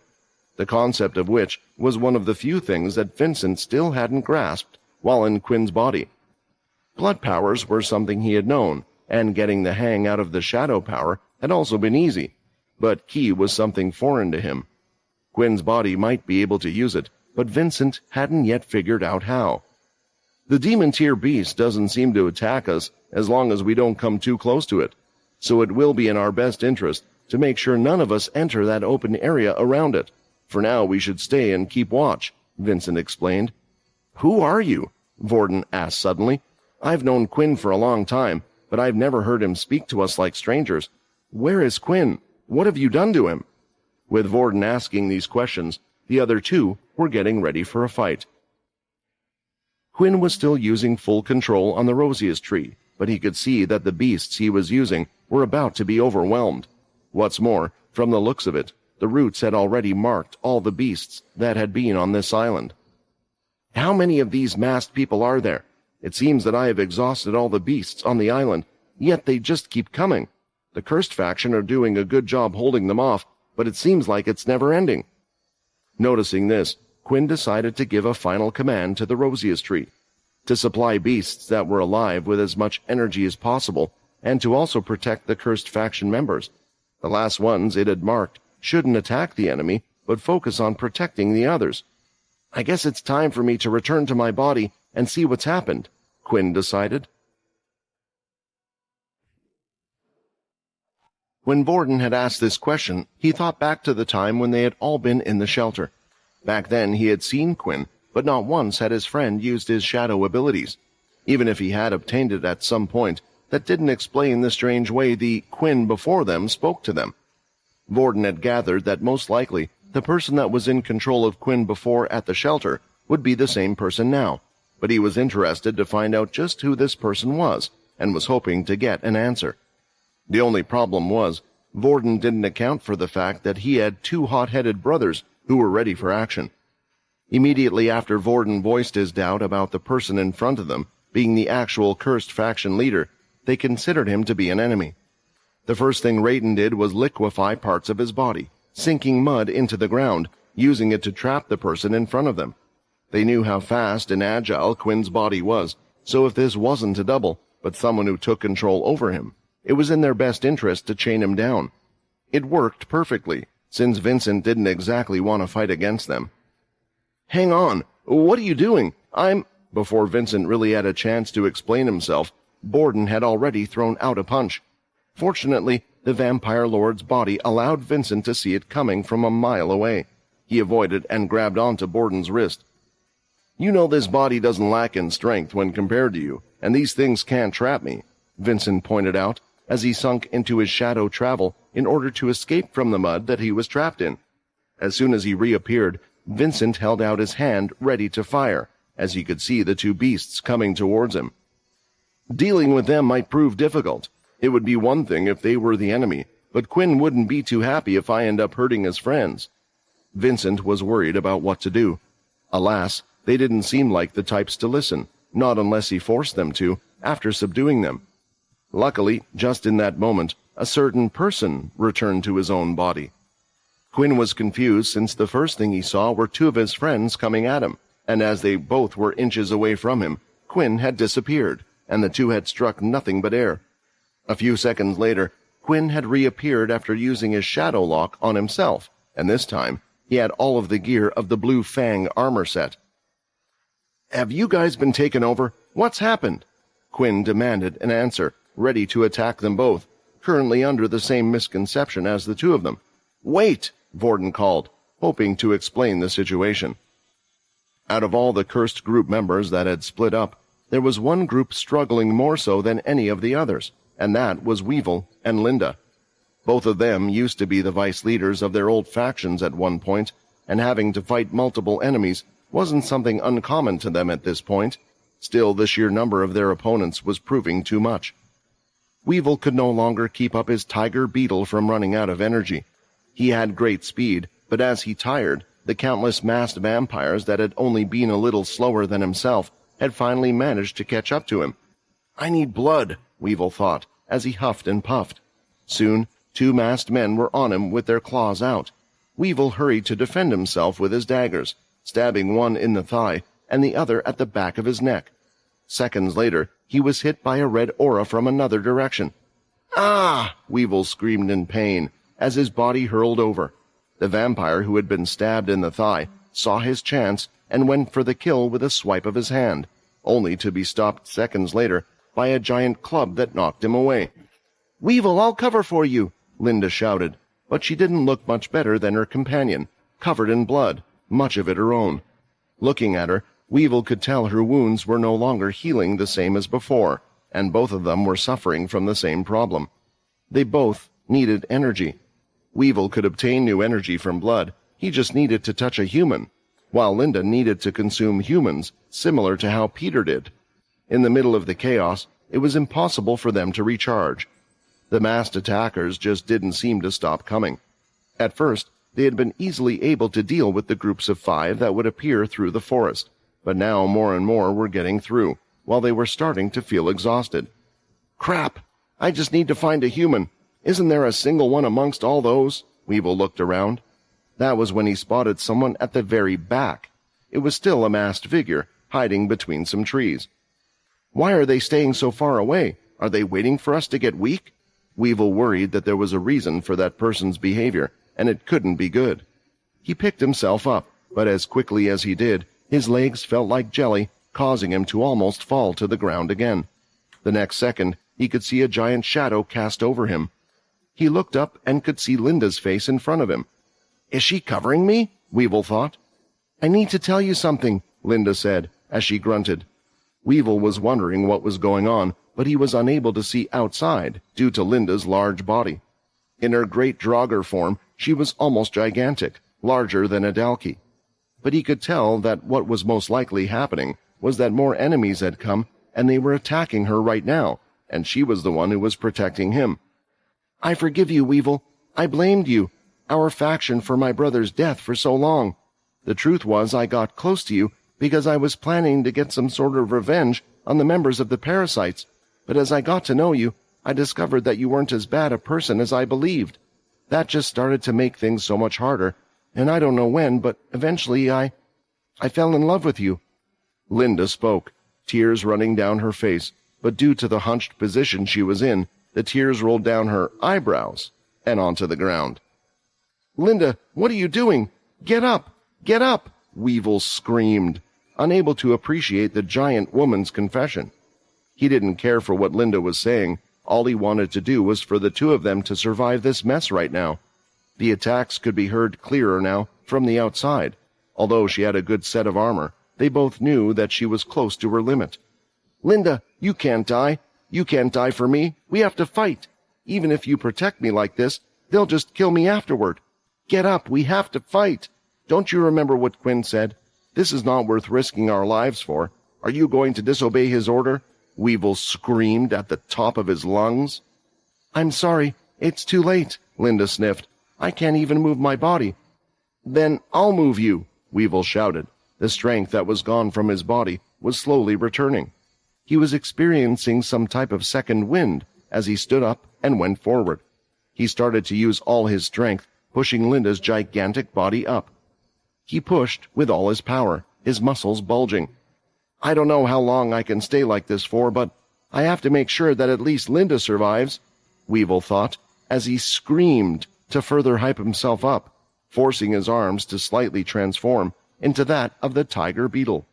Changing his legs as well, he pushed off the ground, springing him up, and Linda's body was lifted off and landed onto the side.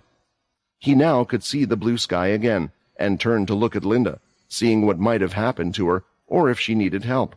She was now lying on her front. Her body was shrinking back down to her regular human size, but the armor hadn't changed, for she was too weak to even use her shadow abilities, but at least her eyes didn't look as if she had died. Weevil, looking at where he was, could see a pool of blood. It wasn't his own, but it all belonged to Linda. She had given it her all to protect him. "You bastards!" Weevil screamed. Linda had her hand held out, softly saying the words, "Run!" For right now, Weevil was surrounded by around a dozen masked men. Ironically, he noticed that the one who had been staying at the back this whole time had also moved forward. "Ha! Now you come out!" Weevil could tell now that the guy was so close. He could sense that this person was human. He was exactly what both him and Linda needed to fight a little longer. Using whatever he had left, Weevil somehow managed to move his legs. His body transformation had reverted after lifting Linda off himself. His daggers were on the ground, so charging forward he could do nothing but throw a fist, and at the same time all the others charged in to intercept him. Weevil's hand managed to make contact with something solid, but it wasn't the person in front of him. He felt like he had hit a wall. "I thought you were just a regular human, but you bastard actually had an ability, huh?" Weevil mumbled, accepting his fate. He was out of energy, unable to resist as the masked men were tearing into his body. Their hands pierced through his stomach, into his chest, into his thigh, blood pouring from Weevil's mouth. As much as he wanted to turn around to see Linda for a final time, he didn't have the strength for it. "Thank you, Quinn. The time with you all was enjoy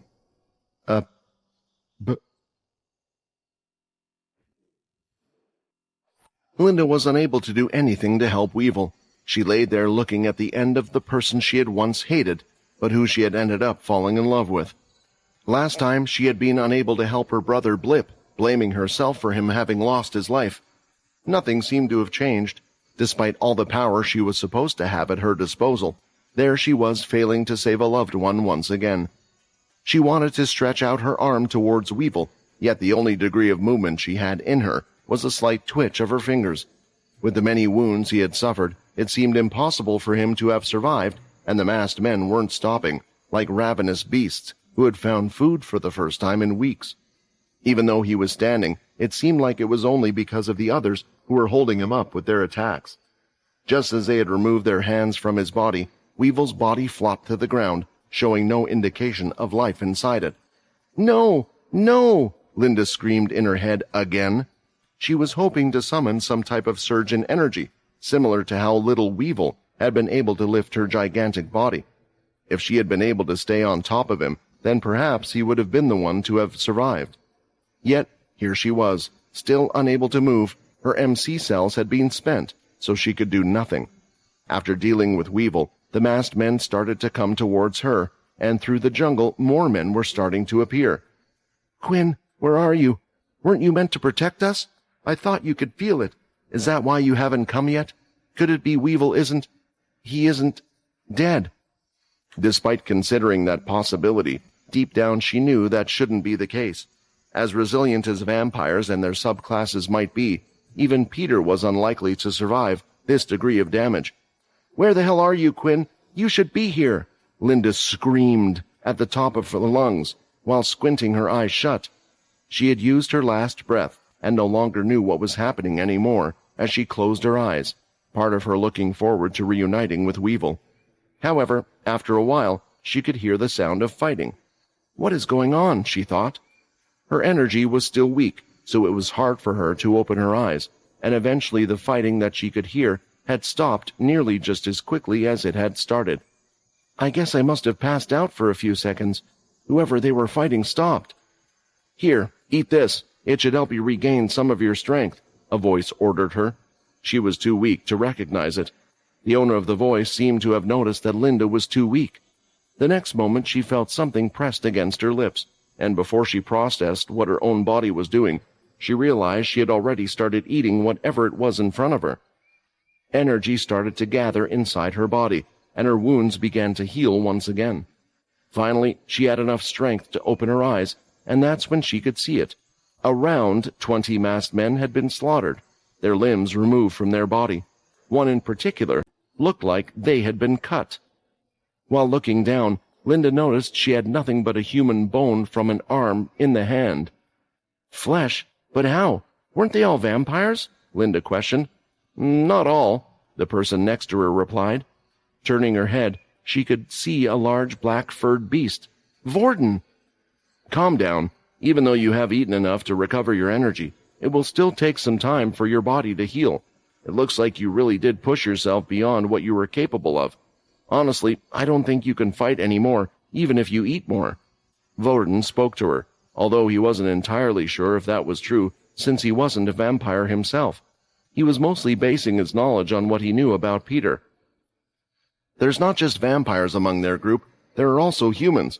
Although rare, they're dangerous since they can use abilities. Oh, and there are also Dalki on the island." Linda looked shocked to hear this, and she realized now where the arm she had gotten must have come from. "Wait, if you were able to get to me in time, does that mean—" Linda sprung up to look in the direction of where she last saw Weevil. However, Vorden quickly blocked her view, shaking his head. In the few seconds she had managed to look over there, she couldn't see Weevil's body, but judging by the way Vorden was reacting, it was clear that he hadn't survived. Almost immediately, Linda started to feel weak again, and she ended up placing her head into Vorden's chest. "He didn't deserve to die. Why him? Why? Vorden, tell me. Why are we the only ones fighting on this damn island? Why are we the ones losing people all the time? And where is... Quinn?" Vorden finished her sentence for her, not wanting her to speak or use up any more energy. "Quinn was actually the one who sent us here. He could tell that you guys were struggling, but he had to attend to something else. And Linda, this war hasn't been good for any of us. How many lives have already been lost, and how many more will be lost? I'm afraid we'll need to strengthen our resolve. This might not be the only loss we suffer this war. However, he won't be forgotten. Weevil fought with his life for us, for the cursed faction, for the human race. We need to make sure that he gave his life for a reason. You in particular, Linda. I haven't been back with the cursed faction for long, but I could tell that Weevil was always looking out for you."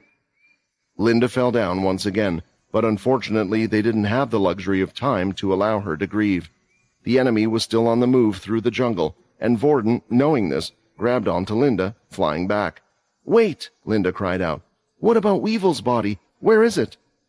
"Weevil's body is being returned to the castle at the moment. Remember how I said we? The one that killed all those masked men wasn't me, Linda. It was Rayton. Borden will take his body back to the castle. I would never allow someone who fought so hard like that to get trampled or used for other means. I think it's best if we return as well, Linda. Take a break and rest for now. Leave them to us." Hearing these words, Linda soon closed her eyes, and her exhaustion made her enter a deep sleep. Despite how fast Vorden was moving, and her having eaten, it was as if her mind had shut down with everything she had been through. While traveling back to the castle, seeing Weevil's body before it was taken away, Vorden felt his arms constantly tensing as his blood boiled with anger. He was starting to worry whether they could actually win this fight, and if so, just how high would the cost be that they would have to pay. Even with him and Rayton having evolved, he couldn't help but wonder if it was worth it. "Maybe the best thing to do is give up the fight for now. Otherwise, more of us will lose our lives in this. But can we even do that? How do we even get out of here?" At this moment, there was another cursed faction group that was doing well up to a certain point, but now they were struggling as well. In this group were Fex and Dennis, who too had used their powers far more than they thought and were beginning to tire out. At the moment, there were 3 of them, standing back to back. As for the third person, or being with them, it was a white-haired gorilla with 4 arms, one of the marked beasts being controlled by Quinn, who had been a great help to them so far. There were other beasts originally by their side, but now they had all been killed apart from one. The whole group were surrounded by a mixture of vampires and humans, and their number had become incredibly large, reaching over 40. "Do you think this is where our grave will be?" Dennis asked. At first they had been faring well, having already defeated around the same number surrounding them now, but as soon as they got tired, it was almost as if they were relying on their other allies to come and help. "Don't speak like that, old man. I'm not dying here. I have far too many things I need to do," Fex shouted, as he took the box off from his back that he had been carrying around the whole time and slammed it on the ground. "It's time to put this to use." As a society based on strength, many vampires looked down on those who used tools to show off their strength. It was why many of them refused to use beast gear, even though some had voiced that this settlement seemed contradictory, since their ancestors used blood weapons. However, certain vampires felt like this was still part of their strength, since they were created from crystals that could only be obtained from vampires, rather than borrowing it from mere beasts. However, despite this belief, neither the regulars nor the vampires in a family would look down upon the members of the 13th family, who were considered to be a strong family. Nonetheless, their real strength stemmed from their ability, for which they needed a tool, one that only their top members possessed, and that was something called a puppet. Of course, that had not always been the case. In fact, in the past they had been mocked because of it. One day, an argument had escalated, to the point that the family leaders had been forced to get involved. Picking one of the many families that had publicly mocked the 13th family's ways, he had called for a duel to settle the matter once and for all. The vampire king himself had come to observe the fight, just like all the other family leaders. The 13th family leader had done something no one had expected. Using his strings, he grabbed one of the vampire knights from the very leader he was about to face. At first, the other leader had scoffed at the 13th's actions, believing that the other had done so to make him hesitate. However, he did no such thing. With his first attack, he made it clear that he would not be holding back, but what happened next was a tale that would be told within the 13th family for centuries. Using his strings, the 13th leader proved to be so skillful in controlling the vampire knight puppet that he managed to make his opponent yield. A vampire knight of the same family being able to beat his own leader was something unheard of. It was such a huge embarrassment for the family that the leader was forced to go into eternal slumber to save face. From that day on, vampires stopped regarding a puppet as a type of tool, instead treating it as the real trump card of the 13th family and the proper way for how the string ability was meant to be used. Ever since, the higher members of the 13th family spent much of their time mastering that art, and that included Fex. After slamming the coffin-like box that was on his back on the ground, the lid fell to the floor, and a human male could be seen inside. "All right, Agent 11, it's time to do your work," Fex shouted, as he kicked the box down and quickly threw needles tied with his strings towards the man. He started to summon his blood weapon right after. Once it was in Fex's hands, he wasted no time stabbing Agent 11 in the back. "Ah, what the hell's going on?" Agent 11 cried out, after seeing the outside light for the first time in a long while. He had only been able to hear noises from inside the box, so he was confused about what was going on. His freedom was short-lived, as he got stabbed by Fex, finding himself surrounded by bloodthirsty killers on all sides. "Look, you want to live, right? Well, if I die, you die. As you can see, those aren't your pure buddies who have come to save you. Using your key or whatever else you have in store with your sword, and just let me do the rest," Fex ordered. The one that Fex was using as his puppet right now was the pure agent they had captured. Fex had never been able to use his influence skill on him, which was the reason for capturing him in the first place. Although even Quinn had been unable to bypass his mental defenses, the group had decided to keep him prisoner. For one, he had tried to kill their members, and the second reason, they thought they might eventually find a way to get information out of him at some point. It was then that Fex had come up with another use for him. Agent 11 had a strong body, and was able to use the power of ki, not to mention he was close enough to being a single agent, the strongest type in Pure. Fex had briefly tested him out with his puppeteering skills, and he had turned out better than the vampire had imagined. During this fight, for the first time, Agent 11 would be stronger, thanks to his blood weapon. The masked men, seeing one more person who wasn't an ally, started to charge in. Agent 11 had no choice. Tightly gripping onto the sword in his hand, he channeled his ki through it. "Just focus on your ki, relax your body, and let me do the rest," Fex shouted. It was a hard thing to do, especially since Agent 11 could see someone charge at him, but he knew what Fex meant. Agent 11 had reluctantly been used as Fex's practice tool on his downtime, and he knew that it was worse for him to go against the flow. Soon, using his sword, a slash even faster than Agent 11 was ever capable of using, sliced the masked man's hand off. The vampire swiveled around, holding his arm, and noticed that the wound wasn't healing. "Ha! I hope you enjoyed this surprise. It looks like you guys have never fought against someone who can use ki before," Fex thought gleefully as he continued to control Agent 11. With his sword, he sliced the vampires in his way, thrusted them down, and finished most of them with a single strike, to the point where they could no longer get up.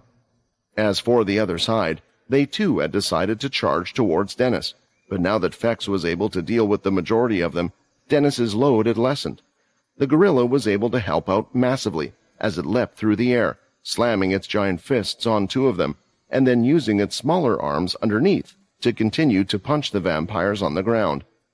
"I'm not going to lose out to a freaking gorilla," Dennis shouted, as he went forward and continued to fight with his fists as well. He had used up his MC cells, unable to cast his shadow ability, which was why his fighting had also turned more beast-like. He continued to punch with the gorilla, and held off the enemies in front of him. Eventually, Dennis had slipped on some blood and caught himself, but was now down on one knee. A masked vampire saw this as the right time, throwing a claw towards the back of Dennis's head. Reaching out, the vampire was inches away before a burning sensation was felt on its head, and soon it fell to the floor before it succeeded in its attack. What was that, acid? Dennis wondered, as he continued to fight, and glanced at the tree where the attack had come from. There he could see that there was a snake-like beast in the tree, and now it was helping them as well, shooting out acid towards the mast on the ground.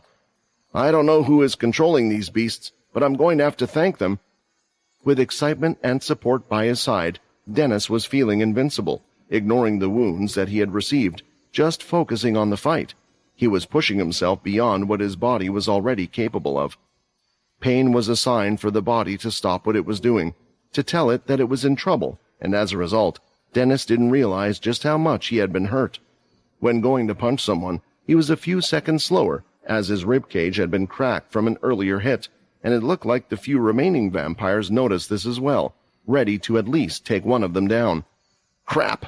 I didn't even get to spend that week off with Megan, was going through Dennis's mind as he saw the fists coming towards him, almost in slow motion, but there was nothing he could do about them. "You're not dying on my watch, old man," Fex shouted, running across Dennis's back and kicking two of the vampires' heads in front of him. Fex then quickly pulled one forward with his string and sliced it from the head down in half, finishing the last few remaining ones. Dennis could see that the black needle was in Fex's back. "What happened to them, huh?" Dennis said, confused. "That guy is good enough to handle himself. After dealing with most of them, I let him do his own thing and use the power of the needle on me," Fex replied. Eventually, the group had dealt with all 40 of the masked men. With this brief break, it looked like no more masks were coming in their direction.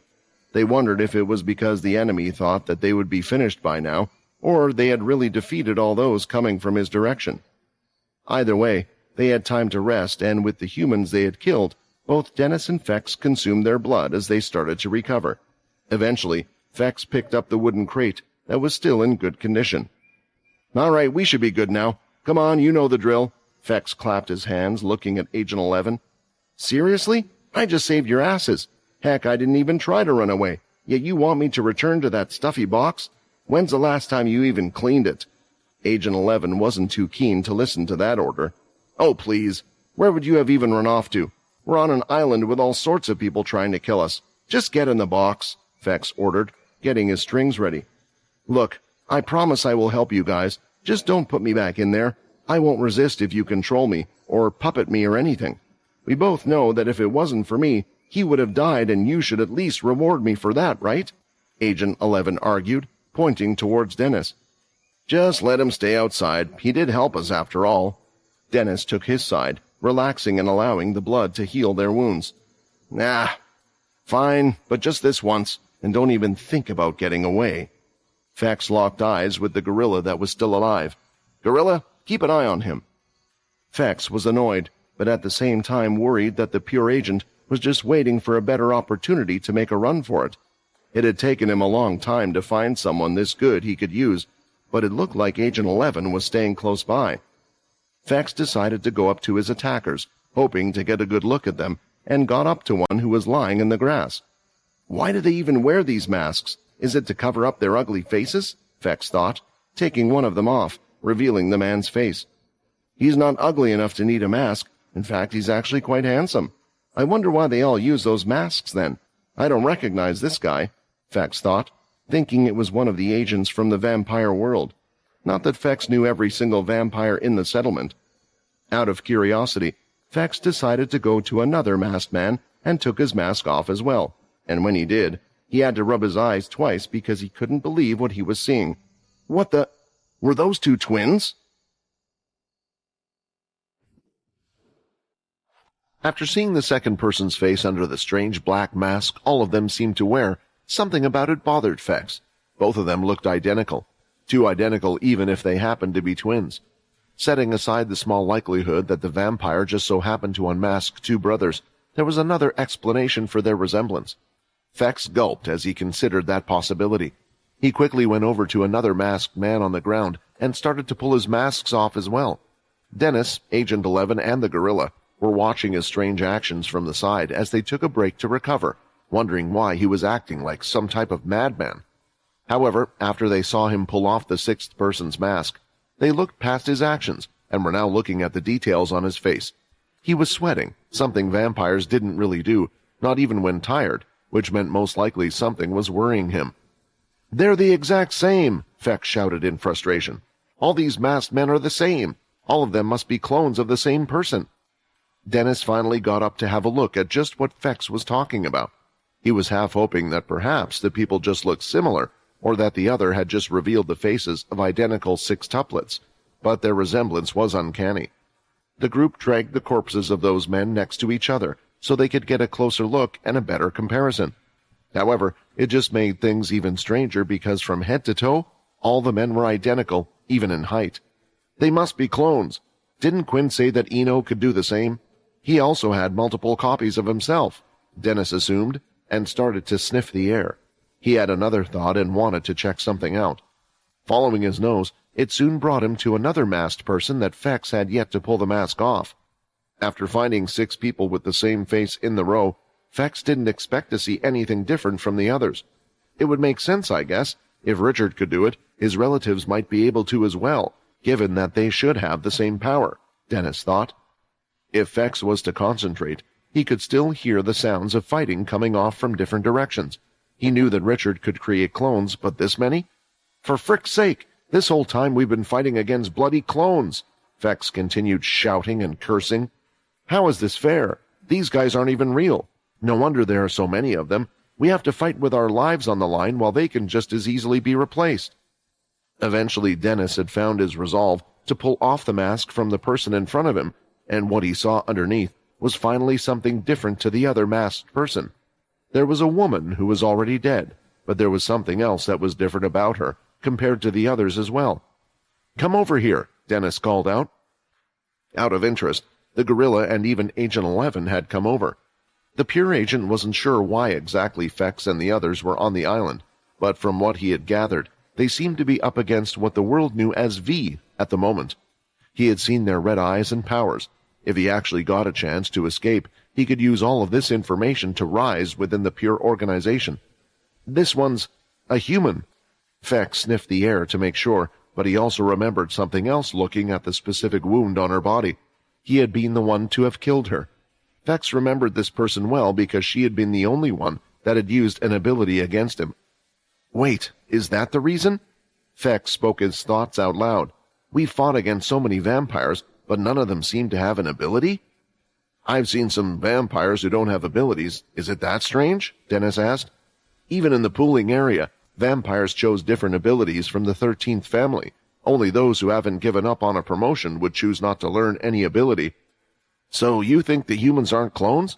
Do you think they abducted them because clones can't learn abilities? Dennis wondered. Couldn't it just be a case of those ones being created recently? Agent 11 chimed in with his own opinion on the matter, mostly because he didn't have anything better to do, and he was aware that he would literally get dragged into the cursed faction's mess. If all your enemy needed was an army to overwhelm you guys, would he have bothered to prepare for it for a long time, to teach them all abilities or to find them? Perhaps it's more correct to say that whoever made these clones is unable to copy them with abilities in the first place. Otherwise, he would teach one person an ability and then clone them. Then again, I'm no scientist. While they were all busy thinking about how this information could possibly help them in their current fight, they could soon hear another wave of people coming toward them. Well, I guess they aren't short on numbers, and I guess unlike us, they don't really have to care about any losses. Dennis stretched his arms behind his back a few times. He could tell his body hadn't made a complete recovery yet, and although blood from humans allowed them to heal, restoring their energy and stamina was another thing altogether. Out from the large jungle trees, they could see more masked men appearing, just like they had suspected it was another group. Isn't something a little off about them? Fex asked, moving in closer to where the others were, also twirling his fingers, getting ready to attach them to Agent 11 at any moment.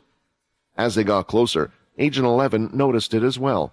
Some of the masks they were wearing were cracked, and at the same time they had wounds and blood dripping on their clothing. Before the group even reached them, the snake beast that helped them from before dropped from above, landing on 3 of them. It let out its acid on the other members, and all of the other masks had fallen, but they seemed to be ignoring the snake that had just landed on some of them. On closer inspection, they looked to be in a hurry as they scuffled to try and continue running. Before they knew it, a figure could be seen landing in front of the group, and as quickly as it landed, it dealt with the rest of the mast, with a few hits. Isn't that Mona? One of the former Big Four? What is she doing here in a place like this? Agent 11 was beyond shocked. Mona turned around after dealing with them, and the snake that was on the ground slivered up and went around her neck. When turning, she looked at those in front of her and noticed how tired and torn their clothing were. I'm sorry. I was confident that I could stop them from coming, and I was faring well with the Kraken beast. They just kept coming and coming. It felt like they were endless. Dennis finished her sentence. We've experienced the same thing. We're just happy that you took care of many of them, and I think everyone on this island will agree. What happened to the beast that was with you?" Mona was a strong woman who was usually brimming with confidence, but when asked this question, the others found it strange that this confidence had vanished from her face, and they weren't sure if they were imagining it or not, but could see her shudder slightly. "The kraken, it's dead," Mona answered, looking away from the others, her eyes full of pain. "I guess not even a demon-tier beast can handle an army of vampires," Fex noted, almost proud of this fact. "No, it wasn't done by the mast," Mona replied. "It was something else. Honestly, I'm not sure I should tell you guys. It might make you give up on this fight as well. Do you think it's too late for all of us to give up on this mission?" All of them were wondering just what Mona could have seen that could convince her that retreat might actually be the best option. Out of all the cursed groups that had split up, one was faring a lot better compared to the others, and that was Sam's group. Most of this was actually thanks to the synergy between Layla and Nate. With her acting as the group's marksman, now that she had improved her powers, she could injure most of the mast before they got too close. Nate would be there to fight off those who had evaded her attacks, while allowing Sam to pick off the weaker ones in the back. Layla was able to freely change between her three forms, so whenever they had a short break, she would transform into her third form, allowing her to use the special flames to heal any injuries Nate and Sam had, while also renewing their buffs. There were a few times that they had struggled, in particular whenever the mast had attacked with ability users in their midst. However, for those occasions, they had an ace in the team that their enemy had no way of dealing with, which was, once again, Layla. Whenever they came across a troublesome ability user, Layla would quickly change into her second form and join the fray from up close. This would put more pressure on Nate and Sam, but a few four-legged beasts also had come to their aid to help them fight. None of the ability users were prepared to go up against someone who was capable of negating every single ability there was out there, making it easy for the young woman to finish off the troublesome ones. "This is the power of having real support on our team," Sam realized as they struggled through a new wave of mast. "If we ever have to fight this type of battle again, it would be best if we had some supportive abilities to help out the groups. However, just how many of those mast are there? No matter how many we kill, their number doesn't seem to drop. If anything, I think they're getting more numerous with each new wave. I'm not sure if the other two have noticed it, but each time we're getting pushed further back." "Sam," Nate called out, "I'm nearly out of blood. My flask is practically empty." This was another problem. Although Nate's stamina was great, better than most in the cursed faction, and although nearly none of them had been injured, there was the issue of blood. Using their blood abilities allowed Sam and Nate to perform strong attacks, but without blood, not only would it make them weaker, they could no longer produce their red aura. "Let's head closer to the castle," Sam ordered. Everyone started to slowly retreat. With no end in sight, Sam was trying to figure out how they would win this. After all, their victory condition was having to make sure the enemy didn't get the demon-tier beast. Unfortunately, he lacked critical information about how the other sides were doing, and he had a strange feeling not too long ago. He didn't think it was a good sign. As the group was moving back, Sam could feel the back of his hair stood up, as if a storm was coming. He had a premonition that it might be dangerous to turn around, but his fear that it could be the enemy made him take a quick look, only to see a black feathered beast he hadn't seen before. "Sam, we need a new plan," the beast shouted, which he recognized as Vorden. "I know, but it's kinda hard to come up with something while we're surrounded by the enemy," Sam replied back, slightly annoyed with the tone Vorden had given the second he had arrived. Before Sam could say anything else, another strange creature ran past him, also passing Nate and Layla as well. Turning around, they could see that it looked like a person who wore the same black clothing as the masked. However, he seemed to have cut off the sleeves of the clothing. The next moment, they saw why, as both his hands formed into two gigantic blades. The second the strange person had disappeared into the jungle, he started to slice down all of the mast, one by one. Most of them weren't even able to retaliate. As for those who did, their red aura proved to do nothing to the assailant. "Rayton can deal with any of the masts that come our way. Now, how about we talk?" Vorden asked again. Hearing who the strange person was, Sam could only reach one conclusion, which was that Rayton must have evolved, and was now inside the body of humanoid demon-tier beast. With this revelation, Sam believed that they might have a chance. "Quinn just sent us over to Weevil's group. He's dead, and Linda can no longer fight. Borden should have brought his body back to the castle and is probably looking after Linda now. This fight, it's worse than we thought. Apart from the mask, there's also Dalkey. Judging by the look on your face, I assume you must have thought that with me and Rayton having evolved, we might stand a chance of winning this, right?" Borden asked. "I thought the same until I saw what state Linda was in. Even if we can win this fight, we would be lucky if more than a few of us actually survive. Quinn was right. Eno doesn't care about us. We need a better plan." Sam had mixed feelings after hearing the news. He had prepared himself for the possibility that some of the cursed faction were going to die after finding out who they were going up against. Knowing the enemy would surely have some tricks up their sleeves, but it still felt surreal at the moment. Worst of all, he didn't even have time to grieve over Weevil because Sam needed to think up their next course of action to prevent any more losses. "There's more news," Feck shouted over. Towards the castle, the heavy-grown jungle area lessened. The trees and grass were thinned out, leading to a more open area, allowing for everyone to see each other easier. Turning around, Sam could see Fex and the rest with him. He found it strange they were traveling with a gorilla, but seeing Mona and considering the beasts that had helped them at the cost of their own lives, Sam didn't find it too strange anymore. With the three groups meeting up, and Rayton in the jungle making sure no one got close to the castle, all of them shared the information they had gathered. There were 3 key points to take note of. First, nearly all of the masks they were facing were clones. If Richard could create clones, it made sense that Jim could as well. But one question popped up in all their heads. Where exactly were Richard Eno's clones right now? The information brought from Borden was that there were also Dalkey here, which they had predicted would come at some point. Additionally, he had brought the sad news of Weevil's death. Everyone went silent for a moment before they continued to talk again. But the worst piece of news by far was the news that Mona had brought them. It was because of this Sam had made the decision. "We have to give up on the demon-tier beast," Sam concluded. "We will leave this island. I thought that the location of the teleporter was subpar, so I had Logan create another one just in case. If he hasn't finished it yet, I don't think he will need much longer. Most of us are weak and can't continue fighting. It's the only thing we can do. The teleporter is at the temple." "What about Quinn?" Fex asked. "Don't we need to tell him as well? What's he even doing at the moment?" Just as Fex had asked that question, a loud roar from the dragon was heard. Since they were close, it felt like they could feel its power just from the roar it had made. "We can inform Quinn. He will come, but he has something important to do first," Borden answered.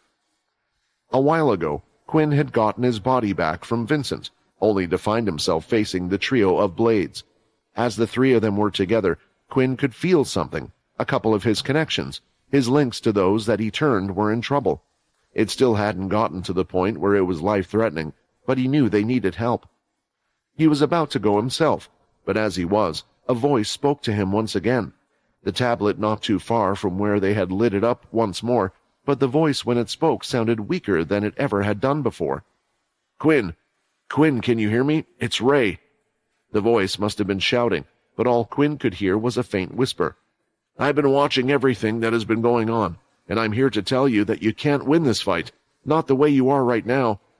If you stay here, you and all your people will lose their lives for nothing. You have to leave this island. I thought you had a chance since you seem to possess a certain amount of strength, but I've just felt something far stronger than you out there. There's a chance that once you leave this island, that they will also destroy it. Even if they don't, they may certainly take an interest in this tablet. If that is the case, if I get destroyed then, I can't fathom what will happen to this world and its abilities. Most likely, it will leave the human race with no chance at all." Listening to what Ray had to say, Quinn believed it, mainly because he could tell from his connections how certain members of his were struggling. "I've seen your shadow power. Perhaps there is a way you can place the tablet in your shadow. Please, if at all possible, you have to protect the tablet." The glow of the tablet went down once again, but Ray had said enough for Quinn to take him seriously. "Take the tablet with us? That's easier said than done. I doubt the dragon will just let me take it, even if I ask him nicely." "We have to help him," Layla insisted after finding out what Quinn was currently doing. "We couldn't do anything against that dragon last time, so Quinn will surely need our help." "I don't think Quinn is reckless enough to give up his life, Layla. Besides, do you really think you can help him?" Vorden asked, his tone harsher than he had intended. "Honestly, we all have gotten stronger, and I know you've been training hard, but we're already hard-pressed to deal with all of the mast. Eventually, even Rayton will tire out, and they will storm this castle and the rest of the areas." The others didn't say anything. They too wanted to help Quinn, but wondered what use they would be if they headed over. Those who knew him were aware that Vorden would never abandon his best friend, so the decision to stay out of his way couldn't have come lightly. "Vorden is right," Sam agreed, breaking the silence. "Quinn has the highest chance of survival out of all of us. Given his shadow ability, he'll be able to flee if left with no other choice. Our situation is different, though. We need to go through the second teleporter to get off this island, and I suggest we do so now, before anything unforeseen happens." Although it was obvious that Layla wasn't pleased by this outcome, she understood that time was of the essence. Before heading to the temple, they all decided to stop by the castle to gather Weevil's body and Linda. "Hey, did any of you see Peter?" Nate suddenly asked before they set out. They all looked at each other and realized that the last time they had seen him was when he was digging through Hilston's things. After that point, they had lost him. Just where had he run off to during this whole mess? Most importantly, was he still safe and okay? Sam tried to call Peter on his communicator, but it looked like communication down on the island as well. The same thing when trying to contact Quinn. "Maybe if we get to the temple, the jammers that Logan has set up will let our communication devices work again," Sam theorized, but he also knew that would mean more time without knowing what had happened to Peter. "I'll go look for Peter," Vorden volunteered. "I'm the least injured out of all of us. I can move quite fast, and I can even try to find him from above ground. Get Borden first, and then just head to the temple. If you have to, just go through it." It was important that the group didn't leave the dragon on its own. After all, capturing him was the enemy's overall objective. With Eno having been sent flying and Brock having followed behind his master, Quinn was the only one there to look over it. However, after listening to Ray's warning, he suddenly had a new task, making Quinn struggle with what to do. "I know Ray said to get the tablet, and I understand the importance of the tablet, but doesn't that mean we have practically admitted defeat? They might be unable to take the dragon immediately, but if we leave them to it, what if they succeed?" This was the reason why Quinn hadn't acted just yet. However, he didn't want to do just nothing, and had decided to send Vorden and the others to help out the cursed faction. Although Rayton seemed to believe that as a humanoid demon-tier beast, he was strong enough to match the dragon, Quinn was convinced he wasn't. He might not know how strong Rayton was in his current form, but he had fought against the dragon previously, so he knew just how strong it was. "I know it's hard to admit defeat, Quinn. We might not have seen the main perpetrator behind the attack, but you said it yourself. This fight is not worth sacrificing the lives of your friends over. At worst, just try to think of this as a backup plan that we are putting into action now." Vincent's words had put his grandson's head on a little straighter, making his decision easier. The least he could do was obtain the tablet. Still, there was no doubt that the dragon would try to stop him. "Since it's not a living thing, I should be able to place it into my dimensional space, but it looks pretty rooted to the ground. I'll need to take it out somehow," Quinn thought, wondering just how long that would take. "How do I get the dragon to not attack me? What if I used Shadow Lock on the dragon and moved it with us? If I use Shadow Overload, could I be able to take the dragon away as well?" Quickly, images of the dragon breaking out of the Shadow Lock and destroying everything on board the cursed ship appeared in Quinn's head. In the first place, he wasn't even sure Shadow Lock would even work on a being so strong and large. Looking at his other options, Quinn's eyes landed on the Rosius tree. It was thanks to this that the cursed faction and everyone had even been able to last so long. It was also why Quinn was aware of just how many the enemy numbered. Maybe there's some way I can use the tree. When using the Rosius tree, after most of the beasts had been defeated, Quinn had attempted to mark the mass that were attacking them as well. He could sprout and control its roots after all. However, all his attempts had ended in failure because he wasn't even able to get the chance to mark them. The enemy attackers were on high alert, and it felt like it was almost impossible to grab hold of them. Even when Quinn had succeeded, for some reason marking them had taken far longer than a beast. Whether it had something to do with their forms of intelligence or not, he didn't know. Either way, during the process, the other mast had attacked the roots, and Quinn had been able to feel some of his energy leak out from the cut parts. It also didn't feel like it would come back, at least not in a short while, hence why Quinn had stopped that experiment. I'm starting to understand why the old demon tier tree had spent years marking people and beasts.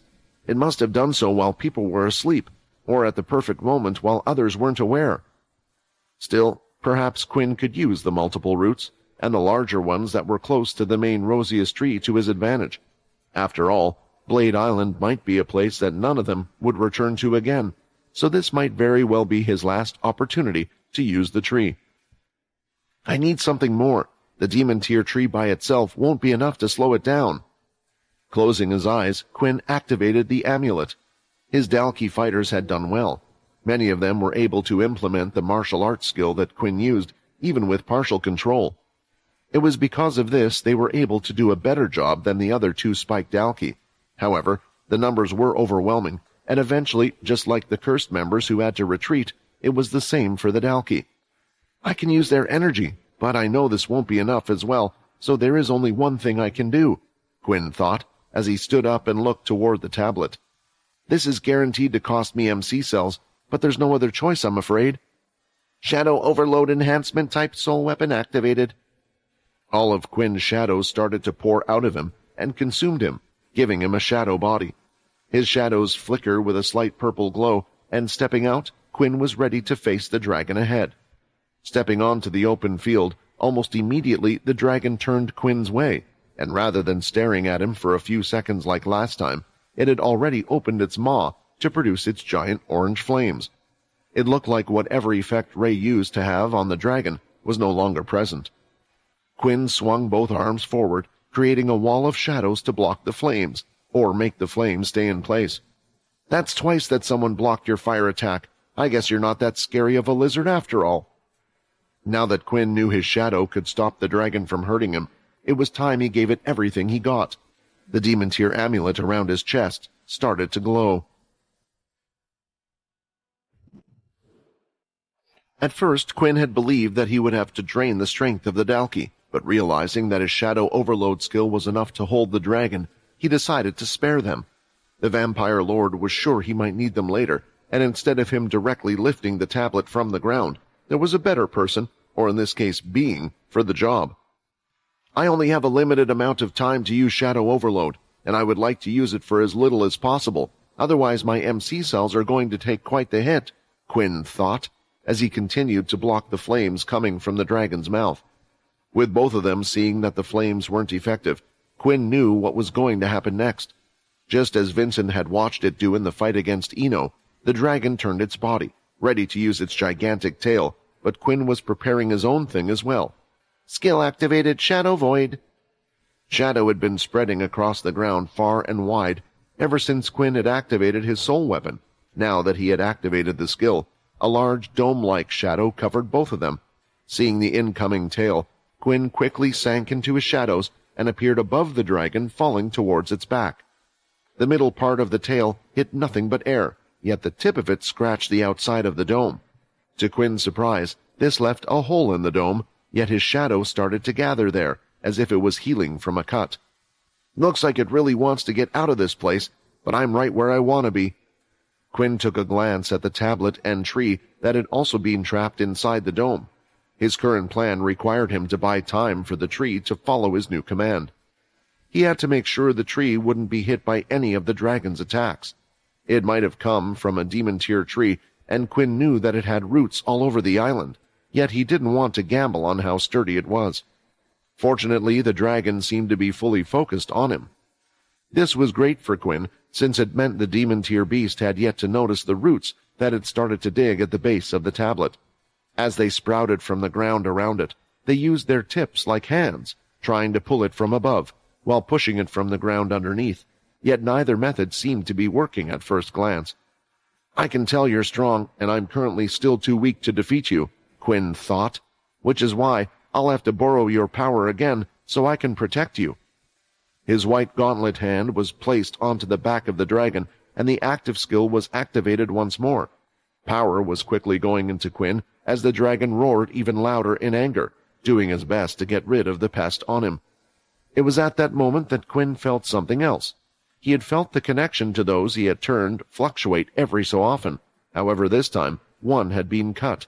The life of one of his companions had been lost, and once again, he had not been there to prevent it. "Ah!" Quinn screamed even harder, full of pain, as the energy continued to spread into his body, while tears started falling down his face. An unknown distance away from where Quinn and the dragon were, Eno had left the cave and the waterfall, and had spotted someone he didn't think he would run into all the way out here. "You're looking quite well for an old-timer, but you don't have to be so loud. My ears are good enough to hear you even if you were to just whisper my name." Jim spoke to him in a casual tone. His choice of garments was that of a typical vampire, meaning he was mostly covered in black, while also wearing a long trench coat. He looked to be in his 30s, yet his hairstyle was completely out of place for the current age, indicating his real age. Jim had grand sideburns that covered his face, while his hair was overrun at the top with curls, which were nevertheless neatly kept up for its shape. Richard was slightly surprised that the dalki by Jim's side were merely one spikes. He would have thought that one of the masterminds behind this whole fight would have had better guards than that, at least 3 or 4 spikes. "Your appearance hasn't changed," Richard noted, as he casually jumped from the rock he was on and landed just by the river. The two of them now were a good 10 meters away from each other, yet neither one had opened hostilities. Before, Jim had been a vampire knight working under his nephew, Vincent, who had been the previous leader, which was why it was very strange for a vampire of Jim's age to still have his young appearance. Realistically, he should have weakened by now. "What have you done? Have you really fallen that low, to use the lives of humans to extend your own?" Richard asked in disbelief. Jim started to chuckle at his ancestor's reaction. "And what if I have? Don't the vampires also use humans, even if they are mere clones for their blood supply? How have you not been able to face the simple reality that human lives are meant to be used by us? Aren't you wearing a set of blood armor created from dead vampires? How are you any different from me in that regard?" "We are different from the beginning," Richard insisted. "You only exist because of me, Jim. I did my best to try and sympathize with you, but I'm still unable to understand why you chose to go through with this madness. I understand that you've been wronged, that your accomplishments have always been diminished, but then shouldn't your anger be directed at the vampire settlement? Why are you helping the dalki? No, why are you trying to get rid of the humans?" During their conversation, it sounded as if Richard was getting angry at points, only to quickly settle down soon after calming himself. Jim just smiled, yet this simple, genuine gesture was all the more frightening. He seemed happy for the chance to talk with Richard as if he had been looking forward to it. "Does it really look this way to you? Our side is the one who has united humans, vampires, and even dalki, all working together. Doesn't that sound like a perfect utopia to you? As for your question, don't worry, I'm going to teach the vampires their lesson soon enough. What do you think will happen when all the humans in existence are gone from this universe? Those vampires think that they are more important than humans, but don't realize that they are actually weaker. I don't just want to beat them. No, I want to make them suffer. I will get rid of every drop of blood, and I shall enjoy watching them starve, until eventually they will realize that there is only one alternative left for them." "The dalki," Richard concluded. "So your reason is so petty. Is it because the vampires rejected your idea, rejected you and the dalki, that you were forcing them to come crawling to you for help? How childish is that?" Richard didn't think he had gotten all the answers from Jim about why he was doing what he was doing, but this conversation had made one thing clear. Jim's mind was made up, and there was no way of changing that. Since there was no way to get through to him by talking, Richard started to gather his hands together, and the spire on the top of his head glowed. "Come on, are you really going to attack me?" Jim asked, letting out a sigh. "As I recall, you still owe me a favor which I never got the chance to make use of. Don't you believe in fairness, equivalent exchange? Well, I would say now's the perfect time to call in that favor. It's rather simple, really. Don't get in my way. Just let me pass and watch as I subdue the demon-tier beast. Otherwise—" Jim placed his hand on the dalki by his side. The back of the dalki started to light up. A change was occurring as energy flowed through the creature. It was brief, but for a second, it looked like Richard could catch something that looked to be embedded in the palm of Jim's hand. A crystal of some sort? A few seconds later, as the light faded, the dalki's appearance had drastically changed. It had grown an entire foot larger, sprouted wings on its back. Its scale-like features had gotten more compact and darker, and worst of all, the number of spikes on its back had changed. In total, there were 6 spikes present. Something that Quinn had to keep reminding himself as he went to face the dragon was that his goal in this fight wasn't to defeat it, just to buy time. It was a foreign feeling when faced with a beast, but eventually it had gotten through to him. It was why he had opted to land on the giant beast's back, allowing him to hold on to its scales as it struggled. As a vampire lord, his grip strength was enough to withstand the dragon's efforts of shaking him off, yet given the hardness of its scales, it was also almost impossible for Quinn to do the beast any real damage, but he didn't need to. All he needed to do was distract the beast while the tree did its job. Using this opportunity to his advantage and remembering what he had done to the dragon before, Quinn wickedly used the active skill in his gauntlet. "I couldn't protect someone again," Quinn screamed in anger, as a power stronger than any he had felt before was entering his body. "Someone died to protect your ungrateful, scaly-ass, overgrown lizard." The dragon, feeling the strange sensation it had felt once before, started to flap its giant wings heading upwards. Quinn, still not having retracted the shadow void, understood what it was trying to do. He could tell that the dome wouldn't hold out, based on the strength it had shown before, but there was something else he could do. With the dragon lifting off, it had pushed through the dome, destroying the upper shadow, revealing the blue sky above, and the beast kept going up. Quinn was finding it easier to hold on, as he had more strength than before, and he could see that inch by inch, the tablet had nearly come loose. Next, with one hand on the beast, Quinn started to form a giant shadow portal above, right where the dragon was to take a flight, and as it rose, it had gone through it, only to find itself appearing right on the ground where it was once before. Quinn had activated his shadow sync, and with his shadow overload, he was able to produce the shadows wherever he wished. No matter how often the dragon tried to get him off, Quinn would make them return back to the ground. "It's working! I might not be strong enough to kill it, but at least I can make sure it doesn't go anywhere," Quinn thought. After what felt like an eternity, Quinn could finally see that the rosiest tree had completed its task. 1/3 of the large tablet had been stuck in the ground, which was why it had taken so long for the tree to get it out. The energy drained from the dragon was powerful, but it seemed like the gauntlet had reached some sort of limit. No more energy was being passed on to Quinn. There was no use staying on the dragon any longer. Running up to the top of his head, Quinn gathered the key in his legs and used his strength to push off from the dragon to the ground where the tablet was. Soon he started to form a shadow on his back, and from there, 2 large black wings were formed, giving him a safe, soft landing. "Dimensional space activate." A shadow appeared underneath the tablet, and it started to sink into Quinn's dimensional space, allowing him to take it with him. "Thanks for the power boost." Quinn gave him a grin as he wiped away the tears. "I hope you'll put up a good fight when they try to take you on." Running out of the open area, Quinn deactivated his shadow overload skill.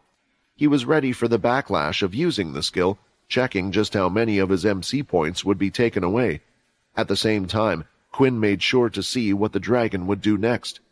As he neared the jungle, he saw the dragon land directly on top of the rosiest tree, crushing it with his massive weight. Quinn immediately felt the energy escape from his demon tier amulet, and he was unable to control it in any way. Quinn was thankful that the tree had helped him out so much, and hoped this had at least been a quick death without much pain. He could have never imagined that one little seed would aid him to this degree. He didn't even want to imagine how much trouble he and the cursed faction would have gone through without the rosiest tree. "With the tablet gone, will you remain in this place?" Quinn wondered.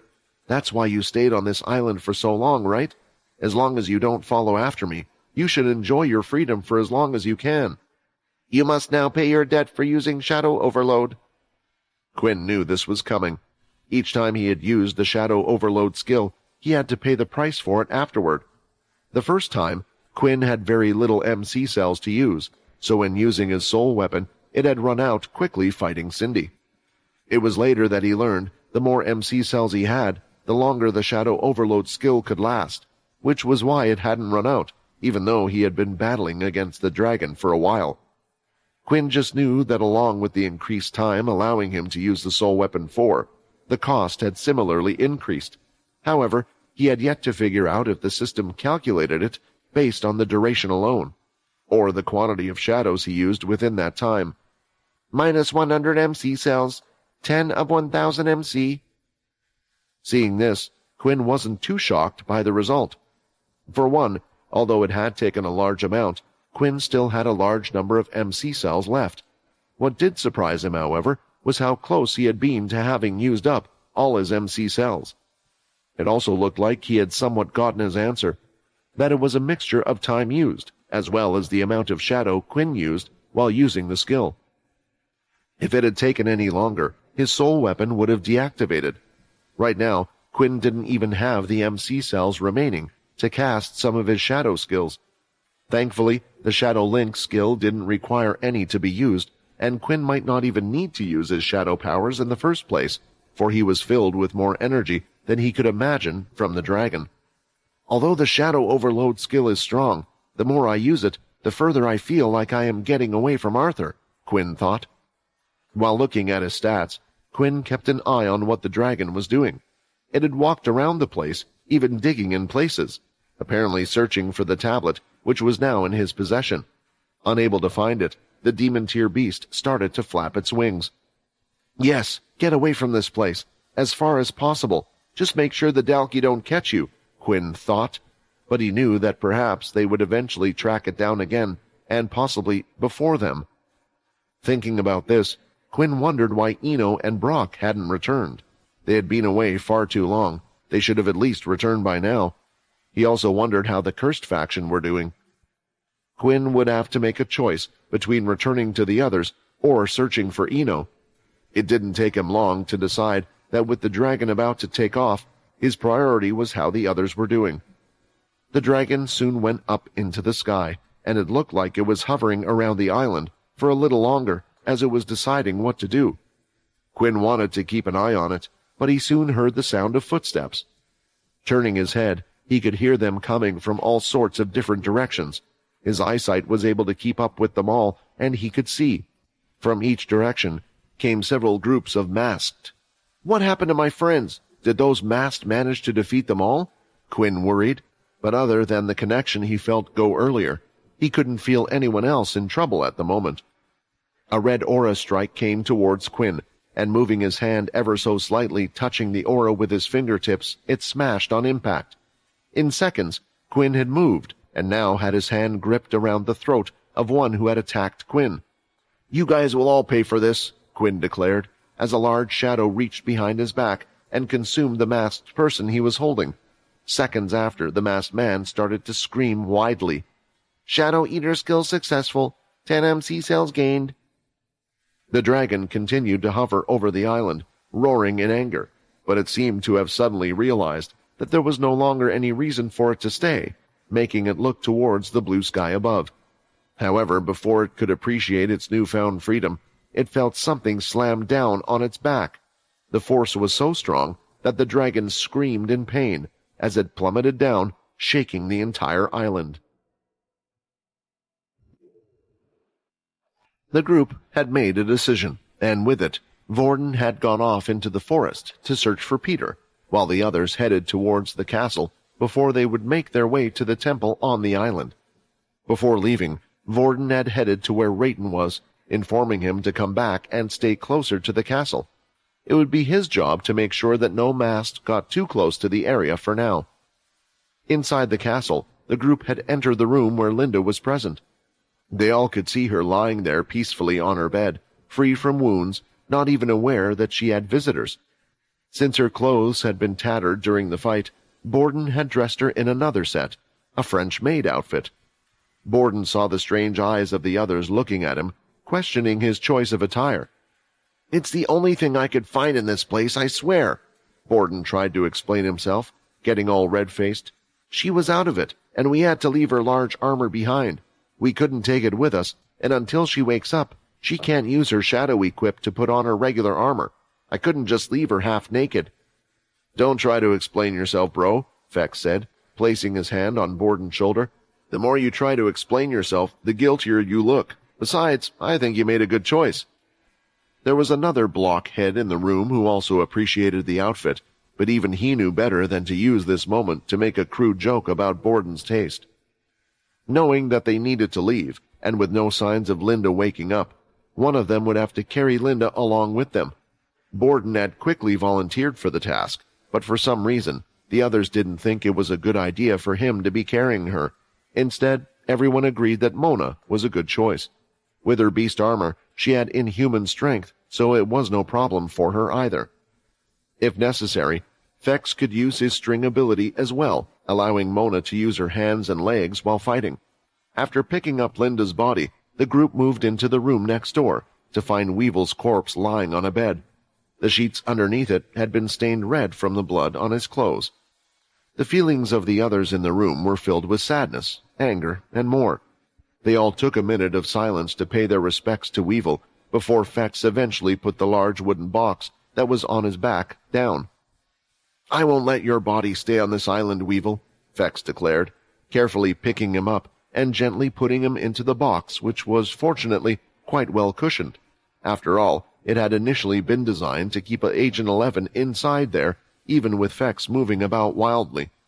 "I'll make sure to protect you so that Linda gets to say her goodbye. I bet once we're back, Quinn will give you the best grave, allowing the rest of the cursed faction to thank you for what you did for them," Fex spoke to the lifeless body. "Can I help put the lid on?" Layla asked. Naturally, Fex agreed to her request. Before he knew it, everyone was grabbing the lid of the box and helped close it, before carefully placing it on his back. "I know it's hard for all of you, but remember, we have to keep moving," Mona managed to say. As one of the former Big Four, she had lost enough subordinates and friends, but she knew that as strong as the members of the cursed faction were, it didn't change their young age. It looked like they had been blessed to not have to experience such a thing often enough to grow used to it. Unfortunately, as an outsider, she felt like it was her job to keep the group moving, so that Weevil would be the only casualty. After leaving the castle, the group was walking with Borden at the front, not only because he was arguably the strongest among those present, but also because he knew the way to the temple. As for Rayton, as long as he didn't fight the dragon, he should be fine moving behind the others, dealing with anyone that would follow as their rear guard. That looks like it's the dragon," Layla pointed upwards. The whole group turned as they could hear the dragon's roar, and for the first time, it looked like it had left its place by the tablet.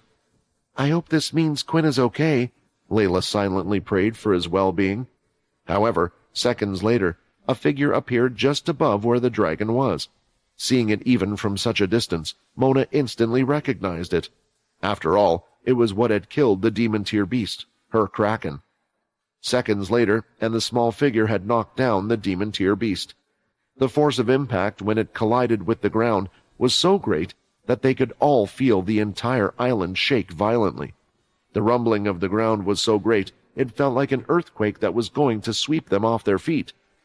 "We have to get off the island now!" Mona's hands were shaking, but she turned away from where the dragon was, picking up her tempo, no longer caring whether the cursed faction wanted to follow her or not, still carrying Linda along with her.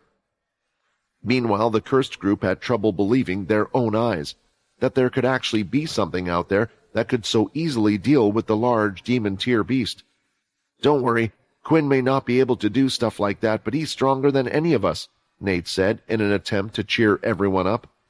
However, the truth was that he honestly doubted any human or vampire would be able to pull off a feat like that.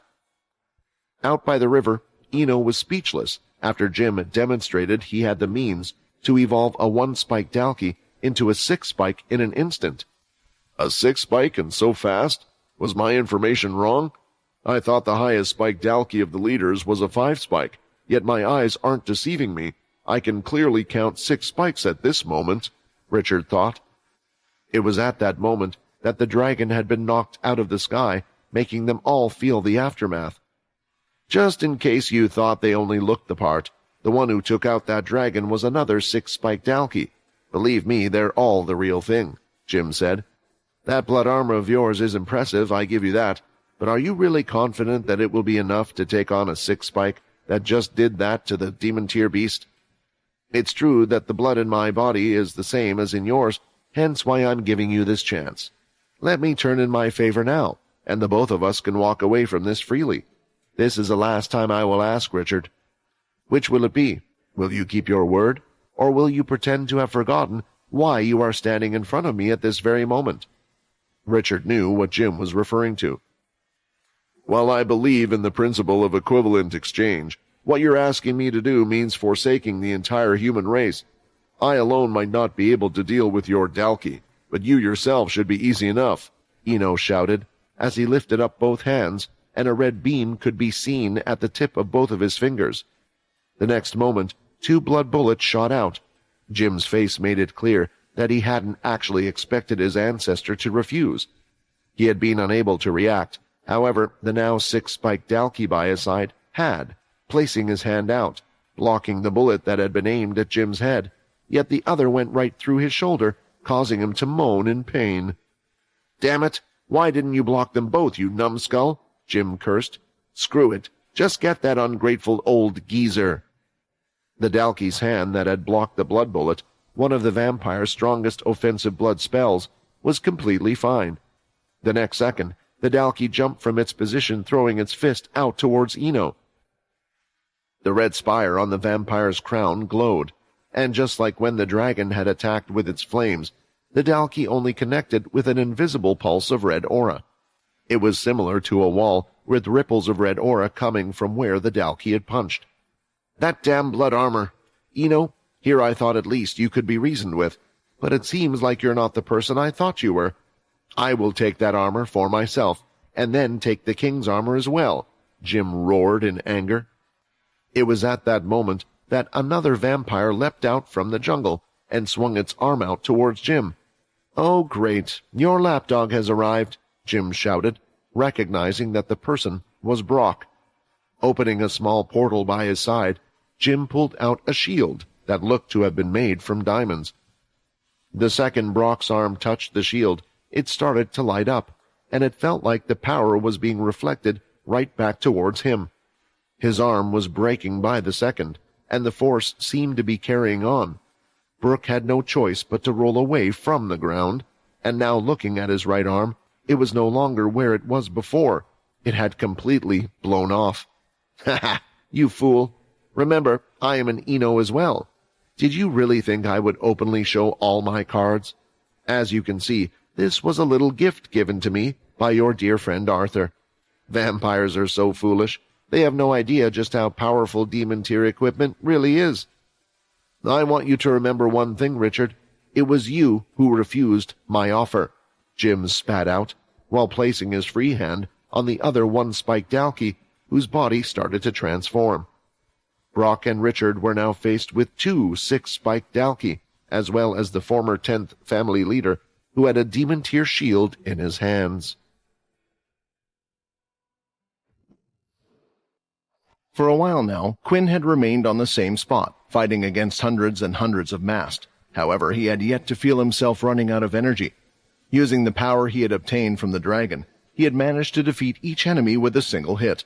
It wasn't that the masked had just stood there, waiting to take a beating, but their red aura powers had proven completely useless. If the cursed faction leader had really wanted to, he could have taken them all out far quicker. However, the reason why he hadn't done so was because he was being careful. In fact, he was careful to limit his damage to a point where he could use the Shadow Eater skill, since this never-ending mass of enemies proved to be a boon in disguise. Each one allowed him to gain 10 MC cells, which was great for his shadow ability, and he had long since earned back the amount he had lost during his fight with the dragon. Just getting more MC cells isn't going to make me stronger, but it will allow me to use the shadow ability in more ways. I also won't have to worry so much about using the Shadow Overload. I can feel that there are still more ways for me to use the Shadow Overload skill, but because of the drawback, I couldn't really afford to play around with it for too long. If I continue getting rid of all these, I can learn how to fight better, and this in turn will improve my strength, and it won't just be a temporary boost like the dragon's energy I have in my body right now, Quinn thought, as he quickly grabbed the head of two masks and slammed them to the ground. He used his Shadow Eater skill on one, forming a strange blob-like shadow consuming its body, and then did the same to the next one. 1,360 MC cells in total. Congratulations. Shadow Eater skill is now at level 2. Huh, so even the Shadow Eater skill managed to evolve. Quinn was surprised by this revelation. Then again, he had never gone against this many vampires before, so he had been unable to confirm if it was a skill he could even evolve from repetitive use. The Shadow Eater skill can now consume more shadow from each vampire it is used on. The Shadow Eater skill's success chance has now increased. The Shadow Eater skill is now able to form different shapes based on the user's will. Reading through the changes, for a brief moment Quinn was happy. He had known that the Shadow Eater skill chance of success seemed to work based on how injured the vampires were that he used it against, yet there had still been cases when it had failed against a vampire who had been close to death. Quinn's happiness was short-lived, though, as he looked around and the number of masks that were near the open area still hadn't decreased. Are they trying to get past me and head to where the dragon landed from earlier? Quinn wondered. Once the island had shook, the vampires had suddenly stopped defeating Quinn and instead had attempted to run right past him. Rather than going after the mast, Quinn decided to throw out his Shadow Eater skill. Thinking back, Quinn remembered the strange shadow that had appeared when he saw Arthur use his skill. He wondered if this was a shape Arthur chose. Due to how far away the person was who he wanted to use the skill on, in Quinn's mind a certain bird formed. Now, leaving from his hand, the Shadow Eater's skill looked slightly different from before, going out in the shade of a small black raven. It also looked to be moving faster in this new form, and when it nearly reached the mast, it opened its mouth wide, the shadow expanding far larger than the mast itself. A few seconds later, and it fell to the floor screaming in pain as it felt the suffering of being in the sun. 12 MC cells consumed. That mask wasn't even injured, and the Shadow Eater skill still worked, but it's still a little slower than hitting them myself. Quinn felt a mask coming directly towards him, and this time, instead of wounding it, he had acted on instinct, using his full strength to pound it away. He threw an overhead punch, and his first landed straight in the mask, cracking it. The mask broke off, and the vampire was no longer alive. Why? Why, even though I feel like I'm getting stronger? Why do I not feel any better? Quinn thought. He had hoped that fighting would keep his mind off things, but in his current condition, the mask proved to be too easy an opponent. This left Quinn free to think about other things, mostly the fact that he didn't even know which one of his friends had died, and that once again he had failed to protect them. Not to mention he felt responsible for bringing them all here. Quinn, wait! I think I saw something when you broke off that man's mask just now. Could you take the mask off of another one? Vincent asked. Of course, with the way Quinn was now, and even before it wasn't too much trouble, he easily grabbed the face of one of the masked, who was too weak to resist, and quickly ripped the mask off his face. All right, one more, please, Vincent asked. His tone seemed strange, but Quinn knew Vincent would ask him to do that without any reason, which was why he didn't mind doing this one, and continued to remove it from the next one as well. This confirms it. They all look like Jim. They must be his clones, Vincent claimed. Jim? As in your old vampire knight Jim?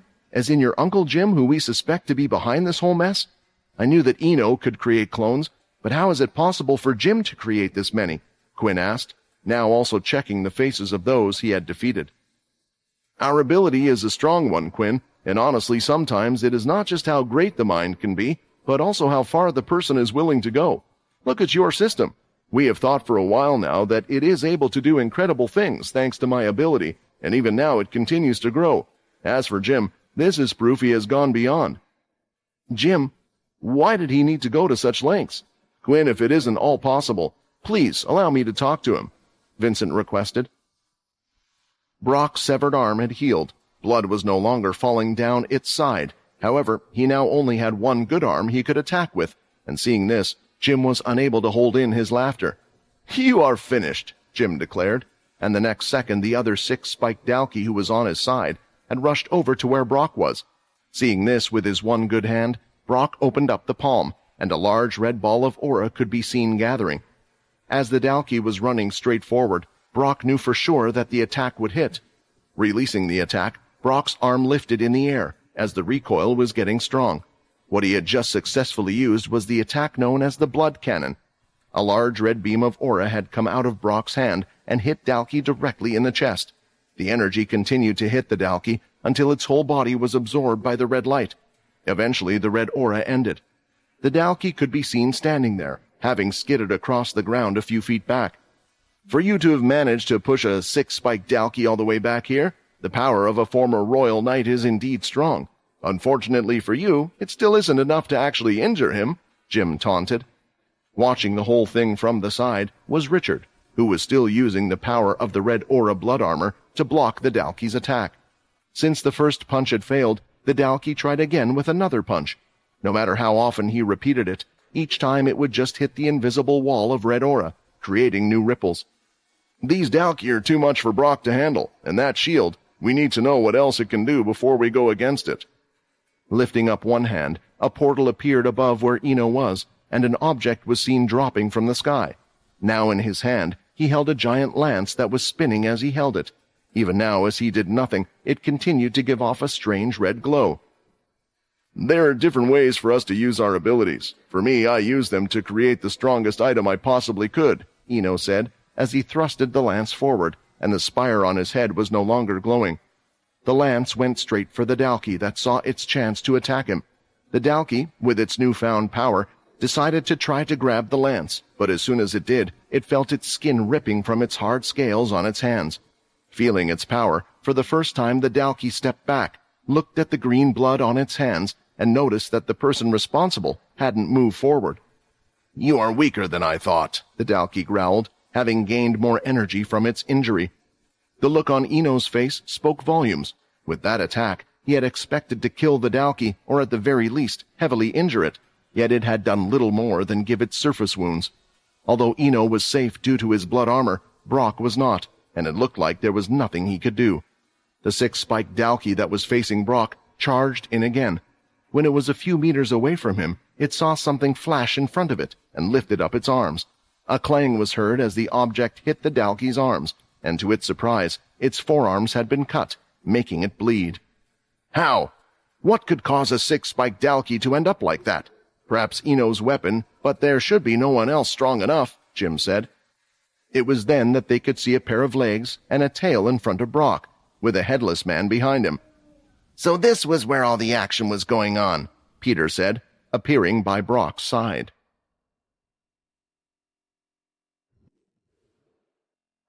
After having had to fight off waves of mass during the start of their attack, it felt bizarre not encountering any more. The lack of enemies didn't ease their minds. If anything, it made them be on edge even more. There were two possibilities the cursed group had come up with as to why this was the case.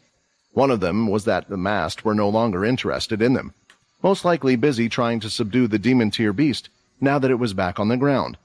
After all, that had always been their primary goal.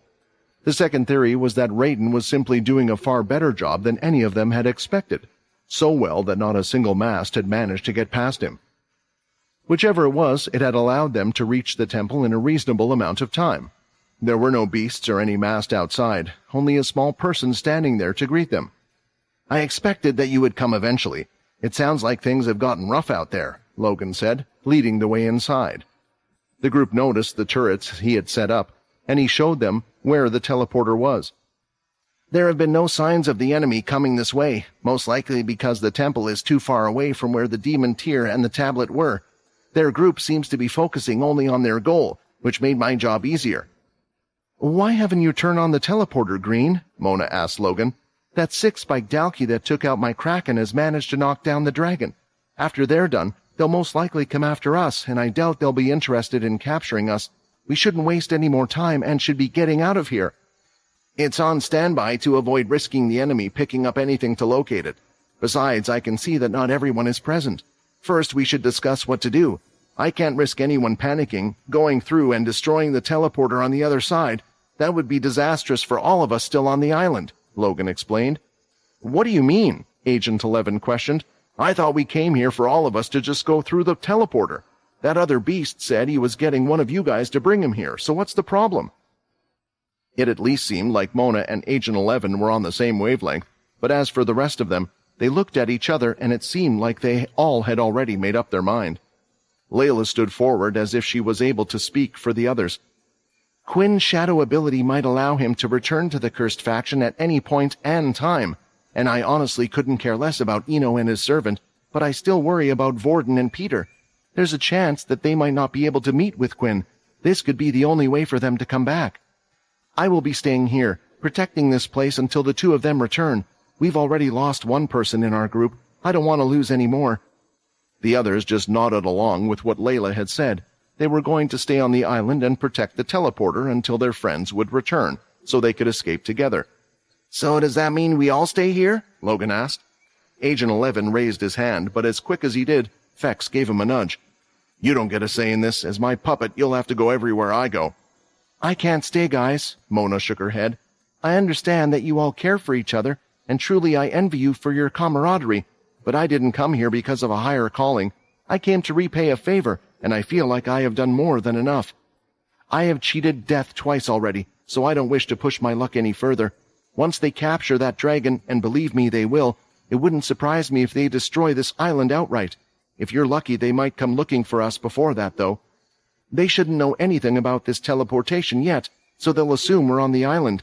Your people might be here, but I have people waiting for me too. The others agreed that it was unfair for them to ask Mona to stay. However, she was a strong ally for the group. Her staying behind would increase their chances of survival, but nobody felt it fair to ask that much of her. Can you at least take them? Sam asked. Please take them back to the cursed ship. Inform Megan, and she will know what to do. Mona looked at the large box that had Weevil's body inside, and Linda, who had been placed on a few cushions that had been found in the room. It will be my pleasure, Mona replied. I will leave Snakey and the gorilla to both of you to help out as much as possible. They seem to have grown a liking to your group. If possible, bring them back. When the rosiest tree had been destroyed, the marking had naturally disappeared from the gorilla, but due to how helpful it had been, Mona had decided to tame the beast with her ability, and now it would follow any command or order she gave it. Keeping to her promise, she strapped the large crate on her back while holding Linda in her arms. The teleporter had been turned on and was set for the cursed ship. Just before Mona was to step in, she turned around to the group.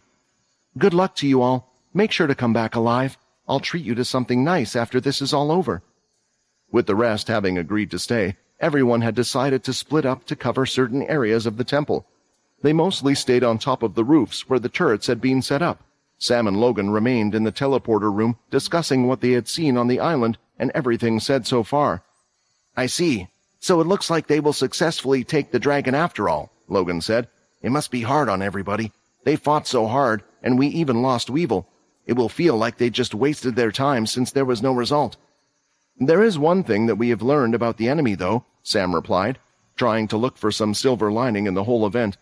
We know that there are 6 spiked Dalkies capable of destroying demon-tier beasts, and that's most likely what they will be using to take care of the dragon as well. On top of that, all the vampire clones. When Sam said this out loud, Logan didn't say anything either, because they both knew, although they now possessed this information, they had no clue how it was going to help them. If anything, it just made them realize how hopeless the situation was for humanity. What do you think? Don't ask a question you don't want the answer to, Logan cut Sam off before he could ask. Let me point out something that will give everyone hope. There is still a chance of us winning this thing. Even if they successfully get the dragon, there is still one thing we can do to win the war, Logan stressed. As to what that was, Sam had an idea, but how likely was it that it would happen? Layla and Nate were both at the south gate of the temple. This was the main entrance with an open pathway in front of the temple. All the other sides were mostly blocked by the heavy jungle. Nate had decided to meditate, hoping to recover as much of his ki as possible. Layla acted as the lookout and spotted ruffling of trees in the distance, and quickly drew her bow, ready to attack. When she finally saw who was coming out of the forest, she put her bow back down, as a man drenched in blood from head to toe was seen, and he had a smile on his face. Both of them seeing this, there was a shiver that had been sent down their spine. They were just happy that this one is on their side. I would put that bow back up if I were you, Rayton called out, as he turned around again, acting like a gatekeeper. They're coming for this place.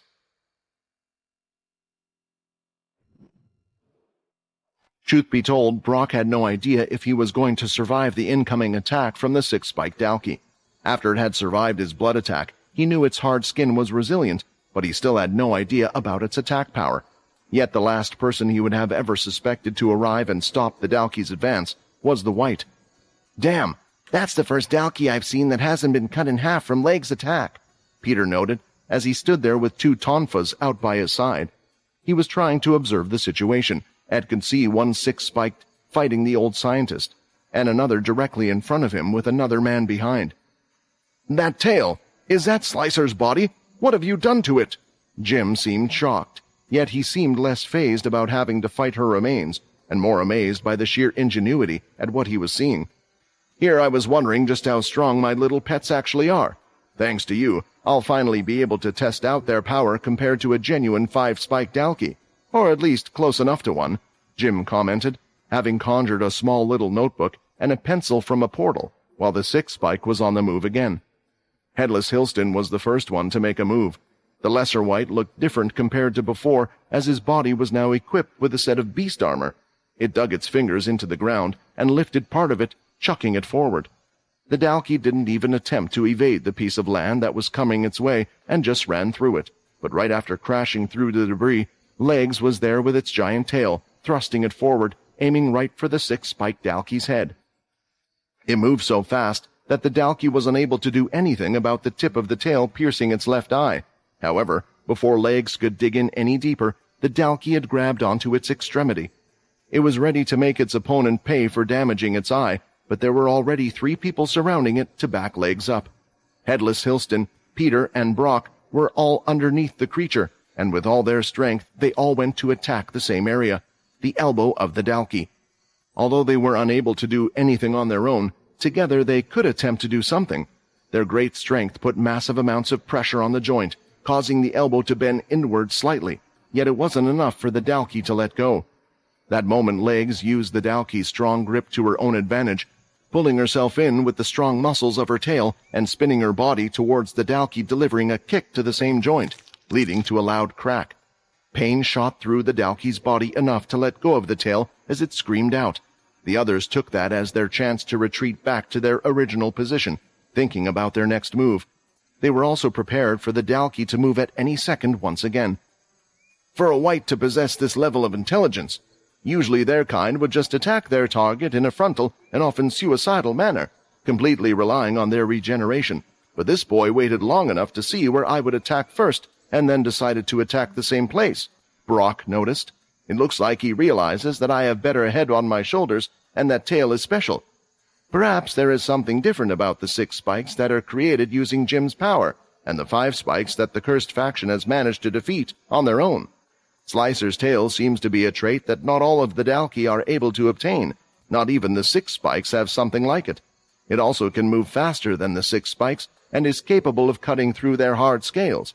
Unfortunately, even with the power of all of us, we were unable to do much. Sure, the 4 of them together had managed to cause a few scratches on the Dalki's forearm, even breaking its elbow, but all of it was futile if they couldn't kill it. After a few seconds of both sides staring at each other, the Dalki was able to heal the broken elbow, and with it having been hurt more, most likely it was now even stronger than before. The worst thing is, we still haven't been able to witness its true strength, and I really don't want to after seeing one of them hit the dragon to the ground like that. It was all these thoughts that had caused Brock to come to a decision. The way Peter currently was, he would be a huge asset to the future. With his ability, and with his current lesser Whites, he was someone he had to be protected at all costs. "Thank you for saving me, but I'm afraid this doesn't look like a fight we're going to win," Brock sighed. "You are still valuable to the cursed faction and Quinn, which is why I can't let you stay here. Get out of here while you still can, and take the other 2 with you. Find Quinn and find some way to get you and all of the cursed faction off this island." The White heard what Brock had said, and honestly, he wasn't too keen to sacrifice his life for the 2 of them. But were they really in that tough of a situation? It was hard for Peter to believe. With him and his lesser Whites, they should be able to hold on, at least long enough for Quinn to arrive. With him there, surely they should somehow be able to do something? The lapdog actually has a point. Until now I have mostly ignored the cursed faction, because I didn't believe your little group of friends to make much of a difference. The loss of Slicer was already a very unexpected surprise, and seeing one of you be able to revive her, I can't just let you leave." Jim held up the shield, and strangely, the six-spiked Dalkey that had been facing towards them this whole time had turned around and pulled back its arm, aiming at Jim. The next second, they saw the Dalkey seemingly use its full power to throw out a devastating punch, and Jim made sure to use both his hands to hold the shield up. The punch landed, but nothing happened. The shield hadn't lit up like it did when Brock had punched it, nor had Jim been sent flying through the air. It looked similar to what would have happened if a child was to punch a wall. "With this, your fate is sealed," Jim stated with a smile, holding up the shield, and it soon started to glow, just as before.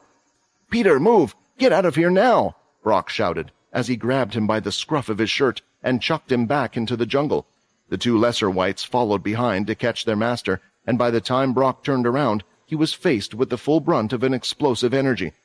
The energy from the shield was already leaving a great blue light. As it left the shield and touched the stones on the floor, they flew behind Brock like bullets shot from a pistol, piercing through many trees in the jungle.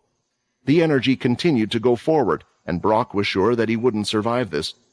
"That shield! It can either store the energy from attacks inside it and use it against, or it's something much worse.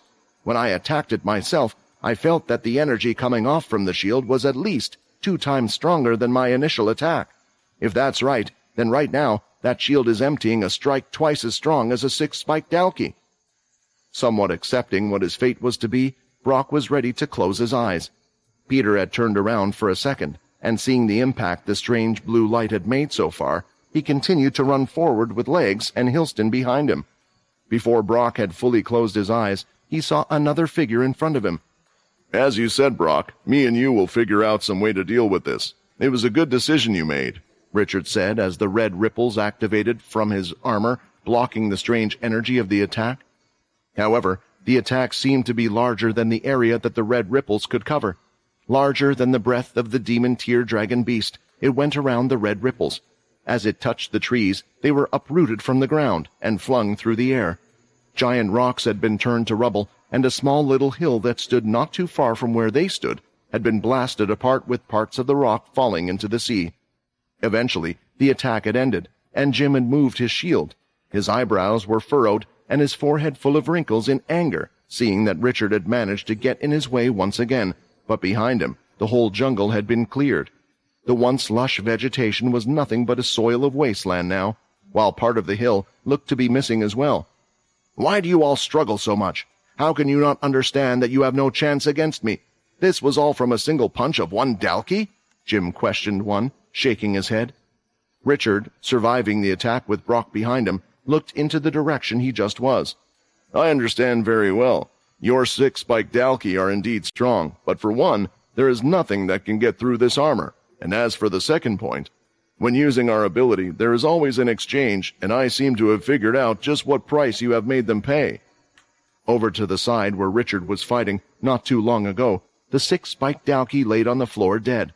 However, strangely, other than its cut hands, it looked to have no visible wounds on its body, but it was clearly no longer moving.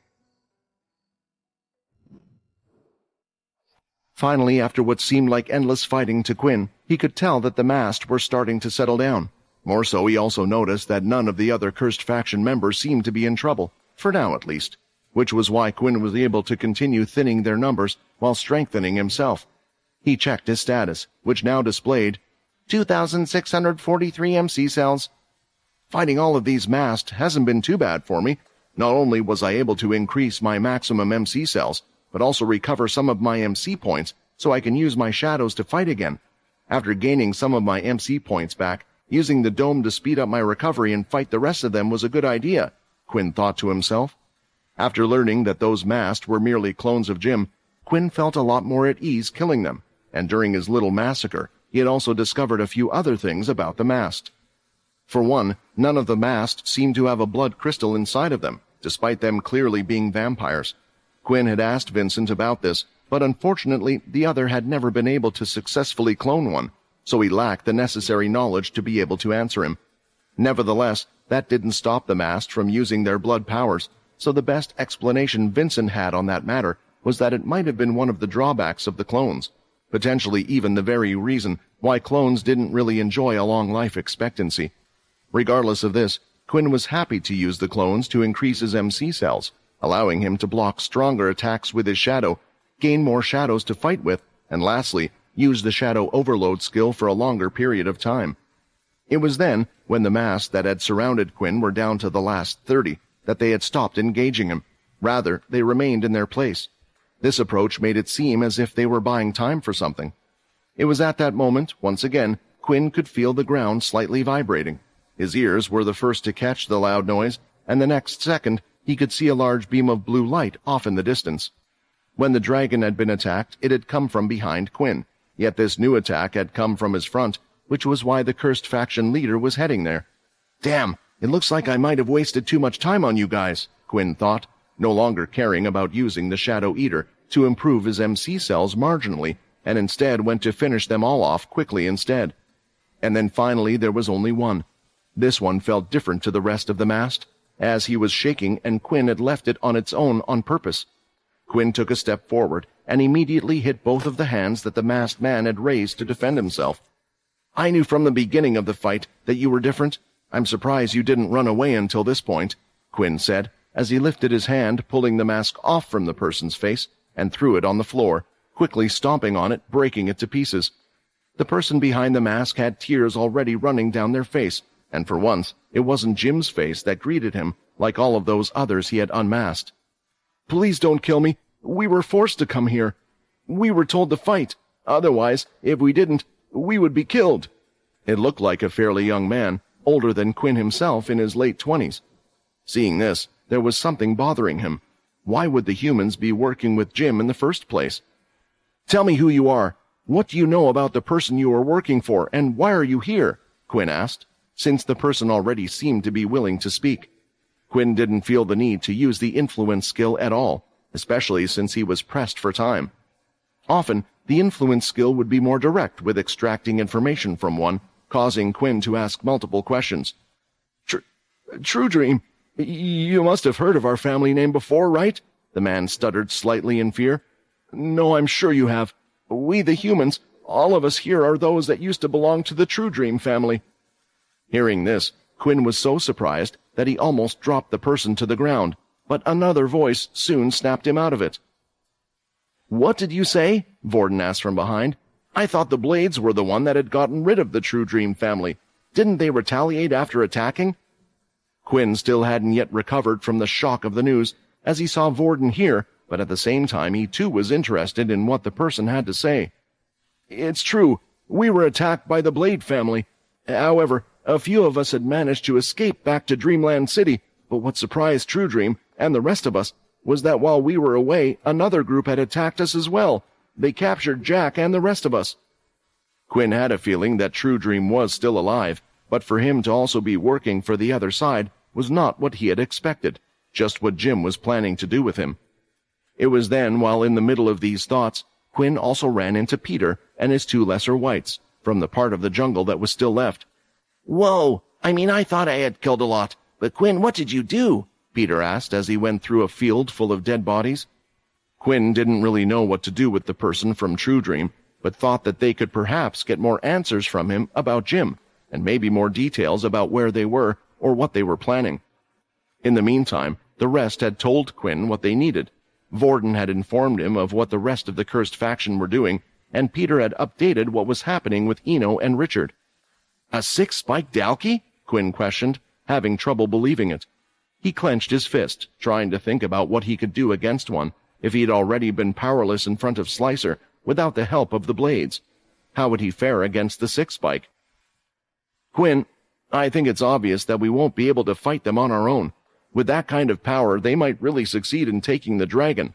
There's no point in us staying here, so let's head back and regroup at the cursed faction ship. Maybe we can figure out something else. Hunt more demon-tier beasts, get better equipment, and fight them later, Vorden suggested. Honestly, Vorden, when coming here, didn't think he needed to do much convincing to the two of them. He thought it was clear that this whole mission had been one giant failure. But there was a certain look in Quinn's eye that said he wasn't planning to go back.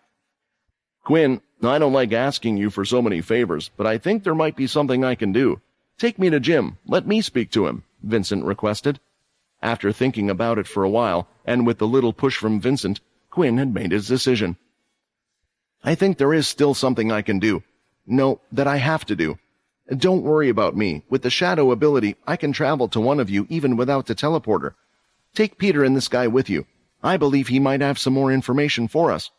The man looked like he was about to complain, but then staring at the dead bodies on the field, he quickly shut his mouth, realizing that he was still lucky to be alive. Who cared who he used to work for? He just wanted to live. Don't worry.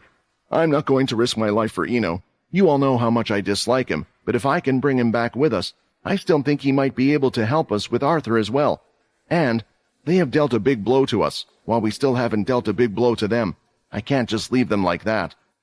The two of them understood, and it looked like they also wanted to stay with Quinn. That was until Quinn could feel a connection inside him once again. The others, they're under attack, Quinn called out.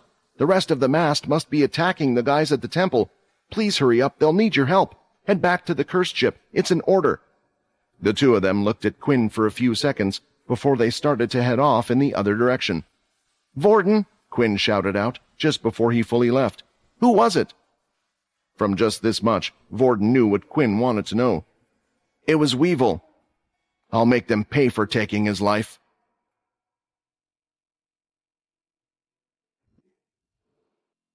When Brock looked over at the six-spiked Dalkey's corpse on the ground, he believed that Richard had managed to find a way to defeat it, overpowering it by finding some sort of weakness. The truth was, Richard had done no such thing. In the middle of the fight, the Dalkey had fallen on its own. There had been next to no interference on Richard's end. After his attack had managed to slightly damage its hands, it had started to become more and more aggressive, seemingly having become berserk. Despite the futility of its actions, it had continued to pound at Eno's strange invisible wall, not holding back its strength. Each attack only ended up creating red ripples of aura. Richard had only been able to pray that given the amount of energy it was exerting, that it would tire itself out eventually. Knowing that his lance could at least slightly damage the Dalkey, he had been waiting for the right moment, yet without any warning, the Dalkey had stopped in its tracks, only to fall to the ground. There was no movement, and with his powerful hearing, Richard had been able to tell that its heart had given out. All of this had happened moments before Jim had readied his attack with the shield, giving Richard just enough time to block the attack on Brock's behalf. This is what happens, Jim. This is what happens when you force others to go past their limitations. Speeding up the process of their evolution has shortened its life to only a few minutes, Richard claimed. Having the same ability, he had an inkling that this had to be the cost of using their ability, not the Dalkey. As for what was exactly embedded in Jim's hand to allow him to force those transformations in the first place, that was a different story. Too bad. Looks like I picked a bad seed. If only he could have lasted a bit longer against you. Oh well, his corpse should provide me with more information after an autopsy, Jim noted, shrugging his shoulders as if he didn't care. Judging from Jim's words, Richard was figuring out a bit more. It seemed like all the Dalkey had a different time limit of how long they would survive after this forced evolution. Perhaps it had to do with a Dalkey's innate potential, or maybe with their willpower. If it was meant to be strong, then the exchange or use of Jim's power might not put too much of a burden on it, while weaker Dalkey that would never have amounted to much would die fairly quickly after he used their ability on them. Richard also had another theory that their lifespan might be connected to how quickly they extend their energy. After all, the Dalkey that was still alive had only performed a couple of attacks, while the one he had faced had been fighting nonstop. Could it be you believe that this fact has changed the flow of this fight or something? Jim asked. Come on, Richard. You have seen how easy it is to turn one. It should at least give you an idea about what I am capable of. Our power is a blessing, and I never knew why you limited yourself so much. I used to be proud that you were the king at one point, but if you had only passed down and taught your descendants the proper uses of our ability and what it could do, then that title would have belonged solely to our family. Now you're just being foolish, Richard snapped back. Although our power is strong, the sort of power we use, the stronger deals we make, the more that has to be sacrificed. For you to be speaking like this, I don't even want to imagine the crazy things you must have already done. With the shield covering Jim's front and the surviving six-spike acting as a guard, Richard and Brock didn't dare to make their move. Jim knew this, and he enjoyed every single moment of it. Lifting his hand up, a portal had opened 30 meters above them. Coming out of it were 2 large dropships that would hold around 20 or so massed inside them. The portal soon closed once again, and one of the dropships was seen going in another direction, while the other was heading towards them. The other dropship appeared to be heading in the direction of the dragon. At the moment, there were a few loud crashes and explosions coming from that direction, indicating that there was a fight going on, but that had eventually ended. I don't know why you are still confident. You think you know their weakness, but since you have the blood armor, you must be thinking to yourself that all you need to do is to outlast the Dalki, right? Too bad that I know the weakness of your armor as well. You're limited to only being able to block the attacks you're facing from the front. Playtime is over. Let's see you deal with more than just one. The dropship continued to hover over their heads, and had stopped just behind where Jim was. Seeing this, Brock had decided to throw a blood swipe towards the ship. He didn't know what it was, but it couldn't be anything good. The former royal knight couldn't allow Jim to go through with his plan, and he knew that Richard wasn't moving because he was afraid the Dalki would attack. However, the red blood swipe never reached the ship, for the Dalki leapt in the air, blocking the attack with its body. Neither it nor the ship suffered any damage from it. In the next few seconds, the doors were seen opening, and instead of mast, 3 more single-spiked Dalki jumped out and landed by Jim's side. "You should have taken my offer when you had the chance, Richard. It was a fair deal," Jim said, shaking his head as he placed his hands on one of the Dalki, his hand lighting up, and the transformation process started once again. Now there was another 6-spike. 2 of them should be enough. I'll make this one last a bit longer, Jim thought, placing his hand on another one. When the transformation was done, it had eventually turned into a 5-spike Dalki. It looks like Jim has more control over his powers than I thought, Richard thought. This could be worse than I imagined. Perhaps it might be even possible for him to do this on a higher spike Dalki. I don't even know if 6 spikes is their limit, or if he's able to increase the strength of those that are already strong. If so, I'm afraid I have no answer. But there has to be a reason why Jim hasn't done it so far. Are their leaders cautious of him? As for the last one, it's always nice to have a backup. Dalki aren't exactly in high supply these days. Jim made a crude joke, which only he found amusing. There was one thing that Richard was finding strange in all of this. Why were they so willing to listen to Jim? He might be their creator, but they didn't strike him as the loyal type. They had their own will, and they should be smart enough to have seen that this power boost was a one-way street to their demise. Has he found some way to control them? Unfortunately, thinking alone did nothing to get Richard out of their miserable situation. Facing one 6-spike alone has been tough. Facing 2 would have been extremely difficult, and although probably weaker, the 5-spike Dalki might actually be the hardest to deal with. Brock, I hate it when I'm right. It looks like if we want to defend the island, we really do need the help of all the groups. It's a shame, but it looks like they declined my invitation. Perhaps if they were here, then things would have ended differently. Richard let out a sigh. What a strange choice of last words for an old man. Jim raised his hand as he was ready to order the Dalki to attack, but at that moment, coming in between the 2 groups, a shadow could be seen in the middle. A figure started to rise from the center. Quinn, what are you doing here, you stupid fool? If you're here, who is protecting the dragon? Do you really want to play the hero that bad? Richard complained, seeing who it was. However, having turned around and seeing the look on the cursed faction leader's face, he quietened down. "Ha ha, this is great," Jim laughed. "The leader of the cursed faction himself has decided to grace us with his presence. You have been an unexpected pain in my plans for too long. Now I'll be able to get rid of 2 nuisances at once. It's time for you to die, Quinn." Quinn's eyes looked at Jim with sadness and pity. He lifted his hand and held it out before speaking up. "Jim, for you to have turned out this way, I can't help but blame myself. The one before you right now is not Quinn, but your nephew. I am Vincent Eno, former leader of the 10th family, who you had once sworn loyalty to.